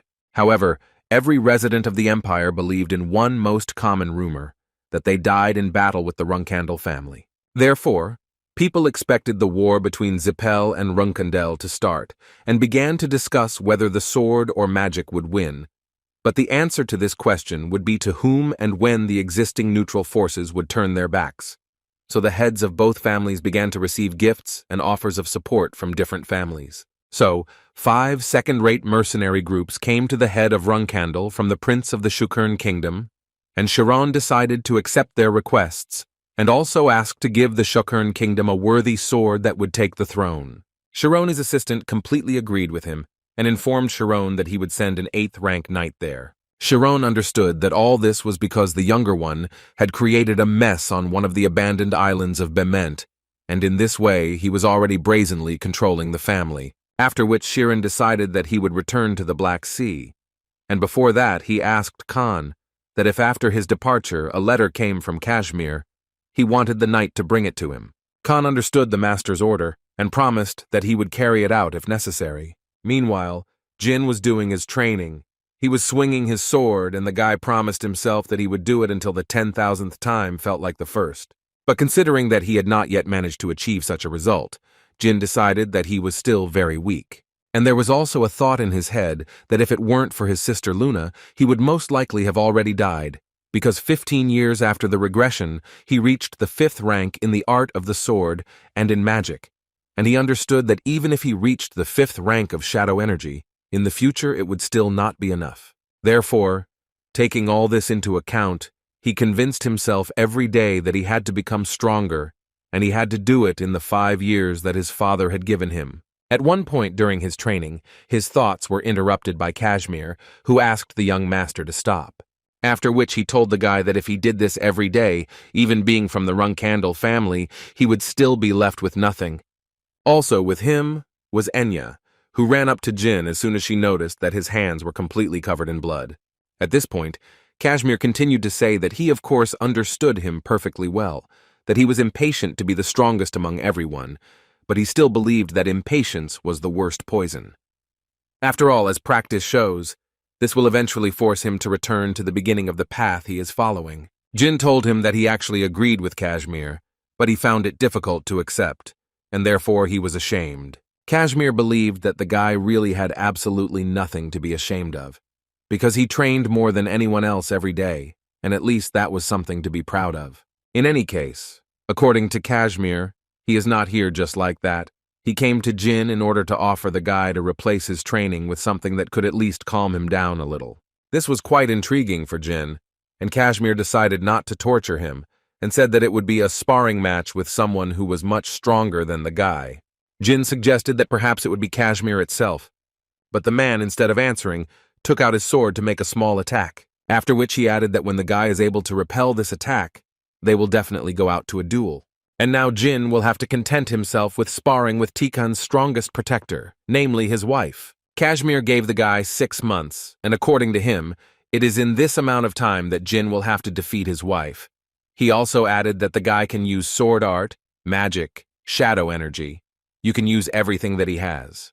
Julia was a little worried that her mother would fight with her brother Jean, but the woman assured the girl that they would not fight, but strengthen their friendship. Julia still didn't like it because she doesn't like fights, but instead of calming the girl down, her mother decided to ask her who she would root for if they did fight. The girl, to her mother's surprise, said that she would root for Jean, and the guy himself at that moment was thinking that if you don't look at Alicia Badger's physical abilities, then she didn't seem that strong to him. Julia at this point explained to her mother that she would root for Jean because he was weak, because her mother herself taught her that she should always be on the side of someone who is weak, but tries very hard. Alicia immediately asked Jean for forgiveness for her daughter's words, because she simply does not know how to lie, so she says everything she thinks. After which, she decided to clarify whether he would be okay with their sparring taking place after she finished work and dinner, every day for the next 6 months. Jin was surprised when he heard that she was going to fight him every day, because in that case, he would take up a lot of her time, but she assured him that in fact there was nothing to worry about, because in her opinion, the sparring would be short. 2 days later, Jin sparred for the first time against Alicia. Looking at her, the guy realized that apparently her appearance was wrong, and she really was a serious fighter. Before starting, Alicia suddenly decided to clarify something, after which she began to talk about how in the past she served in Bement's Special Squad, and if a person is from Bement's Special Squad, then you never hold back. That's why she wanted to warn the guy that even if he loses, he shouldn't be too upset. Now Jin realized why Kashmir gave him so much time. Apparently Alicia is a pretty good fighter, who definitely won't be defeated the first time. Just when he promised himself that he would try his best to defeat Alicia faster, she immediately struck him. But Jin managed to block it with his sword, but doing so was clearly not an easy task. Alicia herself did not expect that he would be able to block her blow, because she was sure that she would catch the guy off guard. Suddenly, her thoughts were interrupted when a bright light hit her straight in the eyes, so she had to cover them with her hand. And when she finally opened her eyes, she saw Jin in front of her, who was preparing to attack. But no matter how hard he tried, Alicia was still much stronger and faster, so it was not difficult for her to dodge this blow. Jin understood where this was all heading, so he jokingly asked her if she could call the medics. She dealt him a counterattack, which would end this sparring for today, and added that she had already called the medics because she had guessed that this would happen. That evening, Jin spoke with Alicia, who told him that she was quite surprised, because she didn't think that he would be able to attack twice on the first day. She also noticed that the guy didn't put much effort into the first attack. Thus she realized that he was trying to test the waters before the sparring. Jin was surprised that she even noticed this, but according to the woman, she only saw it at the end. But most of all, she wanted to know what that light was during their fight. She had never seen such magic. Jin happily told her that it was an ancient spell, the flash curtain. He covered the sword with it before they started sparring, but it still didn't work. So the guy decided that such tricks definitely wouldn't work on her. But Alicia assured him that it was better to call it not tricks, but a strategy, because mentally she was sure that the reason why he defeated opponents stronger than himself was definitely not simple luck. It seemed to her that he created opportunities through precise calculations and anticipation of the course of the battle. And so the fact that he used it in sparring was commendable. But if it were a real battle, she could only imagine the faces of his opponents. The guy thought about the fact that this was the first time he suffered such a crushing defeat, even after using all sorts of tactics, and he thought that it was because she was from Bement's special forces. In any case, the most important thing is that if he wants to defeat her, he will actually have to fight her for about 6 months. 1 month later, in the unprotected territory in the east of the Black Sea continent, Khan arrived to his leader to deliver a letter from Kashmir that arrived about 10 days ago. Kashmir began by saying that he was writing this letter to the respected Chiron Runandal.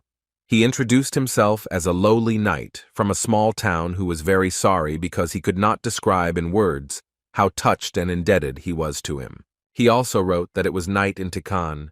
The dark sky was strewn with stars that were shining so brightly as if they were singing about the greatness of Sir Chiron. All this at one moment began to irritate Chiron, because he asked Kashmir to write to him only about his youngest son. But considering what he writes in the letter, one could assume that Kashmir is a rather sensitive person, but he still decided that he would tell him to write as little as possible. Finally, in this letter, Kashmir at least told a little about the younger one, who is currently being beaten by Kashmir's wife. And if you believe the words in this letter, then the first sparring ended in 3 strikes, the second in 5, the 7th in 10. By the 30th, Jin was able to withstand more than 40 blows, which was significant progress, but it was still too little. Kan, looking at Chiron, did not understand why the man was so amused by his son's losses in sparring with the Kashmir woman. But apparently the reason is that Chiron knew perfectly well that Kashmir's wife was from Bement's 2nd Special Squad. This means that luck alone will clearly not be enough for the young master to fight the 2nd Squad. But what pleased the man most in this letter was that it said that in the 40th sparring session, Jin was able to withstand about 120 blows, and thus he exceeded his limit. Suddenly, Chiron literally shocked Khan with the words that if Jin were the firstborn, he would have given the family into his hands without any regrets. These words shocked him so much, because before, Chiron had never mentioned an heir. There were times when he continued to watch, but never mentioned anyone. Joshua takes the position of heir only because Luna refused it. The head did not appoint him himself. In any case, Khan thought that it was still too difficult, although his development was amazing, but he thought that if the guy was suitable now, it did not mean that he should be chosen as the heir, and all because in his opinion, Jin was not restrained enough, although he had a good character, but he was too soft. Chiron agreed with Khan that Jin was different from Joshua, and Khan added that the guy should be able to abandon his family if the need arises. The head once again agreed with him that this was exactly what the head of the Runandal family should be like, after which he told Khan that he could leave. But before letting the knight go, Chiron still wanted to know why the letter that arrived 10 days ago was delivered so late. According to Khan, he hurried as much as he could, but due to the incredible number of monsters, he was delayed. In response to these words, Chiron cleared the way for him a little and finally asked him to deliver the letters faster. The 93rd day arrived, and Alicia was more than pleased with the young master's progress. Moreover, she didn't even think that someone would be able to push her aside at such a young age. But Jin still thought that this was too little, because he would have to try very hard to defeat her in 6 months. After another sparring session, Alicia offered to go up with her for dessert, because she heard that Latrius had made ice cream, but Jin was forced to refuse, because he still had something to do. Alicia was surprised that he was going to do this today. Jin told her without a doubt that he would do this, because he was sure that he still had a very long path ahead of him, from which he simply could not get off. Alicia, looking at this guy, thought that she felt every one of their battles. But still, it seemed to her that the development of young Master Jin was simply abnormal. She understood that this was possible because his aura and magical power were growing at the same time. And what makes this possible is this black power that connects aura and magic, the power obtained through a contract with God.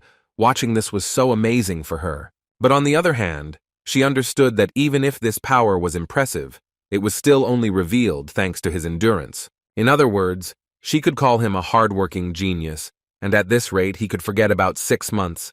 It seemed to her that tomorrow he would be able to defeat her, and apparently she was right, because the next day, already in the middle of the fight, Jin was able to deal an incredibly strong blow to Alicia.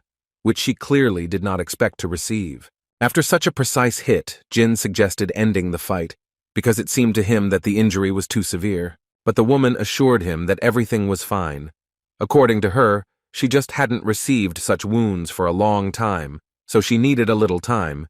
Jin, meanwhile, suggested that she call Enya so that she could heal her a little. While Enya was healing, Jin recalled the details of the fight, and the thought was spinning in his head that the woman could actually dodge this attack, and that he was clearly luckier in this match. At that moment, Alicia herself thought that she had relaxed too much, because when the shadow energy blocked her view, it seemed to her that the guy was using the same movements, so she did not think through her actions. She understood that with each new sparring session, it was becoming more and more difficult for her to go out and fight with the guy. Alicia couldn't believe that she was losing earlier than she promised, but Jean tried to calm her down and say that it was just luck. That's why he suggested to consider it a draw, because he himself was ashamed to consider it a victory.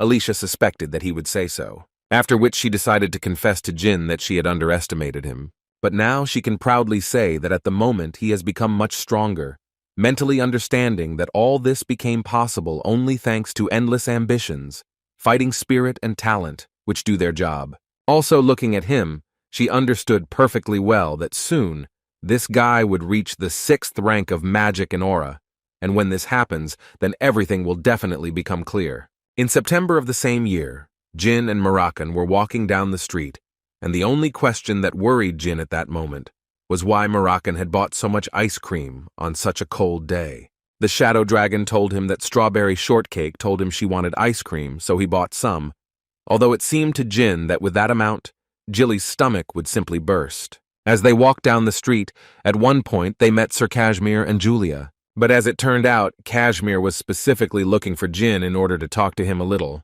And when Jin agreed, Kashmir began to tell him about Vishkal Iviliano, according to the noble sword. He was the temporary head of the Iviliano family, the only talent in a family that was falling apart due to a lack of capable people.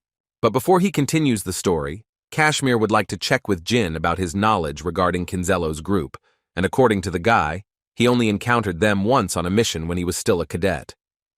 After which Kashmir added that perhaps Vishkal is part of the Kinzello group. It became known that he visits the state of Kurano once a week, and each time goes into a workshop with a strange name explosion is an art, and the owner of the workshop is Bubar Gaston, who is also the head of Kinzello. One thing was obvious, that they were very closely related, but Kashmir also believed that since Vishkal brings bread and food there, it could mean that Bubar's position is higher than Vishkal's. Now Jin understood why Vishkal had personally stood up for Bubar. The whole point is that they work together, although Jin always thought that Kinzello was just a bunch of extremists, and he would never have thought that an 8th-rank swordsman relied on them. Jin also wanted to know what Sir Kashmir found about the spider arm, and according to Kashmir, Alu has more secrets than he initially thought, even though the elite group of 7 colors is trying their best. But there is no mention of him before becoming the head of Tessing. It looked like someone had deliberately erased information about him, and now Jin was thinking that maybe he shouldn't have destroyed him. In any case, he thanked Kashmir for his hard work. It wasn't difficult for him, especially since the informants did the main work, but he still said that he would try to get more data on Kinzello, after which he would inform the guy about how things were going. Jin was as always very grateful to Kashmir and as always remains deeply in his debt. Kashmir was glad to help, but he still decided to say that if Jin was so grateful to him, then he would not mind if Jin played at least a little with Julia, who wanted it so much. Jin would gladly do this, but he soon has a sparring match to which he also invited Sir Kashmir, who wanted to come there himself and see how much young Master Jin has grown. The guy assured him that there would be something to see because, according to him, he had recently begun to understand something that would clearly help him in this sparring. Alicia was a little surprised when she saw her husband here and therefore wanted to know what he needed. Kashmir didn't understand why there were such strange questions, because he just came to look, especially since Jin had called him. In response, she said that he could be here. She just really didn't want him to see her defeat. Such words clearly shocked Kashmir. After all, it seemed to her that today would be the last sparring match, and she so wanted him to remember her in the future as a good opponent. Jin didn't understand why she was talking about herself as a good opponent, because he was going to remember her as a good teacher and friend. Kashmir didn't understand what they were talking about at all, because a little more than 3 months had passed. It seemed to him that Jin's victory at this stage was impossible. But looking at how Alicia was preparing for the fight, he realized that she was apparently very serious. The first sparring sessions clearly did not take place in such an atmosphere. As soon as they started the fight, Jin immediately used his summoning skill. Kashmir watched their fight closely, and from the very beginning he realized that Jin had already made incredible progress. Phoenix, at the 6th rank, mages get the opportunity to enter into contracts with assistants, but no one knows who exactly they will meet. Since magicians can only open spatial gates to the world of fire, this bird was chosen, and it is for this reason that magicians desperately want to be chosen by a special phoenix. And the rarest of them is the one that is able to summon blue flame, such as what Jin summoned, which seemed impossible. This blue phoenix was called Tess, and those magicians who managed to summon Tess became the greatest magicians of their time. And now that Jin was friends with such a comrade named Tess, he was ready to start a real fight with Alicia. She also did not stand still all this time and desperately tried to accumulate energy in her hands in order to attack him at one moment. So, as soon as she had the opportunity, she immediately rushed into battle. But Jin's phoenix didn't give her the chance to get too close to him. Alicia understood that this was 5th-tier fire magic, but what she also noticed was that the flame had a strange feature. If she touched it, her body became heavier. This makes her life much more difficult. Every time she jumps, she feels incredible pressure that literally pulls her down. Because of this, the amount of stamina she was losing would increase dramatically, so she began to realize that if she wanted to win, she needed to finish this fight as soon as possible. But for Jin, the situation actually didn't look the best, because even though he currently had the advantage of the Phoenix, he realized that with its development, he would be able to support Tess for another 3 minutes, so he also needed to go into battle quickly. The young master was confident that this time would be enough for him to finally defeat his teacher. After a few blows, Alicia received another pretty good blow to the same shoulder. But this time Jin was not going to stop and was determined to finish this fight. Alicia couldn't believe that the guy was capable of using sword magic, although upon closer inspection she realized that it was wind magic. After 3 months, Jin finally realized that Miss Alika was using different variations of movements, and they all had one thing in common. This is dominance. A woman needs to dominate her opponent no matter what. Otherwise, the fight will not go well for her. Therefore, Jin immediately noticed that now she was most likely trying to regain the advantage. But Jin wasn't going to give her that opportunity, and decided that it would be best to take advantage of this now to strike. At first he tried to strike with his sword, and did it one after another, but then he realized that it was time to use magic again, and so he struck with fire. Although Alicia was able to dodge this blow, it was in any case just a maneuver to distract her attention so that he could strike with his sword. She understood that if she dodged one blow, the second would catch up with her.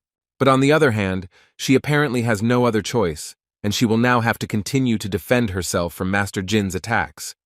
Alicia decided that it was time to pull herself together and start a real fight, so she gathered all her strength into a fist and was going to show who was stronger to this magician and swordsman at the same time. With this attitude, she was still able to stop his attack at one point. Moreover, she believed that she would finally be able to carry out a worthy counterattack, because it seemed to her that she had caught him in a mistake. But at some point she had to take her words back, because her opponent simply disappeared in an instant, leaving behind only a shadow. She simply couldn't believe her eyes, because until that moment she was sure that it was his sword. But to her great regret, she was wrong, and she realized this when she began to feel incredibly strong pressure again. But it was too late, because Jin dealt her a strong enough blow to finally end this fight. After such a blow, the woman could not help but admit her defeat and saluted her opponent, Jean Runandal. The first thing Jin did after that was turn to Kashmir and ask him to call Enya so that the girl could heal Alicia. Murakan couldn't believe that Jin had managed to defeat Alika in battle, because he was still so young. Moreover, only 3 months had passed since their first sparring. But on the other hand, he didn't care who he defeated there. Now he was interested in the question, who did Jin summon in order to defeat? And when Kashmir said that Jin was able to summon Tess, even Kikantel was surprised. After the fight, Alicia and Jin talked again as friends, and the woman told the guy that she went too far when she decided to use the aura shield to win. But this ultimately became her downfall. She could not even imagine that she would ever lose twice in a row because of a blow to the back. But to be honest, according to Jin, he had planned this since their first sparring session, although it sounded rather arrogant. In any case, he did not forget to tell Alicia how much he was grateful to her, but she in turn told him that she also had fun, and he could not even imagine how proud she was of him. Their dialogue was interrupted at one point by Murakami, who ran into the arena and started screaming like crazy. He didn't even say hello to Jean, but simply started asking him to summon Tess because he wanted to see it with his own eyes. Jin didn't really understand why he needed it, but he still fulfilled his request. As soon as Jin did this, Kikantel bowed before him and thus greeted the Master of Flame. Murakami, unlike her, did not do this, but simply said hello and said that they had not seen each other for a long time. For such words, he received a fiery slap in the face and clearly regretted his words. Kashmir also stood there and watched all this carefully, when suddenly he felt an incredibly pleasant feeling inside himself. Murakami didn't like the phoenix too much after the long separation, so the shadow dragon asked Jin to remove him as quickly as possible. He didn't understand why this bird was suddenly so negatively disposed towards him. But he is not here for this, but to tell Jean that this is not Tessa's real form. After all, according to him, the true form can only be seen in the Kingdom of Fire. Jin thought that this was the name of the world in which phoenixes live. After all, he actually knew about the existence of another world. But this was the first time he heard about the Kingdom of Fire. But for Murakami, it was not surprising that the guy was hearing about it for the first time, because this name is used only by gods and dragons. It is simply more convenient to call this place, because even the gods of the highest rank do not know the real name of this place. Jin understood that if even the gods did not know about this place, then most likely this place was beyond the power of the gods, and this was the correct assumption.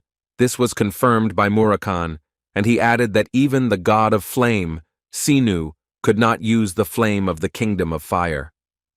And then he would like Jin to listen to him very carefully, because everything he is going to tell him now is very important, according to him.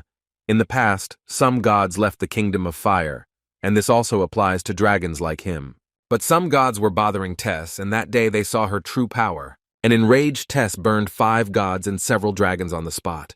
Jin couldn't believe that Tess was so incredible, because he couldn't even imagine how strong a person had to be to summon this power. But Murakami immediately answered his question and said that in fact it was impossible. According to him, no matter how strong he was, he couldn't just summon all of her power, and no matter who he was, he couldn't fully summon the power of a being from another world. As Murakami explained, it is a kind of penalty, so the gods who come to this dimension cannot do anything, and that is why Tess cannot use her full power in this world. But to put it another way, she could burn someone like Jin alive, because Murakami didn't understand at all how such a dangerous old woman could fight under his command immediately after being summoned. He wanted to tell the guy that they were shocked when they found out that Jin had summoned her, because she could easily burn him. Although later he immediately answered his question, because if you think about it a little, it becomes clear that she would not have chosen a guy if she wanted to burn him. After which he conveyed a message from Tess, and if Murakami was not lying, then she asked to tell Jin that she really likes him, and with this the Shadow Dragon sincerely congratulated Jin. For a long time the young master could not get his head around the idea that Tess was so great, although on the other hand he understood that no fire would help against the son of Keliarch and the dragon of the guardian of Kaduna. However, this is still good news for him, considering that when the Runandal and Zipel families fight, her strength will greatly help him in that battle. In the winter of the following year, Chiron received another letter in which it was said that Zhang was able to summon Tess, which was quite interesting to learn for him, although he had never cared about these phoenixes his whole life. He was more embarrassed by the fact that Kashmir wrote only 2 lines about how his fencing had improved, although the man had allowed him to use magic and shadow energy, but he still didn't want the guy to forget that he was from the Runandal family. Therefore, he asked Khan to tell him some information about the grandson of the Haran family, and the knight had just received some information about him a few days ago. As it turned out, this information was about an order for a space competition and the destruction of a pirate who took part in it. According to Khan, Dante Hiran is listed under a pseudonym on the list of participants, and all they know about the space competition is that it is a combat competition organized by pirates. Chiron remembered that 10 years ago, Mary took second place in this tournament, and this was the young lady's first defeat. In any case, now Chiron wanted the younger one to attend this tournament as well, so he ordered Kanu to send him there. Chiron believed that there would be a lot of people there, so he would not be able to use magic and shadow energy, and would have to use only his sword to win. The leader believed that when Jin went into battle with a genius who had honed his swordsmanship, he would realize something. He wanted Jin to finally prove that he was Runandal, and to do this he needed to show the true power of his sword. Kashmir, after another training session with Jin, approached him with a small piece of paper and asked the guy to look at it. According to him, there was an application for participation in the space competition. Kashmir also added that this is what he recently prepared for him. And according to the information of the 7 colors, it seems that Dante Chiron from the Chiron family will take part there. Currently, this guy's grandfather is the patriarch of the Heron family, and before he became the head of the house, he was on par with Sir Chiron, and Dante Heron is his valuable grandson, whom he probably taught something. But when Kashmir looked at the genie, it seemed to him that the guy was not at all interested in finding out how strong Dante was. Instead of answering this question, Jin wanted to ask again, did he really need to participate in this? This question slightly shocked Kashmir, and he immediately began to tell the guy that he should not take this personally.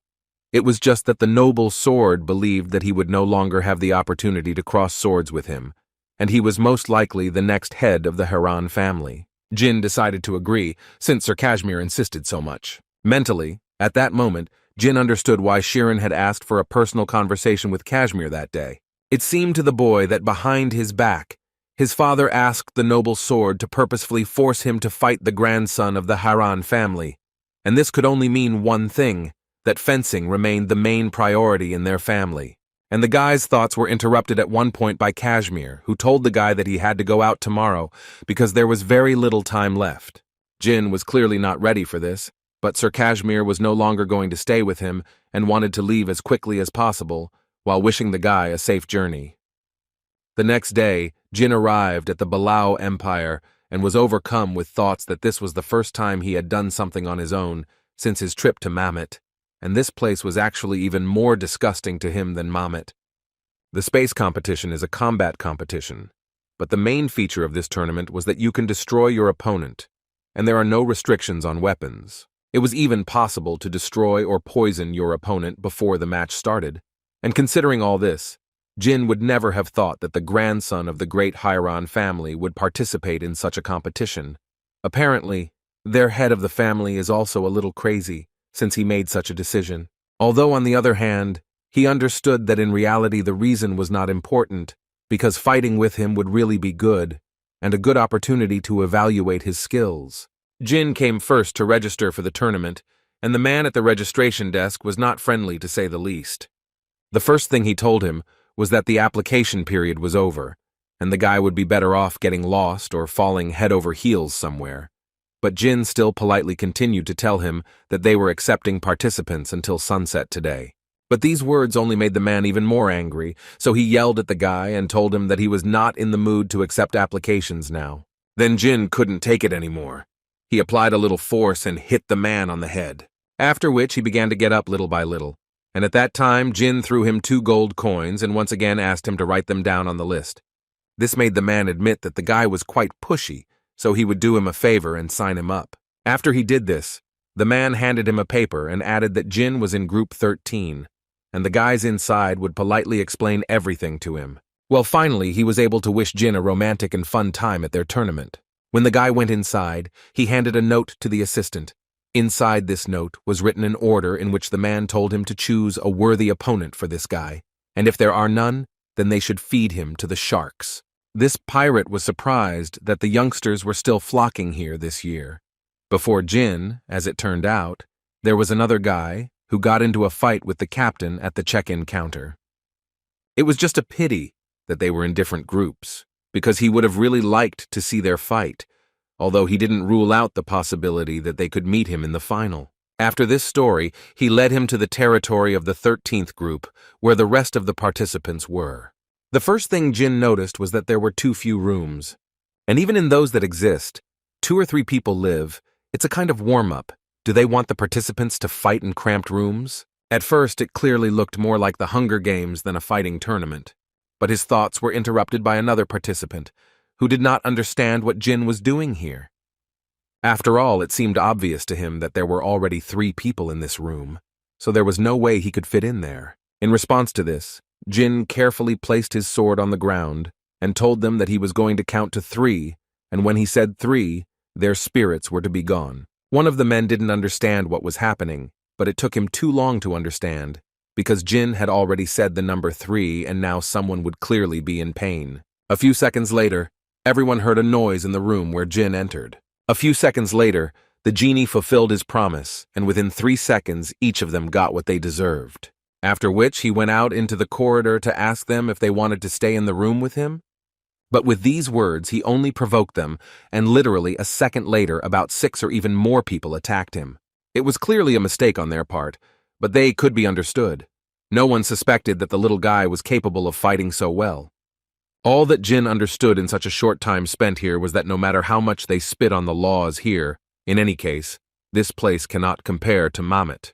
And apparently he won't be able to sleep in this place. After Jin dealt with all those who wanted to show him their strength, he sat down to read a book, when suddenly one of the pirates came to visit him. Who wanted to find out from the guy, or is he accidentally planning to destroy all the warriors before the tournament starts? Jin laughed at his words, but still said that it was just a warm-up before the upcoming fight. Now the pirate understood why the captain told him to find a worthy opponent, because as it turned out, this guy was really assertive. In any case, the pirate did not forget to add that the fights of the first and second groups would soon begin, and he said this in order to notify the guy that he would later fight with one of them, so he could go and look at his future opponents. The pirate personally decided to take him there, and before leaving, he told him that waving a sword in the stands was prohibited, so he immediately asked Jin to sit still and watch. Jin was taken aback by how many people had come to see it, so he felt like no one would recognize him, although he still didn't deny that he should have spent more time on his disguise. While he was passing by the rows, they were already talking about him and referring to him in not the best words, saying that he had killed half of the guys from the 13th group, on whom they were betting. But what bothered him most was that in these rumors they were talking about the possibility that one of them was the reserve captain of the Runandal family. Some people didn't understand what the Runandal family had to do with it and why they needed tournaments like this, but these questions gave rise to new rumors that Runandal wanted to test her boyfriend. Moreover, they thought that it would be great if it turned out to be Jin Runandal, because they remember how everyone went crazy when the guy reached the 5th rank at his rather young age. Jin was surprised when he also heard the names of Tan's brothers. He was not surprised that there were rumors about him, but for them to know about his brothers, that was already problematic. So he decided that when he saw his brothers, he would put them on night watch. His thoughts and attention were drawn to the captain of the ship and, at the same time, the host of this show, who came out to the center of the arena to greet all the fans and guests of today's tournament. This captain's name was Cosmos, and he was not shy about saying directly that he had no idea that so many people would come to line his pockets, after which he decided that it was enough to listen to all this chatter, and it was time to start the battle, in which 13 groups would participate, in which there were a total of 182 martial arts masters. And right away he decided to introduce the participants of the first battle, the first of which was the main hero of the first match, who reached the round of 16 last year. That same cutie from the gang of shark pirates, Mentis. Mentis' opponent this time will be the man who is participating in their tournament for the first time, and the name of this swordsman boy is Paul Meek. People were surprised to see such a young participant in the arena, but Jin understood perfectly well who this kid could be and what kind of madman made him participate in this. And as soon as Cosmos announced each participant, he decided to immediately announce the start of the fight. Looking at Mentis' expression, it was clear that the pirate thought he would quickly finish this kid and move on to the next round. But before he could carry out his attack, Paul Meek simply took out his sword and thereby cut off the pirate's head, and the fight could be considered over. Nobody could have expected this, so all the people in this arena sat with their mouths open for some time. Mentis' head rolled like a small ball across the arena, and every time it touched the ground, the sound cut the ears of every spectator, because there was deathly silence in the arena. Jin didn't show any emotion while watching all this, but still, in his mind, he was surprised that this guy was able to decapitate Mentis using only the energy of the sword. But now he had no doubt that this little boy was that same Dante Hyron. Suddenly, Jin's thoughts were interrupted when he heard an incredibly familiar voice shouting in support of Paul Mika. Jin didn't want to believe until the end that it was Veridin Zipel, but apparently he would have to do it, because it was definitely him. But the most important question is just what is he doing here anyway? Veridin at this time only shouted that he would put all his money on this guy. He believed that Paul Meek was the future, and thus he attracted the attention of more and more people. Jin suspected that this guy hardly came here just to watch the fights. Most likely he was also on a mission, although for a mission he was having too much fun. In any case, Jin knew that if he was recognized, then he would be in too much trouble, so he decided to turn around and hope that he would not be noticed. How did Veridin suddenly start shouting across the arena that he recognized this guy and wanted to know what he was doing here? Dante Hyron looked at the stands and noticed his old friend Veridin Zipel. In fact, they had only met once at the Zipel family banquet, and it was quite surprising to Dante that he would so openly support him in such an unfamiliar place.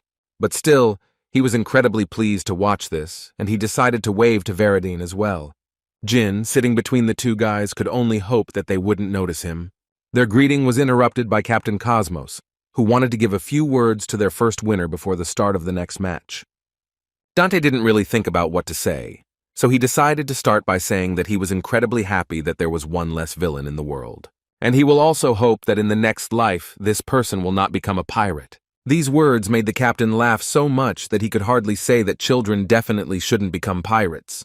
Jean watched the matches that followed closely, but no one interested him except Paul Meek. Therefore, he was sure that Paul Min was Dante Hyron, and he looked really young, but his skill was the only explanation for this relationship with Hyron. But looking at how easily he dealt with his enemy, Jin began to have doubts about whether he would be able to defeat this guy or not. He understood that this was certainly possible if he used magic and shadow energy, but unfortunately in this tournament, he only had access to the mastery of his sword, which was clearly not enough to defeat such a strong opponent. But he still decided to forget about it for now, because they said that tomorrow the matches of several groups will end, and this means that there are 4 days left until his match, so he still has time to think about his actions. In the meantime, he still had to survive a few more nights in this world. The elder told the boy that he had not given him this pendant for him to play with, since the deputy head could only use this item in case of emergency, so he asked him to do everything possible not to lose it. The guy decided to immediately ask him for forgiveness for this. According to him, he just liked this thing. He also added that he thought it would be better if he took him with him, but on the other hand, he very much doubted that the elder had called him only for this reason. But the guy clearly didn't expect that they would start talking about the annual martial arts tournament called the Space Horizontal Bar. The guy pretended that he didn't understand what the elder was talking about, although his words about not knowing about any tournament that the pirates held every year made the elder understand where he disappeared to every year at this time. In any case, he called the guy over to talk about Dante Hyron, the temporary head of the Hyron family who attended last year's banquet, participating this year. That's why he wanted to ask the guy to go there in order to evaluate his future opponent. The old man wanted the guy to take advantage of this chance to see him personally. That's what Veridin was told to do. That's why he's here. That's why he was given a little pocket money, so he didn't worry about it. But the main problem was that after Dante's match, there was no more interesting match. Veridin understood that he had already seen what he needed, but otherwise it was incredibly boring. He tried to find at least one interesting fighter on the schedule whose fight he could go to, but so far this effort had been unsuccessful. And he had this feeling until he saw the name Jean Grey, and now Veridin realized that apparently the guy didn't just come to watch the fights. He had an idea in his head of why he was here. So from his expression, it was clear that he would stay here for a couple more days to watch the confrontation between Jin and Dante. Jin, meanwhile, returned to his room thinking that there were only 147 surviving participants, and 35 died. 5 of them died in duels, and the rest outside the arena. All this data made him understand that he would soon be attacked by members of another group, and because of this there would not even be time to rest, because Jin understood that anything could happen if he decided to sleep. He was thinking about how when he was a cadet, he also didn't have enough time to sleep. But this was the first time he hadn't slept for 4 days in a row, when suddenly his thoughts were interrupted by some noise. Jin immediately noticed that someone was approaching, but what was even stranger to him was that they weren't even hiding it. Were these guys really that confident in themselves? But when he saw who came to him, the guy was slightly surprised and stood motionless for a while. It was Dante who first said that he was very sorry that their meeting was going this way, but he asked for a little time from Jean so that they could talk. He wanted to offer Jean a deal in which the guy would stand guard while Dante slept, and then they would switch roles, so he thought they could rest. Jin didn't understand why he came to him so abruptly, but Dante interrupted him and said that in fact, he had been watching him since yesterday, and that's why it seemed to him that Jin was a real martial arts master. But before he could ask Jin for this favor again, Dante simply fell unconscious to the floor. Jin didn't understand what was going on here at all. It was strange for him to realize the fact that Dante hadn't been trained in endurance without sleep. But then he felt a strong smell of blood and realized that apparently the guy was simply attacked by many fighters, which is why he was not feeling his best. Besides, he realized that he was still being pursued, and when Jin came out of his room, he saw that he was absolutely right. Without thinking twice, Jin struck one of them and added that if they continued to attack them, everyone here would die. After which he said that he was very surprised that they were not aware of the rumors that everyone who entered this room left it already dead. Suddenly one of them shouted that he knew the guy, he called him Jean Grey, and as far as he knew, he destroyed everyone who was with him in the group, after which he asked Jean to calm down, because in fact, they didn't come here for him. They only wanted to take Paul Meek, and if he gave him to them, then they would simply leave here. And before he could finish speaking, a crossbow was fired at Jin. But this was their main mistake that they made, because he was able to catch this arrow and, moreover, he found poison on it. Jin told them that they must be incredible monsters to have gone so far just to destroy a child. But now they have to deal with another problem, and this problem for them will be Jin himself. Dante woke up from fear and from not understanding what was happening. In front of him he saw Jin, who was simply standing and watching Dante sleep. Their silence was broken by Jean, who told Dante that the guys who were chasing him were subordinates of a pirate named Cyclops Joe. He also didn't forget to add that the last of them said this before his death, and according to Jin, they wanted to kidnap a guy from the Runandal family for ransom. The first thing Dante did was thank Jean for saving him, because they were complete strangers, but he still did it. It seemed to him that it was very noble on his part, after which he found it funny that someone could think that he was one of the Runcandals, because it seemed to him that he did not at all resemble one of these monsters. But then he decided to tell his savior that they were apparently hunting him because he really was from a noble family, even though he was not Runcandal. Although he could only say that he was from the noble Bement family, he could not say more, and Jin understood him perfectly, after which he thanked him again for his understanding, and now, according to him, he owes his life to Jin. And now he assured his savior that if he were in danger, then regardless of the situation, he would try to save him, even at the cost of his own life. Jin didn't even let him finish before telling him that Dante could do whatever he wanted, but now he just needed to take care of him while Jin got some sleep too. He also asked him to wake him up before the start of the match of the 13th group. Dante looked at Jin carefully while he slept, and kept thinking that this guy seemed too cold towards him, although he had recently fought for him. But considering all this, Dante decided that he actually had a great friend. The next day, the battle between the fighters of different groups continued, and again the fight began with Paul Mika, who again managed to defeat his opponent with just one blow. On the other side, a new strong participant appeared, whose name was Jean Grey, who also destroyed his opponents with just one blow. Jean Grey quickly gained recognition from all the spectators of this tournament, and thus quickly became a favorite of the public. Some of them even started talking about how he was probably stronger than Paul Meek, although they thought that Paul Meek was the reserve captain of the Runcandal family. The other participants were not at all happy with the fact that this year's finalists were a couple of kids, and for the same reason, it was not fun at all because of these brats. How come their conversation was suddenly interrupted by another guy who couldn't believe that they were going to continue to stand by and do nothing? The big guy understood that they were strong, but he decided to remind them that there were only two of them, and if they gathered all the guys before the start of the group matches, then they would be able to destroy them and forget about their existence. But his fiery speech was interrupted by another pirate, who asked him to stop talking complete nonsense.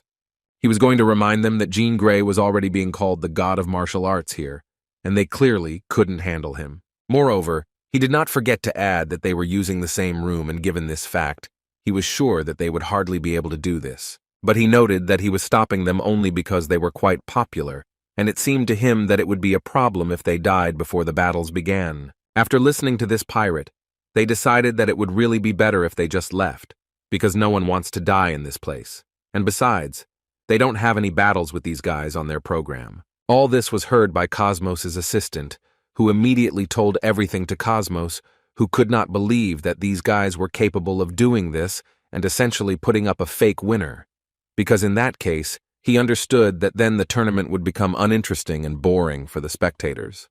He decided that the best thing to do in this case would be to get rid of the tournament program and arrange everything in such a way that Jean Grey and Paul Meek would get to the final. Space decided that all those decent fighters who talk so much will only become victims of those two kids. He also ordered that the betting rating be increased as much as possible, and so much so that they would not be able to sleep unless they bet on the fight. Veridine was present at every fight of one of the guys and noticed that one of them shines like a blinding supernova from the first match, and the other exudes the smell of blood from the beginning of the tournament, like a true god. Therefore, with each passing second, he became more and more interested in who would win in this case. One of the warriors who was with Veridine at that time believed that Paul Meek would win this confrontation, and therefore he became interested in finding out, or did Veridine bet on the guy? But as it turned out, Veridine changed his mind at the last moment and bet 10,000 gold coins on Jean Grey. He surprised his people with this decision, because they understood that the odds on Jin were now 3, and even if he won, the pirates would hardly pay such a huge amount of money. Although Veridine believed that Cosmos was a fairly well-known pirate and had several islands that could be sold, and he could be paid. Meanwhile, Cosmos came out to the center of the arena and shouted to apologize to the audience for making them wait so long, and he, as the Pirate King, was happy to announce the beginning of the final battle. But they weren't too happy to see him, and so they started throwing everything they had at hand at him and shouting for him to quickly bring the participants into the arena and start the fight. They also wanted to see Jean Grey as soon as possible, because for them he became a new idol for whom they root. He decided to skip the long introduction and call them into the arena, and a few seconds later, Paul Meek appeared in the arena. And behind him is his opponent, the gloomy swordsman from the 13th group, Jean Grey. Veridine clearly stood out from the crowd with his shouts that he had bet on Jin, and therefore wanted him to go only forward, although Jin himself did not understand where he was constantly sending him. And as soon as the guys came out and stood one in front of the other, Cosmos decided that there was no need to wait, and they could start the fight right now. A few seconds later, the fight was officially underway and was expected to be the hottest fight yet. Jin didn't have time to focus on his opponent before Dante attacked him, and he had to immediately block his attack. This fight was different from all the ones they had in this tournament. Here, one attack was clearly not enough to win. Dante immediately noted that he guessed that his little trick wouldn't work on Jin, and that he would have to do something more than just one blow. Jin didn't expect Dante to take the fight so seriously, because looking at his sword, he was literally spewing energy, which clearly increased his strength. Jin decided that he shouldn't be left behind either, so he also used his energy and asked Dante to show everything he could do. They collided, and it became clear that the fight would be very interesting and exciting. Dante launched one attack after another, and so did Jin. Their lightning-fast attacks could not be seen even by the most attentive spectators. This fight was too intense for most. But after some time of this fight, Jin realized that Dante's first strike was at maximum speed, but now he controls his power and accelerates only when there is a need for it. Then Jin realized that there was really only one solution to this problem, and that was for the guy to match his pace. The spectators would never have thought that they could see such a fight in such a hole, so they tried to enjoy every second of this fight. Veridine also did not miss the opportunity to enjoy this fight. Besides, he thought that after this, no one would be able to call this fight childish. Even in such a close fight, Dante managed to talk and even give advice to Jin. He told his opponent that if he had an ace up his sleeve, it was better to use it now, because he was already going to finish this fight with the help of his incredible speed. But apparently he still underestimates his opponent, and Jin is clearly not one of those pirates he fought before. However, Dante was still a pretty strong opponent, who was able to seriously injure Jin despite him trying to block every attack. But even after he managed to do this, Dante thought about the fact that he clearly wouldn't be able to simply destroy Jin. After all, his strong point was his swordsmanship and the blessed body that made it possible, so he had the feeling that Jin was stalling for time on purpose, using his amazing abilities. But thinking about this, Dante became even more interested in finding out who his opponent really was. All these thoughts at one moment forced Dante to retreat at one moment and not to launch another attack. Veridine did not quite understand this act. What happened? As it turned out, Dante realized that if he had just thrown his punch, he would have encountered something completely different. Jin also realized at that moment that for a moment he almost released his power because he was hit hard. In any case, he was glad that it was finally his turn to go on the attack. Dante immediately felt that his opponent's attacks had become incredibly stronger, and it was very difficult to repel them. He understood that this was not just a blow, because each of his attacks was as strong as the first, without a single miss. Dante realized that he was now in a very bad situation, and he needed to give it his all from the very beginning. But apparently he realized this too late, and now he had the understanding that he had lost his only chance to destroy this guy. Suddenly, Jin stopped to tell Dante not to be so arrogant, because in reality there was no one to show off in front of, and he also advised Dante to remember who he was currently fighting. He asked Dante not to make this confrontation a complete disgrace. Dante agreed with Jin with a smile, saying that he had indeed behaved unworthily, but now he had realized his mistakes and was ready to start all over again. A few seconds later they clashed again in battle, but now it was real, the way it should have been from the very beginning. Jin only blocked Dante's attacks for a while, and he did this in order to try to find an approach to this guy. And at one point he also went on the attack, but his attacks were clearly much more serious. No matter how hard Dante tried to fight off these counterattacks at that moment and try to strike his own blow, he did not succeed, and each time he failed. Eventually this led to Jin finally finding the moment and being able to land a strong enough blow to Dante's body, which could be the beginning of the end of this fight. Although Jin still didn't understand how Dante was still holding on, because it seemed to him that by this time he would have already reached the limit of his endurance, but he still continued this fight.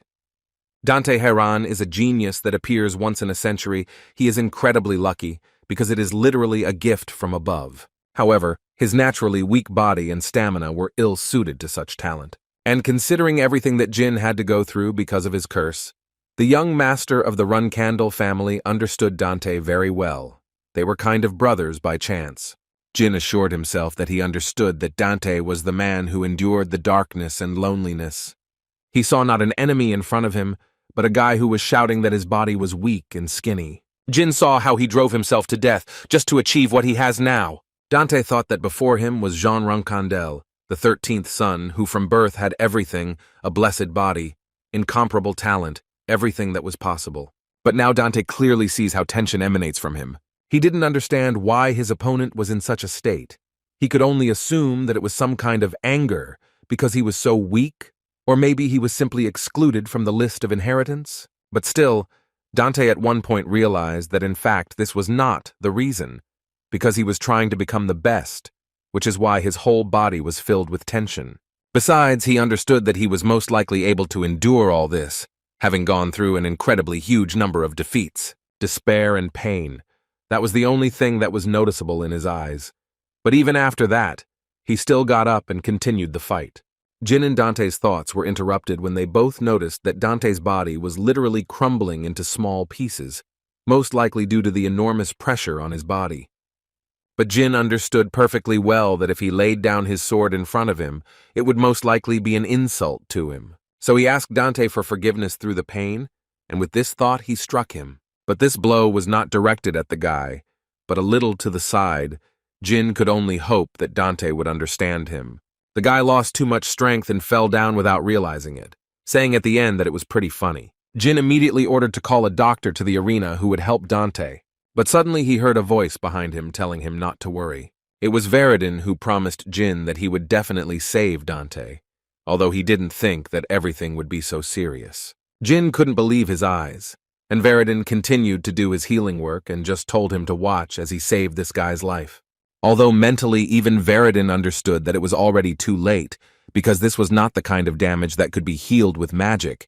Not only his bones, but also his insides were badly damaged. Also, his aura is tearing his body apart, so in this case, magic will only increase the pain. With all this in mind, Veridin realized that they really only had one option left, but before using it, he asked Jean to listen to him carefully, because what he would do now should remain only between them. His men immediately ran up to Veridin, saying that they couldn't use things like that in places like that, but Veridin immediately shut them up and told them to just help. Their help consisted of hiding the three of them from all spectators. As soon as the cloak was torn apart, Cosmos immediately saw the coat of arms of the Zipel family, and he clearly did not fully understand why they were here. It seemed to him that perhaps they came here in order to destroy Pol Mika, having learned that he was Runandal. In any case, whatever it was, he understood that he was most likely finished, so he decided to somehow fix his situation and began to shout to everyone that they should close their eyes and ears. The audience and the pirates understood that it was better to listen to him, because otherwise everything would clearly be bad. Veridin was glad that the chief pirate had a good sense of his own safety. Jin wanted to know what Veridin was going to do, and he told Jin without much hesitation that his family had given him this pendant some time ago. There was numerous blood in it, if Jin knew what he was talking about. Numerous. All that is known about him is rumors that he is the god of hope, who disappeared due to some incident before the founding of the sacred state of Wankel. Numerous disappeared, leaving behind 8 drops of tears and 100 drops of blood. The tears revived the dead, and the blood healed any wounds and illnesses in the blink of an eye. At that time, many were very interested in the miraculous properties of these artifacts, but only such strong people as Zipel could find and get them. Jin couldn't believe that Veridin was actually willing to sacrifice such a rare material for Dante, but according to Veridin, this is the very reason he wants to keep everything a secret. But he didn't fully understand why Veridin was doing this, because the relationship between Zipel and the Harans was far from good. Suddenly, Veridin interrupted his thoughts and said that losing a good opponent is as sad as losing a best friend. Just 1 drop of blood entered Dante's body, and his body glowed with a bright light that gave hope. And after a few seconds, he opened his eyes and even started talking.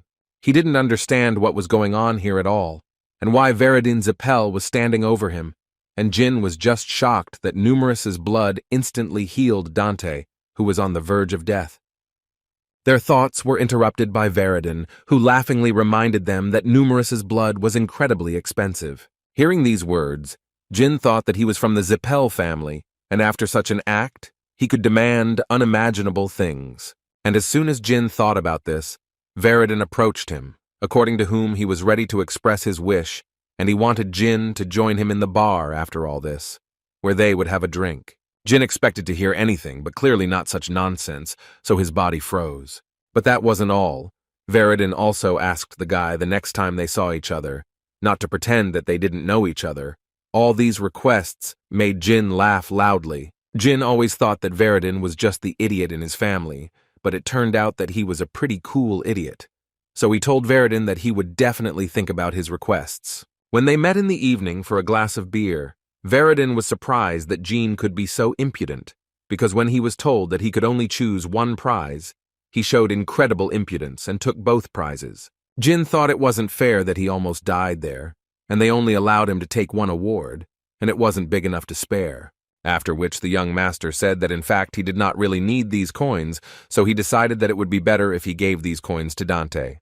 He immediately said that he did not mean that the Harans did not have money. He just wanted to make it clear to Dante that he fought with dignity, and this upset Veridin a little, because he believed that he also deserved a reward. The genie did not listen to him and opened the chest, in which he found a treasure map, which is the stuff of legends, and he decided to give Veridin the very chest in which this map was, even though it was an empty box. Jin also wanted to ask Dante one more question, in which he was interested to know why he did not use his secret techniques, because it seemed to Jin that he asked him to give it his all. In response to this question, Dante said that he did not know what Jin was hiding, but it seemed to him that hearing something like this from a person who himself was not telling the whole truth was quite offensive. Jin could only note that he had excellent intuition, although he did it mentally, and he told Dante that he didn't understand what the guy was talking about. After which, Dante said that if Jin thought the fight was unfair, he was always ready to fight again and not hide anything. Veradine completely agreed with him, believing that one day the three of them would lead their families, and then they would have to meet again in battle, and he was actually looking forward to that day. After which, he immediately said that he thought it would be better if they established friendly relations. Jin responded to this by saying that while listening to Veradine, it seemed to him that the next head of the Zipel family would be very weak. But Veradine assured him that he just had that way of speaking, and if he got angry, the conversation would be short. But now he thought that it didn't matter, and told them to immediately raise their glasses. Although each of them understood perfectly well that even if they were now sitting together and drinking, someday they would inevitably bare their swords and become enemies again. But now they were friends. What a contradictory relationship. After some time of their gatherings, Dante heard many stories, but one of them clearly surprised him the most. It seemed to him that whoever it was, he was clearly not okay. Veradine completely agreed with him and could not help but add that because of what his uncle did, the family's authority had fallen. He also added to Jean that he had nothing of the sort, and that he generally believed that these were just rumors that Runandal was involved in this. Jin didn't take any of this personally. He was just curious to know what Veradine was going to do with this impersonator, and according to Zipel, he needed to be caught anyway, so he was thinking of entrusting this task to special class wizards. Jin thought that this was not a good idea. He himself would use these rumors to improve public opinion. However, he also told Veradine that if he said that he was looking for a Zipel impersonator in Zipel land, it would only make everyone laugh at him and thus put him at a disadvantage. He was leading to the fact that there was clearly no need to rush this matter, and listening to this, Veradine realized that in fact this sounded quite logical, and he should clearly return home to discuss this issue. After discussing this issue, Jin suddenly stood up from his seat and said that it would be better to end their conversation here. He thought there was no point in staying here any longer, because unlike them, he still had a lot of things to do, and Veradine immediately wanted to know if these things were related to the duties of a reserve captain.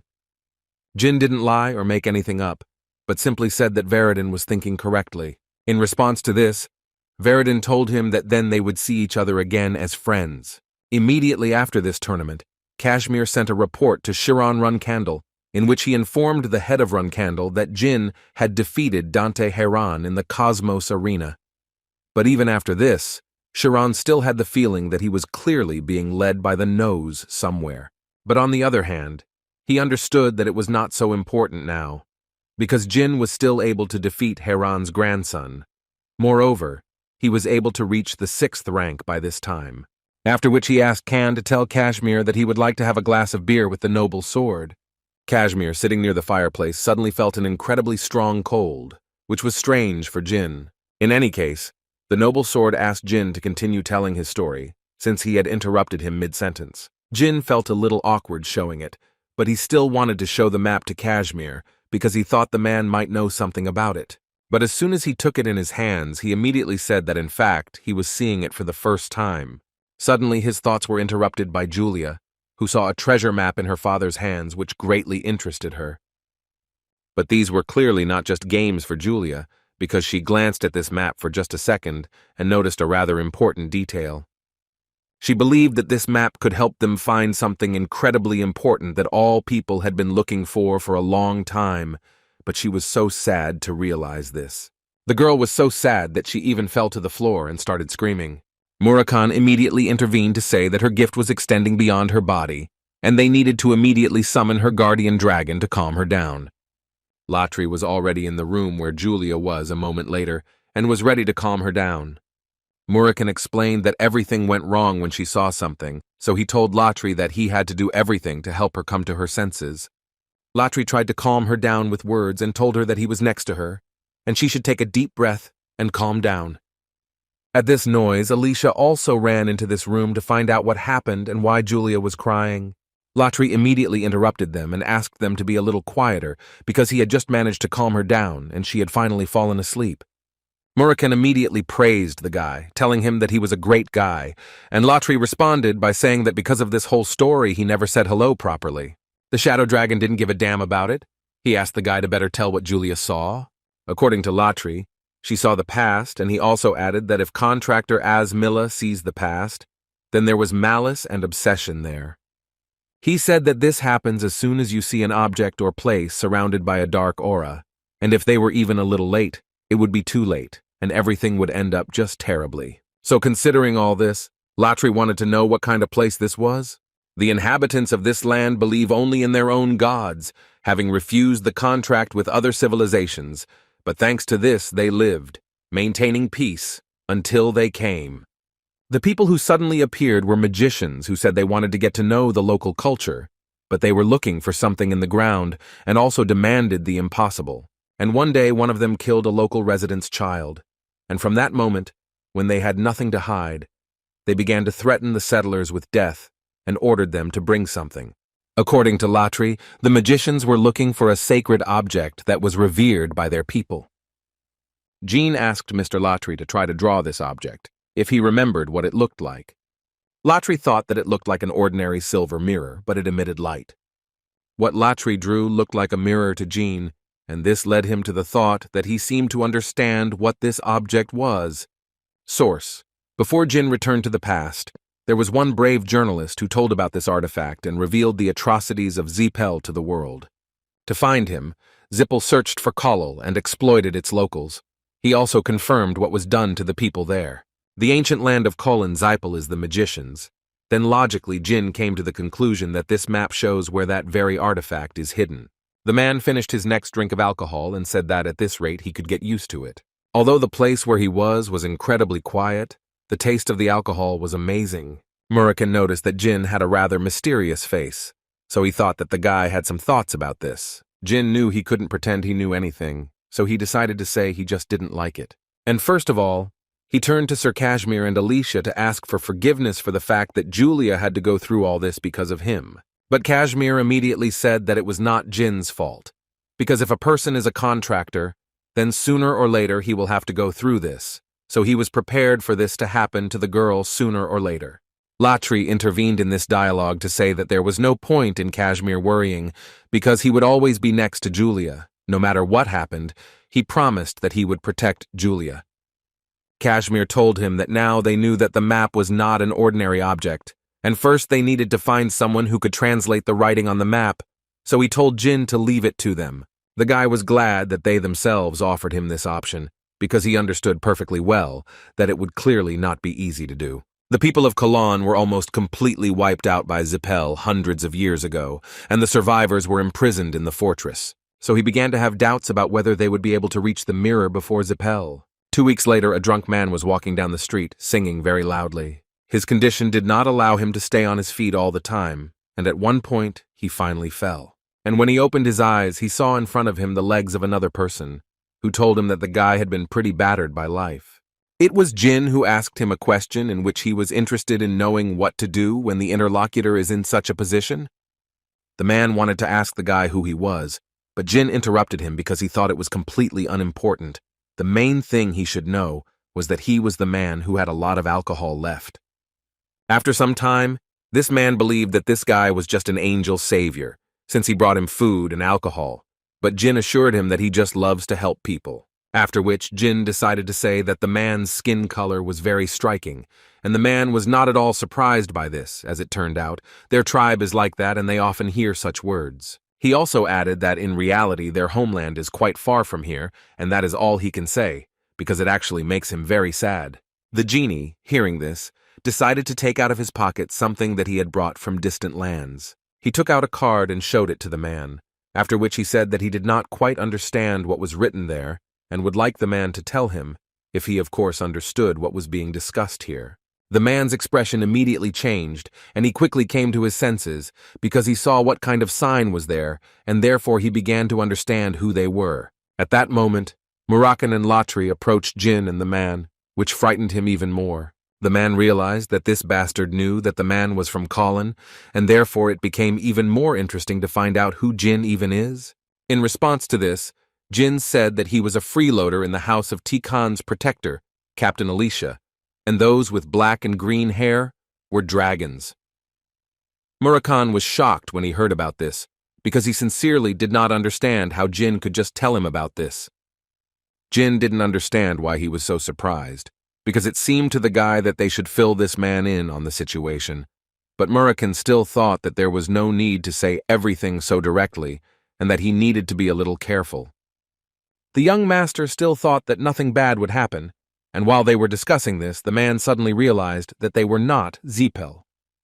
And when he realized this, he immediately wanted to know why they found it, and Jin told him that in fact this map came to them by accident, after which he decided to introduce his allies in more detail, and he started with a little boy who was the dragon Asmila, and thanks to him, they were able to see the pain hidden in this card. Violence against people who looked like this man, so Jin told him that they looked everywhere for people who would know something about this map, but found no one.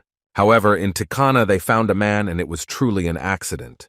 But the man was still sure that chance was far from chance. And now the man was not afraid of them at all. Moreover, he asked the boys to follow him, because he thought that it would be good if they met his sister. As soon as they entered the room he led them into, they saw a girl with a bandage on her face, who, as it turned out, was already waiting for them. A man from the street came closer to her, leaned over and said that he had brought guests without her permission, and therefore asked for forgiveness for this. But she assured him that in fact he had no need to ask for forgiveness. Murakhan felt like something was clearly wrong here, because he didn't understand why this girl was saying that she was waiting for them. At that moment, Jin wondered whether he should call this girl a saint, because the energy he felt was not coming from this place, but from this woman. It seemed to him that she belonged to one of the most noble families of Colin or was chosen. But suddenly, she interrupted his thoughts when she called Jin a swordsman who was chosen to be a swordsman from birth. But even with this, she did not cease to amaze him, because she said that he came with the last dragon of the Shadow Clan, and next to him stood the dragon guardian of the precious child Asmila. After which she asked Jin not to be surprised, because according to her, this was just a little trick, although Jin had already entered this state of surprise, and could only think that this aura was unfamiliar to him. And given everything she had just told him, he could only assume that she might be a goddess. Laosa, that was the name of this girl, answered him that in fact she was not a goddess at all, but simply a vessel used by a divine being. In addition, she noted the fact that if she were a goddess, she would definitely not have hidden for so long. Having lost her native lands, listening to all this, Murakhan came to the conclusion that she must be a vessel for the ancient god. He also noticed that she had simply amazing insight, although it seemed to him that sooner or later this power would also fade away. In response to his words, she could only say that the black dragon hurts quite painfully right to the heart, but she still hears about the ancient god of Colin for the first time. Murakhan was not going to do this, because he believed that even if he told her, she still would not believe him. Then Laora asked him to show her the map again. While Jin was doing this, he decided to ask the girl what it meant, since he was showing it to her. She started saying strange things in response, something like, to the person who got Colin's heart and is reading this now, "Don't turn away from us. Come again and shout for us, because they can't. They just continue to live, and God gave them a difficult mission, but did not send them the strength to fulfill it, and it is so bitter." After reading this card, Laora added that this card was drawn by her deceased grandfather. She also added that initially she had two destinies, and Laora was very glad that this map did not fall into the hands of Zipel, but found a reliable owner in the person of Jean Runandal. Thus it seemed to her that the prayers of the inhabitants of Colin were heard. And in that case, she would like to offer the guys a deal. Murakhan could not stand it, and answered them rather rudely, saying that now, when they had lost almost all their strength, it seemed to him that it would be better to simply ask for help instead of a deal. Anyway, the Shadow Dragon told them that they would definitely be heading to Colin. Laora, at that moment, thought that they should be honest with her and say that they want to help, and all because she didn't believe that they were going to help her just out of pity or compassion. After which she said that she was almost certain that he had not heard Soldred's voice for a long time, which Jean clearly did not expect to hear. Looking at his expression, Laora guessed that in that case, she could only offer one thing as a reward. She wanted to say that by using all her remaining divine power, she could summon his god, Soldred. Hearing this proposal, Moroccan wanted to know from the guy what he would do, and Jin, without thinking for long, told him that he would start preparing to leave for Colin any minute now. But he immediately told Lyora that he could not guarantee that he would save them all, but she said with a smile that this would be enough. She also wanted to tell him about the situation in Colin. She believed that this information would be useful to them. When Moroccan and Kashmir approached Colin, they were met by an ominous sign, which screamed with all its appearance that they were not allowed to enter here. It seemed to Kashmir that they first needed to send a reconnaissance detachment here, but Moroccan thought that this was complete nonsense, because it would not change the fact that this was a closed zone. At that moment, Jin was thinking that before his rebirth, the entrance here was not closed, and therefore it seemed to him that his appearance changed everything. He also understood that, in theory, the horrors of this place should have been revealed only after 11 years, and now it was unlikely to happen. Besides, he did not forget that they had no other choice, and his thoughts were interrupted by Kashmir, who wanted to know from Jin what they would do next. But without waiting for an answer, Sir Kashmir began to say that, as they said, if this place was intended for magical tests, they could enter. But now the situation is completely different. Although apparently no one even listened to him, because Moroccan and Jin entered the territory of Colin without any doubts, and continued to move around it, not taking into account that Kashmir told them not to do this. As they walked, Jin noticed something rather strange, that there was only one sign, no security or protective magic. He always thought that the Zipel family could be so careless here. Was that really true? Kashmir understood what Jin was leading to, and he didn't want to believe that they had already found the artifact. So this territory simply became uninteresting to them? Jin assumed that they simply gave up because they hadn't been able to find anything for hundreds of years. And Moroccan agreed with the guy. He believed that this territory had become a small resort area for them.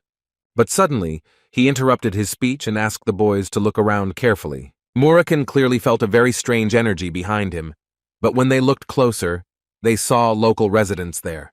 But that was not all. In the center of this mess sat a man who had silver hair, and judging by the fact that he was drinking in broad daylight, Jin realized that it was Muran Zipel. This guy was also known as the Madman from the Tower of Magicians, and instead of becoming famous as the sixth son of Keliarch, he was remembered by everyone as a mad magician because of his eccentric behavior. But what surprised Jin the most was that he was a purebred Zipel, but there were no guards nearby at all, and Kashmir said that he was the master of the 7th magic tower of Zipel, and he was also an 8-star magician who had many items with him, so Kashmir thought that he was a pretty confident magician. Moroccan, hearing this, concluded that as soon as they destroy him, all that remains is to simply free everyone. But Jin left Moroccan, saying that everything would clearly not be so simple, because their opponent was at least a purebred Zipel, and given the destruction of Andre, they could clearly have problems. So Jin believed that they needed a reason to destroy him so that Zipel could not respond. And before Jin could finish speaking, suddenly an unknown man appeared from the bushes, and it was obvious that he was very scared. He didn't notice the guys, but Jin and company saw him perfectly well, so there were no particular problems in approaching him from behind and quietly asking who he was. In a trembling voice, the man said that his name was Dino Yaglin and he was a journalist. Jin was stunned because he realized that this was the same journalist who told him about Colin in his past life. But what's even more amazing is that it only happened 10 years later, and Jin couldn't believe that he had been working alone all this time. Besides, he looked no more than 20 years old and he was so thin, and even considering all this, he still started fighting with the Zipel family? Jin was amazed by the guy's courage, but still didn't show it, so he decided to check with the journalist, or did he accidentally come here for a sensation? Dino was not one of those timid guys, although at first glance it was impossible to tell, so first he would like to find out from them where they came from. Jin, in response to this, assured him that there was no need to worry. He could think that they were just passing by, and went into this place just to look at him. He also added that his friend from these places asked him to do something, but since he is a journalist, Jin assumed that they actually have the same goal. Dino suddenly raised his voice because he couldn't believe that Jin and his friends didn't know anything about the situation in Colin. Moroccan didn't understand why they couldn't just tell him everything, but Kashmir immediately stopped him and said that they needed this man. The Shadow Dragon didn't understand why they needed him, and Kashmir suggested that most likely he wanted to tell the world the truth about this place, and young Master Jin could use him as an excuse. After all, given the fact that this man is a journalist, we can say with certainty that he has already collected enough information that could be useful to them. And while Kashmir was telling all this to Murakhan, the man at that moment took out a book with his notes and asked Jin to look at them. While Jin was watching all these recordings, he was telling Dino that he was a rather fearless person, because everyone knew very well what would happen to him if Zipel saw this. But the journalist unexpectedly assured him that everything was fine, because he had already become close to Muron, since he had been drinking for several days, and when the journalist talked to him, he realized that this Zipel was clearly not the type to be constantly on guard. Dino also added that he would hardly use them to interrogate him, since it would be easier for him to torture him to the point of destruction. Jin gave him his book back, after which he decided to ask Dino for one request. Meanwhile, Muron was finishing an unknown bottle of alcohol and complaining that his elders had sent him to this place just because of one joke.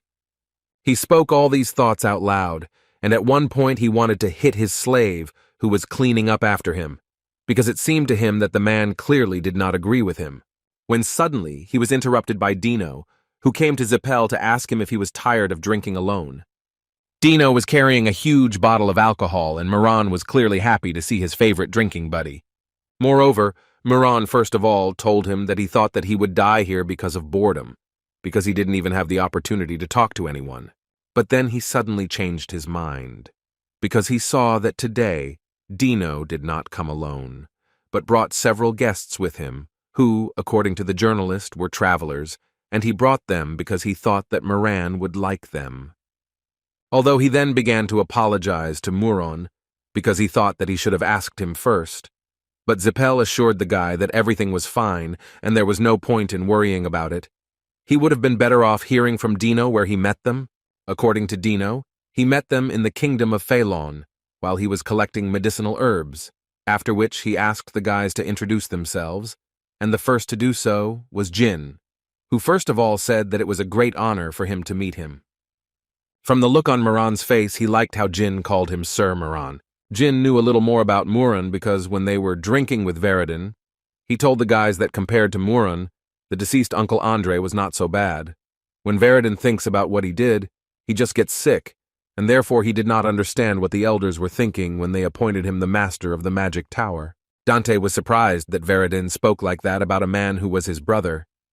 But Veridin didn't even think for a second when he called Muron a monster from the very depths of the abyss, and such a bright soul as Dante cannot imagine how disgusting this man is. Anyway, he told Jin that in the future, Zipel will not be able to avoid a clash with Runandal, so he asked him not to get involved with Muron under any circumstances. Even if it happens by accident, the best option in this case would be to escape. The first thing Muron did when he saw Jin was ask the guy to tell him a few interesting stories about the adventures that happened to them during their travels. Jin answered him with a smile that they, as Dino said, had experienced a lot of interesting things, so they had several stories. Muron heard this and said that they had worked quite well, but Jin couldn't help but point out that they would not be able to compare to the great and honorable Mr. Zipel in any case. After that, Muron turned to Dino and said that they met the guy about 2 weeks ago, and since then he was interested in finding out who the guy was. Or rather, he was curious to know how some reporter could so fearlessly penetrate the forbidden zone of Zipel. Dino didn't expect to hear such words, so he immediately decided to ask him for forgiveness, but Muron said that in fact he didn't blame him for anything. He was just a little worried, that's all. But he still wanted to know why the hell Dino needed to ask the locals? Jin and Moroccan visibly tensed up because of these questions. They understood that Muron could guess who they were and why they came here. Meanwhile, Muron continued to say that when he was not around, Dino simply could not resist, and this led to the fact that Muron then had to filter out those with whom he spoke. Dino didn't quite understand what it meant to be screened out until Muron told his silly friends straight out that everyone Dino had talked to had ended up missing. Muron called all these people pathetic insects that run around him and do not allow him to live normally. And they do all this with such confidence, as if they were the kings of this land, and all this made him laugh incredibly hard. He said all this only to finally say that he had guessed perfectly well that those guys behind Dino were actually from the Sword Garden. Murakami understood perfectly well what was about to happen, so he immediately removed Dino from the attack. And this decision was clearly correct, because as soon as he did this, Moran literally immediately used his strength to deliver his blow. Jin expected this development of events, but it was rather strange for him that he did not sense the magic in advance. He understood that even if the magic activator was hidden in the fire, he should still have felt its flow. Murakami suddenly interrupted his thoughts with a shout that he needed to be careful, because magic could be hidden, but clearly not erased. After all, looking at this madman, it was obvious that he was hiding something. Suddenly, Murakami himself spoke to them, saying that he immediately understood that in front of him was Jin Runandal, who was most likely carrying out a task for the priestess who had escaped from here. Jin did not answer him, because he believed that even if they entered into a dialogue with him, Murakami would clearly answer his questions. So he decided that he would just force him to talk. Murakami didn't answer him, but he reminded himself and Jin that he was only a reserve captain, and so he became interested in finding out how it happened that he received such a difficult task. Was it really something personal? Jin didn't answer, but simply said once again that Murakami was too noisy, and his voice and laughter irritated him, so with every second, he became more and more disappointed in him. Murakami laughed at these words, after which he asked for forgiveness, and agreed that it would be best to start the fight and decide everything this way. After which he immediately began to attack Jin, who was barely able to dodge them. Murakami was also not on the sidelines, and he had to dodge attacks, and also carry Dino out of this battlefield. Murakami decided to act vilely and also began to attack ordinary civilians who needed to be saved. And for this, Murakami decided to use his power, with which he could protect several dozen people at once. After which he immediately turned to Dino and ordered him to immediately take the rest of the people and leave. But as soon as Dino asked them to come to him so that they could leave here, the man realized that apparently it would not be so easy, because the civilians clearly did not feel so well. When Dino saw this picture, he immediately started screaming that Zipel was an incredibly vile person who needed to burn in hell. Dino literally cried and continued to shout what a bastard Murakami is, because he can't even imagine how a normal person could do this. The journalist really didn't understand what these people had done to him, because at this rate they would definitely die. Murakami, in response to his cries, stated that in fact this was exactly the facial expression he wanted to see. According to him, he was curious about what it would be like when he saw it, and looking at it now, he really likes it. He called him a stupid Dino who forgot his place. He also thought that the journalist was good for nothing. It seemed to him that he could only wag his tail and stick his nose everywhere, and it was because of this that he thought that all these people died. Suddenly, his words were interrupted by Jin, who ordered him to immediately stop wagging his tongue, because at this rate, he would destroy him even faster than he could come to his senses. Kashmir, watching all this, could not believe that there was so much destruction around, and this is taking into account the fact that they attacked when Murakami had relaxed his vigilance. Murakami, meanwhile, was getting angrier with every second, because some kind of crap, neither magic nor aura, something like a shadow, was sucking energy out of him. But then it dawned on him that apparently Soldred had broken his promise and was once again collaborating with Runandal. In any case, for Murakami it was not a big problem, and he was not going to give up. Murakami and Jin, meanwhile, again did not feel his energy, and Jin concluded that he was hiding the flows of mana, and considering this, he understood that it would be easier to fight with the expectation that he was constantly using his magic. Murakami, meanwhile, continued to shout and laugh with Jin. The reason for his laughter was that he believed that Jin, even in this case, would not be able to defeat him and save all the cockroaches that remained here. Instead of talking, Jin and Murakami decided to work as a team, and the Shadow Dragon, without thinking, launched the guy straight to Murakami. What Zipel clearly didn't expect was that he would have to react quickly to this decision. Otherwise, he would risk taking serious damage. So, without thinking for long, he used his magic and ice blocks began to emerge from the ground. But Jin didn't care at all. He continued to get closer and closer to Murakami. But Murakami had not yet shown all that he was capable of, and so he used several more of his spells to stop Jin. Murakami believed that it was simply impossible to pass through such a magical wall, and so his face was pleased, because he was able to defeat one of Runandal's offspring. But it only seemed that way to him at first glance, because as soon as he turned around, he immediately saw how Jin was behind him, and literally at the last moment, right before Jin's attack, he created an ice wall that was supposed to protect him. Although she didn't help him either, because Jin was able to destroy this wall with just one blow, and now he only had to get to Miran. At one point, Zipel realized that no matter what he did, his opponent would immediately absorb all the magic. He couldn't believe that all this was only thanks to Soldred's energy. But in any case, he admitted that it was pretty close, and Jin is still a great guy. He then used his secret technique, which created many chains that he thought were capable of binding Jin. Muron was sure that he was able to catch Jin in a mistake, but apparently he was the only one who made a mistake when he underestimated the power of the shadow energy that destroyed his chains one by one. But even after that, he had a very pleased face, and he said that it would be so great to destroy one of the Runcandles, and all this became possible only because Jin Runcandle himself came to him, so he was so grateful to him. This dull place, according to him, will once again be able to sparkle with colors that have not visited it for a long time. Jin, looking at all this, understood that all around, these were all traps created with the help of spells, and if he went straight, he would hardly be able to dodge them all, so he decided to dodge each one. Murakun also understood perfectly well where all this was leading, so he once again ordered Dino to take all the civilians away from here. Murin believed that all their efforts were simply useless, because these magic circles would reach everywhere his gaze fell. No exceptions, no mercy, and now he says he's finally ready to have fun with Jin. The young master immediately noticed that Murin had clearly begun to use a different level of magic, which was much stronger, and it would clearly be much more difficult to fight him in that case. He also noticed that he uses torn earth, which cuts the earth in two upon contact. And this could only mean one thing, that he had only one option left, and that was to move forward.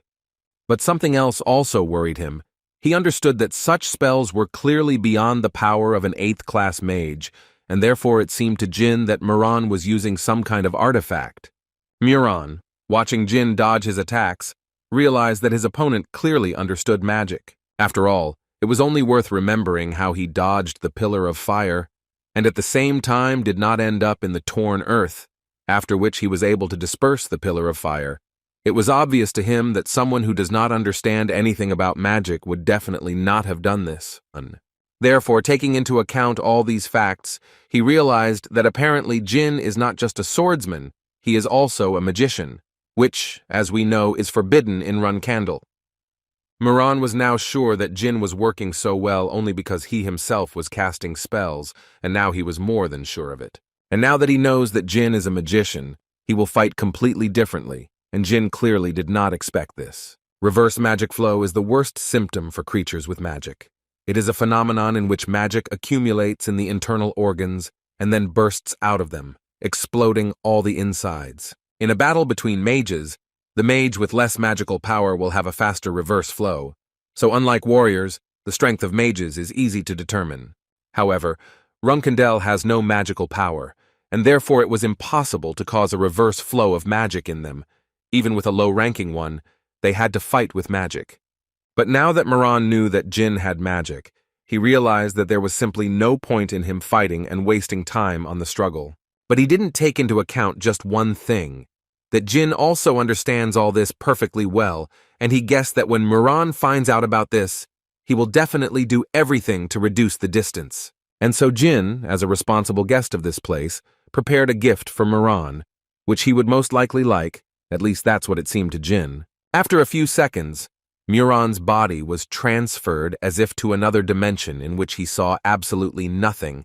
He had a hunch that it could be that same shadow force, but he quickly discarded this option because he had completely different sensations. And he thought so at least because there was a very bright light in front of his eyes, which hit his eyes, and therefore he lost consciousness. But he also understood perfectly well that if he was right, then most likely the next attack would be directed exclusively at him. That's why he managed to react before Jin finished him off, although he didn't do it without losses. Muran realized that Jin was using ancient light magic. He couldn't even imagine that Jin knew about such a technique. The power of light and shadow in one person, it was so amazing for him. Thanks to this, Jin cut off his hand, but he was confused that even after this, Muron was able to remove the energy remaining in the wound, and all this led him to the thought that all this did not look like a magician. His feelings and reactions were like those of an animal. In any case, there was only one conclusion from this, that even if his magical power was lower than Andre's, in a fight he was a much more difficult opponent. And judging by the fact that he has a lot of experience in battles, there must be something else besides the reverse flow of magic. Suddenly his thoughts were interrupted by Muron, who began to talk about how Jin looked at him like he was crazy, didn't even want to try to be friends. But now, if he looks more closely, he can notice that they are both the same. Jin, in response to this, could only sigh and say that Muron was trying to talk some nonsense to buy some time. But all of this looked incredibly pathetic to him, and he thought that his last words sounded very pathetic. This caused the man to laugh wildly, because according to him, he was not going to die yet, and besides, his wild friends were still protecting him, after which he began to say that so far he had only used 3. But Jin did not let him finish, because he wanted to immediately find out what this madman was trying to convey to him. Muron was so happy to see that Jin, as his opponent, was finally interested, because he believed that someone like him would do anything to achieve their goal, and as he could see, Muron was only an 8th rank mage, and probably already guessed that it was impossible to do such things with such a low rank. So Muron was going to show something to Jin and thereby explain to him how he does all this. He began to talk about how these bugs, who dared to side with that journalist, are still under the protection of Zipel, but thanks to this, they are very useful for strengthening his magical power. But that's not all. He added that even though they are like corpses, they still breathe, so while they are alive, they supply him with mana. And having told Jin about all this, Muron decided to give the guy a hint that in order to destroy the magician, the guy would have to first destroy his people. Well, and in the end, he finally added that he had already said that they were the same, because in order to achieve what they wanted, they would both do anything. And now Muron wanted Jin to destroy them all, after which they would finally be able to have fun fighting each other. Suddenly, from behind the bushes, a child's voice was heard, who screamed and turned to Jin that every word of Muron was a lie, because it did not strengthen the magic, and according to this child, Muron understood this after he tortured them. These words obviously angered the magician, and he wanted this child to finally shut his mouth, but no one was going to stop there, and Jin was told that Muron simply understood how to use the divine item. Jin, hearing the word divine item, could not believe that Muron had already managed to find the mirror, because then it would be very difficult to destroy this guy. The child could not stop and continued to tell everything he knew about the fact that those who ended up here now were his compatriots who faced such a terrible fate. Muron was already tired of listening to this, so he asked this bug to finish immediately. But she simply couldn't stand all this anymore, because all her relatives died and all this because of this monster. Muron couldn't stand it and yelled at her to shut her mouth immediately, otherwise she would go to her family right away. But apparently, she didn't care so much that she wasn't even going to stop. So she continued to tell that this madman enjoyed playing with people and their lives. According to her, they were all used for experiments, and then simply thrown away like a thing. And even now he lies to manipulate everyone, so she told all this so that Jin would finally destroy this crazy magician. His teeth literally cracked with anger, and he immediately called her a stupid rat who doesn't know her place, after which he was going to destroy her so that she would finally answer for the words she had spoken. He wasn't going to leave the one who was going to ruin his show alive. The screams and despair of these people whose bodies were being cut into pieces was supposed to be the main event of this night, and he only left her because she could still be used. At that moment, Dino turned to Jin and said that they must save this man, because this girl is the goddess's person. She is the only support of the natives. Jin, looking at the technique that Muron used on this girl, realized that it was Zipel's secret magic technique, which was called the Blue Fire Magic Eye technique. And it seemed to him that he had already heard about this technique somewhere. It was an ability that only Zipel could use. His teacher told him about this in his past life, and according to her, with her help, you can create a blue fire just by looking at an object, and this fire will never go out. The victim rushes around in the fire until it completely engulfs the body. Jin immediately became interested in finding out how to resist this technique in this case, and the answer turned out to be very simple. You just needed to burn it, using something that could surpass this flame in strength. Thus you can defeat it. And the guy managed to find something that would be much hotter than this fire. He called his phoenix Tess. Muron's expression spoke for itself. He simply couldn't believe his eyes that Jin was able to summon this creature. After all, he knew perfectly well that the one Tess chose would become the greatest magician of the century and a magical swordsman at the same time. And understanding this fact made him even more angry, because he understood that Jin belonged to the Runandal family, and he could not even think about it. Jin liked that Muron was so nervous about this, because it made him more vulnerable. But for now, he needs to save this girl first, and only after that he will deal with Muron. This girl, meanwhile, woke up after losing consciousness and did not understand why she was inside the flames, but she was not hot at all, and the guy who was holding her also did not have a single burn. Suddenly, her thoughts were interrupted by Jin, who suddenly thanked the girl and added that if it weren't for her, this madman would have already finished with him. But she immediately shouted that now was not the time to relax, because Muron was using the power of a divine item, and although he could not find it. According to her, he tortured them to find out how to activate the divine item, but only they know where it is, and she almost immediately realized that he came here at the request of Saint Laosa. After which she told Jin without any doubt that when this battle was over, she would show him where the artifact was hidden, but before that, she asked Jin to stop their suffering. Jin left the girl in a safe place and turned to Muron Zipel, saying that he finally liked the look on his face. Was he really so shocked just because he found out that Tess chose him? The guy also added that he was disappointed that all Muron could do was create various kinds of traps or use one secret technique, so he decided it was time to finish with him.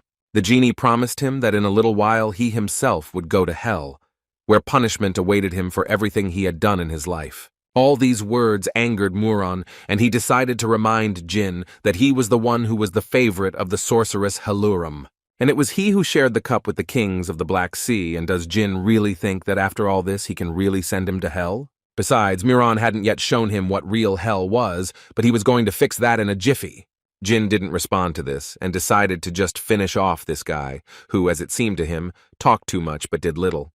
Tess's phoenix fire was putting incredible pressure on Muron, and it was really becoming difficult for him to even endure Jin's attacks. But Jin wasn't in the best mood at that moment either, because he understood that Tess was currently very angry, and it was unclear what the matter was. Meanwhile, Kashmir wanted to ask Murakhan what they should do with the natives, but Murakhan immediately made it clear to him that now was not the best time to think about it, because he had evacuated them, and now they needed to focus on the spell to summon Orgul, the king of monsters. After all, he understood perfectly well that when Tess intervened in this process, they would need to stop it immediately. First of all, Murakhan asked him to gather all his strength and direct it into the sword, after which he sent Jun a shadow, which he had to step on and run from there. But before that, he needed to cut the gates to that dimension, which is what Jin did. That was the plan, but Jin had no idea it would be so difficult for him. During the fight, he realized that he was experiencing a reverse flow of magic, and this was very bad news for him. And Muron also understood this, and immediately began to talk about how, in the end, the one who ended his glorious life alone fell from the blow of Haluram's dagger. But Jin clearly wasn't going to give up just like that, and gritting his teeth, he was going to continue the fight through the pain. The realization of this also came to Muron's mind, and his expression changed the moment he realized this. Jin raised his sword as high as he could at that moment, and was about to deliver the finishing blow. At this moment there were words in his head that even if you lift the sword 10,000 times, the effect should still be the same as it was the first time, so he was going to put all his desire into this strike, with which he will cut his opponent without any doubt. Apparently this blow will really end their battle, because Muron began to literally fall apart after such a blow. He couldn't say a word, although it was clear from his facial expression that he actually wanted to say a lot. Tess reserved the right to finish this guy off once and for all, so she created a powerful stream of fire that could incinerate even the hardest object.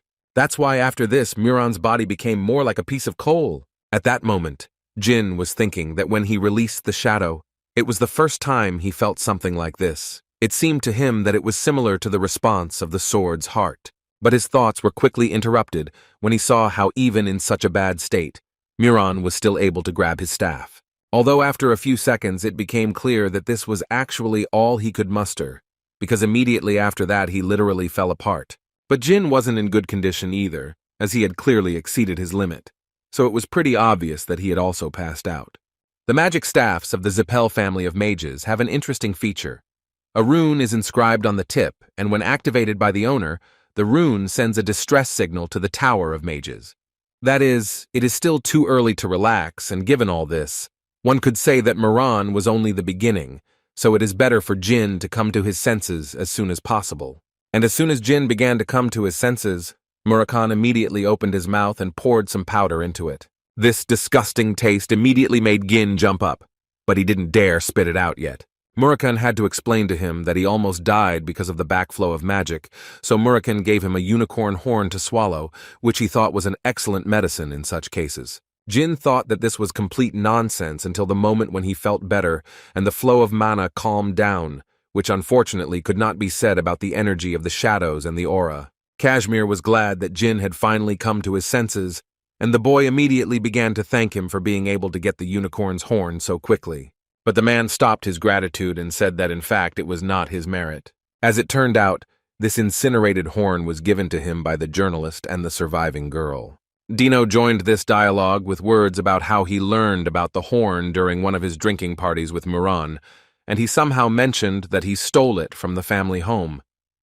And the girl decided that the moment had come when she should introduce herself properly.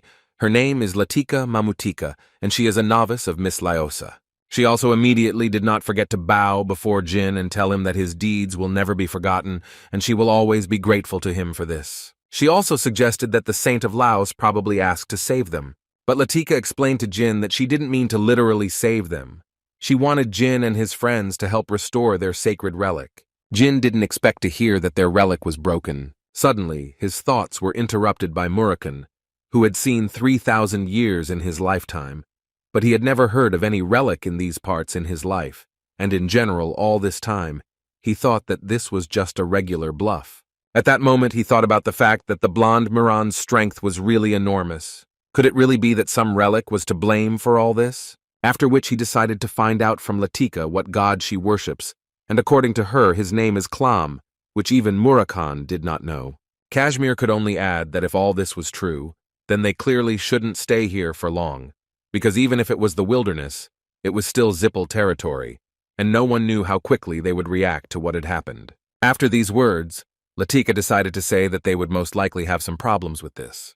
According to her, in order to take possession of the relic, it must be restored, and to do this, it is necessary to break the seal with the help of the sun's rays, and this was apparently the main problem because it was midnight outside. That's why they'll have to wait until midday and then perform the ritual with the tribe members, so they need to be returned to the city.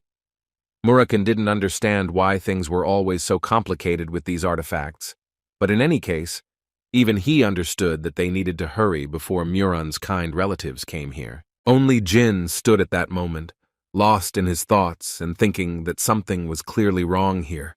Something was missing in all of this, something extremely important. Thoughts began to enter his head that Muran was no longer a tenant, and that he could thank Tess for that. Moreover, this was a wilderness that even Zipel had abandoned. All this gave him the idea that they needed to go immediately to the Tower of the Magicians. Jin told them that Muran Zipel was the master of the Tower of Magicians of their family, but Muran thought that today was not the evening of obvious facts, and asked to explain to them what he meant. The guy picked up Muran's staff and said that they really didn't have time because the guy's relatives would be arriving soon. Kashmir saw Jin's hand on the staff and realized that Muran was the master of the Tower of Magicians. Murakhan at that moment could not understand why they were mumbling this phrase. The noble sword tried to explain to him that it was said of masters with such staves that they could summon all the lower magicians. Murakhan couldn't believe it, but what surprised him most was that Jin actually knew about it. The young master responded by telling his shadow dragon that the Zipel were rapidly developing, and he was not entirely sure that this was the case, although in his mind he thought that it was all thanks to the teacher's word spoken during his coma, after which Kashmir added that there were at least 100 members in the Mage Tower, and most of them were of the 7th and 8th rank. Moreover, Kashmir believed that they needed to protect the civilian population, and considering that they only had 50 mages, it would be very difficult for them to do so. In any case, Jin wanted to first find out from Sir Kashmir how long it would take them to get here, and according to the noble sword, the seventh tower is located in the far north of the continent, and even with the help of teleportation, they will get there in 2 hours at best. Hearing this, Jin decided to ask Sir Kashmir for one favor. After listening to everything the guy wanted from him, Kashmir was a little unsure that they would actually be able to do it.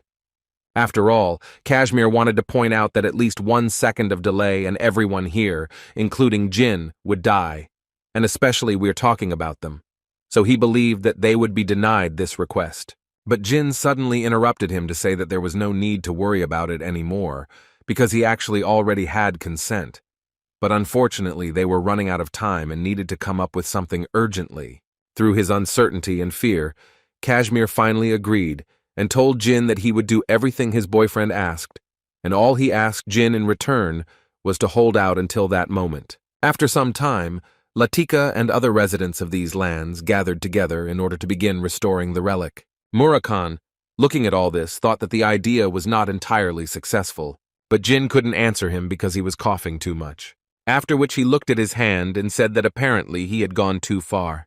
All Murakan could tell him was that he was weak-minded and brave, after which he said that they were barely able to destroy one blonde Zipel, and Jin also decided to attack his sixes. Considering all this, Murakan only asked Jin to learn to accept defeat. But Jin assured him that it wasn't really that bad because Sister Luna would help them with this, and Sir Kashmir had gone after someone, so everything would be fine. This was all clear to Murakan, but he doubted that the microbe would be able to make it in time, although Jin was sure that if he used the teleport, he would make it in time without any problems. The people of the Zipel family had almost arrived at the scene, and one of them reported that the locals were conducting some kind of ritual, and next to them were 2 unknown people who were impossible to see. One of them turned to the master and asked him to calm down, because there was still a chance that Moran was simply being held hostage. At that moment, the master only repeated that if something happened to his older brother, then everyone involved would beg for a quick death. Murakan, meanwhile, watched the sky and at one point noticed 6 dragons and about 30 magicians. The shadow dragon once again turned to Jin before the fight to tell the guy that if things go really badly, he will remove the transfiguration, but then they will most likely call the entire Zipel horde, so Jin must cope alone. Looking at this picture, Murakan sighed sadly, because he understood that in his best years there would have been no dust left of them. And all this is due to the injury of Timar, who inflicted a wound directly to his heart, which still makes itself felt. And now Murakan, looking at these young dragons, did not even recognize them. He could only say that they were definitely not fire dragons, but red ones, a low-ranking type of fire dragon subordinate to Kaduna.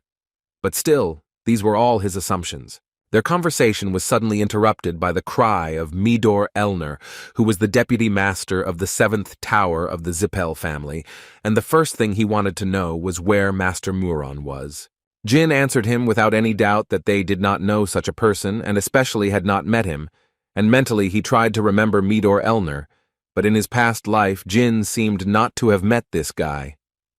Midor interrupted his thoughts at that moment by saying that he of course didn't know why they came to destroy his older brother, although he didn't deny the fact that with Muron's character it was very easy to make enemies, so it seemed to him that they were the dogs of the Runandal family. Jin didn't understand what difference it made who they were.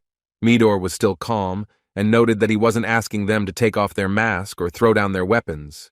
He was only asking who they were. But what interests him most at the moment is the question of whether his brother is even alive, after which he could not stand it, and started shouting that he was his own blood, and therefore he literally begged them to tell him what was wrong with Muron, hiding behind the fact that they also clearly had their own family, and he also did not forget to say that if they told him the truth, he promised that he would not touch their loved ones. Jin found it funny to watch all this, so at one point he finally said that the man was quite funny. And all because it was strange for him to hear something about family ties from the murderers, so he asked Midor to stop talking nonsense. These words made Midor even more angry, so he literally started spitting and shouting how dare they talk to him like that. He continued to shout about how they couldn't equate the Zipel family with some insects, but suddenly he went silent when he saw the remains of his brother behind Jin. Midor realized that they were clearly too late, and not only had they not only wounded his brother, they had destroyed him. and for this he will destroy them right here and now. So he immediately ordered his people to prepare for an attack. But first he would like to take these people alive. Each of them took out his staff and held it up, while Midor said that these people clearly did not deserve a quick death, only the excruciating agony that they were about to give them. He was going to do everything possible to make these guys beg for mercy, and thus they would avenge their brother's soul. Jin understood perfectly well that they were not ordinary Zipel mages. They were all masters of at least the 8th rank, and it would be incredibly difficult to fight them alone. And since Jin doesn't like to suffer too much and strain himself unnecessarily, he decided to call for help. Then Taris and Dorma, the master of the Ice Palace, came out of the ice gates, and behind her was her daughter. But what was even more frightening for Midora was that this woman was capable of freezing 8th-level magic instantly. His ally immediately realized that this was the master of the Ice Palace, and judging by his reaction, one could say with absolute certainty that things were clearly bad for them. Jin was glad that Sir Kashmir had managed to fulfill his request, and Muraken finally solved his guess, in which he could not find out who was currently occupying the place of the master of the Ice Palace, and in any case considered it a good idea. He believes that the ice toad Moa can only be defeated by a select few, and Muraken would never have thought that there are people who are capable of this. Taris began to cast a spell, and she told her daughter that she could rest for now while she would have fun with these magicians. But first she approached Jean to find out if her daughter had presented the bouquet to him. The guy introduced himself, and Taris told him that there was no need for that because she had already heard about him. But what surprised her more at that moment was that he was still standing on his feet, because inside he was nothing but mutilation. But Jin assured her that in fact there was no problem. Well, since he was able to speak, the woman then decided to ask the guy if it was true that he really destroyed her toy. Jin didn't really understand what was going on until the woman reminded the guy that he would destroy Alcaro on one of the student assignments. Now the guy realized what was going on, and he realized that apparently the daughter of the Ice Queen was unable to keep her promise and told her mother everything. Taris interrupted his thoughts by saying that she didn't really blame him, she just wanted to remind him of that. He essentially owed her, and that's why she wanted Jean to introduce her to everyone after they were done. She especially had her eye on Murakan, whom she called a not at all suspicious big guy, which clearly pleased the Shadow Dragon. Taris even at one point decided to invite Murakan to go with her for a cup of tea, if he didn't mind, of course. But then she remembered why she came here, and so she asked her daughter Saizaru to look after her boy while he was busy, which angered the girl, because she had already told her mother 100 times that there was nothing between them. Then the woman did not understand one thing, why the girl gave him flowers at all, to which the girl had already answered many times, according to her. She did it so that no one would destroy him before the fight with him. In any case, Taris believed that Jean owed it to her daughter to be grateful for everything she had done for him. Besides, she once again decided to remind him that if it weren't for her daughter, she wouldn't be here either. But as soon as she finished telling him this, Jin suddenly lost consciousness and fell, saying at the end that he had managed to do it after all. Caesara caught him, and the first thing she said was that she always thought that the next time they met, they would fight again. But apparently this time we'll have to postpone this fight, because it was clear that the guy wasn't wasting his time. After which the girl decided to tell Jin that the man who brought her flowers, Kashmir if she was not mistaken, looked as if his own life depended on it. He quite boldly entered her mother's chambers and told her that the young man to whom her daughter had given this bouquet could die at any moment, and that was why he was here to ask her for help as the master of the Ice Palace. According to Caesara, he even managed to wake his mother from sleep, and all this surprised him, how faithful people can be. Jin responded to this with a smile, but he still thought that he clearly did not deserve that all people were so kind to him.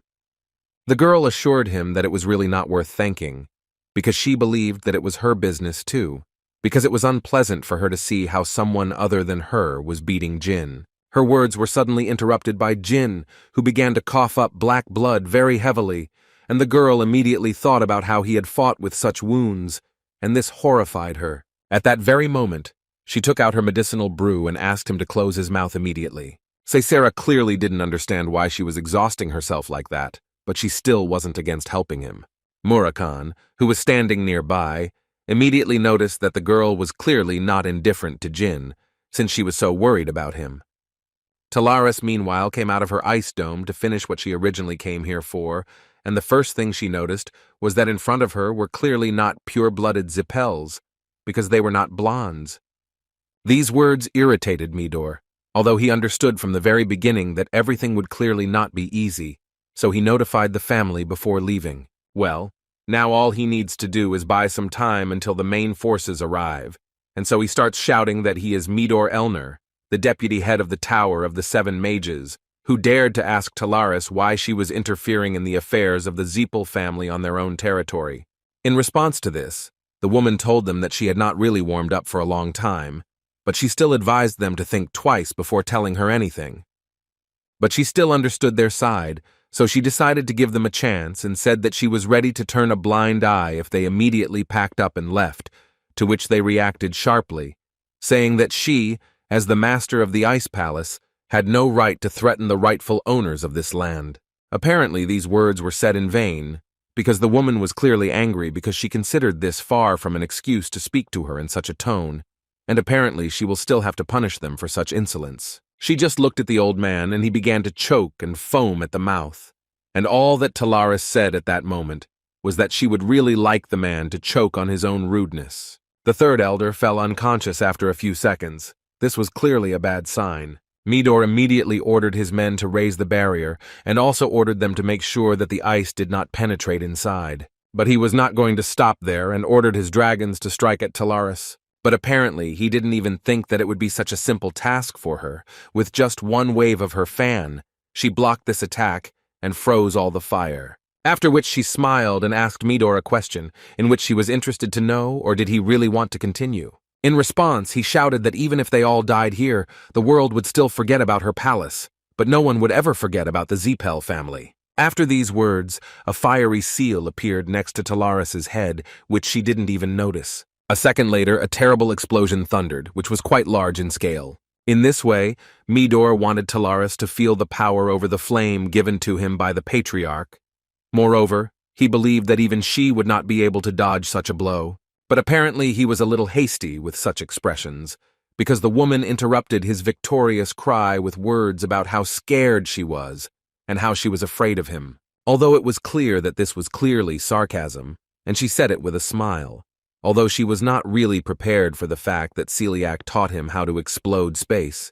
It was unexpected for her, for which she was ready to praise him. But she also didn't forget to say that Celiac had missed one small but incredibly important detail, namely the fact that he had forgotten to tell them a little more about the Ice Palace. And now she would have to correct this little mistake, so she decided to teach him the first lesson, which was called ice. The first thing he felt after she dealt him such an attack was the wind, which did not even allow him to stand still. But apparently he was lucky, because when he turned back, he saw how all his people were frozen. Taris, meanwhile, quietly crept closer to him in order to find out from him what happened and why he was so surprised. She began to wonder if it was possible that his incredible trap had disappeared in an instant, or perhaps that his pen had miraculously disappeared. Midor really didn't notice how his hand literally disappeared, and all this was because he didn't even feel pain. But suddenly Taris interrupted his thoughts, saying that the main problem with magicians is that they look in the wrong place when there is an enemy in front of them. A real warrior would never do such a stupid thing. He fell to the floor, not understanding how their strength could differ so much, but still did not hide the fact that it was his mistake, and he clearly did not even need to try to buy time, because even if the main forces arrived in time, even they would come to an end. All these thoughts led him to the conclusion that most likely at this moment, everything was lost and he could not do anything more. Suddenly, his thoughts were interrupted when a huge yellow ball appeared around him, which looked like a magic seal. It was clear from Midor's face that he didn't understand what was happening, but this yellow light did not shine for a long time, because after a few seconds it disappeared, and with it Midor and his people, which was surprising for Taris. A few seconds later, Midor and his magicians appeared in a completely different place where a mysterious voice told the man that he had done his job quite well, after which the same voice added that from now on the White Knight will deal with the violators, and they can rest easy. Taris began to guess what was going on, and anger began to visibly overcome her, and her worst thoughts came true. A few seconds later, a huge ship appeared in the sky, Murakhan understood perfectly well that this was not just a ship. This was a vessel that Zipel used in wars, but he did not believe that that crazy magician was such an important big shot to send such a ship for him. But it seemed to Jin that because of the destruction of Andre, Zipel decided that they would no longer be petty in protecting their people. In his mind, the guy understood that this ship was a huge problem for them in any case, and the people who were managing this ship clearly belonged to the White Knight group. This group included carefully selected magicians, who together were called the White Knights and made up the strongest squad of Zipel. At that moment, Taris approached Jin to tell him that she was not going to fight these guys here, so she was leaving.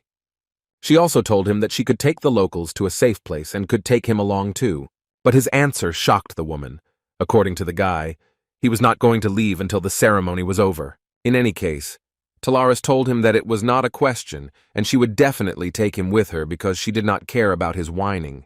The guy was surprised that she really didn't understand that if they didn't finish the ceremony now, then Zipel would simply be impossible to stop in the future, and the number of victims would grow every day. So he once again decided to ask her for help so that the tragedy of this place would not be repeated somewhere else. After thinking for a bit, she told Jin that she agreed to something like this, but they only had an hour to do it all, and she will do this only on one condition, that she will then exchange a few words with his parents. Latika and her compatriots, meanwhile, continued to perform the ceremony until Jin left them. He asked them to speed up the ceremony because the Zipels had gone on a full-scale attack. The girl responded by asking Jin to leave, and she also added that she knew what kind of ship it was in the sky, and that's why they didn't want to expose him to such danger. Besides, according to her, Jin had nothing to worry about, because they would do everything so that Zipel did not know about the relic, and she was ready to do all this for the sake of the guy who was the first one who dared to help them in a long time. Jin came closer to her in order to explain that he did not help them in order to abandon them later, after which he asked her again if there was any way to speed up the ceremony. Latika thought for a bit, and said that if the Princess of Laos were here, then perhaps they could come up with something, but unfortunately, this is currently impossible to do. Cersina came up at that time, was next to Jin and thought that Laosa must have died, since this was impossible. But the guy refuted this idea, saying that in fact Laosa is currently in Tikan, which made Cersei happy.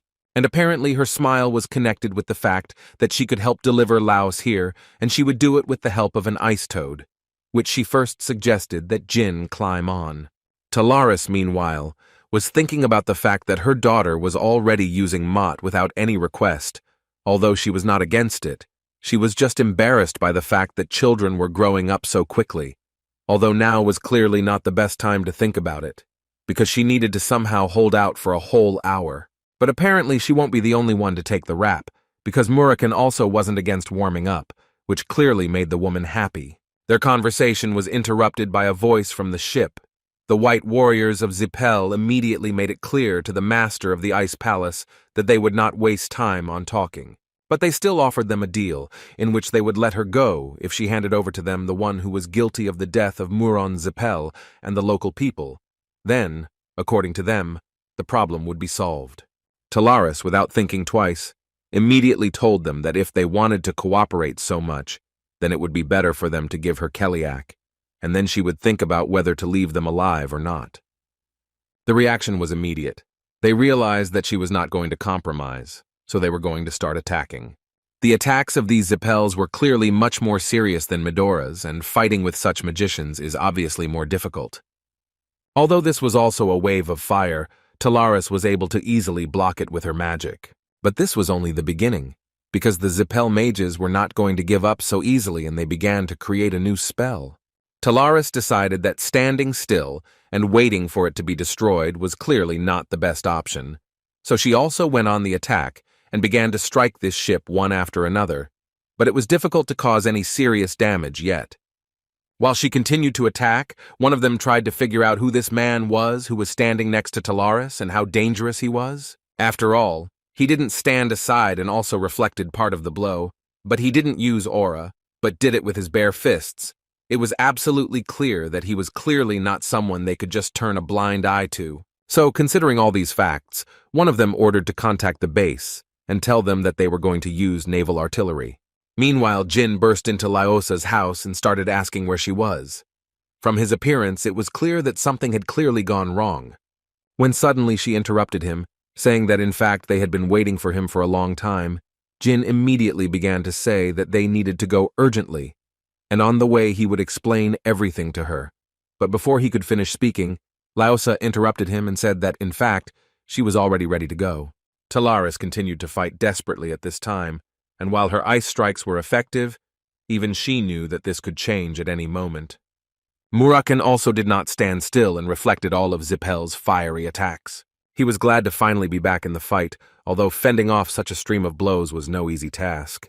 Suddenly, his thoughts were interrupted by Taris, who froze his hands, which was quite incomprehensible for the shadow dragon.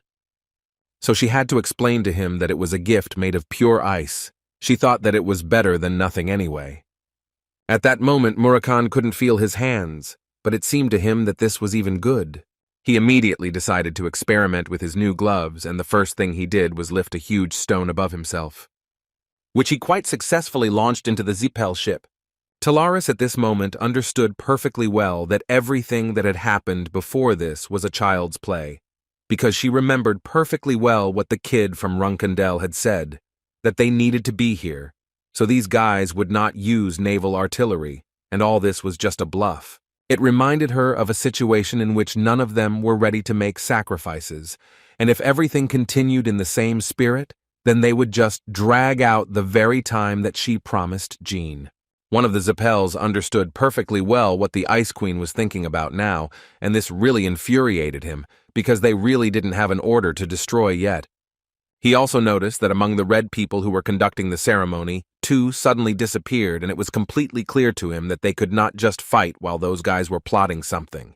When suddenly his thoughts were interrupted by his people, who suddenly called him to tell him that they had received an order from the base, which told them to carry out the complete destruction of this place.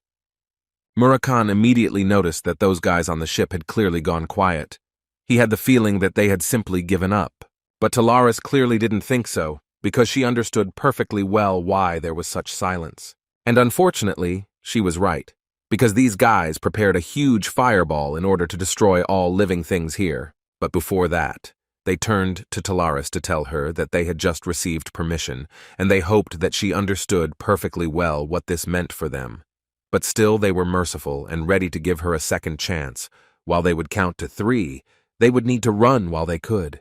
And if they do not obey this time, then he immediately wants to warn them that he will destroy everyone who is here. As soon as this madman said the number 2, Taris's daughter appeared behind her, along with Jin and Lyosa. But it was too late to change anything, and Zipel still decided to launch this attack. Seeing the guys behind her, Taris decided that she couldn't just stand there and watch them destroy them, so she used the maximum of her abilities to stop this attack.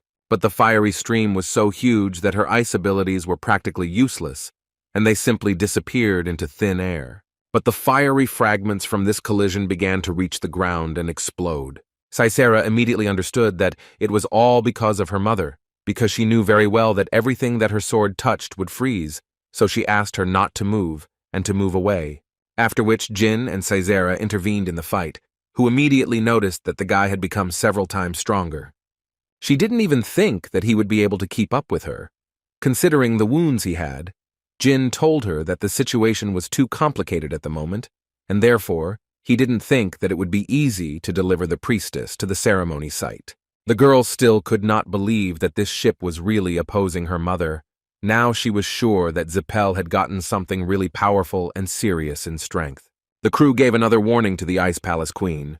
They told her that if she did not want to cooperate, then they would simply destroy all her allies, even if it meant destroying Colin. In response, they heard only her laughter, after which she calmed down a little and still told them that it seemed they did not even dare to think about destroying her. And she thought so because she was the mistress of the Ice Palace Taris in Dorma, and therefore she was sure that even if they brought all their ships, they still would not be able to destroy her. In response to these words, one of them said that of course she was right.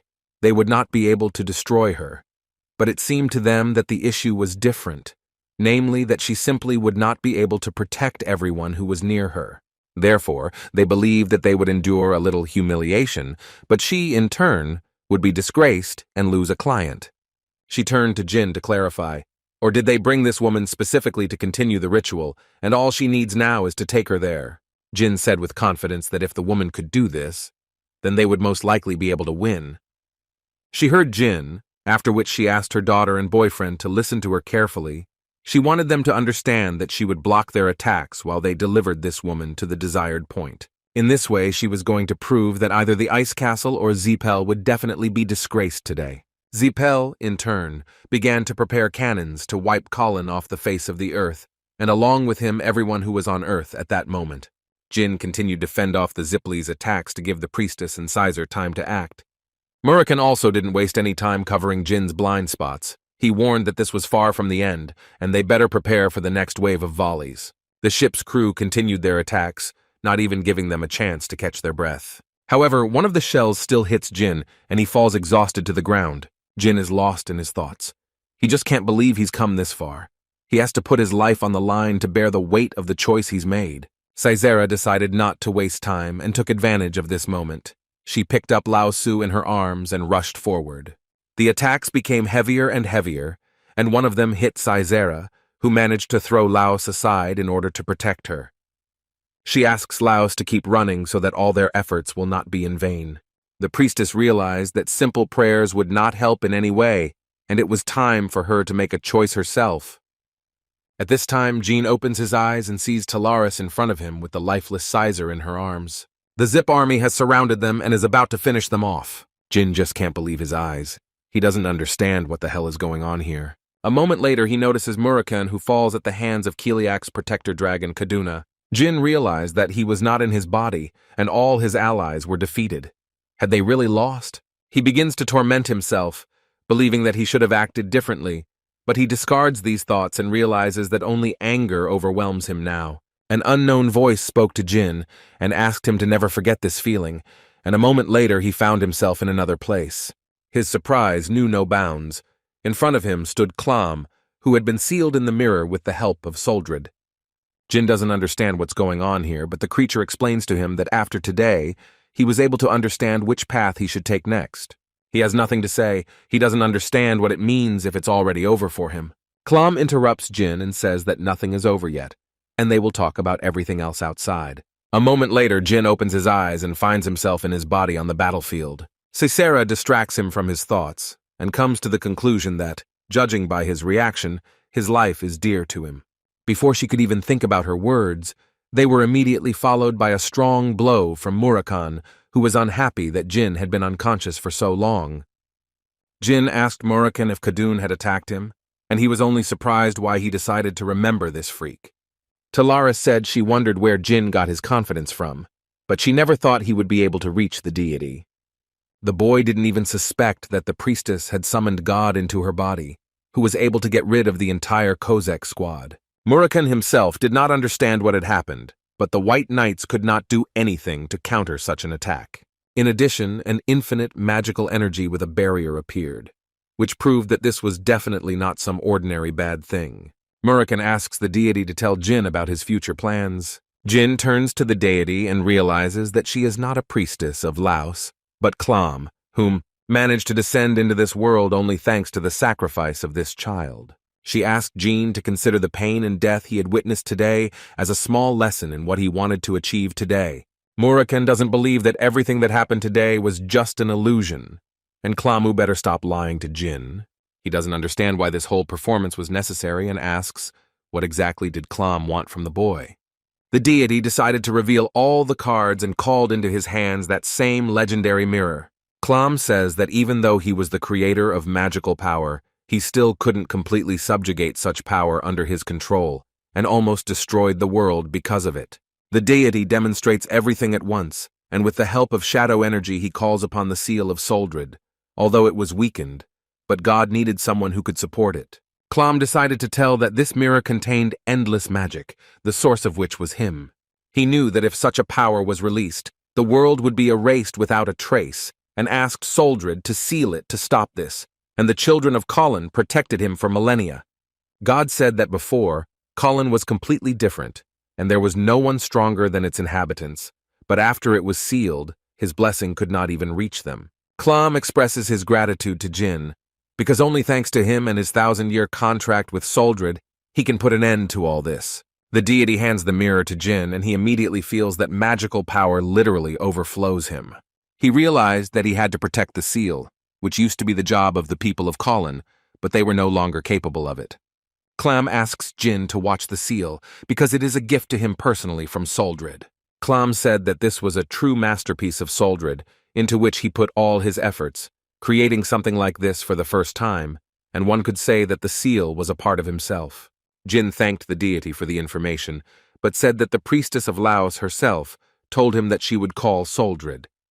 Clam was surprised by what he heard, and decided that she had simply promised Jin the impossible, and that even Murakan would not have been able to do it. The deity asks Jin to forgive the priestess, because she did not know that this was his second life. Since Clam had already handed over everything he needed, it was time for him to leave, and before that, he decided to thank Jin for his choice to stop the suffering of the locals. Finally, the deity said that he would always be in this mirror, always paving the way for the genie.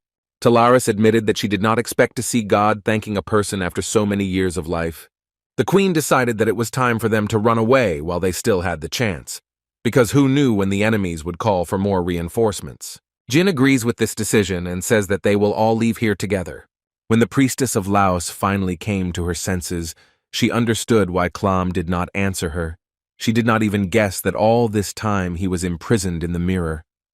The deity asks forgiveness from the priestess for being able to save everyone by using her body, and asks forgiveness for the enormous burden he placed on her. At parting, the priestess does not hold back her tears and thanks Clam, because he heard her prayers and saved them, so she asks him not to apologize to her.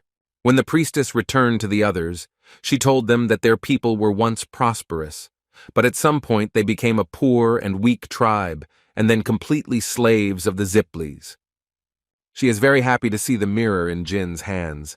If it had gone to the Ziples, then all their sacrifices would have been in vain. Jin replies that he was only able to get this far thanks to Colin's help, realizing that if those freaks had gotten the mirror, the world would have ended. He promised that he would organize a refuge for them in the forces of Hufester, and gave them a letter, and if they showed it on the territory of his family, then it could be given to them. The reporter thanks the young master, but Jin asks him to do a better job of reporting on the Zipel family's atrocities. Dino is sure that he will be censored, but Jin assures him that he is not the only Ziplov hater and will only start a chain reaction. The youngest of the Runcandles assures him that after the article, people will start to rebel against the Ziples and take his side, and he will become a great journalist. Jin thanks Lady Taris for her help and worries that the Ice Palace and the Zipel family will become enemies because of him. The lady assures him of the opposite, because Keliak will behave more carefully since he does not know that the deity has descended and will think that it is the Jinn who has become stronger. Jin decided to ask how he could thank Taris, but she refused such an offer, because she also learned a lot of valuable information. Saisora also bids him farewell and warns him that they will finish their duel next time. A moment later, Taris comes to visit the head of the Runandal family and offers him to tie the knot between Jin and the Ice Palace. Dino and Tika came to Jin's older sister to report everything and said that the battle was serious, but he was okay. Luna asks Nanny Taimoon to find a suitable job for them and talk to the locals so that they can settle here quickly. Tika and Dino are in disbelief and thank her for such a generous gesture. She promises that she will try to help as much as she can just to make sure they live up to Jin's expectations. After a month of the incident in Colin, the whole world was talking about unknown saviors who punished the Zipel family for the murders of the locals. Although Zipel said that Muron acted independently of everyone else, the wreckage of Kozek was found at the scene, indicating the involvement of the entire family in the case. The Lutheran Magic Federation covered up the incident, and Emperor Bamenta personally declared the Zipel family innocent, and public opinion was soon divided. As a result, the Runcandal family gained in dignity, and Bement received the support of the Ziple family, giving them the opportunity to lie low. Suddenly, Tika distracts Dino from writing and throws hundreds of letters with donations and words of support on the table. Tika interrupted the reporter's surprise and said that many people had taken notice of them after they had been of no use to anyone for several hundred years. She is sure that their prayers should be directed to young Master Jin, and one day he will become the captain who will raise the status of the Runandal family and bury the Zipels. Khan's thoughts are interrupted by the sounds of battle coming from ahead, and he decides to check what's there. At this time, Taris attacks Chiron Rancondella with an ice block, but he does not hesitate to fight it off and does not understand why she decided that she could interfere with his meditation for the sake of some engagement. She replies that she came on business, and not just to get on his nerves, but their conversation is interrupted by Khan, who came to give a letter to the head. The leader read the letter and learned about his youngest son's new achievements. He never thought that Jin would go to that region, but Chiron is sure that he is not yet strong enough to defeat Kozek and the White Knights. Taris asked the leader not to look at her like that because it was Jin's own request. Chiron understands that Kashmir dared to hide something from him, but the lady takes his side and tells him to praise him better, because he made it clear that he is loyal only to Jin Runandal. The head of the family admitted that he was wrong and should thank Taris, but she was more interested in what he would do next, and asked Chiron to think over her proposals again. At this time, Jean senses something and attracts the attention of the others. Kashmir said that it began after returning from Colin. Gilly suggested that it might be a growth spurt or something similar, and the goosebumps were a normal side effect. Jin analyzed his abilities and realized that he was able to reach the 7th rank simply thanks to the legendary mirror, but he couldn't go further. He couldn't weaken the seal even a little bit. The servant approached Kashmir and told him that a visitor had come to him. He wanted to drive him away at first, but he understood that this man knew the exact location of one of the secret bases of the 7 colors. Jin looked out the window to see who this stranger was, but his surprise knew no bounds, because in the yard he saw Jet.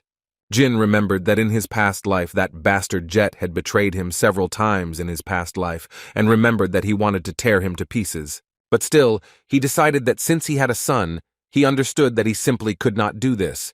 He saw one problem in all of this. Meanwhile, Kashmir had no idea who this was and why he came here. He decided not to keep him in suspense and ask how the stranger knew about the location of the secret base. The guest introduced himself as an information broker from Arkan, which gave Kashmir the opportunity to understand that he came from Tessing. Jet immediately began to deny this and admitted that it was he who informed them in order to stop the tyranny and destroy everything from the inside. Kashmir did not fall for the guest's words and was absolutely sure that this was what young Master Jin had done before coming here, and decided to repeat his question on which the guest's fate depended, and still find out how he knew the location of the secret base. In response, Jet made a condition that he would not tell anything if he was not accepted into their ranks. Kashmir was seriously angry about this answer, and wanted to lock Jet in the dungeon so that he would not see the sun's rays until he told everything he knew. The genie decided to be the first to greet the guest and remind him of the gift he had left for him. A moment later, Jet realized that the one standing in front of him was the one who had pretended to be Veridin Zipel and had brazenly deceived him and begged Kashmir not to trust Jin. Otherwise, Tikan would repeat the fate of Tessing. At the moment when Kashmir was about to punish the guest for insulting the young master, Murakan appeared, who was clearly angry because he did not find his ice cream, which Kashmir was supposed to buy for him. Kashmir turns his attention to the interrogation they had arranged here, and Murakan remembers that it was this bastard who poisoned his juice. Jet doesn't understand why the hell they're all here, but he does understand that they all answer to one person, namely Jean Rancondella. Realizing this fact, he falls to his knees in front of Jin and asks for forgiveness, because he could not admit it until this moment. And after these words, Jin remembers the old Jet that he remembered. Before the young gentleman could ask the question, the guest had already told him that Alu was a former cadet of the Runandal family, and his real name was Taken Marius. Jin remembers hearing something similar once, and Gilly tells him that the young lady's first nanny was Taimun Marius. Jet reveals that Spider-Arm Alu was a commoner from the Delka Kingdom, but passed the cadet exam for the Runandal family, and that's when he used the name that they tried to erase from everywhere. The young gentleman learned that Alu had taken the exam almost 20 years ago, but Kashmir did not believe Jet and put a katana to his throat. He could not understand how a commoner could get into the exam when the kingdom of Delki was in the heat of war.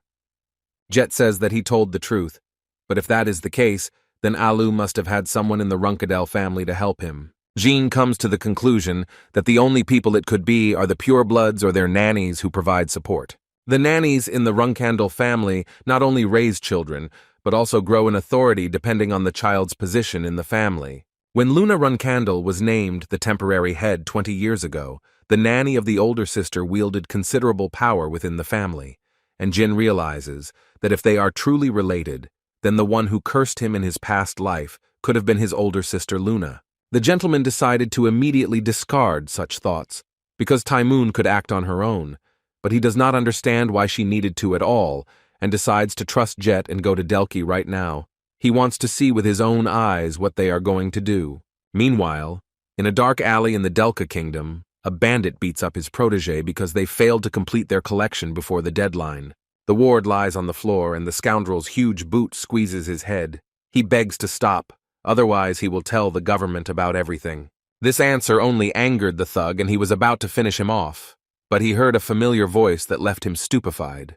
The red-haired girl asked her brother Garber to stop, because it could cause problems. The brute didn't understand why the girl was here, but it could mean that she wasn't alone and that her partner was nearby. A moment later, Garber received a fatal wound and fell to the ground in agony. After the stranger got rid of him, he was only disappointed in how miserably he lived, after all the help from his mother. The poor guy, who was recently the victim of this monster, asks to be released. He offered to give all his savings and promised that he would not tell anyone about them. The man was once again surprised that Garber worked with such trash, and replied that they didn't care about money, after which he cut off the unfortunate man's head with one blow. Kashmir remembered that the surname Marius was quite common, and often found throughout the continent, but in the kingdom of Delki, it was only borne by members of a special organization. Inside the Moon Victims' Orphanage, which seemed ordinary from the outside, orphans were raised to be murderers and spies. They say that they were given the opportunity to unite and then forced to eliminate each other, and the children who survived this became weapons for the kingdom's authorities. Later, this orphanage was closed, and since the prince's side won the civil war, 10 of the children from this orphanage were saved and given freedom, after which they received Delka citizenship.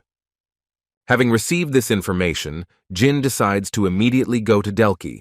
He hopes that this will lead him to clues on the illusion of the blade and the one who cursed it. The next moment, he took Jet with him and went to the Delka kingdom using the teleportation gate. Jeet shared information that the closest to the gate lives Garber Marius, who is engaged in robberies in the Neltar region. He tells Jin that he will be away for a short time and offers to find a place to live when they get there. But the young master has other plans and changes course to the western region where the 3 survivors are located, and they will look for a place to live later. Jet approached one of the doors, but no one opened it for him, and Jean's attention was drawn to the crowd of people, so he decided to come closer and take a closer look at everything. In front of him, he saw 2 bodies that had been eliminated in different ways.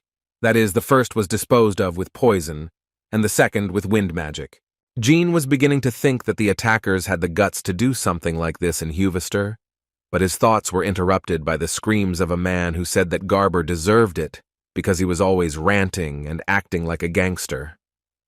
Jin decided to ask the man how he managed to identify the body, because it was in a very serious condition, to which he replied that he had already met him here many times, and yesterday drunk at sunset was no exception. Jin realizes that judging by the poison, their original target was Garber, and the other poor guy was only gotten rid of because he was a witness. He still can't understand why they didn't just wait until Garber was alone and had the opportunity to poison him, and comes to the conclusion that they were in a hurry, which gives him a new idea. He asked Jet to tell him who the next person on the list was, and it turned out to be Weatherway Marius, who lived 2 hours away, but the young gentleman was not satisfied with this and decided that they would get there in an hour.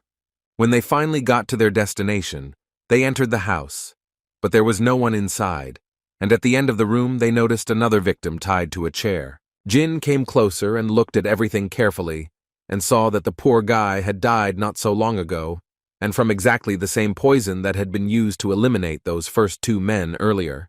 He realized that this was not an ordinary poison, but an adaptive deadly poison, because the skin tone and the condition of the body did not change, and this meant that this was the work of the same person. Jet decided to find out more about the thoughts of the young gentleman, and he told him that someone was already killing the survivors from the shelter, and they needed to hurry. They continued to follow the list, but when they came to the next place, they saw another dead body in a pool of blood. Without wasting time, they moved on. When they ran to the next address, they were stunned with horror before they could even enter, because there were many lifeless bodies lying on the floor, and marks from the magic of the hellish wind next to them. Jet says there are only 2 people left on the list, and they themselves could become suspects, because they were at all the crime scenes, if they don't catch the criminals. He suggests reporting everything that is happening to the guards, but Jin immediately denies this option and says that if they report, they will also be interrogated, and then it will be too late. Jin just doesn't understand how these worthless bastards dared to disturb him on the land of the Runandal family, even though he is only a reserve captain. But he promises to catch up with the degenerates, no matter what it takes. The pair of killers continue to go down their list and realize that there is only one left, and they had such expectations, but in reality, everything turned out to be more boring. The stranger asked her partner because she did not understand how the elders could be so weak if they were trained the same way as everyone else. But the man only said that the fact that they were trained the same way did not mean that they were the same. He turned to his partner Varys and said that they were the chosen ones, and that they were obviously orders of magnitude better than some defective surviving orphans. The pair of killers ignored the obvious signs of an ambush and reached the last point of their path, instantly cutting through the wooden door, burst into the house, and realized that they had been beaten to it, and that there was no one at home anymore, and only the emptiness left after a carefully planned escape awaited them. At the same time, Jin had already managed to evacuate the last victim with his daughter, and said that he was the only survivor from a group of children from the orphanage known as the Victims of the Moon. But he was more stunned by the scale of the tragedy that had occurred, and realizing the danger, he began to prepare his companions for a possible attack. Jin explained that the unknown assassins were methodically eliminating everyone in a certain order, moving closer to the spatial gate. Their next target was him, and in order to save someone, he had to hurry and leave his partners no choice. Touched by his words, the man expressed his sincere gratitude, and said that although they had gone through harsh training, even that could not prepare them for such a cruel reality, in which only Varys and Kujan had enough skills to deal with the victims with ease. Stunned by the new details about the number of survivors, Jin realized that he was wrong in thinking that only 10 people escaped from the shelter. In fact, 12 people survived, and among the pursuers were 2 killers who were specially trained, turning them into real monsters. Suddenly, a powerful stream of wind magic fell next to Dan and his daughter, knocking them off their feet, and Marius, seeing this, heroically covered his daughter with himself, doing everything possible to protect her. At that moment, a mysterious woman approached Dan, calling him brother and asking how he knew that they were coming specifically for Nimon. She looked at him with obvious surprise, waiting for an answer, but he only remained silent. Dan, trying to understand why they were chasing him, asked his question, but the killers were not going to give an explanation, as they were too exhausted, because they had been chasing him since dawn. But their conversation was interrupted by the young master, who instantly appeared next to them with a powerful lightning spell. The young gentleman admitted that he became curious about who was interfering with his plans, and he stated that he would find out who was behind the order to carry out the massacre on his family's lands, and this alerted the killers. They understood that their situation had become much more serious. Jin, looking closely at the killers, noted that they were both under 30 years old, but the girl, to his surprise, possessed 8th-tier magic, although she did not belong to the Zipel family, and this stunned him, since such abilities were extremely rare.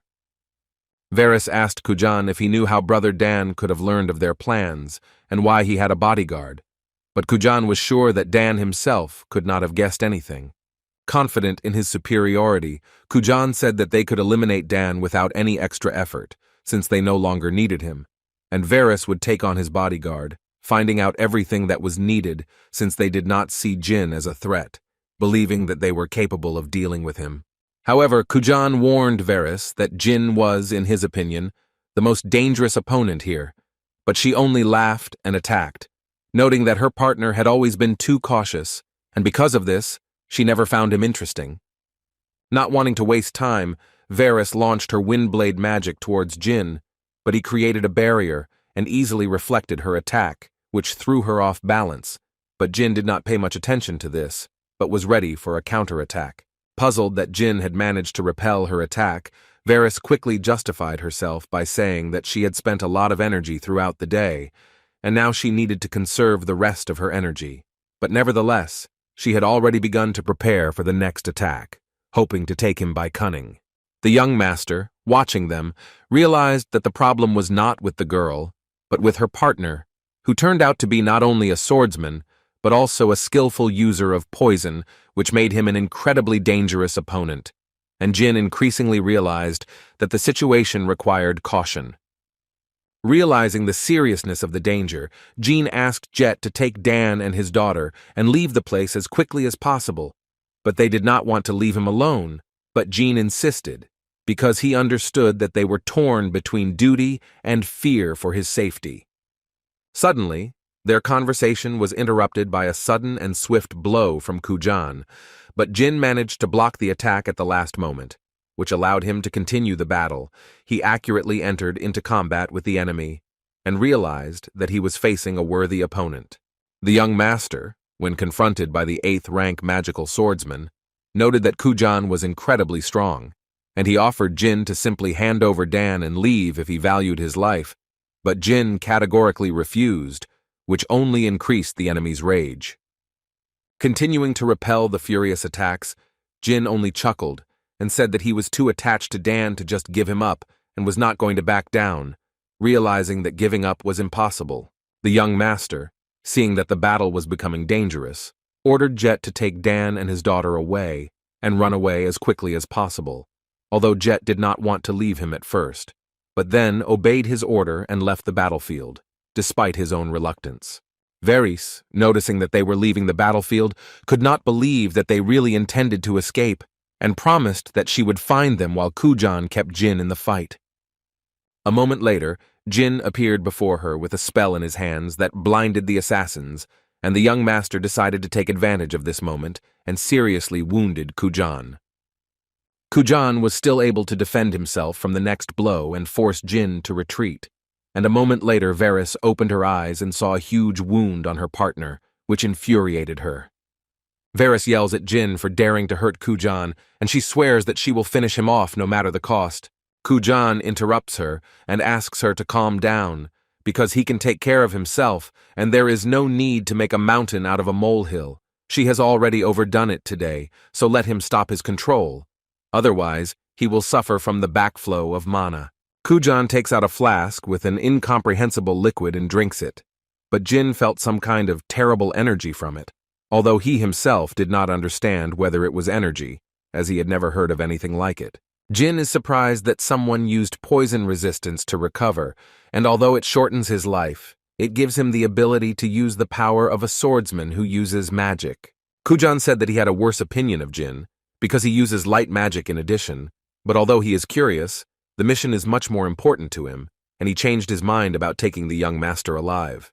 The next moment, Kujan was already behind him and was ready to thrust his poisonous sword right into Jin's weak point, but he was able to turn around at the last moment and repel the crushing attack. Before Jin could catch his breath, the Varys began to attack him from the air with wind magic, leaving no chance for survival.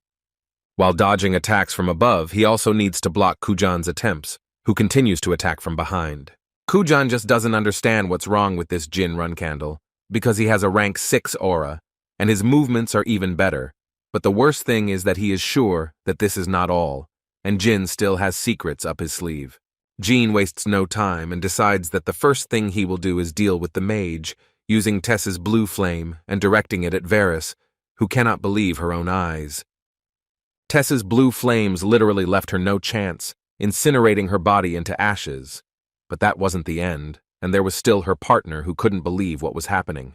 Jin was surprised that Kujan dared to look away from him and did not forgive such a mistake, absorbing the bastard into impenetrable darkness.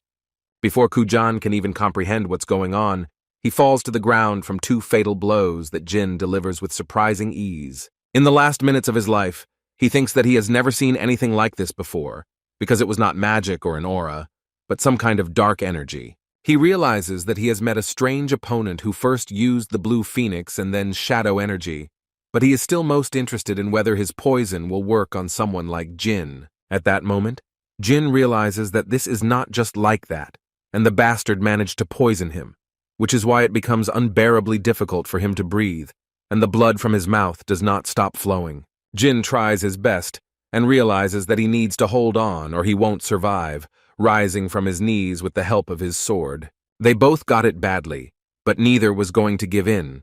But their battle is interrupted by the sudden appearance of the prince and his army, who pointed their bows at the couple. The prince introduces himself as Laika Delki and orders the strangers to immediately drop their weapons, but Kujan is not going to give up so easily, and taking Varys's body with him, promises that he will meet Jin again and repay him in full.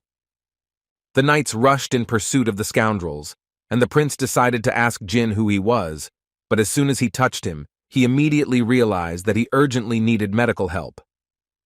At the same time, Jin was thinking only about the fact that he should never close his eyes, but the next moment he woke up in Like's estate, who was already waiting for him to come to his senses.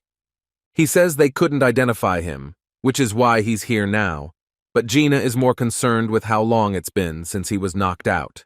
The prince replied that 3 hours had passed, and that he was very lucky to survive as the poison that was in his body could kill even an 8th-rank martial artist. But if it was about Runcandles, then it was a completely different story. Laika recognizes Jin and remembers that when they first met, Jin was rank 5, and even if he grew up, he should be rank 6. He is distracted from his thoughts by Jin, who thanks him for his help, but the prince only replies that it is quite natural to save a member of the Runcandel family, even if he is a reserve captain, and asks whether he did not inform Laika of the main estate. But the prince says that if he had done so, he would have been dead for a long time. He says that as soon as he brought Jin here, very powerful people began to cause trouble in Delki and asks for forgiveness from him for causing so many problems, but still asks for a favor. He wants Jin to send as many knights as possible to protect him when he becomes the head of the family, and asks for his share of the gold mines owned by the Runcandle family to be returned.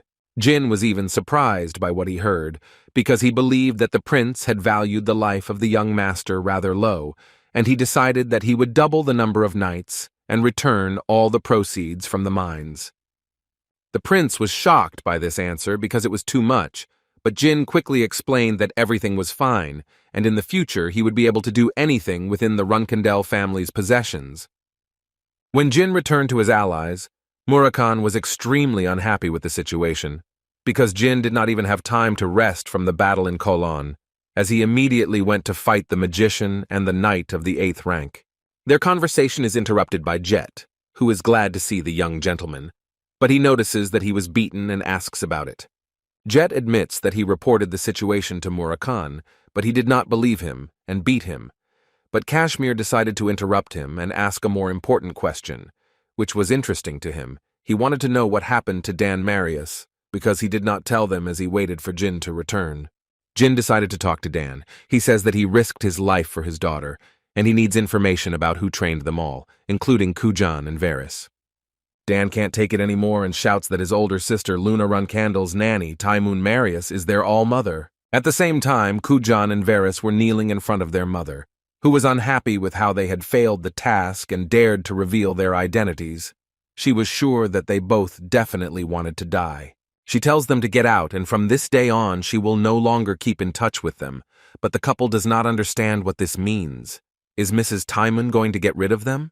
She had already made a decision for herself a long time ago, because this mistake turned out to be too big for them, but Varys simply cannot believe it and falls into hysterics, asking for another chance. She promises that this will not happen again. Taimoon only slaps the red-haired hysteric. She tells them to never look for her again, but Kujan still wishes her to remain in good health. The nanny left, and on the way, she thought that the magical swordsman was definitely young Master Jin, and that the black shadow energy that her man informed her about meant that he had already found clues pointing to her. She is sure that he and the young lady will soon start looking for her, But Taimon is sure that even if they find out the truth, Lady Luna will still not be able to kill her, so now she needs more information regarding Mr. Jin. She already knows that he has shadow energy and uses magic, but she definitely doesn't know about one secret, so Kujan and Varys turned out to be not completely useless to her. At this time, Dan asks Jin if he has ever encountered Taken, who was also Alu's spider legs, but the young master said that he not only knew him, but also killed him. Dan does not believe what he heard, because why did Jinu need it? But later he learns from him that Alu was the head of a criminal group, and before eliminating him, he mentioned the name of the very person who ordered to kill him, and it turned out to be Taimon. Dan recalls that 15 years ago, when leaving the business, Taken told him that Taimon had made a deal with someone from the Runandal family who had great power. He also warns the young master that if things don't go according to plan, their brothers and sisters will be in danger, so they need to be extremely careful. Jin asked about the details of this deal, but alas, Dan did not know this, and he realized that Runandal, who was above Taimon, must definitely know something, and he decided to set off on a journey to meet Sister Luna. Meanwhile, in the living room of Lady Luna's estate, Tika thanks the lady that they were all able to find work, and the Colonians finally began to live in peace. Luna understands that her little brother will like this, but their conversation is interrupted by a sound outside the house, and outside the gate they notice Jin himself, completely soaked from the rain. When Luna and Jin were at the table, the brother shared all the information he had, but this only made his sister laugh, because she simply could not believe that the nanny raised murderers from orphans in order to order them to put a curse on Jin. She didn't understand why she had to do something like that, and insisted that her brother had simply been misinformed, and that he could see for himself when the nanny came back from vacation. Jin tried to address his sister again, but she only became angry and slammed her fist on the table with all her might, because Jin continued to act as if everything he said was true. She couldn't believe that her nanny was capable of such a thing, and was sure that she was simply set up, and the survivors from the shelter could have simply lied to him about everything. But if the nanny was really connected to this, then there must be some reason. Luna says that they can't just sit around doing nothing, and decides that it's time for them to go to her to find out for themselves. Meanwhile, Taimon thinks that Kujan and Varys have revealed themselves, but they will be dealt with after all. She can always raise new hunting dogs. She is more interested in how the young master will be able to find out about everything and who from her circle made a mistake. And if no one screwed up, then she still does not understand how Jin managed to do this. Her thoughts are interrupted by the appearance of Jin himself with Luna, but the young lady decides to get down to business right away and asks the nanny if she knows Varys and Kujan. After a short pause, Taimon admits that he knows them, but then Luna doesn't understand why the nanny secretly raised killers and targeted Jin. Taimon only says that it was not she who gave such an order and was simply stunned by the fact that her dogs encountered young Master Jin, so she was waiting for them. Luna restrains herself from hitting the nanny. She doesn't want to hear such excuses in the hopes of forgiveness for the fact that she secretly raised murderers. Taimon only asks for forgiveness and asks the lady to send her to the family court so that she can explain everything in detail. But Luna does not believe that her nanny is now trying to escape. She just can't understand her actions and keeps asking her to explain everything, but Taimon just apologizes for hiding it all from the young lady. But the reason she raised assassins is for survival. The nanny reminded the lady of how many enemies she had within the family, and as a result, they had to face dangers together every day. Luna does not understand what Taimon is talking about, because no one could dare to attack her people. But the young lady did not even guess that the employees in the residence changed during the year for a reason, but because they were all killed by her brothers and sisters whom she loves so much. After hearing this, Luna asks why the nanny didn't tell her this before, but she simply couldn't, because she knows the young lady very well and understands that even if she had told her, she still wouldn't have been able to kill her brothers and sisters. Taimon recalls how Luna gave up her right to inherit precisely because she did not want to do so, and how immediately after the lady made such a decision, all her people inevitably became victims. Exactly 35 years ago, she had no choice but to become a dog for the nobility. But the Runandal family recognized her skills and hired her as a nanny so that she could start living like a person, not trash. That was her destiny. But it changed when Luna became the first child in the family, and the little lady became a real gift for her. It was not a problem for her that the other children became rivals for Luna, because the leader said that the young lady inherited all the talent. Taimon only continued to support her in everything, but was surprised when the young lady admitted that she did not like to fight, although the nanny understood that it was naive to refuse battles because of threats, but later became convinced that this was groundless. At one point, Luna decided to stop all this because she does not want to become the head of the family with the help of such methods, but the nanny tried to dissuade her, because there is no other way if she wants this. The young lady's words that otherwise she would not become the head shocked the nanny, but she insisted on her own, because for her it was not a way out to kill her own brothers and sisters, even for the sake of the family. She promised that she would achieve something new, and become the sword that would always protect the Runandal family. At 19, her long adolescence finally ended, and her honor as a nanny faded away, and the realization that she had failed to make Luna the head of the family for her revenge broke her. Taimon still decided to follow the lady and share her dream, but in exchange destroy her own. But soon after that, her brothers and sisters realized that the lady had changed and began their hunt. It was unbearable for her to see what her relatives were trying to achieve, and despite the fact that she was involved in murders, the lady should not know about it, because she would certainly start to blame herself for everything. The nanny remembers how Taimon Marius approached her and asked her to fulfill his request, but she only asked to kill her quickly. But Taimon once again asked to listen to him and join him, because he can give her true freedom. Finally, Taimon asks for forgiveness from the young lady, because she hoped that she would take this secret with her to the grave, because the fact is that she trained soldiers and allowed them to point their swords at Jin. She says that she must be punished for what she did, so she has already reported her actions to the main estate, after which the executioner knights of the Runandal family enter the room. Jin realizes that Taimon has outsmarted them and is one step ahead. He finally promises to see her in court and understands that she trusts someone unconditionally to behave like this, because there are not many people who can save her from family court. Taimon just smirks and says that the young master is talking nonsense, and she only has Lady Luna, and even if they want to execute her, she will humbly accept the decision. But Jin interrupts her chatter, because she talks too much for someone who is ready to die. He says that the court is unlikely to understand her position just because she carried out every order they gave her, which horrifies her, but she says goodbye to the master, hiding her surprise. She thought that Jin wasn't just lucky to get this far. Maybe she was really abandoned, but at least she was able to get information about the young master. Taimon is confident that if she uses her to make a deal, she can achieve her goals. But one of the guards tells her that the secret man has delivered a message, and the next moment he takes out a sword from under his cloak to mortally wound her. Luna parries the knight's blow and becomes enraged that a mere servant would dare try to kill her nanny, and comes to the conclusion that they have all forgotten who stands before them. Jean understands that the executioner knights will not be able to cope with her, even though she cut off their tails, but they will not leave her alone, because they still remain hounds that will pursue her, even if they have to die. The young gentleman decided not to wait and instantly killed one of the knights, but one of the guards was already ready to attack Jin from behind, when Luna appeared and sent the bastard to the next world with one blow.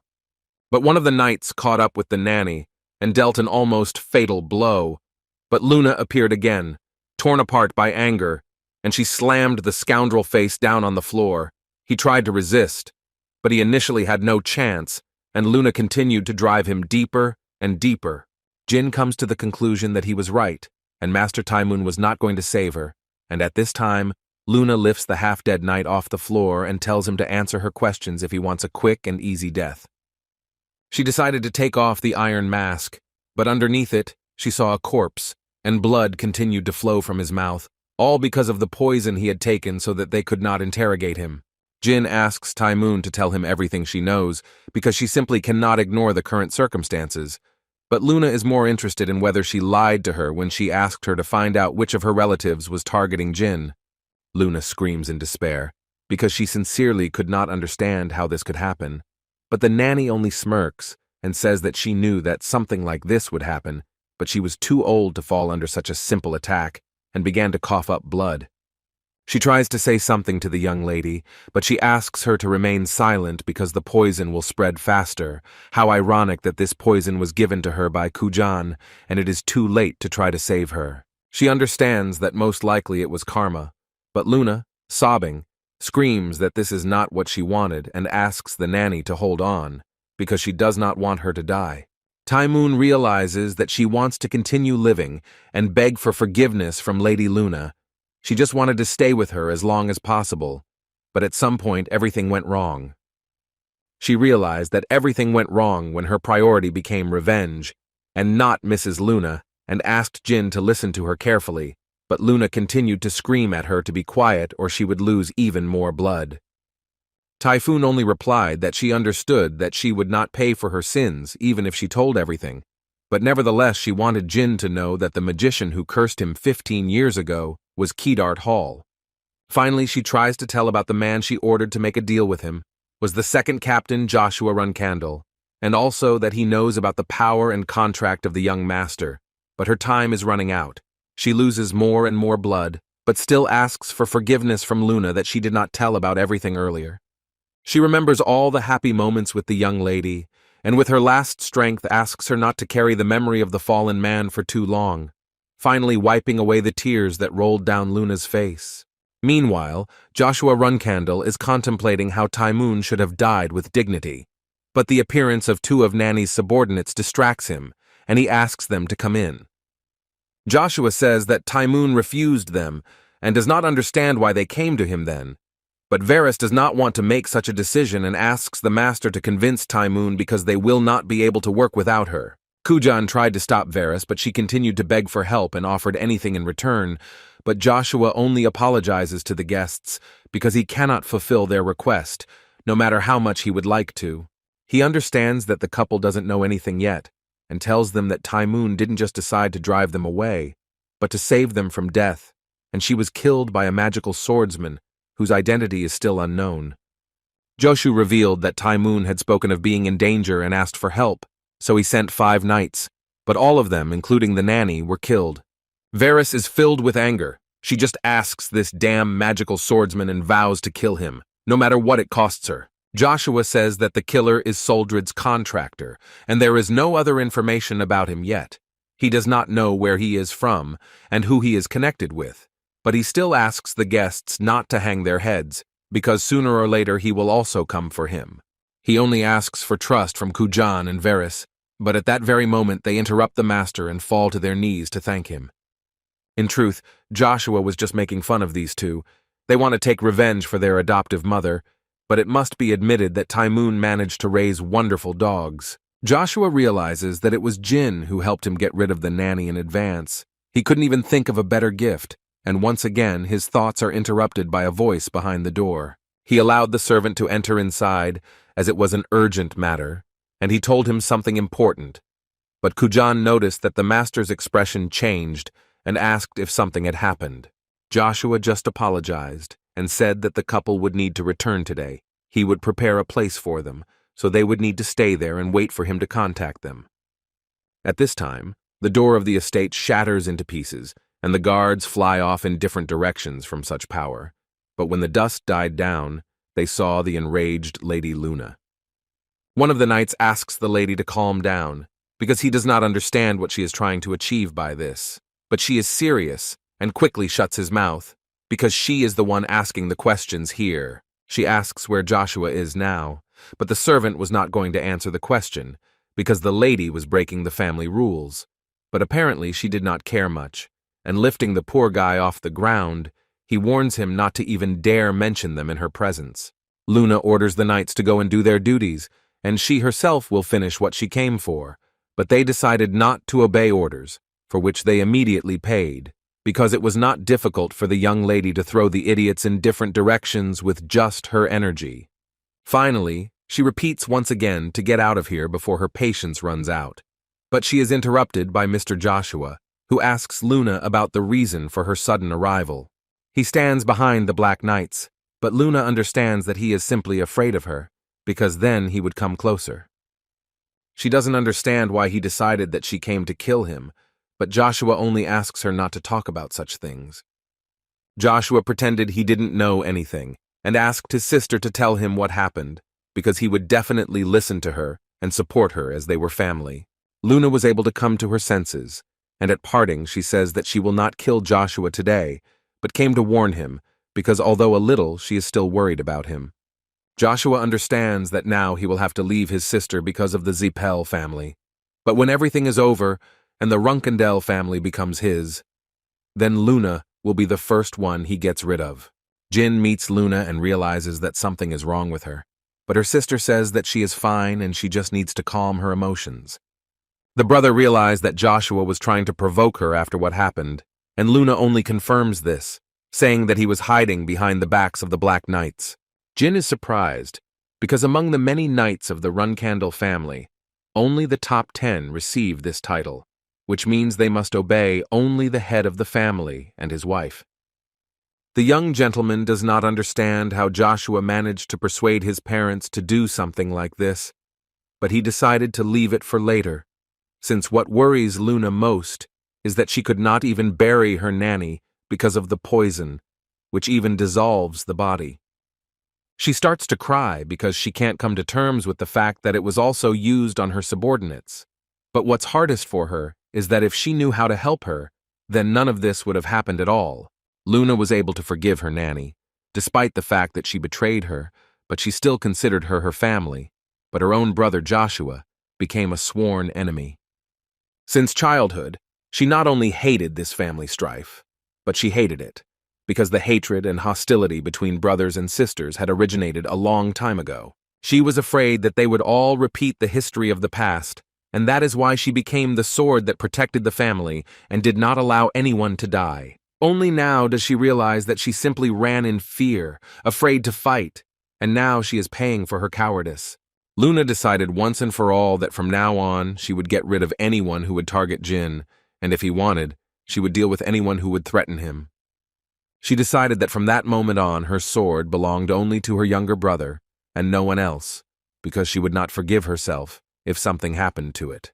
Luna decided that this was the right thing to do and would help Juna, even if she had to turn away from the rest of her sisters and brothers, because that was the price of her cowardice. She had never been sure that she would stop everyone who would become a threat to her brother, and, if necessary, she would even kill her own relatives. Jin only reminds her of her own words that she once told him and says that it doesn't matter to him what she does or who she becomes. He will always support her. Luna, in tears, falls into her brother's arms, and he promises her that he will be able to protect her when he becomes captain, and she, in turn, promises to do everything so that Jin becomes the head of the family. At this time, Murakun cannot believe that Joshua used a magician and cast a curse on Jin, because even in Timar's time, something like this never happened. This environment is refreshing for Jin. He missed these screams and shouts so much, but Gilly interrupts this chaos and decides to find out about Joshua's intentions. Does he really want to harm the young master? Jin replies that there are many reasons, but the most important one is that Joshua does nothing, even though he knows he made a contract with Soldred. Gilly comes to the conclusion that Joshua broke the rule of the Storm Castle and tried to harm it, but did nothing in the main estate. Jin realizes that they need to figure out why he did it, because if his hypothesis is correct, then Joshua is trying to get his contract. He thinks about his brother's connections with the Zipel family, who are capable of stealing the contract with God, but realizes that Joshua was not close to them, which means there is another way to steal the contract. Kashmir interrupted the gentleman's thoughts and said that he had found information about a rather famous magician who was now in Meltador on the eastern continent. He handed the papers to Jin and revealed that the mage had previously used the alias Amal after he founded a high-level magic academy in the kingdom of Zipel.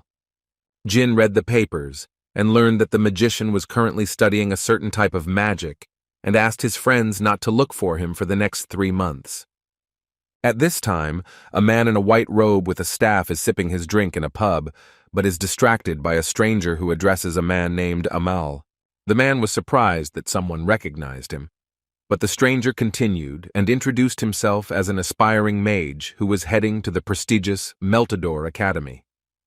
Having attracted the attention of everyone present, he said that he had heard about a noble elder and had come to meet him. Amal used only a fraction of his power and warned everyone to get out of here before he made them disabled. When everything calmed down, the elder decided to ask the stranger who he really was, because he had long ago realized that the stranger was trying to hide his body, but he could not hide the fact that he had trained with weapons all his life. Amal asks the stranger one last time to state his name, and if he does not listen, he will make it so that his carcass will never be able to use magic again. The stranger decided he should introduce himself again and called himself Huvil Heister, who was the last survivor of the Heister family. Amal can't believe that standing in front of them is a member of the Heister family, which at one time was on par with the Zipel family in terms of magic mastery, because the Zipels killed every Heister. Huvil asked to be heard and took out a book that the mercenary commander who raised him had given him before his death. The author of the book was Shujiel Heister, which shocked Amal, and he shouted for Huvil to give him the book, but he only allowed him to look at it, not touch it. Huvil had long ago sworn that no one would be able to touch the grimoire without his permission, and if Amal wanted to take it, he would have to kill him. Amal can't wait any longer, and simply asks to open the book quickly, which Huvil does, but only after looking at the book. The old magician realized that the protection system really does look like the Heister grimoire. He has spent his entire life searching for this family's legacy, so much so that he has no doubt about the book's authenticity. He simply needs to study it more closely. Amal invited the guest to stay with him for the night. He asks to follow him and assures that he will provide a worthy reception to a member of the Heister family. They came to a secret place that Amal uses for his research. He asks the young man to tell how he managed to survive. He said that as a child he was taken under the wing of a group of mercenaries of the Grey Owl, so he held a blade in his hands from childhood. But he had no talent for it, but with magic everything was different, because he learned so quickly, as if he initially knew what to do. He remembered how it all started after he came across the family heirloom that was mentioned in the commander's will, but since then, the Zipel family began to pursue him, so he hid his identity with the help of the Magic Academy. Amal is sure that despite the fact that this happened 300 years ago, the Zipel family could not leave even a glimmer of a threat, and the reward for Huvil's head is already definitely more than 10 million. Amal says that if he does not want to continue living like a hunted animal, then he can become his student and write his name in history. The old man decided not to keep any secrets and admitted that his real name was Keydart Hall, which shocked Huvil because he could not believe that the same Keydart was sitting in front of him. The old mage is surprised that the young man knows about him, since he was famous long before he was born. But Huvil can't help but be happy, because the man standing in front of him is the same one who became a 9th-rank mage without the help of the Zipel family. Keydart interrupts the boy and promises that he will teach him countercurrent magic, and his name will stay with him if he becomes his student. An old mage had stumbled upon the remains of the Heister family's legacy a long time ago, and, as if enchanted, had been exploring them his entire life. But at a certain point, there were no clues left, and he was ready to give up when Huvil Heister appeared. He is confident that with the help of his grimoire, he will be able to develop his countercurrent magic and pass on this improved magic to his student, because if everything works out, he will be able to live on. Huvil decided to demonstrate his skills, and the old man was surprised that the young man had already mastered such a difficult spell. Keydart couldn't wait any longer and asked the boy to show him the grimoire, but he was refused, because Huvil had already said that it went against his beliefs. The old man gets furious and screams, not understanding the stupidity of all these beliefs. He can easily steal it, like taking candy from a child, but he still respects the guy's choice. He soon asks not to take his words to heart, but Huvil interrupts him and offers a deal in which Keydart will show the young man something as important as his life, namely, to get acquainted with the Book of Countercurrent. The old man immediately agrees to this and asks to wait a little, because it is kept in the endless storage of the Holy Kingdom of Vankel. He says that he needs to go there personally and get her, but for now the young man must continue to study the intensive countercurrent system. Keydart understands that the countercurrent book contains the essence of his magic, and he was going to give it away before his death, but he is sure that it is worth taking the risk, because the Heister family's book contains their magic, and with its help, he will be able to surpass Zipel. He leaves Huvil, but the young gentleman is only happy with this outcome of events, because everything is going according to his plan, and he will immortalize his name in history. When Kedart returned home, he decided to ask the guy if he was still practicing with the intensive countercurrent system. But Hoovel decided not to wait and demonstrated his power, which felt like it belonged to him from the very beginning. The old magician confirmed his suspicions. He knew from the very beginning that this boy was a genius, but he was more concerned about the book, and they were finally able to exchange them. He understood that it would take some time to decipher, but it didn't matter, and he allowed Huel to read the countercurrent book as much as he wanted, but he admits that he has not reached the level to understand the master's works, so he is just glad that he trusted him. Kedart decided that since the boy was learning the intensive countercurrent system, he should do some practical training, for example, tested on beetles.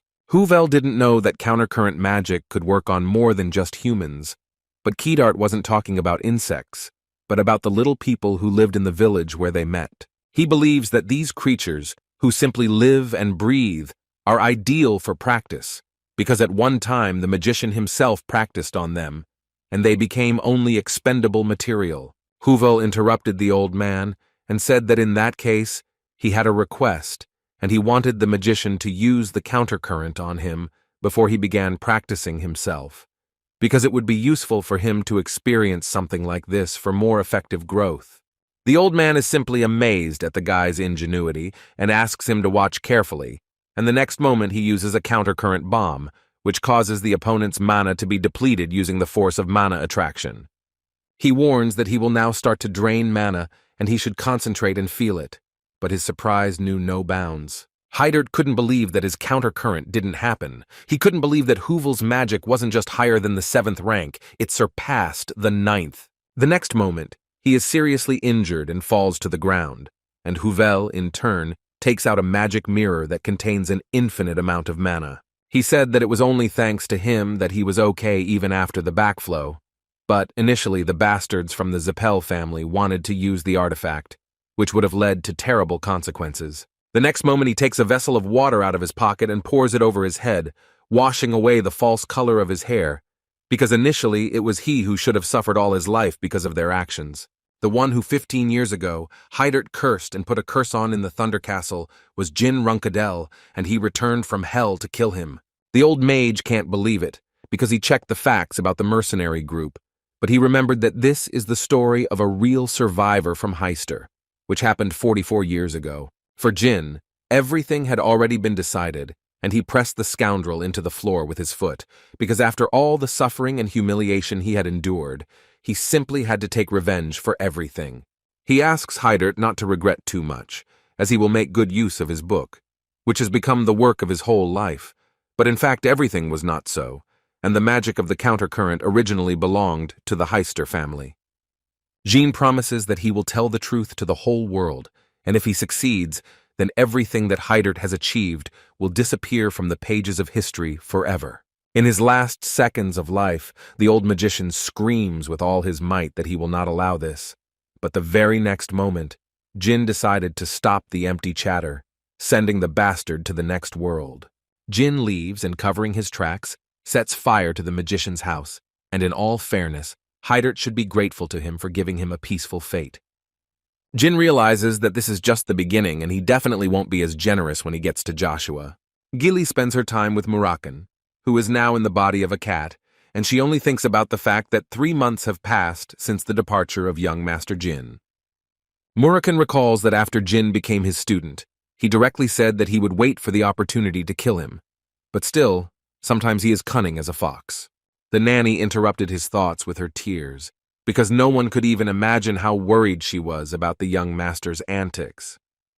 Murakan tried to calm Gilly down, because when the 7 colors were looking for information, it turned out that Kedart admired Jin, which meant that there should be no problems, and the young man would be able to fool the old man. At this point, Jin decided not to wait, and distracted them from their conversation with his sudden appearance, which caused the nanny to immediately rush into his arms. Jin revealed that he had managed to obtain the Kedart grimoire and asked Murakan to explain its contents. At this time, in the main estate of the Runandal family, all the brothers and sisters gathered at one table to have dinner. Joshua placed papers next to him that contained information about the main suspect in the murder of Kadath Hall, known as Jean Grey. One of the brothers is sure that this is the second personality of the junior reserve captain, but the second does not believe such a thing, because even though the junior was good, he could cope with a 9th rank mage. Mew couldn't hold back after hearing this. She didn't believe that they were talking such nonsense when they had never seen a mage of this level in their lives,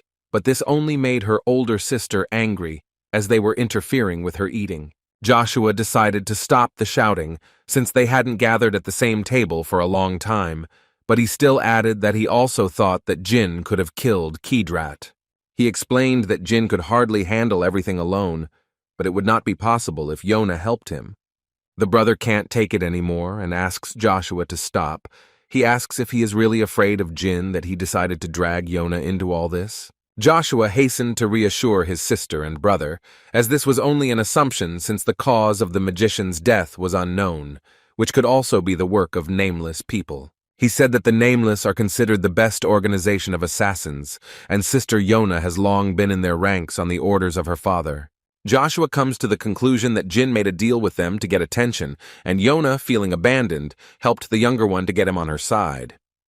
The sisters immediately understand what is going on, because if Yona helped him, then this explains how he coped with missions as a cadet. But Mary couldn't stand it and attacked her sister, sending her to eat the earth, and later to finish her off, but her brother stopped her. He asks her not to overdo it, because the more she reacts to something like this, the more it plays into Joshua's hands. Mary is filled with anger and admits that she cannot oppose the decision of the second heir, but she is sure that her father will not stand aside if they harm Yona. The brother asks Joshua to admit that he is simply afraid of Yona, but he can simply subdue her with the sword rather than using threats and incitement, since the Runandal do not do that. At this time, Haytona and Daytona pray only for Jin to return quickly, because they can no longer be here. At the same hour, Veridin Zipel and Dante Hiron discussed that at the scene of the murder of a 9th-level mage, a note with the name Jean Grey was found. They understood perfectly well who was hiding behind this name, and Veridin suggested Dante to discuss a plan to go to Jin together in a few days. When the butler heard about everything, he immediately reported to the unknown man about their conversation. He talked about a report that said that the relationship between their families was not the best, but considering that they are now together, everything fits together. The Zipel are somehow connected with the death of Kedart Hall, and Veridin gave something to Dante. There is also a version that the Zipel are looking for new allies and getting rid of those who do not agree with them. But it didn't matter whether it was true or not, because it would be a worthy reason to suppress the growth of the Zipel family, and the man asks the butler to leak all the necessary information to the press. The man considered the fact that the bastards from Zipel were definitely in a hurry, which was unusual for them, as if someone was directing them. At the same time, Julia does not want to let go of young Master Jin because he has not even had time to rest, as he is already heading to the dangerous city of Samil. She doesn't understand what he needs there, but the young gentleman replies that he just needs to meet someone and get something.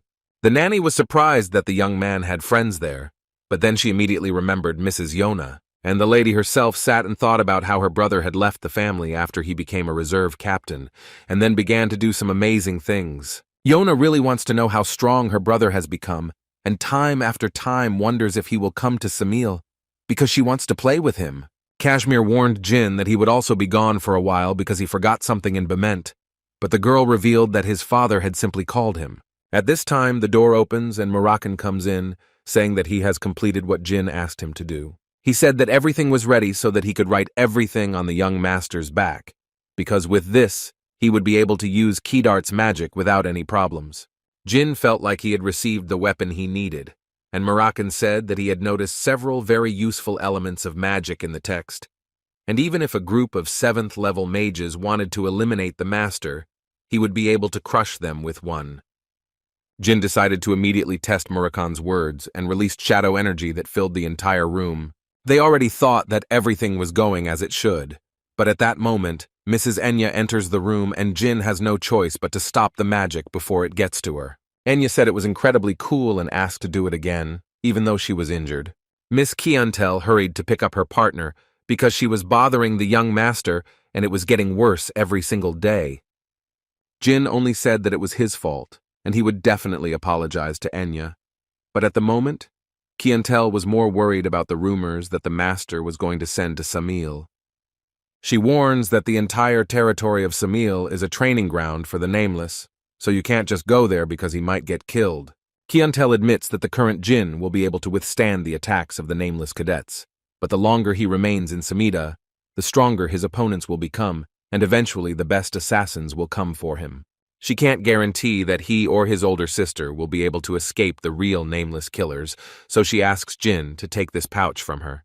She said that if the assassins, whom he could not cope with, captured him, then he would have to show the contents of the bag, and then he would survive. The young master is very surprised by such a generous gesture and does not know how to repay him, but Kiantel calms him down and asks in return that he help Enya with training when he returns. Jin set out on his journey, and when he arrived at the southern gates of Samil, he decided to enter the city but was stopped by the guards.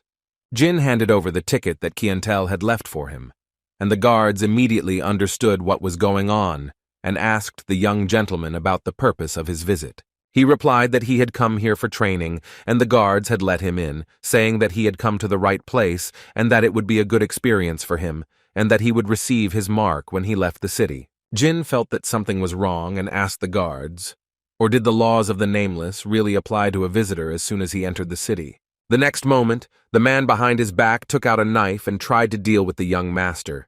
But it was no trouble at all for Jin to dodge such a simple blow and knock out the bastard with one blow.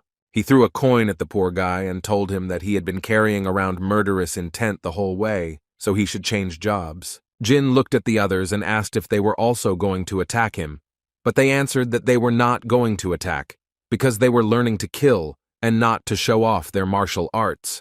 The gate opened and Jin was able to get inside, and the first thing he saw was the snow-white color, which symbolized the Nameless, because it was so customary that they were sure that there would be no blood stains on their light clothes. Jin noticed that he could see people in front of him, but he could barely feel their presence, and this city was much more beautiful than he had expected. But he still got goosebumps while being here. In this clean and quiet city, there are no prisoners, and the cadets, perfecting their killing skills, can spend a very long time in the so-called nameless buildings that tower over the entire city. For the residents of this city, guests were simply special opponents for them, and so every day they had to kill each other, so there was a high risk of being killed in the hotel. Jin asks the guard to rent a room for him, but the surprised guard does not understand whether the young master is seriously going to confront the nameless cadet in Salem, the city of murders. He suggests that Jin just go to the hotel and stay there, but the gentleman has long understood how this could end. He does not want a large number of visitors at night. The guard asks to follow him and says that he will not take money from him, and leads Jin to a room where he can rest, and be sure that he will keep his word, and not attack while he is here. Jin immediately decided to inspect the room for traps, but soon realized that there were none here, and he could rest peacefully. But before that, he needed to come up with a further plan of action. Jin's thoughts were interrupted by a clap behind him. He was about to draw his sword to defend himself, but when he turned around, he saw no one. He did not feel any presence of the enemy, while he was watching the master from the ceiling. The girl on the ceiling was thinking only about how she almost got caught. She noticed a guy who looked like the youngest person in the city, and decided to follow him, and it turned out to be Jin. Jin sat on the bed and thought about the loud bang that came from the roof, but most likely he was just imagining it because he was too sensitive right now. The girl notices that the young gentleman is very wary now, but he really needs to be careful, because he is now in Samil. The lady noticed something unusual about Jean, and decided to test her guess, instantly moving to Jean, who definitely noticed something. The girl realizes that it is her brother in front of her, and cannot believe that he was able to sense her presence, which means that he was able to half open his inner eye at such a young age. She decided that she couldn't just leave him like that, and as an older sister she had to train him. And the next moment, she started jumping all over the room. 4 days later, the man who rented out his room asks Jin to move out immediately, but the young gentleman does not understand what the rush is, so the man admits that he simply does not want to try to kill him anymore, and admits his defeat.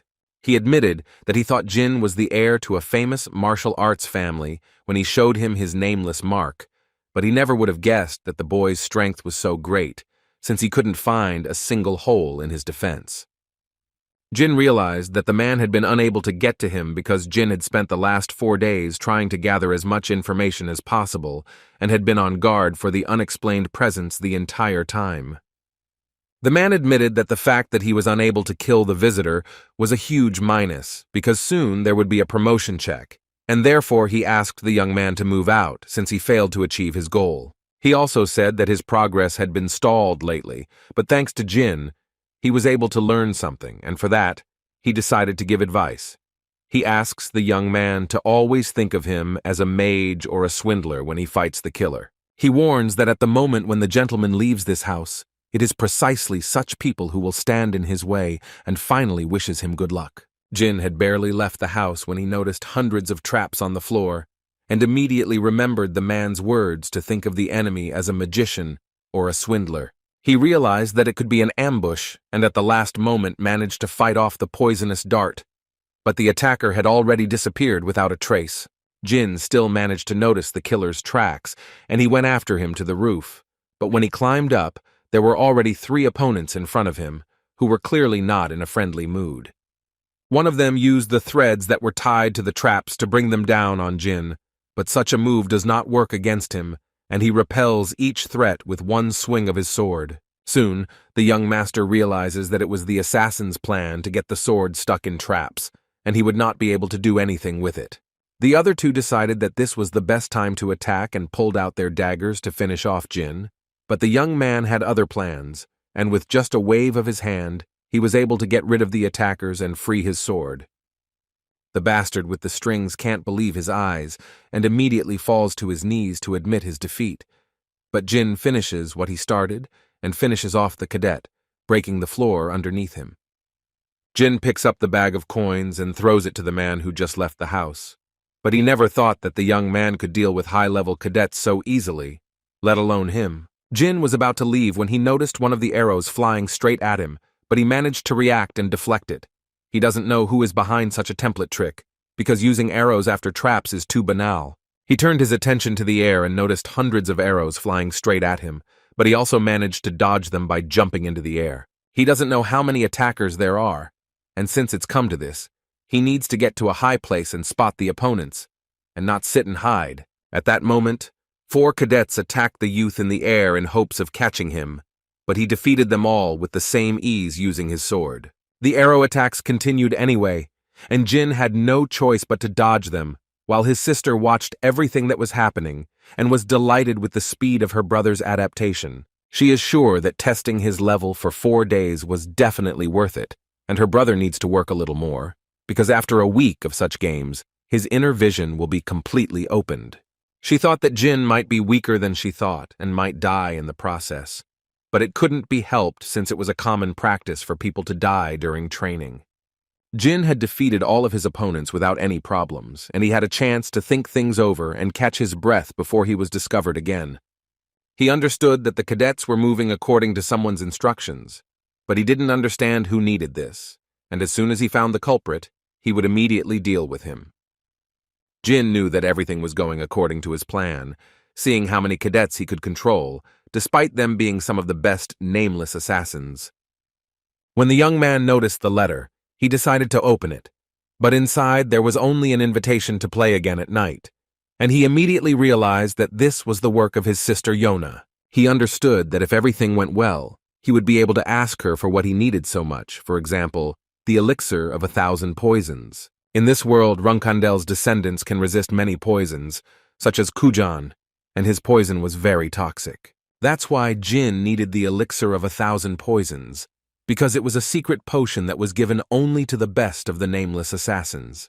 Jin recalls that those who drank it became immune to almost any poison, and Yona's sister, who is considered the best and youngest assassin, also received this elixir. He recalls that in her past life, Yona was originally born immune to poison, so she didn't have to drink it, and was eventually tricked by Sister Annie into taking it away from her. Annie was definitely on Joshua's side in a past life, which means Jin needs to get rid of them before they become just as strong. He understands that to do this, he needs to overcome the nightly trials from his sister Yona while dodging hundreds of arrows. Jin continues to easily get rid of the killers, and does not notice how he finds himself in someone's house, having broken the wall with another blow. He heard someone hiding behind the wooden door and asked them to come out, because he knew that they were not nameless cadets. Jin warned that he had been followed for the past 2 days, and it would be better for them to show themselves while he was still kind and calm. The door opened, and in front of him he saw old acquaintances who definitely shouldn't have been here. Jin asked the couple what the hell they were doing there, but Veridin told the young master to calm down, since they came all this way for him.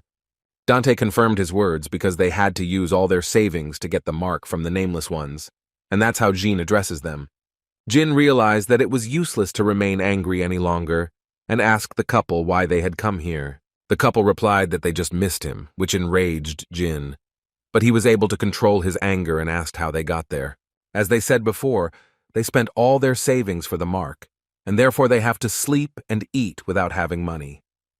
Jin says he will pay for their food since they are here because of him, but in return they will have to work and help him deal with the cadets. At that moment, one of the bastards dared to attack Dante, but it was not difficult for him to deal with the scoundrel with the help of his skills. Yona notices Jin's new friends, but feeling the strongest energy emanating from them, she doesn't understand what the hell is going on here and who the hell they are. At this time, Sir Owl, the king of the Nameless, comes to her and says that even she is forbidden to create more chaos. She has already destroyed several cadet houses, but that is not the main thing now, and she is most concerned with games with Jin, and some strangers are bothering her. Ool analyzed the situation and came to the conclusion that Jin was in front, and behind him were the heirs of the Zipel and Hiron families. Yona, hearing this, said that she would deal with them, but Ool stopped her, because if she really went down there, then they were not bait. This is all Yona is counting on, but she still gets banned, because Owl offers her to play a game of their survival, which will start right now, and there will be only 3 rounds. He wanted to send real assassins instead of cadets, and if they died, she would win, and if they survived, she would lose. She understands the fact that then the chances of her brother's death will increase, but she still hopes that he will survive, because he was able to play with her for 2 whole days. Yona agrees to the game, but wants to be sure that Ool will not interfere in any way, and that she will choose the killers herself. He gives his word, but what's more important is whether Yona knows how many buildings in Samel have already been destroyed. She said she didn't know what had angered the man, and he shouted that 37 buildings had been destroyed, because she had sent the cadets to play with her brother. The girl left silently, and Owl was only thinking that he should have also asked her not to interfere. But what was more important was that the future of the Nameless was almost in danger. At this time, Jin dragged his partners into the house, who immediately fell asleep after hearing that they would not be attacked during the day. He analyzed Dante's body and concluded that he was still physically weak, but his skills had improved due to his development through studying the secret techniques of the Heron family. And then Veridin, but he doesn't understand how someone who in a past life was a genius living in another world, and now looks for me without any cunning plans and helps in order to get money for food. Jin knew he had to get rid of them in a way that would also protect them from what would happen tonight, because he was sure that Yona would send more skilled killers. He didn't understand how he should prepare, when the next thing he knew, Owl appeared in front of him, but Jin couldn't notice his presence at all. This was the best nameless assassin he had ever met, but he still couldn't understand why he was here, since no one except Sister Yona had a reason to check on him. And this means that in front of him is the king of the Nameless. But Owl was more surprised that the boy was not even scared, but on the contrary, was in a good mood. Owl admitted that Chiron had a worthy younger heir, but still noted that it was rude to continue sitting on the bed when he realized who he was. Jin assured that he dared to do this, even though he did not know whether he would be spared, only because the Runandal are not afraid of death. Jin didn't understand why the king himself came to him, and the only guess was that it was somehow connected with his sister Yona. Ool can't stand it and says that even Chiron tried to speak less here, and he, the pathetic younger heir, dares to mention Yona. He lifted Jin by the throat and asked how he dared to act so brazenly after such a mess, or was it just because Yona was covering for him? Ool threw the young master aside, who didn't understand why he reacted that way to the mere mention of his sister. The king thought that tearing Jin to pieces would not be enough, but for the sake of Sir Chiron he would forget about everything this time. Jin asks for forgiveness because he dared to speak without asking only because he is inexperienced, and if he wants to punish him, then he will gladly accept the punishment. The king said that from this night onwards, he would be attacked by real killers in white masks. But most of all, Ul was concerned about the lives of his partners. Ul explains that Yona started this game, putting the lives of these two on the line, and Jin realizes that he is asking him to intervene in what his sister has started. Jin still didn't understand why the king needed all this, but could it be that he simply couldn't control his sister and thus asked Jin for help? He wondered what kind of relationship Yona had with the Nameless Ones, but the main thing now was that the killers would attack 3 times, and they needed a plan. The king suggested that they better group together and head to the center if they wanted to survive the night, and tomorrow, Veridin and Dante would be able to leave the city. The genie told the king that he needed the elixir of 1,000 poisons, but Owl could not believe such impudence, because even if his father could not do it. Owl came to the conclusion that the elixir was worth about the same as his life, so Jin must save the heirs of Zipel and Hiran. The king wanted to warn the young man one last time, and told him that a person can kill anyone if he is determined enough. But does he know why they do not use this power thoughtlessly? All because when a person wields a powerful weapon, he is feared. But if he waves it left and right, the wrath of the strong overtakes him. But since Jin knew about it, why did he still mention Yona?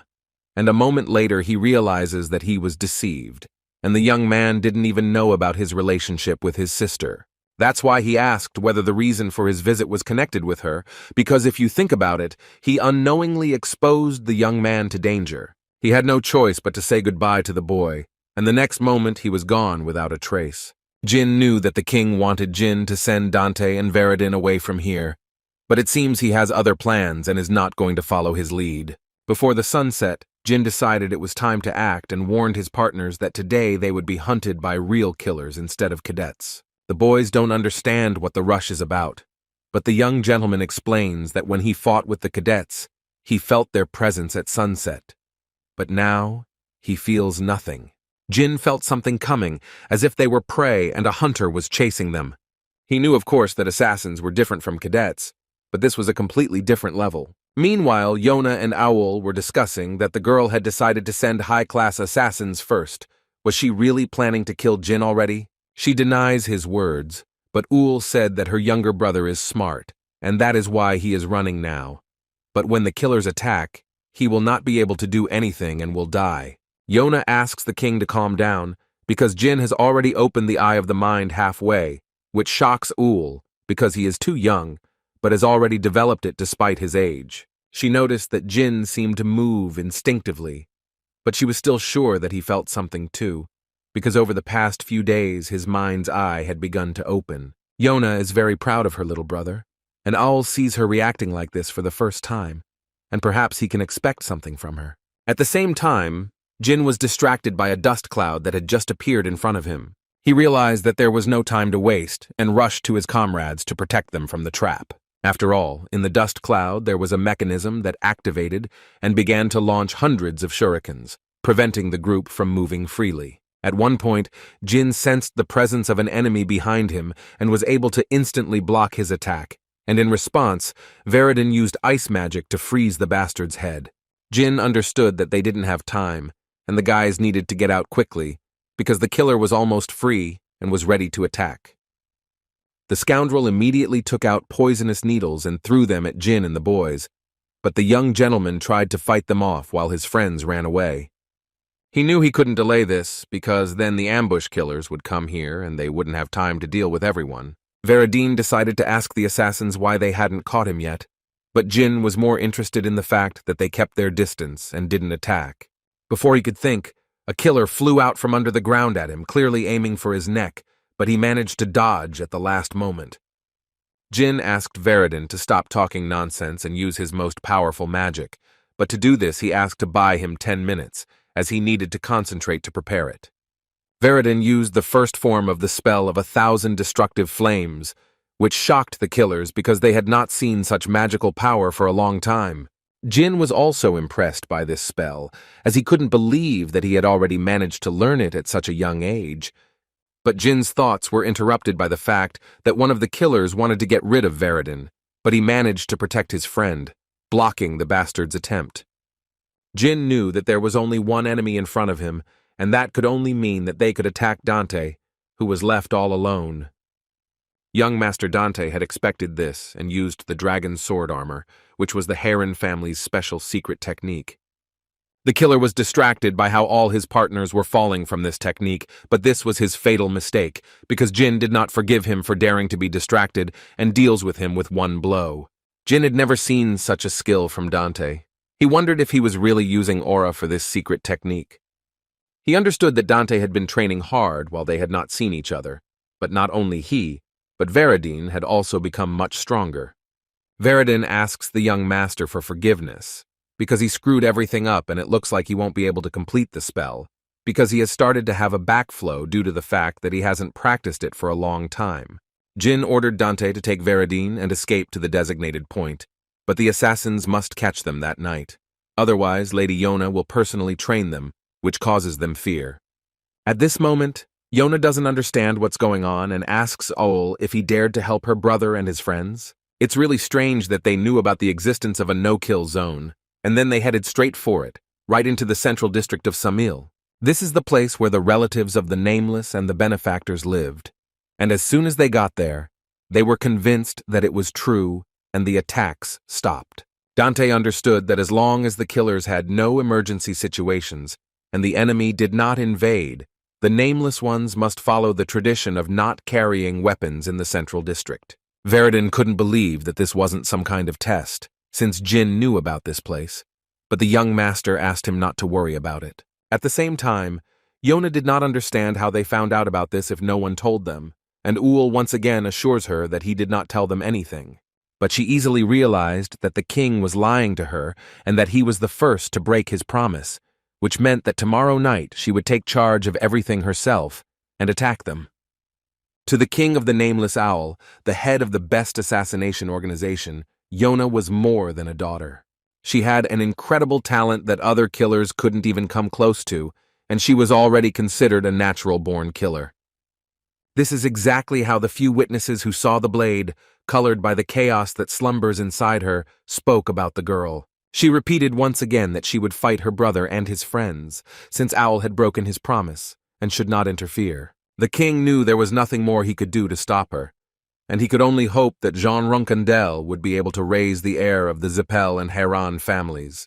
Yona says that it's time for her to get rid of her little brother and his partners, and suggests that Ulu also go with her. Owl knew that Jin was a smart guy and would follow orders because he understood the seriousness of the situation, but he would still have to deal with Yona because he had no other choice. The king agreed to go with her, but deep down he hoped that Yona might take pity on Jin, since she liked him. At this moment, Owl noticed that Jin and his friends were in the neighboring building, but they continued to sleep despite the danger. Yona couldn't take it anymore and attacked to get rid of Dante and Veridine, because they dared to talk and laugh with her little brother in front of her when she hadn't even talked to him. Suddenly, Yona turned to Ulu to stop pretending that he didn't notice that Jin was holding the silver dragon's fang in his hands. Jin didn't understand why there was no reaction, because if everything was going as he planned, then the killers would definitely have said something if they had noticed the fang. He turned around again and saw behind him the king and his sister, who were in the same room with him, but he still could not even sense their presence. He sees and greets the 85th nameless king for the first time, and Yona's sister, which makes Owl surprised that Jin is smart enough to play along with him. The king noticed that Jin was ready for their visit, and even gave his friends a sleeping pill so that they would know less, and Owl decides to get straight to the point. He is more interested in where the guy got the silver fang. Jin said that he received it as a gift from a silver dragon he met during his travels. Owl came to the conclusion that the young gentleman knew how to use it, because he demonstratively held it in his hands and waited. After all, if you show the claw to the nameless killers, then regardless of the situation, the owner will be able to survive. Yona disagreed with this and said that there was no one they couldn't kill, but Ul tried to shut her mouth quickly and promised that he would guarantee his survival if he gave them the fang. But before that, Jin has a question. He is interested in why he was pursued by trained killers and not cadets. Owl reveals that she and Yona had a bet, and he bet that his friends would survive, and she bet that they would die. Since the king won the bet thanks to Jin, from that moment on the assassins will stop pursuing them, and none of the nameless, including him and Yona, will harm them. He says that this promise will be valid for the next 10 years, and as long as the Runandal family does not attack them, this will not change. Jin realizes that 10 years is enough time to not have to worry about the nameless ones coming for him, while he fights his brothers and sisters. The king admitted that since Jin had already received the silver dragon's fang, he was entitled to a reward, but they would discuss later what the young man would like to receive as a gift. And now he is sure that he and his sister have a lot to talk about, because they met for the first time after Jin arrived in Samil and left them. At the same time, a group of scumbags are discussing the connections between the reserve captain and Mrs. Yona, and since they have determined the situation, they will soon have enough evidence. They knew that the level of assassins targeting Jin was increasing, and the reason for it was unknown, but they still came to the conclusion that it could just be high-level training. Their vassal warned them that they could not kill the young master yet, but they still had to be on guard. At this time, Yona admits that in fact she did not want to fight with her brother, but on the contrary, to help him develop. But Jin interrupts her. He asked, "Or does this mean that it was his sister who sent assassins after him?" She admitted that she didn't want this, but then immediately changed the subject and asked who his partners were. Jin introduced her to the heirs of the Zipel and Hiran families, but it was very unusual for her that one of the Runandal would contact them. She asks him to understand that she was unable to complete what she started only because of the silver dragon's fang, which was more important than killing them. Jin thought that Yona would report everything to her family, but she denied it, because if she did, her little brother would be maimed or even killed. But Jin didn't understand what she was talking about, because if she herself didn't want to get rid of him, she wouldn't have methodically sent killers after him. He asked her again why she did it, but the girl admitted that she just wanted to play with him. Jin asked his sister if he really considered him just another toy. But Yona immediately started crying and hurried to apologize to her brother because everything was not like that at all. Jin didn't understand why his sister was crying, and did she really just want to play with him? The young master simply cannot understand why his sister continues to cry, because she is the best assassin who was taught to suppress her emotions. Yona admits that nothing like that happened, because her mother told the Nameless that she would be able to kill without it. Jin was surprised and asked if she had been killing before she came to the Nameless, since she was sent here when she was about 12. She remembered that when she was about 8, she was in Storm Castle, and one of her cousins was bothering her, and she killed him. After that, the nanny, who was in charge of her training, disappeared, and then whenever Yona went to Thunder Castle or the main estate, she was forbidden to train with her siblings. She thought that she was being punished for killing her cousin, but she was wrong, because this was a talent from birth, and now she herself takes orders and kills people. Jin realized that his father had separated Yona from the others in order to protect the other children from premature death. Yona is glad that she can at least talk to her younger brother like this, and she doesn't care where they send her. She's just worried that she will never see her family again. Jin didn't understand how his sister didn't even feel guilty for the murder, but even that didn't mean she didn't have other feelings. He knew it was a difficult choice, necessary to protect the rest of the children, but was it really worth it for the leader to avoid his daughter like that? Yona noticed that Jin was angry and thought that he also hated her, but he quickly convinced her otherwise, because it was unfair that she was considered a puppet for murder since childhood. She didn't even understand that it was bad, but later she remembered that her younger brother had never killed anyone, and when he fought, he left everyone alive. Yona said that she was born like that, and nothing could be done about it. But the young gentleman asked his sister if she wanted to be a contractor since she was born like that. He was sure that his sister was hiding something, but she assured her brother that he didn't need to know, because he also had his own secrets. She said that she knew about his power, because from the moment she saw Jin, her instinct told her to kill him. Yona said that Jin might think that she liked him so much that she went against her instincts, but she wanted it to be mutual. Jin doesn't understand what her sister is talking about since they didn't have any pleasant memories, but Yona thought that she could share the elixir of 1,000 poisons to create such a moment. She understood that this was the only reason why her brothers and sisters came to her, but Jin also only needed him. She said that she would give him the potion since she didn't need it, but Jin refused the offer, which shocked Yona. He said that even if she gave him the elixir, his opinion would still not change because of it. Yona didn't understand what she needed to do to please her younger brother, because now she had a moment when she could finally get closer to someone from the family. Jin notices the bright moonlight and invites his sister to go for a walk, since connections are formed through conversations. He knew he needed time to think about how to treat such a stupid and pathetic older sister. Yona explained that there was no one on the street because they were having fun here, and because of that a curfew was imposed. They came to the place that Jin wanted to get to, and all they had to do was climb up to see the flowers and the cliff. Yona promised that she hadn't intended to push her brother, but even if he fell from such a height, he was still unlikely to die. Jin noticed green roses in front of him, which are usually considered weeds, but when they absorb the moonlight, they become incredibly beautiful. The sister admits that these are her favorite flowers, because they can survive even if you step on them or don't water them for a long time. But even if they die, new ones will bloom in their place. She picks a couple of roses to give to her little brother as a gift. Jin remembered that this was not the first time he had received green roses as a gift, because in his previous life someone had periodically left them in his room. He also remembered that he always received one branch with two buds whenever hard times came. They would appear in the inner pocket of his cloak. Yona admits that she only gives them to those she likes, and Jin decided to ask how she came to be here all this time. Jin asks his sister not to remain silent and to talk to him because they have so much to tell each other.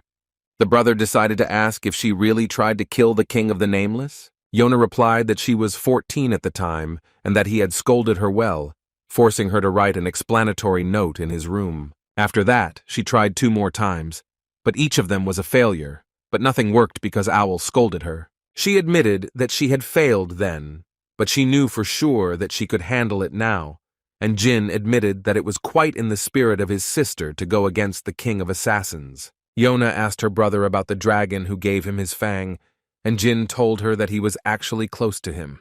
The sister already wanted to kill this dragon, but Jin asked her to be kind to his friends, because in the future they could also become her friends. Yona said that this was the first time she had communicated so freely with anyone other than Sir Owl and her father. Her brother decided to cheer her up, and said that she would be better suited to work as a florist than as a killer, and suggested that his sister start studying flowers periodically. She will then be able to open a store on his territory, and he will often drop in there, but he immediately warns that it is forbidden to kill visitors. He already wanted to say goodbye to his little sister, because he still needed to talk to the king of assassins. But Yona thought differently, and did not want to let her brother go. But then she suddenly remembered that she still had a mission for today, and she needed to leave for a while, and her brother could take his time for now. The genie had already come to the king, who had been waiting for young Runandal, and told him that he had prepared in advance what he had asked for before the game. The king admitted that both heirs of the Zipel and Hiran families remained alive, and he received the claw of the silver dragon, so he agreed to fulfill his request. Jin said that all this time he needed to get closer to him, because he was sure that they needed the same thing.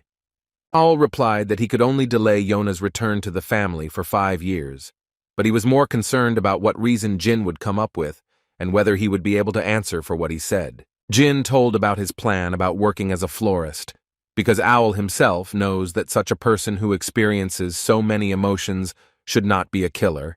She just does it better than others. He assures her that he will make sure that his family cannot use Yona when she returns, because he simply wants his little sister to be with people who understand her. Owl agreed to this and asked the young master what he needed from him. The genie replied that he would only need the king's help once, but as Genie Grey, not Runandal. He also promises that he will leave Samil and take Dante and Veridin with him, so that they will not cause him any more problems, and Owl agrees to Jin's plan. A week later, Kashmir arrives at the stormy Black Sea, which was surprisingly clean here. Could it be that someone had cleared this area? And the next moment, he notices the head of the Runandal family in front of him, along with Lady Taris and the King of the Nameless, who were clearly surprised to meet them here, and everyone understands that everything will not end peacefully. The lady understands that while Kashmir is here, they will not be able to discuss the marriage of their children, and he, in turn, understands that it will be difficult for him to talk to them about Jin and John. The head of the Runandal family calms Kashmir and asks for forgiveness from him, because it is Taris and Owl who are uninvited guests, not him. Kashmir didn't understand what could have happened to Jin in such a short period of time, since he had gone to Samil not long ago. The leader distracts Kashmir from his thoughts and admits that he called him here to have a drink with him and offered to continue when the two left. Shiron asked how his youngest son was doing, and Kashmir said that the young master had already left Samil when he was just leaving here, and also that he wanted to prepare for the poisoning and murder. Owl also admits that he came here to talk about Jin, but he didn't want to discuss it in the presence of the Ice Queen and the Ghost Sword. Chiron reassured the guest and told him that Mrs. Taris was one of his few friends, and that Kashmir knew how to keep his mouth shut and no problems would arise. Ool told him about the silver dragon's claw that Jin had given him, and also said that the young master had asked him to clear his history of being in Samil. To be more precise, this meant that he had to erase all memories associated with Jean Runandal or Jean Grey from the minds of everyone except civilians, cadets, and assassins. Ool also said that he ordered his men to kill the knights who were pursuing the young master, because it was he himself who asked him to do so. The king also admitted that he was afraid that Chiron would want to take revenge on him for this, but he hastened to reassure him. Chiron admitted that his son had a keen eye and said that he didn't care about the number of knights who died. For him, it wouldn't be a problem. Owl sincerely thanks, but is still obliged to give the head of the note that Jin left in Samil before he left, but warns that this is not at all something worth showing in front of Taris and Kashmir. At this time, Jin noticed that his partners were sleeping like dead people, due to the fact that he most likely overdid it with sleeping pills. He feels something in his pocket and takes out a flask with a note that his sister Yona left for him. He read the contents and realized that the flask contained the elixir of 1,000 poisons, and if he drank it, he would develop the abilities of the mind's eye to the maximum. Then no killer would be able to harm him. The sister understood that when the time came, she would not be able to make a surprise for her younger brother, so she congratulated him on his birthday right now. At the same time, Chiron read the letter from his son and learned about the elixir, as well as about Jin's request that the king delay Yona's return home. Ool revealed that in addition to the note, he had been betrayed several times, which only caused laughter from the head of Runandal. Chironi recognized that not only the king had been deceived, but he himself as well, so he soon issued him a formal invitation to the Sword Garden to discuss the situation in detail. The chief was also interested in the reason why Kashmir came to him, and he in turn told him about the death of the archmage Kedart Hall, who was killed by Mr. Jin. At the same time, Dante and Verdinar begged the young gentleman to stay with him for a couple more days, because they were exhausted since they met him, so they insisted on their own. Jin had no choice but to agree to his friend's demands. He simply couldn't stand the screams anymore. Jin wanted to know why they, the heirs of their families, were sitting here and wasting their time instead of thinking about it. Verdinar explained that this is precisely why they are idle now, because as soon as he becomes the head there will be a ton of work. This would mean that he would be able to see Jin, but the young master says that it would be good for him, and he would be able to think about his future as the head. Verdinar reassured Jin that his position as head of the family was already secured for him, and he would become the head one way or another, and Dante was supported by his grandfather, who was the current head of the Haran family. The couple decided to ask the young gentleman about the death of Kedart Hall, but he only denied everything, and Verdinar noticed that Jean treated them like strangers and was going to continue to hide information from them. Dante supports the mage and confirms his words about how they won't be able to see Jin anymore when they become heads, so they all need to have fun together before that happens. Friends promise to raise the young master's reputation so that he can become a captain. The couple had already decided that they would be able to catch wanted criminals, but their fantasies were stopped by Jin, who said that they could not travel together. But the guys managed to convince the young master and he was ready to agree. But suddenly he finds himself in a room in which he does not remember how he ended up. He only remembered that he left Dante and Verdinar near the teleportation gate and returned to Tikan, but he has absolutely no memory of what happened next. He noticed that his body felt fresh, and when he got out of bed, he noticed Enya, who was waiting by the bed for the young master to wake up. The girl immediately asked Jin how he felt after he completely absorbed the elixir of 1,000 poisons. Enya said that she thought he was going to die because he fainted, and after a few minutes his body turned dark, and this process repeated itself. At that moment, Mrs. Kickintel entered the room and told Jean that he had been lying there for 5 days already. She pointed out that it usually takes about a month for those who drink the elixir to get used to its effects. But Jin was able to wake up much faster due to the fact that he is Runandal. Jin was glad that he didn't have to lie down for so long, and he decided to find out if something had happened while he was sleeping. Enya said that nothing had happened except that Sir Kashmir had returned and that Nanny Gilly had gone away for a short while, having been urgently called to the main house. The girl decided that since the gentleman had returned, she needed to go tell the others about it, and left Jin alone. When Murakhan learned about the young master, he immediately hurried to him and took with him a pot with an incomprehensible liquid. Jin didn't want to drink it, but Murakhan insisted and was able to convince the young man to drink at least for his early awakening.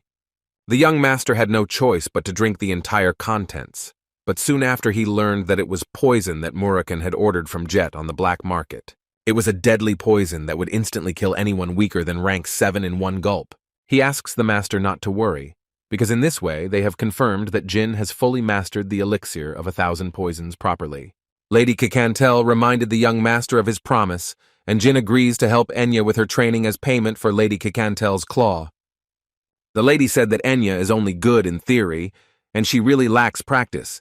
If she needs to grab an opponent, she simply doesn't have enough experience to do so.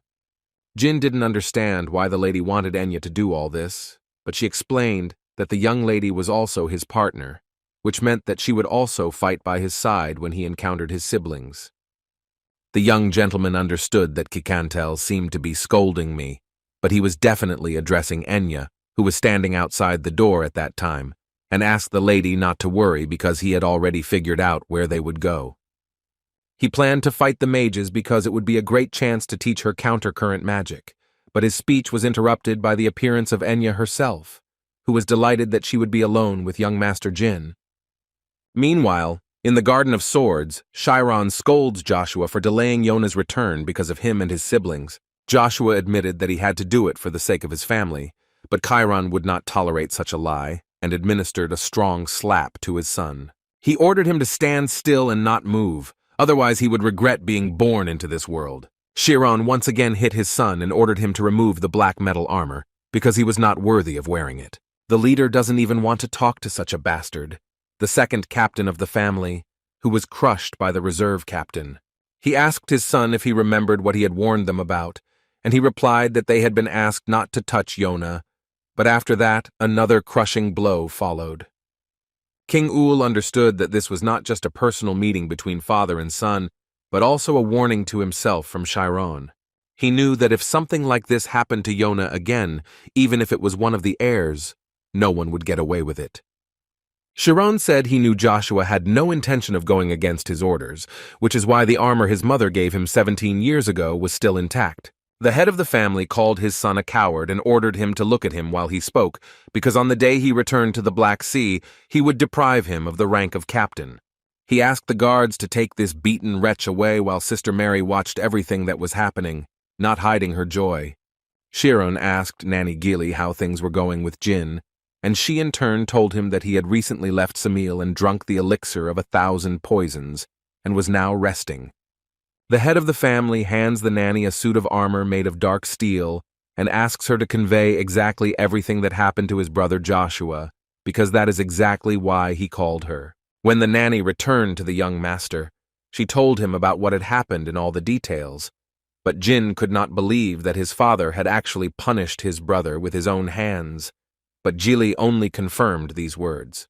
Jin immediately recognized this armor, which was forged 30 years ago by the legendary blacksmith Pecan Minch, because it was a war trophy of Uncle Zed, received after winning the battle against the 5th magic tower Zipel. The young master came to the conclusion that his father wanted him to be different from Joshua and return home only when this armor was almost destroyed after battles with strong opponents. Jin didn't understand why his father went so far. Was it really out of sympathy for his pathetic daughter Yona? He remembered how Yona had asked about his secret, and came to the conclusion that she was hiding much more than he currently knew. Gilly interrupted the young master's thoughts and asked if he had decided on his next destination. Jin planned to go to a place associated with magic and also get rid of the rebels from the dark magic organization. Gilly was surprised, because she heard that they were dealt with about 200 years ago. But Jin said that although there are few of them left, they still continue to exist. Enya had to help them with everything, and the opportunity to test the counter-current magic was not bad, and the southern region of Bement was exactly such a place. The next moment, Enya and Jin were already there, and the young lady addressed the gentleman by name, but he reminded her that this was forbidden and that she should not forget why they came here. Such close contact with the young master took Enya by surprise, and she fainted from an excess of emotions. The Dark Magicians Association was an organization that praised magic from the dark world. It reached its peak about 200 years ago, and when they were at the top, their activities affected the entire continent, which resulted in people being terrified, but real Zipel managed to get rid of them. This was the first and last time she used the 1,000 incinerating flames spell to kill the association leader. Riul was Soldrit's previous contractor, and the young master remembered how in his past life, the god of shadows himself wanted him to follow in her footsteps. Then Soldrit offered Jin to become stronger if he could meet a mage named Rule and pass a test she had prepared for him. Enya interrupts the young master and says that she believes that the only people left in the Dark Magicians Association are criminals who kidnap children, if the latest rumors are to be believed. The young lady noticed the lifeless expressions on the faces of the locals who were suffering at the hands of the Dark Magicians. But Jean assumes that the nobility is to blame for everything, because the girl herself should understand that not many countries maintain public order as well as Beaumont. Although criminals are quickly disposed of here, they turn a blind eye to organized crime, and he is also sure that Beaumont has not touched the Association of Dark Magicians so far, only in order to give the magicians from the Academy a chance to prove themselves. Enya was surprised that there was a possibility that the mages from the Academy would come here, but before she could finish speaking, many carriages appeared in front of her. The crowd of locals were happy that the capital had finally sent mages here, but the young master was more concerned about the need to avoid them as much as possible. Since everyone at the Academy has a high sense of self-worth, if he crosses paths with them, as he did in his past life, he will only get into trouble. Jin is sure that those who come here will die, because it is impossible to destroy the Association of Dark Magicians with their current power. During dinner, Jin suggested that Enya choose a bank and open an account there so that he could give her some pocket money for expenses. The young lady thanks the master but still asks him to explain what he meant when he said that the Academy cadets would die. She believes that they have a high enough level of training, all 4th rank, so the remnants of dark magicians should not be a problem for them. Jin explains that the bastards in the organization were always experienced fighters who did terrible things, while the cadets have no real combat experience. He also said that according to the investigation of the 7 colors, there are about 50 4th-rank mages on average, and only about 30 cadets. Even if there are high-ranking mages on both sides, the Dark Mage Association still has a large numerical advantage. Their conversation was interrupted by the appearance of 3 cadets, who clearly did not know how to behave properly. The young master turned to Enya, but she couldn't even move because she recognized the 3 of them as the bastards who had bullied her. Jin realized something was wrong and soon learned that they were the same bastards, but now they had even more reason not to attract their attention. Not even a second passed before one of those scumbags asked the young master who they were anyway. Jin replied that it was none of his business, but the cadet did not like this answer, and he pointed his staff at the young master to find out why such a commoner dared to oppose him.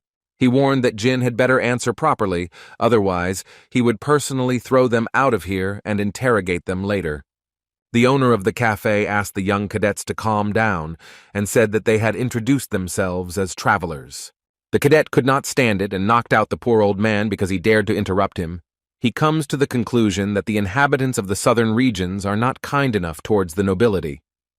He promises to personally teach everyone a lesson, but Jean is fed up with this chatter and sends the cadet to the side with a single uppercut.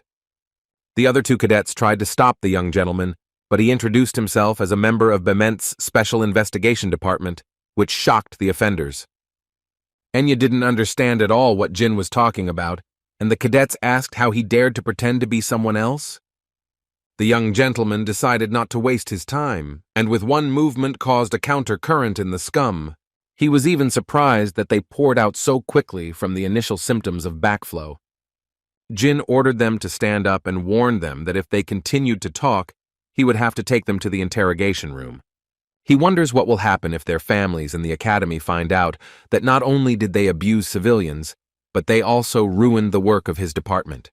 The cadets beg for one last chance. They are ready to do anything, just so that the young master does not tell their families. Jean decided to take advantage of the opportunity and came up with a job for them. He said that they were sent to find out about the plans of the rebels from the Dark Magic Association, but since everything went wrong, they would have to use their skills to accomplish the goal. Jin said that he and Enya would constantly watch them, pretending to be their servants, but this filled the cadets with real horror. The young master decided not to delay and asked for the last time whether they agreed to such conditions. The fools had no choice but to agree, and Jin ordered them to tidy themselves up, and then they would all go to their camp together. He turned to Enya, whom he called Austin in the presence of the others, and asked if he had played his role well. Jin said that it was her turn now, and Enya went to hurry up the idiots so that they would get ready faster, and also apologized to the owner of the establishment, cleaning up everything here. At the same time, all the cadets were gathered together and warned to remember everything that the platoon mages told them and to follow their instructions. Jin didn't understand why they didn't care that there were 50 enemies hiding in the forest around them. According to protocol, a scout was sent to find out about the enemy's strength, but Jin immediately realized that it was an ambush. He was right, and suddenly a vile orc appeared, which scared the cadets so much that most of them wanted to run away immediately. But the squad captain was able to calm everyone down in time and ordered the first platoon to use attack magic, and the second to take care of defense. The orc was defeated, and the squad captain decided to make camp right here, but Jin didn't understand how they could stay here. He ordered his slave to tell the commander that this place was ideal for an ambush, and that they should not stay here under any circumstances. The cadet didn't want to carry out his order at first, but as soon as Jin mentioned the interrogation room, he agreed to everything. Sir Orton did not take the cadet's words seriously, because he was completely confident in his choice, and if he was so scared, he could conjure a shield before going to bed. Jin understood that something didn't add up, because such a wretched orc, who had lulled their vigilance, was resting in such an open area, and a 7th-level mage couldn't even notice him. The young gentleman overheard the cadets talking about Professor Orton eating meat in the morning, although he was a vegetarian. Orton led the cadets to the entrance of a cave that supposedly served as a refuge for dark magicians and ordered them to be ready to attack. He ordered the platoon leader to wait at the entrance with the 4th and 5th groups, and after they united, they would go in for the rest. The cadets are surprised that the tunnel is so huge, as if the enemies wanted to make a fortress or tried to hide their secret weapon in this cave. The cadets were not afraid because they knew that Mr. Orton would protect them, but at that very moment the wall nearby breaks and a raging orc enters the room. The cadets asked the professor to give an order on further actions, but he had other plans. That damn bastard Orton sided with the orcs and suggested that the students behave well and become their guinea pigs. Orton ordered the orcs to catch them, and Jin was only surprised that these idiots from the academy could not recognize their own professor. He asked Miss Enya to get ready and stay close to him, because things would get a little more difficult from now on. Jin decided to punish the bastard and summoned the most powerful reverse tide spell of Kedart Hall, which completely filled the entire room. He dealt with all the vile orcs in an instant and was ready to finish off the main instigator, but noticed that 2 still managed to survive. He came to the conclusion that they both should be around rank 8, but the idiots were more concerned about the young master himself. One of the mages asked the young master if he was a student of Kedart Hall, since he was able to use the reverse tide spell. Jin admitted that the enemy had experience, since he knew this spell, but the magician still decided not to give up and continued the fight. He felt that the young master was too arrogant for someone who had pulled off such a trivial ambush, and he shouldn't be arrogant, since he had long ago realized that he was no more than a 7th rank. He shouted that his name was Rolt Joe and he wanted to deal with Jean, but the latter managed to calm him down. He said that he had heard about Frosty Joe's half-brother, who had mastered the elemental magic of the earth. Jean admitted that he was surprised that this amazing cave was also his work. Rolt liked the words of the youth, and he said that in the Association of Dark Magicians, there are 9 magicians stronger than him, and even if he manages to escape from here, they will pursue him for the rest of his life. But since he is a generous person and since Jin is not without talent, he will therefore give him the opportunity to join the Dark Magicians Association. Jin decided not to listen to the bastard and summoned a huge dark aura, because he really didn't understand how this idiot was so stupid that he could talk such nonsense before his death.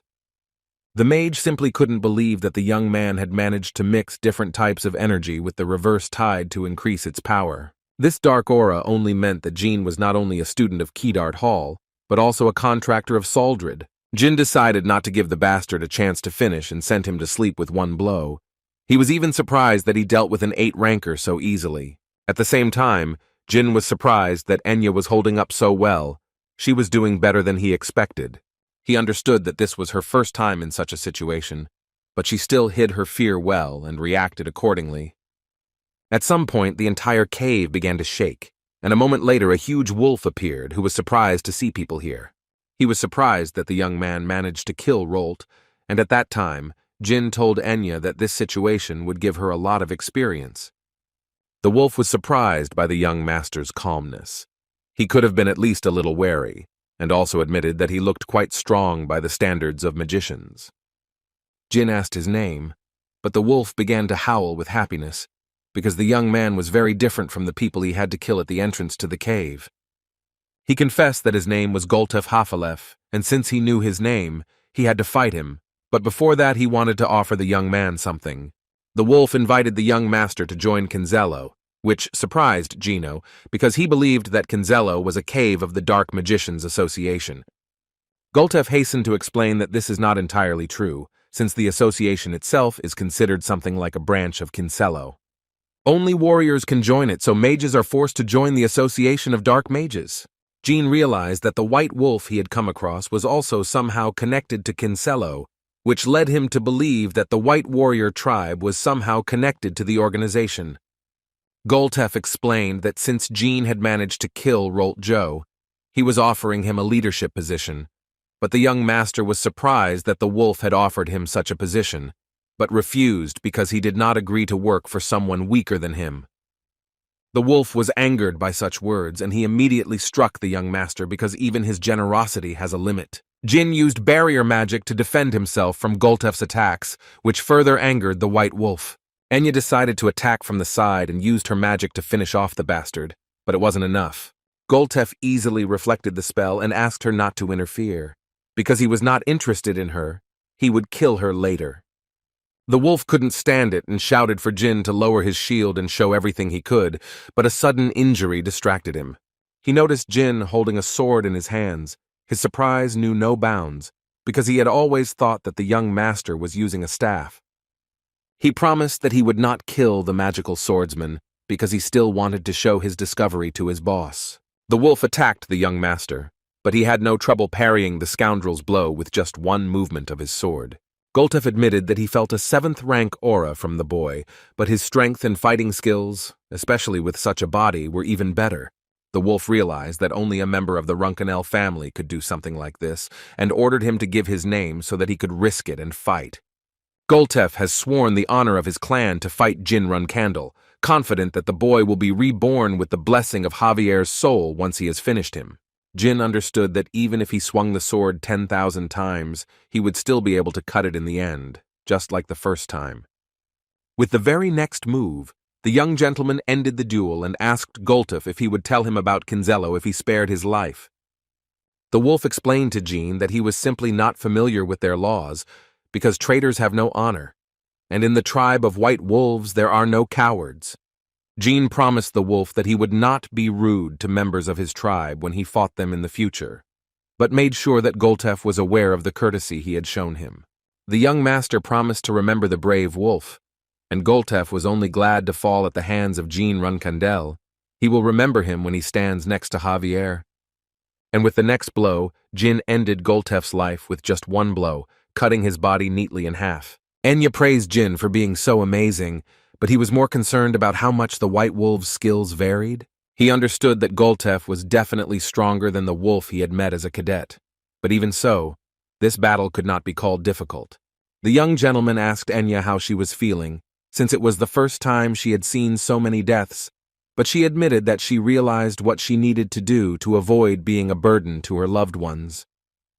Jin quickly said that he could always remain a non-combat mage if she didn't like it, but their conversation was interrupted by the surviving cadet.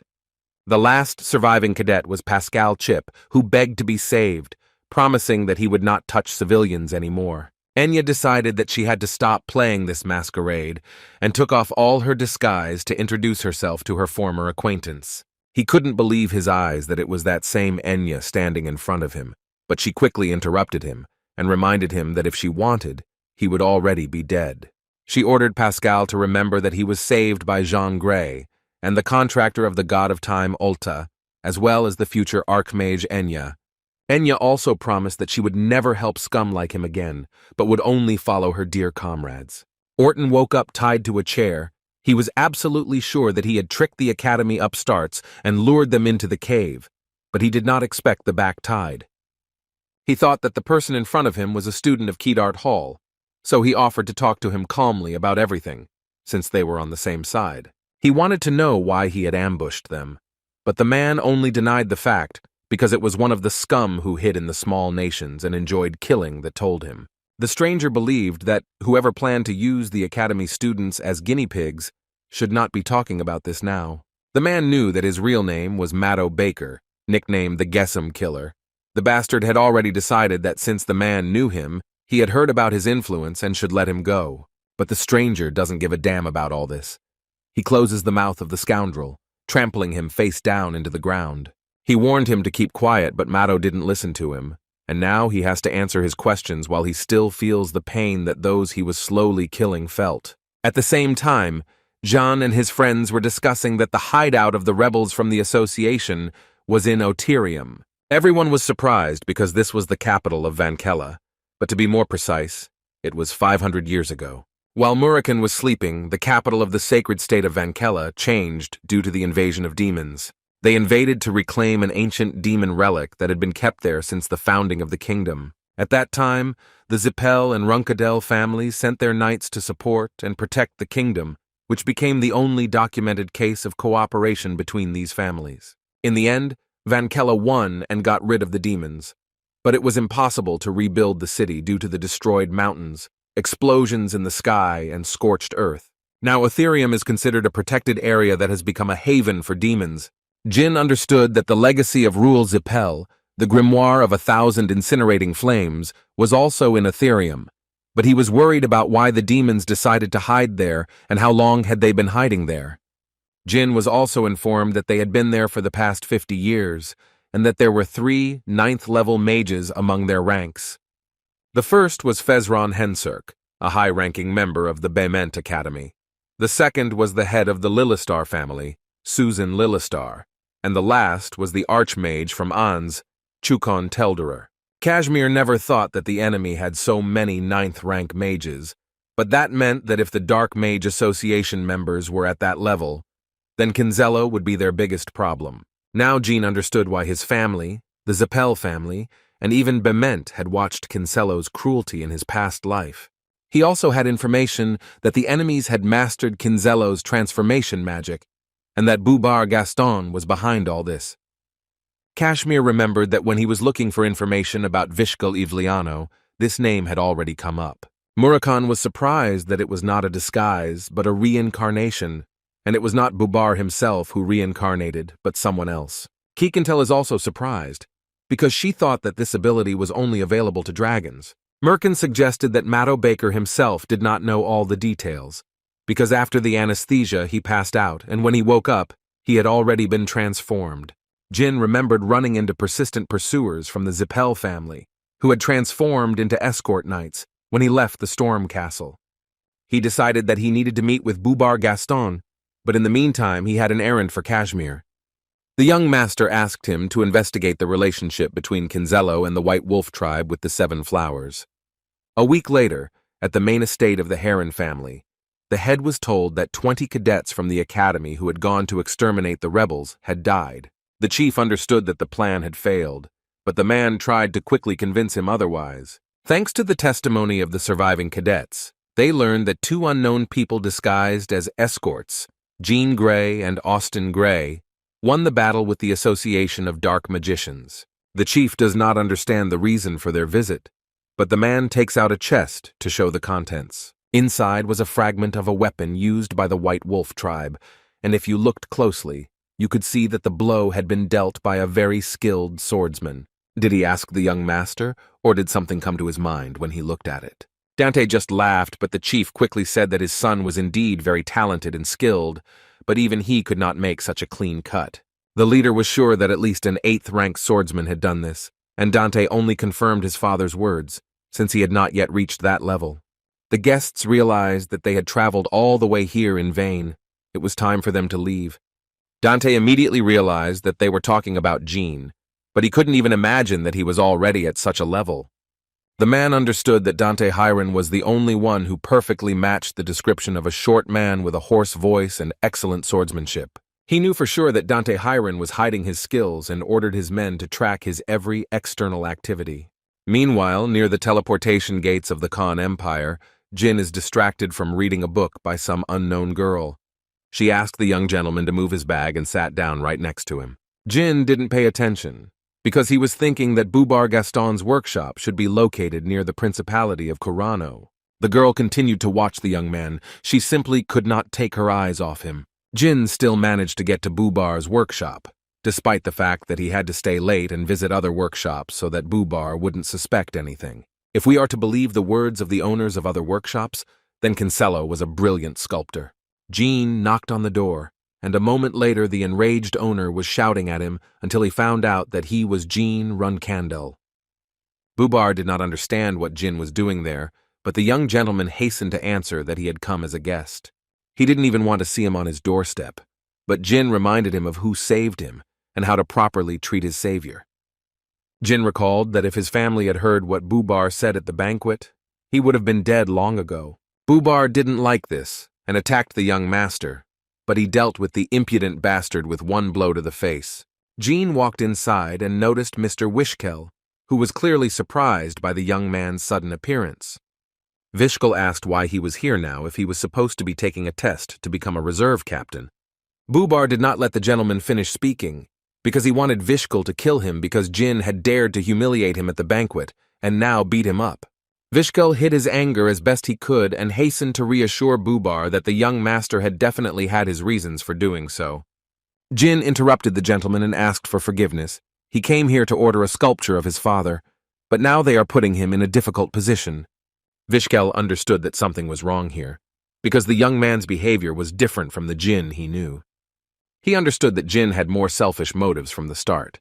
He wanted to meet not Bubar, but specifically him. Vishkel was surprised that the young master wanted to meet him. Did he really want to fight him as a reserve captain? Jin admitted that Vishkel was right, because he was unable to meet the Ivliano family without an invitation, so he came to Bubar, who was always with him. Vishkel immediately refused because he came here to relax, not to fight. He also noticed that Jin was quite rude and decided to teach him a lesson. The next moment, he made a lightning-fast lunge towards the young master, who was unable to even notice the movement. Vishkel asked him a question, because he didn't understand how he was going to fight him if he couldn't react to such an attack. Jin thought it was dangerous because he would almost parry his blow, and that would reveal his disguise. The young gentleman leaves the workshop amid shouts and threats from Bubar, who even dared to insult his family. But at some point his patience snapped and he decided to deal with the bastard. But Mr. Vishkel stopped him again. Jin admitted that he had been rude and arrogant, but he would not allow the honor and dignity of the Runandal family to be humiliated. He asked Vishkel, or could he ignore the fact that someone insulted the Ivliano family right before his eyes? Vishkel understood that Jin left him no choice, and warned the young man that he was going to attack, and that he should surrender, because he could die. Jin didn't care because even if he died, he would still defend the honor of his family.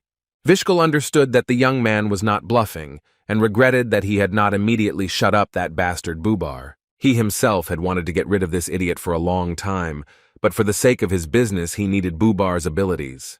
He made it clear with his whole appearance that Bubar should get down on his knees and ask for forgiveness. Otherwise, he would kill him himself. Bubar tearfully asked for an apology, but Jin was not satisfied with it, since he deserved to die for dishonoring the Runandal family.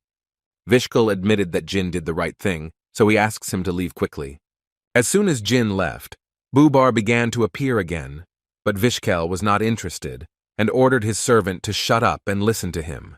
He said that the commander had announced that the alliance with the Zipel family had been broken, which meant that the amount of ancient civilization remains they received from the Zipel family had been halved, and it would now be more difficult to obtain remains of dead gods. But according to the terms of the alliance break, they got back some of the products that were given to the Zipel family. Bubar understood that this meant that they would get back the compass, and with its help they would be able to find living gods and use them as material. Vishkal promised that they would definitely return it, but suddenly his attention was drawn to a rustling sound outside the window. He immediately hurried to open the window, but found no one and thought that he had simply imagined it and decided to end the conversation there. At the same time, Jin was walking through the forest when suddenly an unknown girl attacked him from behind, but the young man managed to fight off her attack. He immediately saw through his older sister Yona and asked her not to make a fuss here, because everyone thought the island was uninhabited. Yona admitted that she continued to fulfill his request perfectly, but it was very difficult for her to pretend that they did not know each other all this time. Yona remembered how she received a letter and promised Ulu to return in a few days. He warned her that Mr. Sharan would be furious if he found out about this, but still asked her to be careful and take care of herself. The letter stated that Jean was planning to meet with the sculptor Bubar Gaston and needed information on him. He asked his sister to eavesdrop on his conversations, no matter who he was talking to, even if it was just himself. At the same time, Sister Yona was already sharing information that the alliance between Kinezlo and the Zipel family had broken down. Jin was surprised and thanked his sister, because in such a short time, she managed to obtain valuable information faster than the Runandal archives. Yona told Jin that she thought she was really in the same class as Bubar. The young gentleman did not understand what the girl was talking about and asked her to explain everything, but she said that she could not tell it now, because Jin also kept secrets. He immediately understood what was being discussed and decided to demonstrate his shadow energy to his sister. But something went wrong, and Enya went into a violent rage, leading Jin to conclude that her powerful killing intent was a reaction to his shadow energy. Yona asked him to never show this power near her again, and did not understand at all why he did it. She thought he would keep her secret until he became captain. Yona thought that a sister like her couldn't be relied upon, but Jin interrupted her. He remembered that he had planned to do just that, until she showed him those green roses that had become something he could rely on in difficult times. Jin said that this was enough for him and that he would never hide anything from his sister again in his life, but now he just wanted to spend time with her. The sister did not understand her brother because she had just tried to kill him, but he asked her to calm down because he was going to become so strong that even she would not be able to harm him. The next moment, Han came to the head of the Runandal family to report about his youngest son and said that Jin and Yona were just having fun for the past 2 days. But Joshua was more concerned about whether the youngest was using her help or asking for something. The Khan said that according to the knights, nothing like this had happened, and he believed that the young man had not even thought about it, since the leader himself had warned him about it. Joshua admitted that Jin was fearless, as even Owl had received several death threats, and Luna held him at arm's length, but Khan interrupted the chapter and handed over a letter from Kashmir, which stated that Jin had defeated Goltef Hafalef, a warrior of the White Wolf tribe. Joshua remembered that he once fought with the head of a White Wolf clan who was strong enough to be remembered. He also read that the young gentleman had cut Goltef's hammer in half, in his own style. Joshua knew that this was not just style, but that it all matched what was in the reports. The leader understood that it could be a shadow sword, and the last time this skill was used was 1,000 years ago. It was the technique of the first head of the Runandal family, Mr. Timar, but he did not believe that Jin had already surpassed him in level as a magic swordsman. At the same time in Tikan, Kashmir was pondering the fact that Zipel and Kinzello were allies, but they broke off their alliance for a reason, and the reason they broke up was because the devil stone that Andre Zipel had simply broken. Jin confirmed his friend's suspicions and also said that the fake stone was made by Bubar. He used the remains of dead gods and the ruins of ancient civilizations, using his special sculpting skill. He created or transformed dangerous artifacts, and one of these was the Kinzello core. Murakhan remembered that Jin didn't know everything yet, and told about how he went to the Karano Principality to help the cadets from his faction. Then a grave giant appeared there, looking like it had 2,000 years ago, but he dealt with it quietly. Murakhan didn't understand why he appeared there, but now he came to the conclusion that it was Bubar's doing. Kikantel suggested that Bubar might be related to Well, the god of sculptures, but Jean had never heard of him. But this was not surprising, because he disappeared from the pages of history, having made a huge contribution to the creation of the Stone of Origin.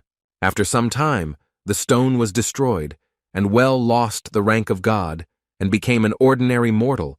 But in order to protect the graves of the fallen gods, he created grave giants. Kashmir couldn't understand. Could it be that Bubar Gaston had made a contract with a dead god? Kikantel immediately said that it was impossible, but the Well version was the only reasonable explanation for what happened.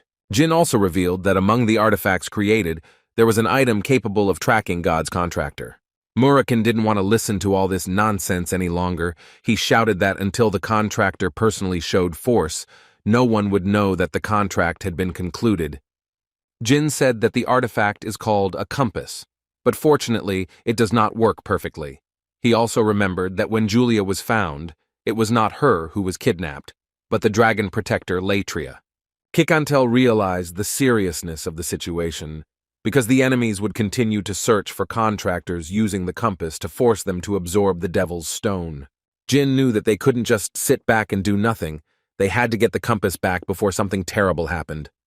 The young gentleman told his partners that they would have such a chance in June of next year, when the Zipel family would be returning the artifact back to Kinzello. Jin knew that before the Zipel family got the compass back, the enemies would try to find as many contractors as possible, so they had to take Julia and Enya to the Ice Palace. Kashmir also noted that it was dangerous for 3 contractors to be together, as Tikan was not the safest city. Before they part ways, Jin sets a date for them to meet again.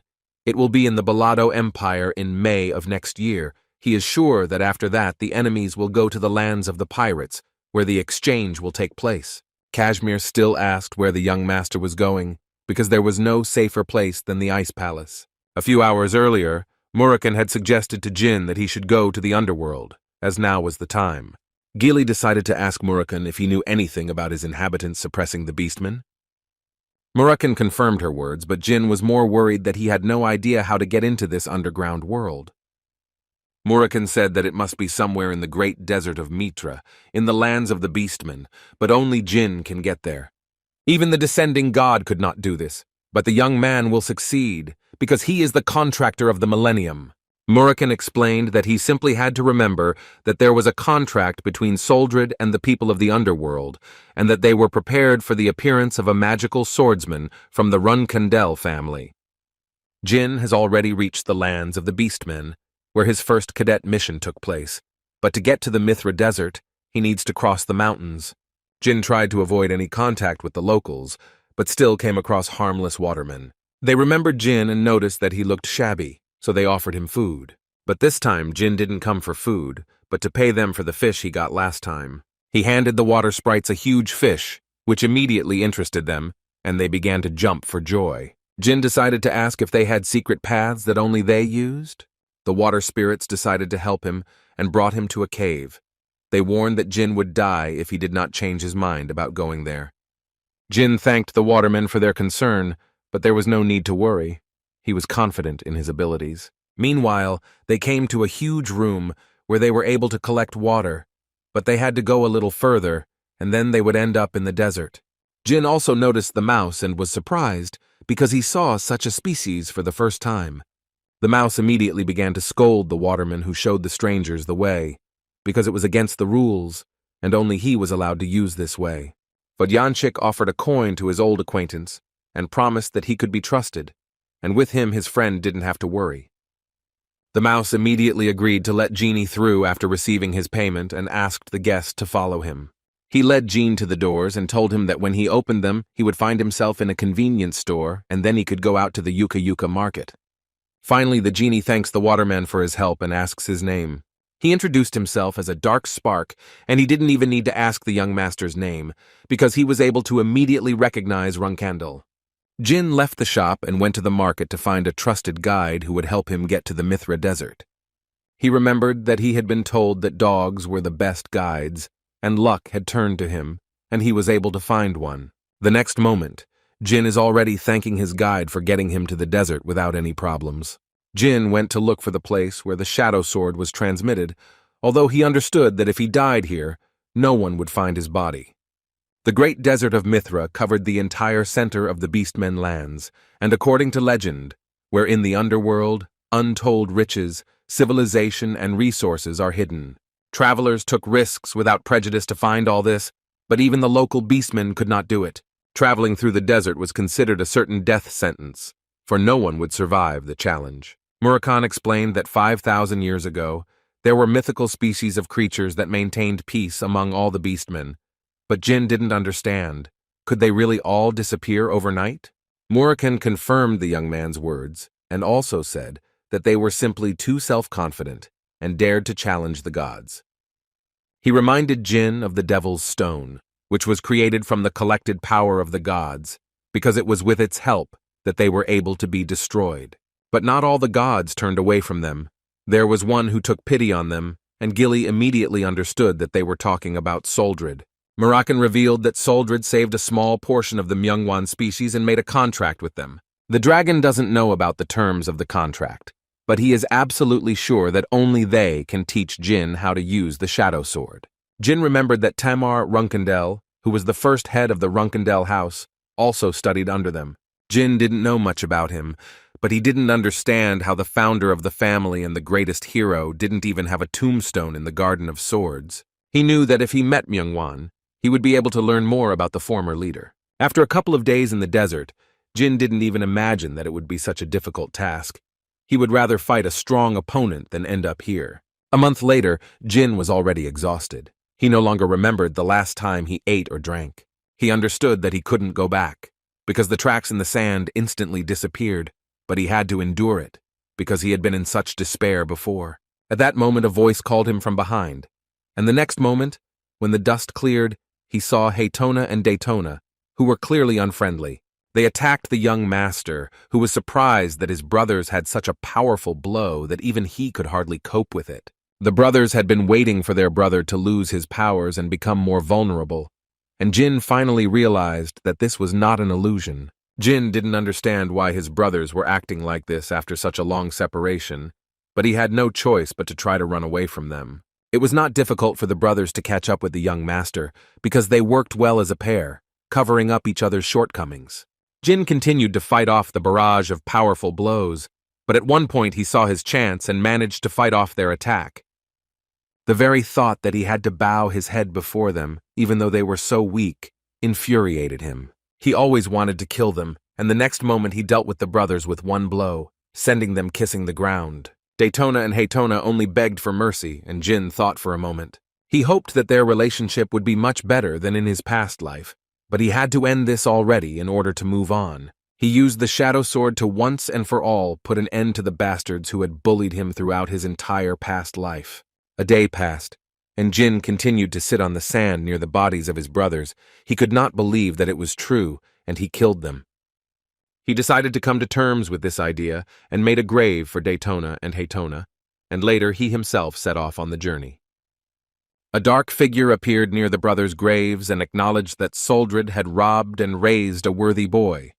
When it was already approaching night, Jin decided to make a stop near the rocks and go to bed, but seeing a small scorpion, he could not refuse, so as not to eat it. He knew that if it weren't for the elixir of 1,000 poisons that he drank earlier, he wouldn't have been able to do this, but now he's more interested in what happened to his sister Yona. Jin no longer knew how much time had passed. He simply continued to walk forward, but he himself did not understand for what purpose he was doing this. The only thing he did was kill his brothers. He didn't believe that he had gone all this way and couldn't achieve anything. Falling from exhaustion, he thought that his end had come, but an unknown woman appeared and handed the young man some water. Jin immediately came to his senses and put a dagger to the stranger's throat, and this did not surprise her at all, because at their first meeting, he did the same thing. The young man immediately recognized the voice. Standing in front of him was his first teacher, Valeria Heister, who was very happy to see her student. She was the sole heir of the Heister family, a 7th-level mage, and also Jin's teacher in his past life. Valeria was the first to recognize his talent when he was just a runt of the Runandal family, and she was the one who helped him survive. When they first met, he had just been expelled from his family and was wandering the world like a lowlife. But all that was in a past life, because they had not yet crossed paths in this one. They found themselves in the middle of an oasis, which surprised the young master very much, because he had not even noticed how it was here. But more importantly, His teacher now looked the same as she did during their last meeting in a past life. Jin thought that Valeria was another mirage because she was 2 years younger than him, but continued to look the same as the last time they met. She offered the young man a drink, but he refused because he thought that if he drank it, he would have to fight her. Valeria confirmed the young gentleman's words and noted that in such a state, he would not be able to withstand even one attack. Jin asked if there was some other way, but Valeria said that the young master himself understood everything perfectly well and asked him to drink faster because he had to fight with her. She allowed the boy to use the sword and shadow energy, but Jin was confident that he could do without the sword. Valeria noticed that Jin had become more impudent since their last meeting, but he would soon regret it. Jin admitted that Valeria was everything to him when it came to magic and would always be that way, so he wasn't going to lose.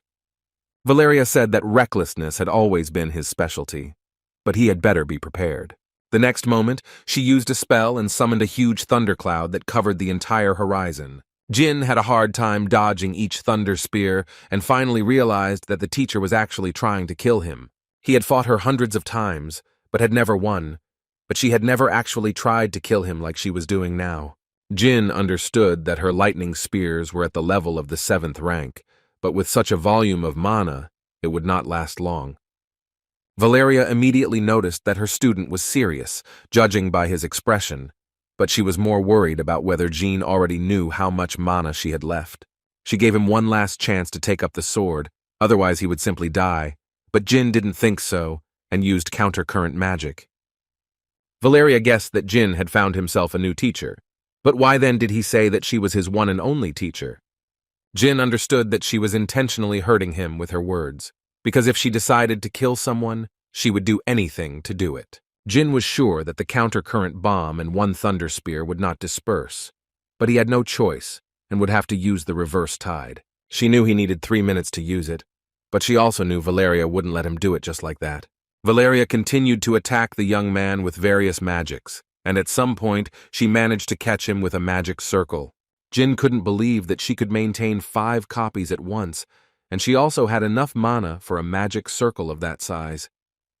The fiery chains wrapped around the young man, causing unimaginable pain, but he also shouldn't forget about the spears that were already flying at him. He understood that among the 5 copies, only one contained real mana and summoned the blue phoenix Tess. Jin knew that Tess wouldn't last long with her remaining mana, but he only needed 1 moment. Tess helped the young man fight off the attacks and free himself from the chains, and he managed to use the most powerful reverse tide spell with his last strength. But Jin did not last long, and he fell to his knees without strength. Valeria said that mana backflow is something that those who don't know how to use magic properly experience, but she knew for sure that Jin knew about it and was just hiding something. The young man simply admitted his defeat. He had nothing to say because the teacher consumed a huge amount of mana left over from his spell. There was no one in the world who had the ability to endure the back tide and use different types of magic at the same time, except for Valeria. Jin began to approach his mentor, but she warned him that she would attack him with everything she had if he came any closer. The young man asked only to take a closer look at her one last time, but Valeria continued to scream at him to back off. Jin didn't listen and continued walking, so she launched all her thunder spears to finish off the young master. Jin knew that the backtide was the only way to identify a real spear. He was able to dodge every threat, and in the next moment he used the dark sword to end it all. He told his mentor that it was for this attack that he had abandoned the use of Bradamant and followed her strategy, using everything he could to lower his opponent's guard. He plunged his sword straight into the teacher's heart and admitted that this was his way of showing respect to her. Valeria asked the young master with her last bit of strength. Or was that why he hadn't used the sword from the very beginning? Her last words were that the young man had become incredibly strong and that she was very proud of her precious student. Jin knew he was serious during the last attack. Otherwise, he would have lost. He couldn't help but cry because of this. He started to cry, realizing that he had just been his only teacher. As the night approached, Jin saw many swords in front of him, and a very bright light appeared in front of him, behind which Runandal himself was hiding. Jin didn't have time to get closer before he immediately felt an incredibly powerful pressure that made him feel like a bug standing in front of God. He didn't understand what Temar wanted from him. If he could, he would never have come here. Jin knew that they were the same, and he had to keep going no matter what to defeat him. At the same time, the unknown girl noticed that Timar had just smiled at the young man, which surprised her greatly since she had not seen him smile for the last 1,000 years.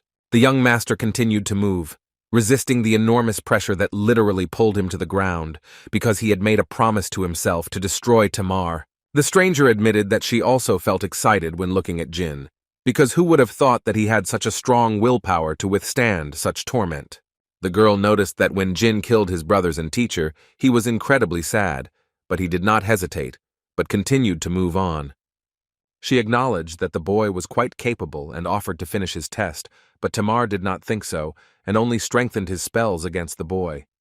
At the same time, Jin was being pierced by hundreds of dark swords, and the woman did not understand what Timar was doing. Did he really want to kill the child? Timar said that the test was already over, because Jin managed to get through the darkness and get to them. The girl admitted that he reminded her a lot of someone, and she would watch him from the sidelines, because she was very interested in how the young man who made Tamar smile would grow up. But Tamar decided that this would not happen, and directed dozens of swords towards the young master, which turned his body into a sieve. But Jin kept going despite the incredible pain, because he had come all this way to defeat him even though he had to kill his brothers and teacher. He screams with all his might that if anyone else were in Timar's place, he would have killed him too, because it is his will. He doesn't care what stands in his way. He is Runandal and will destroy everything that gets in his way. Jin attacks with his lightning strike, but Tamaru easily dodges it, which enraged the boy. She shouted that she had come here to strike him down, but an unknown voice said that the young master was thinking incorrectly and asked her to think about the true reason for his coming. The young man remembered that he was supposed to meet Myungwan and receive the shadow sword, but he couldn't understand what that mysterious voice was. Was it really a third mirage? Jin remembered Murakan advising him to spread his shadow energy as wide as possible once the third mirage disappeared, and if he succeeded, he would be able to meet Myungwan. Jin knew he'd been a little crazy while crossing the desert, but now that the third mirage was gone, this was his chance. He released his shadow energy, but nothing happened, even though a decent amount of time had passed. Was it really just a legend? Jin was sure that Murakan could not be mistaken, and that the voice he heard was not a mirage, and came from where he came. He used his shadow sword, and was able to create a breach from which an unknown man appeared, who said that Jin had passed the test, and he expected nothing less from the contractor Soldred. The man admitted that they all recognized the young man, having assessed his fighting spirit by their standards, having conducted tests, but he was not sure about Soldred. Jin immediately attacked the stranger when he realized that they and his friends had been leading him on all this time, but the man easily parried the young master's blow and admitted that his name was Tantel. The next moment, Tantel greeted the young master in La Prarosa in the lands of Myungwan. Tantel said that La Prarosa is also known to humans as the City of Black Light, but Jin really worked hard to come here. Tantel handed the bottle to the young gentleman, but after taking only a sip, he began to spit it all out, because he did not understand what the hell alcohol was in it. The man said that it was not alcohol, but a precious drink made using their special method of cleaning diamonds, which relieves fatigue and increases willpower. Jin immediately felt a change, as if his head had become much clearer, but he still had to meet with the Tantel brothers. Jin was surprised that, considering that La Prarosa was built 5,000 years ago, the city itself and the civilization seemed too advanced. He immediately noticed the luxurious and extravagant buildings made of gold, the doors decorated with precious stones, and it became clear to him why many travelers disappeared in search of this city. Jin noticed that the decorations on the doors and on Tantel's chest were the same, and decided to ask what kind of stones they were. Tantel said that these are not just stones, but their hearts, and if the owner of the house is alive, then the stone on the door will shine. The young man noticed that they had been walking for quite a long time, but had still not met anyone, and there were no shining stones among the doors. He asked Tantel about the number of inhabitants of the city, and he answered that including the god of battles and the 12 white kings, there were 77 people.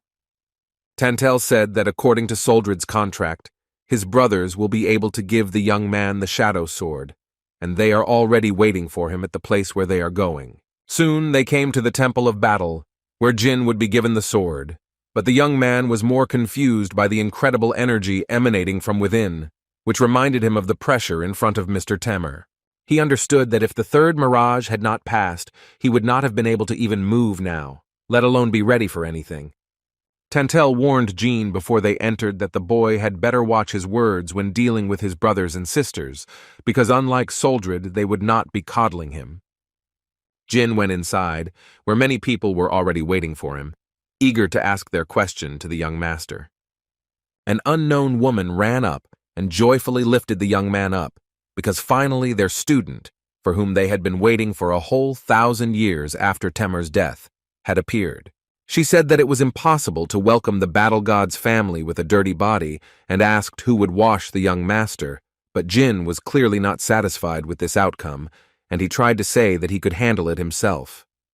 Nobody even listened to him, because everyone wanted to wash the young gentleman, but to solve everything with the help of a game of rock, paper, scissors, and the last one who remains the last one will get such an opportunity. Jin still managed to convince that he could handle it himself. He understood that their knowledge about people was very outdated, because Timar was here a whole 1,000 years ago.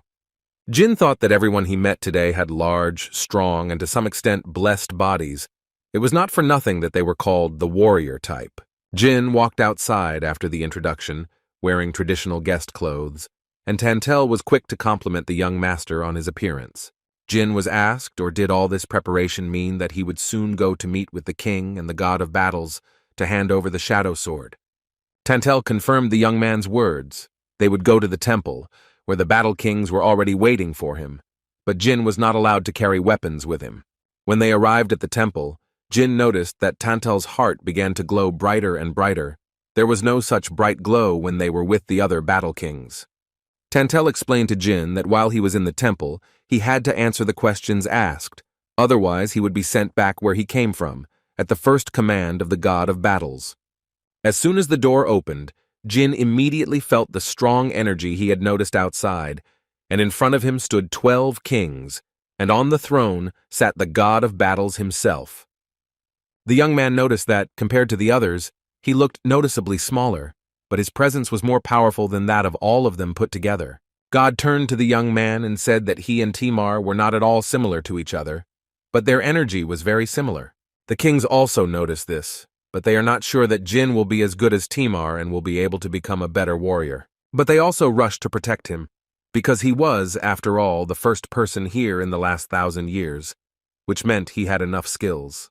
Jin understood that he was being protected by the king of battles that he had seen before, but most of them still considered him to be just a shadow of Sir Tamar. He understood why they thought that way, but he wasn't going to let them treat him like a dog. Jin decided to ask the kings if they were paying too much attention to his ancestor, since it was not him in front of them now, but Jin Runandal.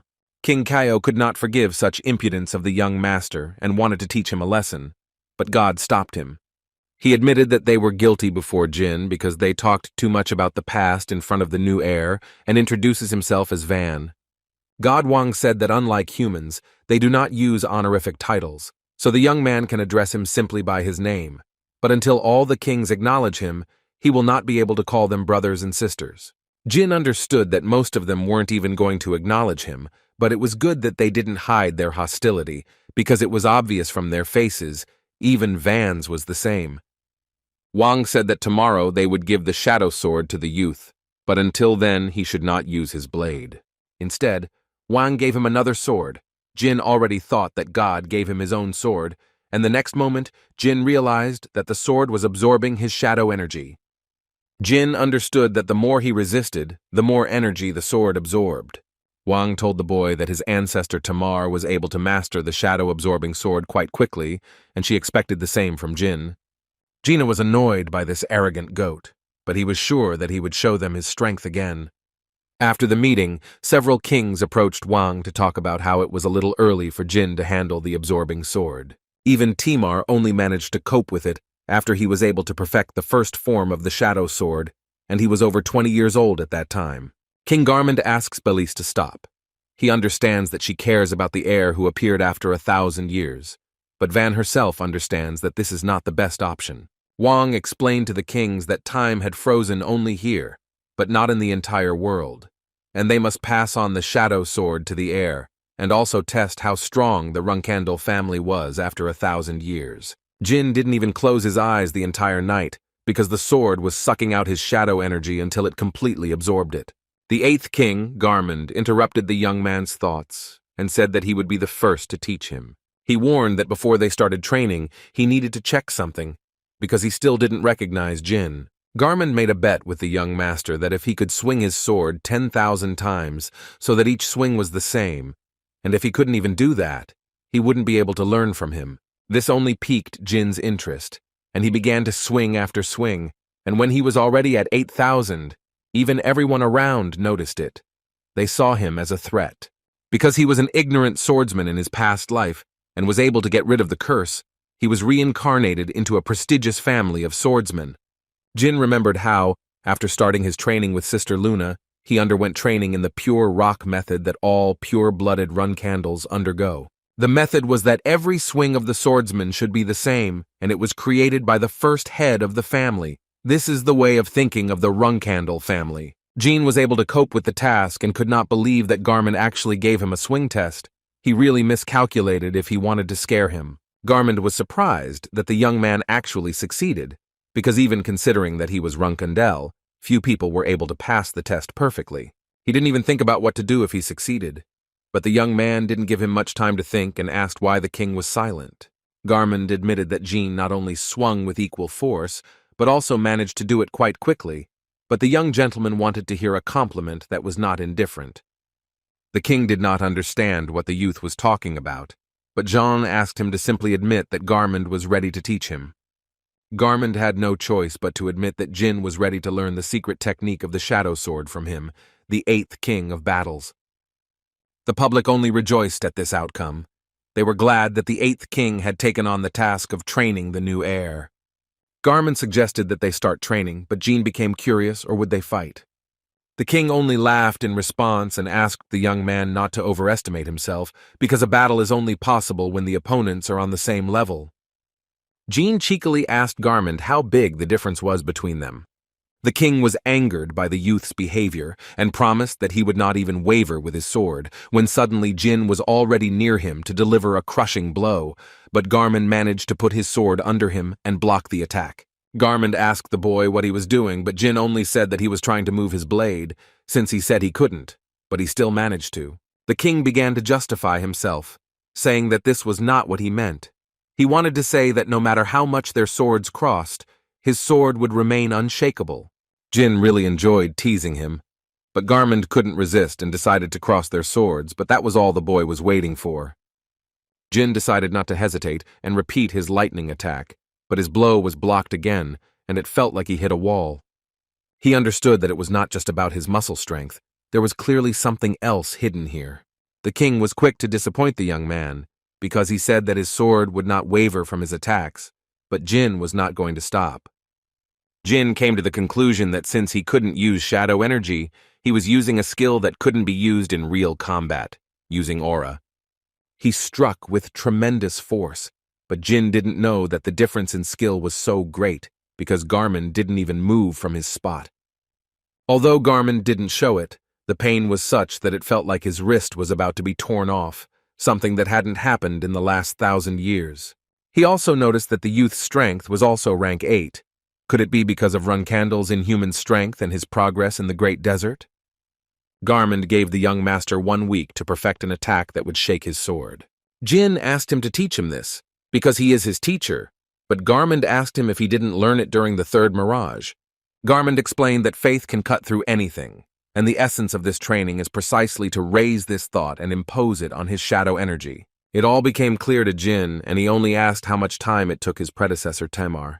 This attitude raised the king's spirits. He said that Tamar had managed to do this in just 2 days. For 4 days, Jin honed his blows until he managed to break off part of the 8th king's sword, but the young man was still not satisfied with the result, because it was 2 days longer than Tamaru needed.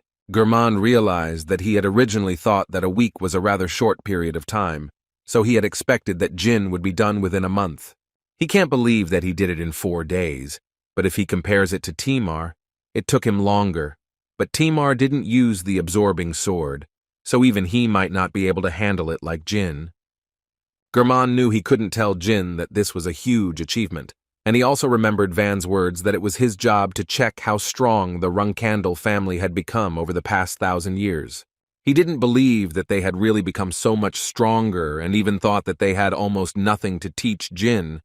He shouted loudly that young Runandal had managed to impress him and that he recognized him.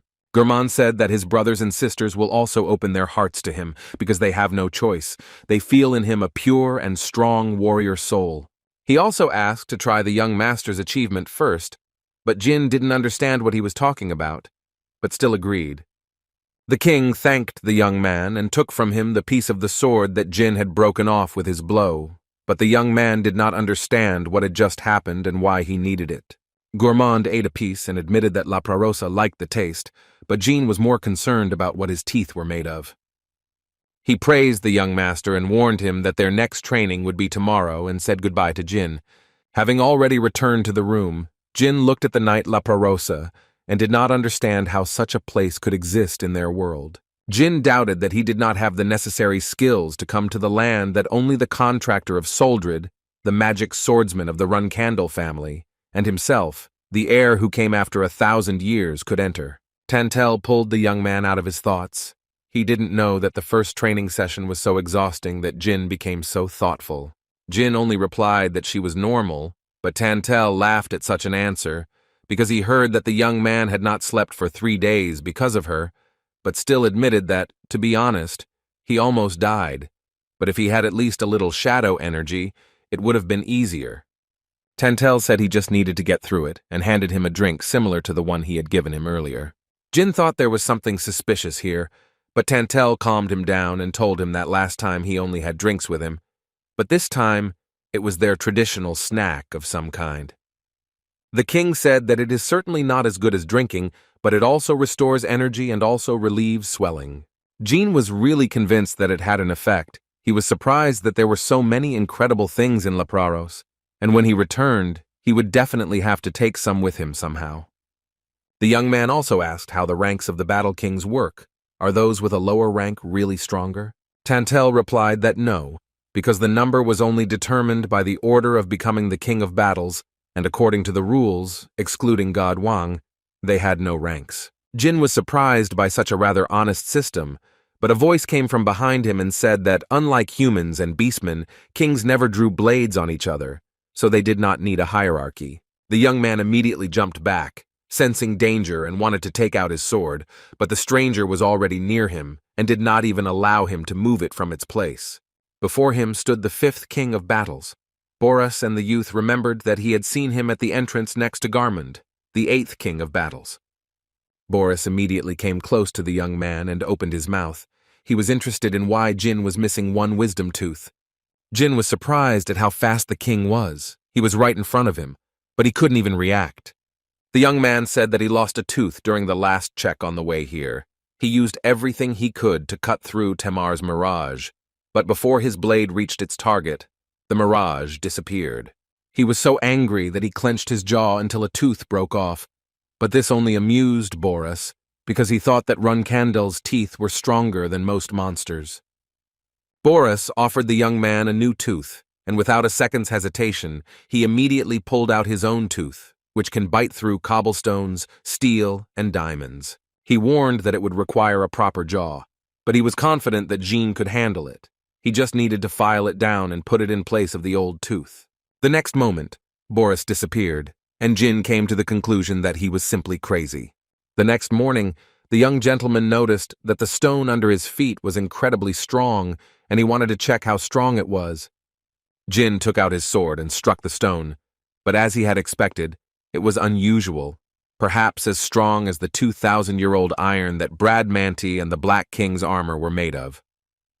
The young man noticed many blows to the rocks and was surprised at how hard the villagers trained, but among these marks was a huge cut that dwarfed everything else in the training hall. Jin couldn't figure out where he came from, but then Garmund showed up and said that the gym hadn't changed at all since yesterday, and he only saw marks, which meant that the boy was focused on training. The king said that this mark was left by Tamar, and if today Jin mastered the first form of the shadow sword, he would be able to do the same, but Garmund was not entirely sure that the young master would be able to use it at the same level. Jin only replied that he would achieve this at any cost. He would do even better. Garmund liked his attitude and told him that the first form was called Soul Slice and was the fundamental skill of the Shadow Sword. He said that instead of explaining, it would be faster to show, so Jin had better not faint and remember everything carefully. Garmund used shadow energy, but this did not impress Jin at all, because it was clear that since he was teaching him the Shadow Sword, therefore, he should use shadow energy, which was clearly given to him by Soldred. He asked to show him the soul cut, why they gathered here, and the king decided not to wait and used the soul cut with which he left a huge hole in the floor. Jin noticed that the technique was similar to Sister Luna's Red Moon, perhaps even weaker, but faster, and the stamina consumption was noticeably lower. He understood that if he could use Soul Slash continuously, then swordsmen below the 7th rank wouldn't even be able to handle it. He simply had to learn it. Jin admitted to the king that the blow was indeed big, powerful, and fast, but Garmund only admitted that it was only half his strength, so the mark was exactly half the size of what Timar left.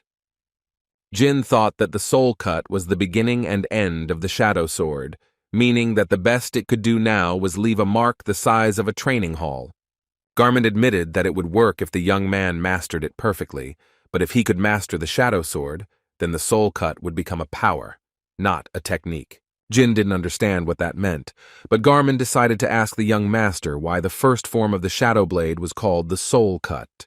He said that the Soul Cut cannot be reflected or blocked, and in other words, this meant that even if the enemy is many times stronger, but his will and desire are weaker than yours, then he can easily take his life. Jin now understood what the king was talking about and asked to start training faster. Garmund explained that in order to learn soul cutting, one first had to learn the sensations of unity between shadow energy and the sword. Jin remembered that he had heard something similar somewhere before. He said that if it weren't for the energy-absorbing sword, he thought he could have repeated it. Garmund laughs and asks the young man to explain everything, and he tells him that he first felt something like this when he fought Muron Zipel. When Muron tried to open the gates to hell with the spell of the demon Orgel, something similar to a spell awakened in the young man. He said that it was as if the beginning and end of tens of thousands of swings merged into one whole, and he, with all his will, sent Muron to the next world. The young man also remembered that something similar happened when he fought with Gult of Hadalef, and in the battle with the mirage of Mr. Temar in the Great Desert. He felt at one with the sword and believed that he could cut through anything that stood in his way. Garmund confirmed the hero's words. It was not surprising that he knew this feeling, because it was already clear that the young man would naturally come to understand the principle of the first form of the Shadow Sword. He asked to show something else to the young gentleman, and next he delivered a powerful blow that split the stands and left a deep hole in the floor. It seemed to Jin that it was not Garmund who was teaching him, but he himself, because it looked as if he had learned something new for himself after his words. The king admitted that he was used to using the Myungwan sword, so he did not use the Shadow Sword that often, because he believed that the sword using shadow energy was not effective enough. Jin was surprised at how stupid the teacher's excuse was, but he only asked him to stop being angry at him, since it would be better for the boy to focus on the sword that absorbed shadow energy. Garmund is confident that once Jin gets used to it, he will be able to master the first form of the Shadow Sword very quickly and begin training with his brothers. Jin felt like he was the only one who was losing in this situation and asked to at least show the Myungwan sword. Garmund said that the boy was not their brother, and besides, to use him, one would need a heart of metal like theirs. Jin said that he had no intention of learning it, but just wanted to see it. But in reality, there was another reason why he wanted to see it. Last night, Tantel told Jin that he would have to fight real warriors every night after he finished his training, and suggested that he take a closer look at Myungwan's sword technique beforehand. In response, Jin asked him to show the technique himself, but Tantel replied that he could not, because if the brothers found out about it, it would put him in an awkward position. But he was sure that if the Battle Kings showed it, then no problems would arise. Jin remembered those words, and knew that he had chosen the perfect moment for this, but he didn't expect it to happen so soon. Jin decided to bluff, and told the king that if he didn't show anything, the young man would tell about how Garmund learned the first form of the Shadow Sword from him. Garmund laughed because he couldn't believe that Jin was trying to blackmail him, but the young man confidently stood his ground. He knew that it would be enough for him to have everyone assume that Garmund was the one who inherited the shadow sword technique from his student. The king decided to play by the rules of the young master and show him the simplest form of the Myungwan sword. But at that moment, King Boris appeared, interrupting Garmund's explanation and telling Jin that he had finished making a tooth for him. Jin was surprised by this and was about to ask how to use it, but Boris didn't even give him a chance to finish speaking, as he was already holding his mouth to insert a tooth. The young man understood that he would definitely need to familiarize himself with Boris's movement techniques. The genie knew that the king was working on a tooth, but was it really okay to put someone else's tooth in his mouth like that? As soon as Jin inserted the tooth, a huge number of different moments began to appear in his memory, as if it were memory transfer magic. Jin remembered that in his past life he had heard about memory transfer magic from his teacher, who told the young man that modern magicians were not capable of such a thing. She revealed that the Heister family had a magical memory transfer device that her ancestor had developed. But right now, the information about the Myungwan sword moved into his mind, and he realized that Myungwan was not just a sword technique, but a term that described the martial arts used by kings. Jin asked Boris what type of magic he used to create the tooth he just had transplanted. Boris said it was a secret, but it wasn't magic at all, but Jin didn't understand what then. Garmund intervened and explained that they did not have such a term as magic, which all the other races had. Instead, magic users become blacksmiths, like the 5th Battle King, which surprised the young man, because he did not expect Boris to be a blacksmith at such a speed. Garmund confirmed the words, saying that Boris was the most skilled blacksmith and that long ago everyone lined up to get at least something from him. But that was before time stood still, because after that it was so calm here that there was simply no need to make anything, so his hands were itching to make something. Garmund said he didn't know what Boris did with that tooth, but from Jin's surprise, it was clear he'd gone all out. Jin did not believe that this was the magic of a civilization that was more advanced 500 years ago than the current one. He realized that the fact that they could fight the gods was not only due to their legendary martial arts, and thanked Boris for such a gift.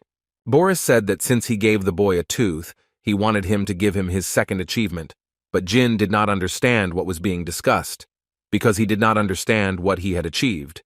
But he still agreed. A month passed, and during this time Jin learned soul cutting from Garmund, and was able to use his body more effectively from Boris. Boris taught him how to lighten his body, how to control his strength, and how to use superhuman abilities beyond his limits. Boris's physical techniques were crude and mystical, his training groundbreaking, his growth shocking. Although only half completed, the young man managed to form an aura heart similar to the Myungwan tribe's precious heart, and summon the legendary Myungwan sword itself. Boris admitted that it was a good attempt. It was very close to what was needed, but asked not to be upset, because it would be strange if Jin succeeded the first time. He explained that what was more important was that he had succeeded at all, since he was able to form a semblance of a precious heart with his aura and use the Myungwan sword. Even Timar couldn't achieve this, but Jin understood that Boris most likely didn't share his memories with Timar, because if it weren't for the memories from the tooth, he wouldn't have tried either. Boris warned the boy that if it turned out that he had used the Myungwan sword before he was recognized as one of them, then there would be a backlash. For someone who has reached the level of cultivating different forms of aura in the heart, it is quite possible, but will a fake be able to cope with the role of the heart of the Myungwan tribe? Each member of the tribe is born with a precious heart made of aura, and they can use it freely. And in human terms, each resident of the Myungwan tribe was of the 9th rank. Jin understood that in general they were warriors from birth, and he was not sure that he simply would not be able to use the Myungwan sword. They had finished their training for today, but the 4th Battle King was about to arrive, although Boris had planned to call him only after Jin had mastered the sword that absorbed shadow energy. But given the boy's progress, he decided that it would be a good idea for them to meet sooner, which surprised Garmund greatly, and he began to think that Boris simply wanted to get Jin's achievement as soon as possible. The young man wondered what the 4th King would teach him, and Garmund assured him that if he continued to practice the first form of the shadow sword, he would be able to learn the second form from the 4th King faster. Boris said that he had completely forgotten to say that the 4th King was mute, but Garmund hastened to explain everything to the young master. The eighth king explained that the fourth king was not mute, but was simply undergoing training in silence. They don't know why, but he has been silent for a long time, and it started after time stopped in Lepraros. Jin didn't understand how he would be taught the second form then, but his thoughts were interrupted by the appearance of the fourth battle king. He couldn't even sense his presence in the temple. Jin knew that Garmund was easy to persuade, and Boris had been friendly from the start, so he was also easy. But one look at the fourth king was enough for him to know that it would be difficult. The king handed the note with his name to the young man. Her name was Rinfa, and she was faster than Boris. Jin couldn't even keep up with her with his eyes. Garmund laughed and remembered that Rinfa had recently locked herself in her room for the sake of the second successor. But the queen could not stand such treatment, and at that moment attacked the king. Garmund was barely able to block a blow of such force, but he was not going to tolerate such humiliation and attacked Rinfa. She dodged his attack but found herself in a vulnerable position, and Garmund was about to end the fight when Boris intervened and stopped them. He asked Rinfa to stop and restrain herself. Thinking about her predecessor, she knows that the eighth king constantly talks nonsense. Garmund didn't understand what he had done, and Boris had already rushed to take him away and leave the fourth king with Jin.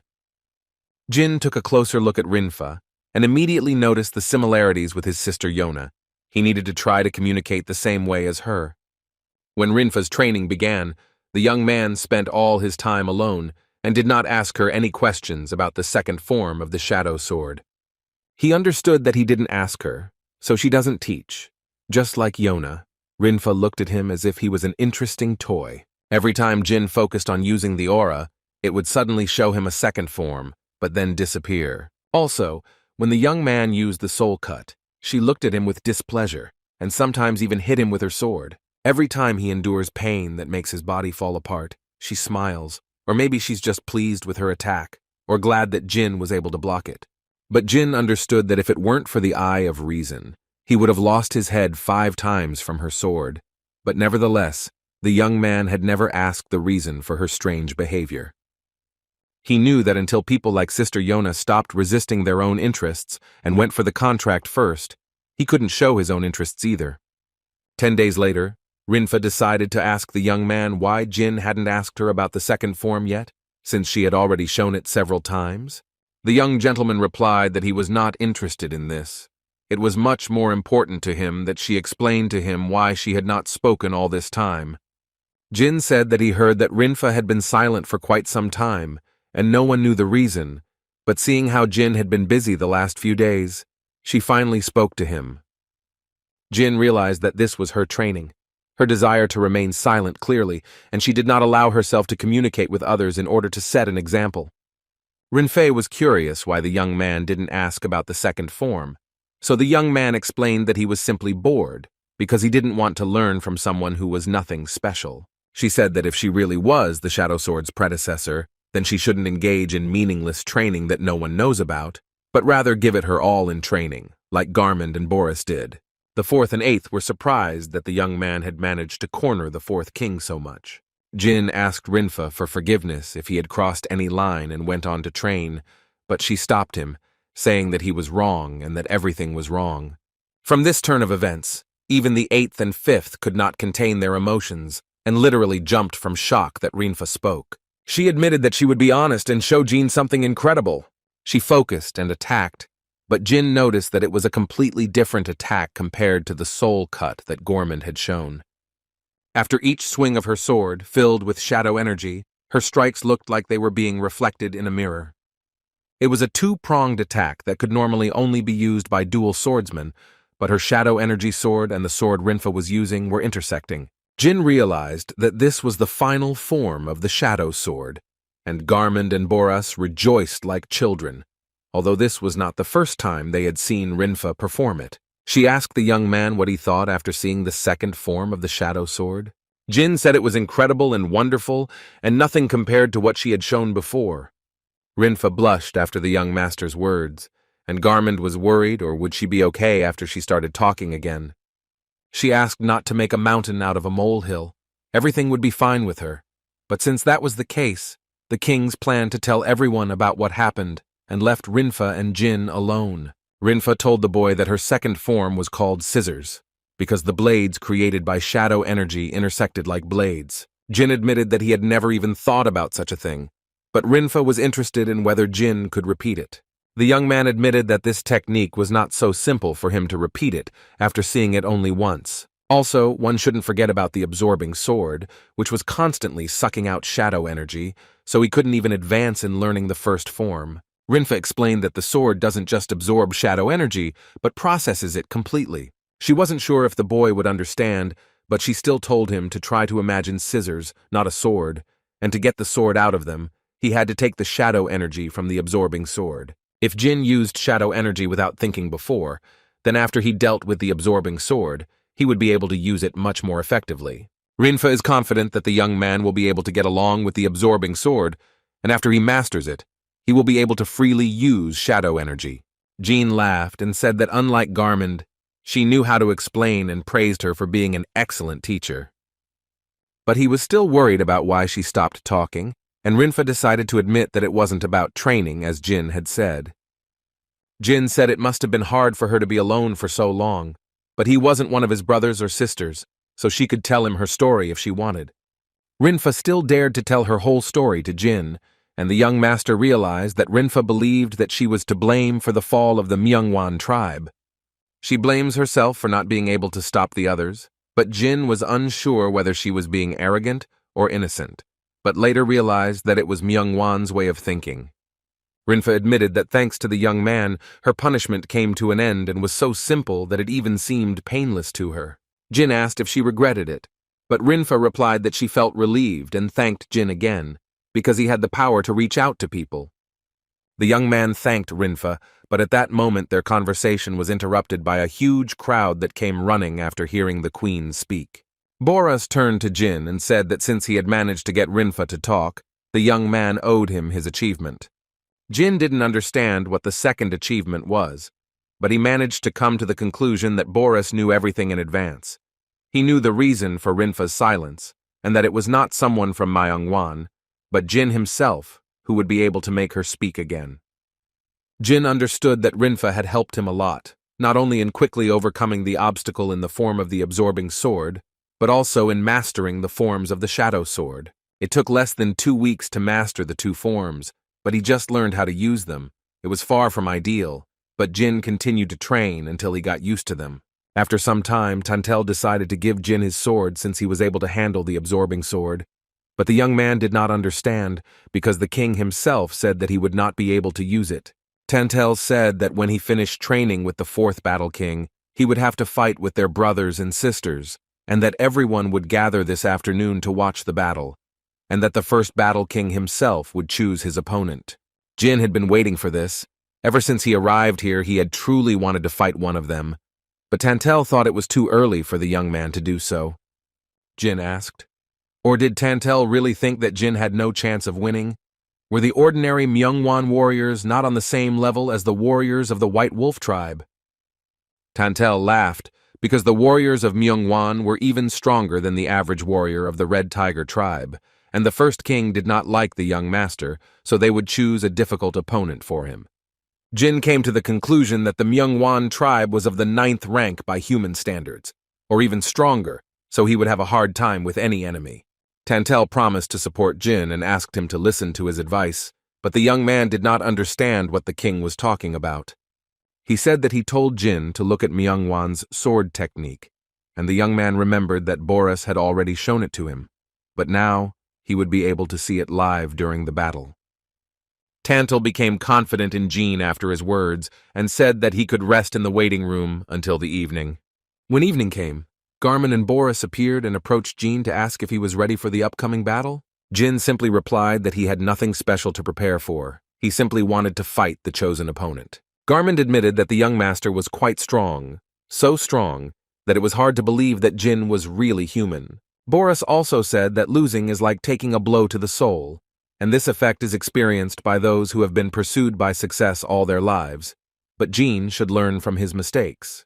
Jin didn't understand what had come over the kings, because if Tantel had said that the young man would lose, then everyone else began to act as if he had already lost. Boris said they were just worried he would end up like Timar, but Jin didn't understand what the king was talking about.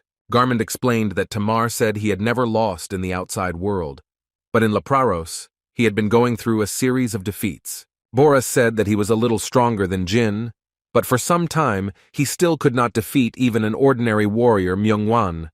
But after the first duel, even Tamar did not drink or eat for several days. He was literally the embodiment of depression. Boris thought that this was a common trait between him and Jin. Jin understood that unlike Tamar before coming here, he had suffered defeats countless times, even in his past life. If that was the case, then the young man knew that there was nothing to worry about, because he would not become like Timar.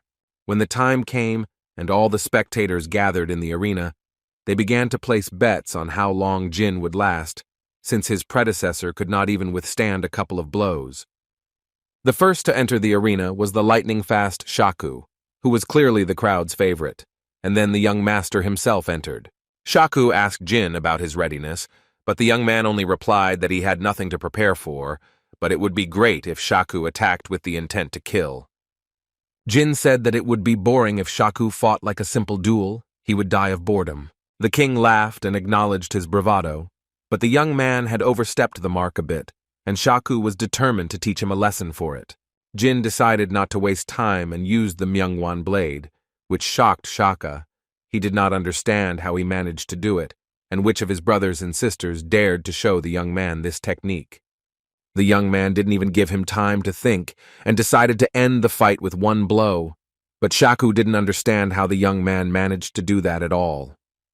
Even if someone showed Jin their technique, he would not be able to use it, because only the Myungwan warriors can fully use the Myungwan sword. Jin knew this, so he created a shining heart from the aura, but that alone was not enough to use the sword. He was able to find the answer in his own memories and realized that the tooth that Boris gave him was the missing link. Every day after finishing training, he studied it like crazy, without knowing despair, and it was the only thing he could do. Despite all the efforts of the young man, Shaku easily parried the young man's blow and angrily asked the fifth king, or was the unique technique the same? The next moment, he concentrated his energy to the maximum. Shaku threatened that the young man would pay for his frivolity regarding the blade of Myungwan. Jin wanted to call on Tess for protection, but he couldn't do it because this space was created by Soldred. Shaku noticed that something had gone wrong with the young man and wanted to end the fight with one blow, but Jin managed to react to the sudden attack and parried the opponent's blow. From such a force, Shaku and Jin flew in different directions, but still continued their battle. No one wanted to give in. Jin understood that not only was Shaku fast, but his defense was also impenetrable. He didn't see a single opportunity for an attack. Then the young man decided to take advantage of the universal human weakness that is inherent in everyone and struck the king right in the eye with his finger. To his surprise, Shaku didn't even feel anything, and the boy's finger was broken, because the eyes of the inhabitants of Lepraros were as strong as their hearts. Jin realized that there was a reason they were called the strongest species.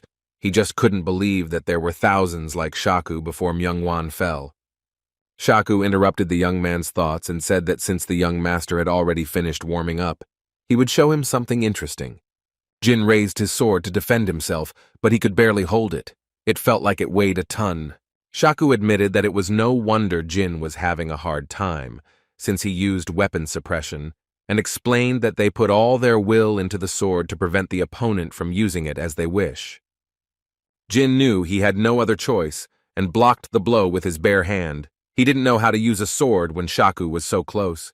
He had to stay away from him, but the king immediately saw through the young man's plan and began to pursue him.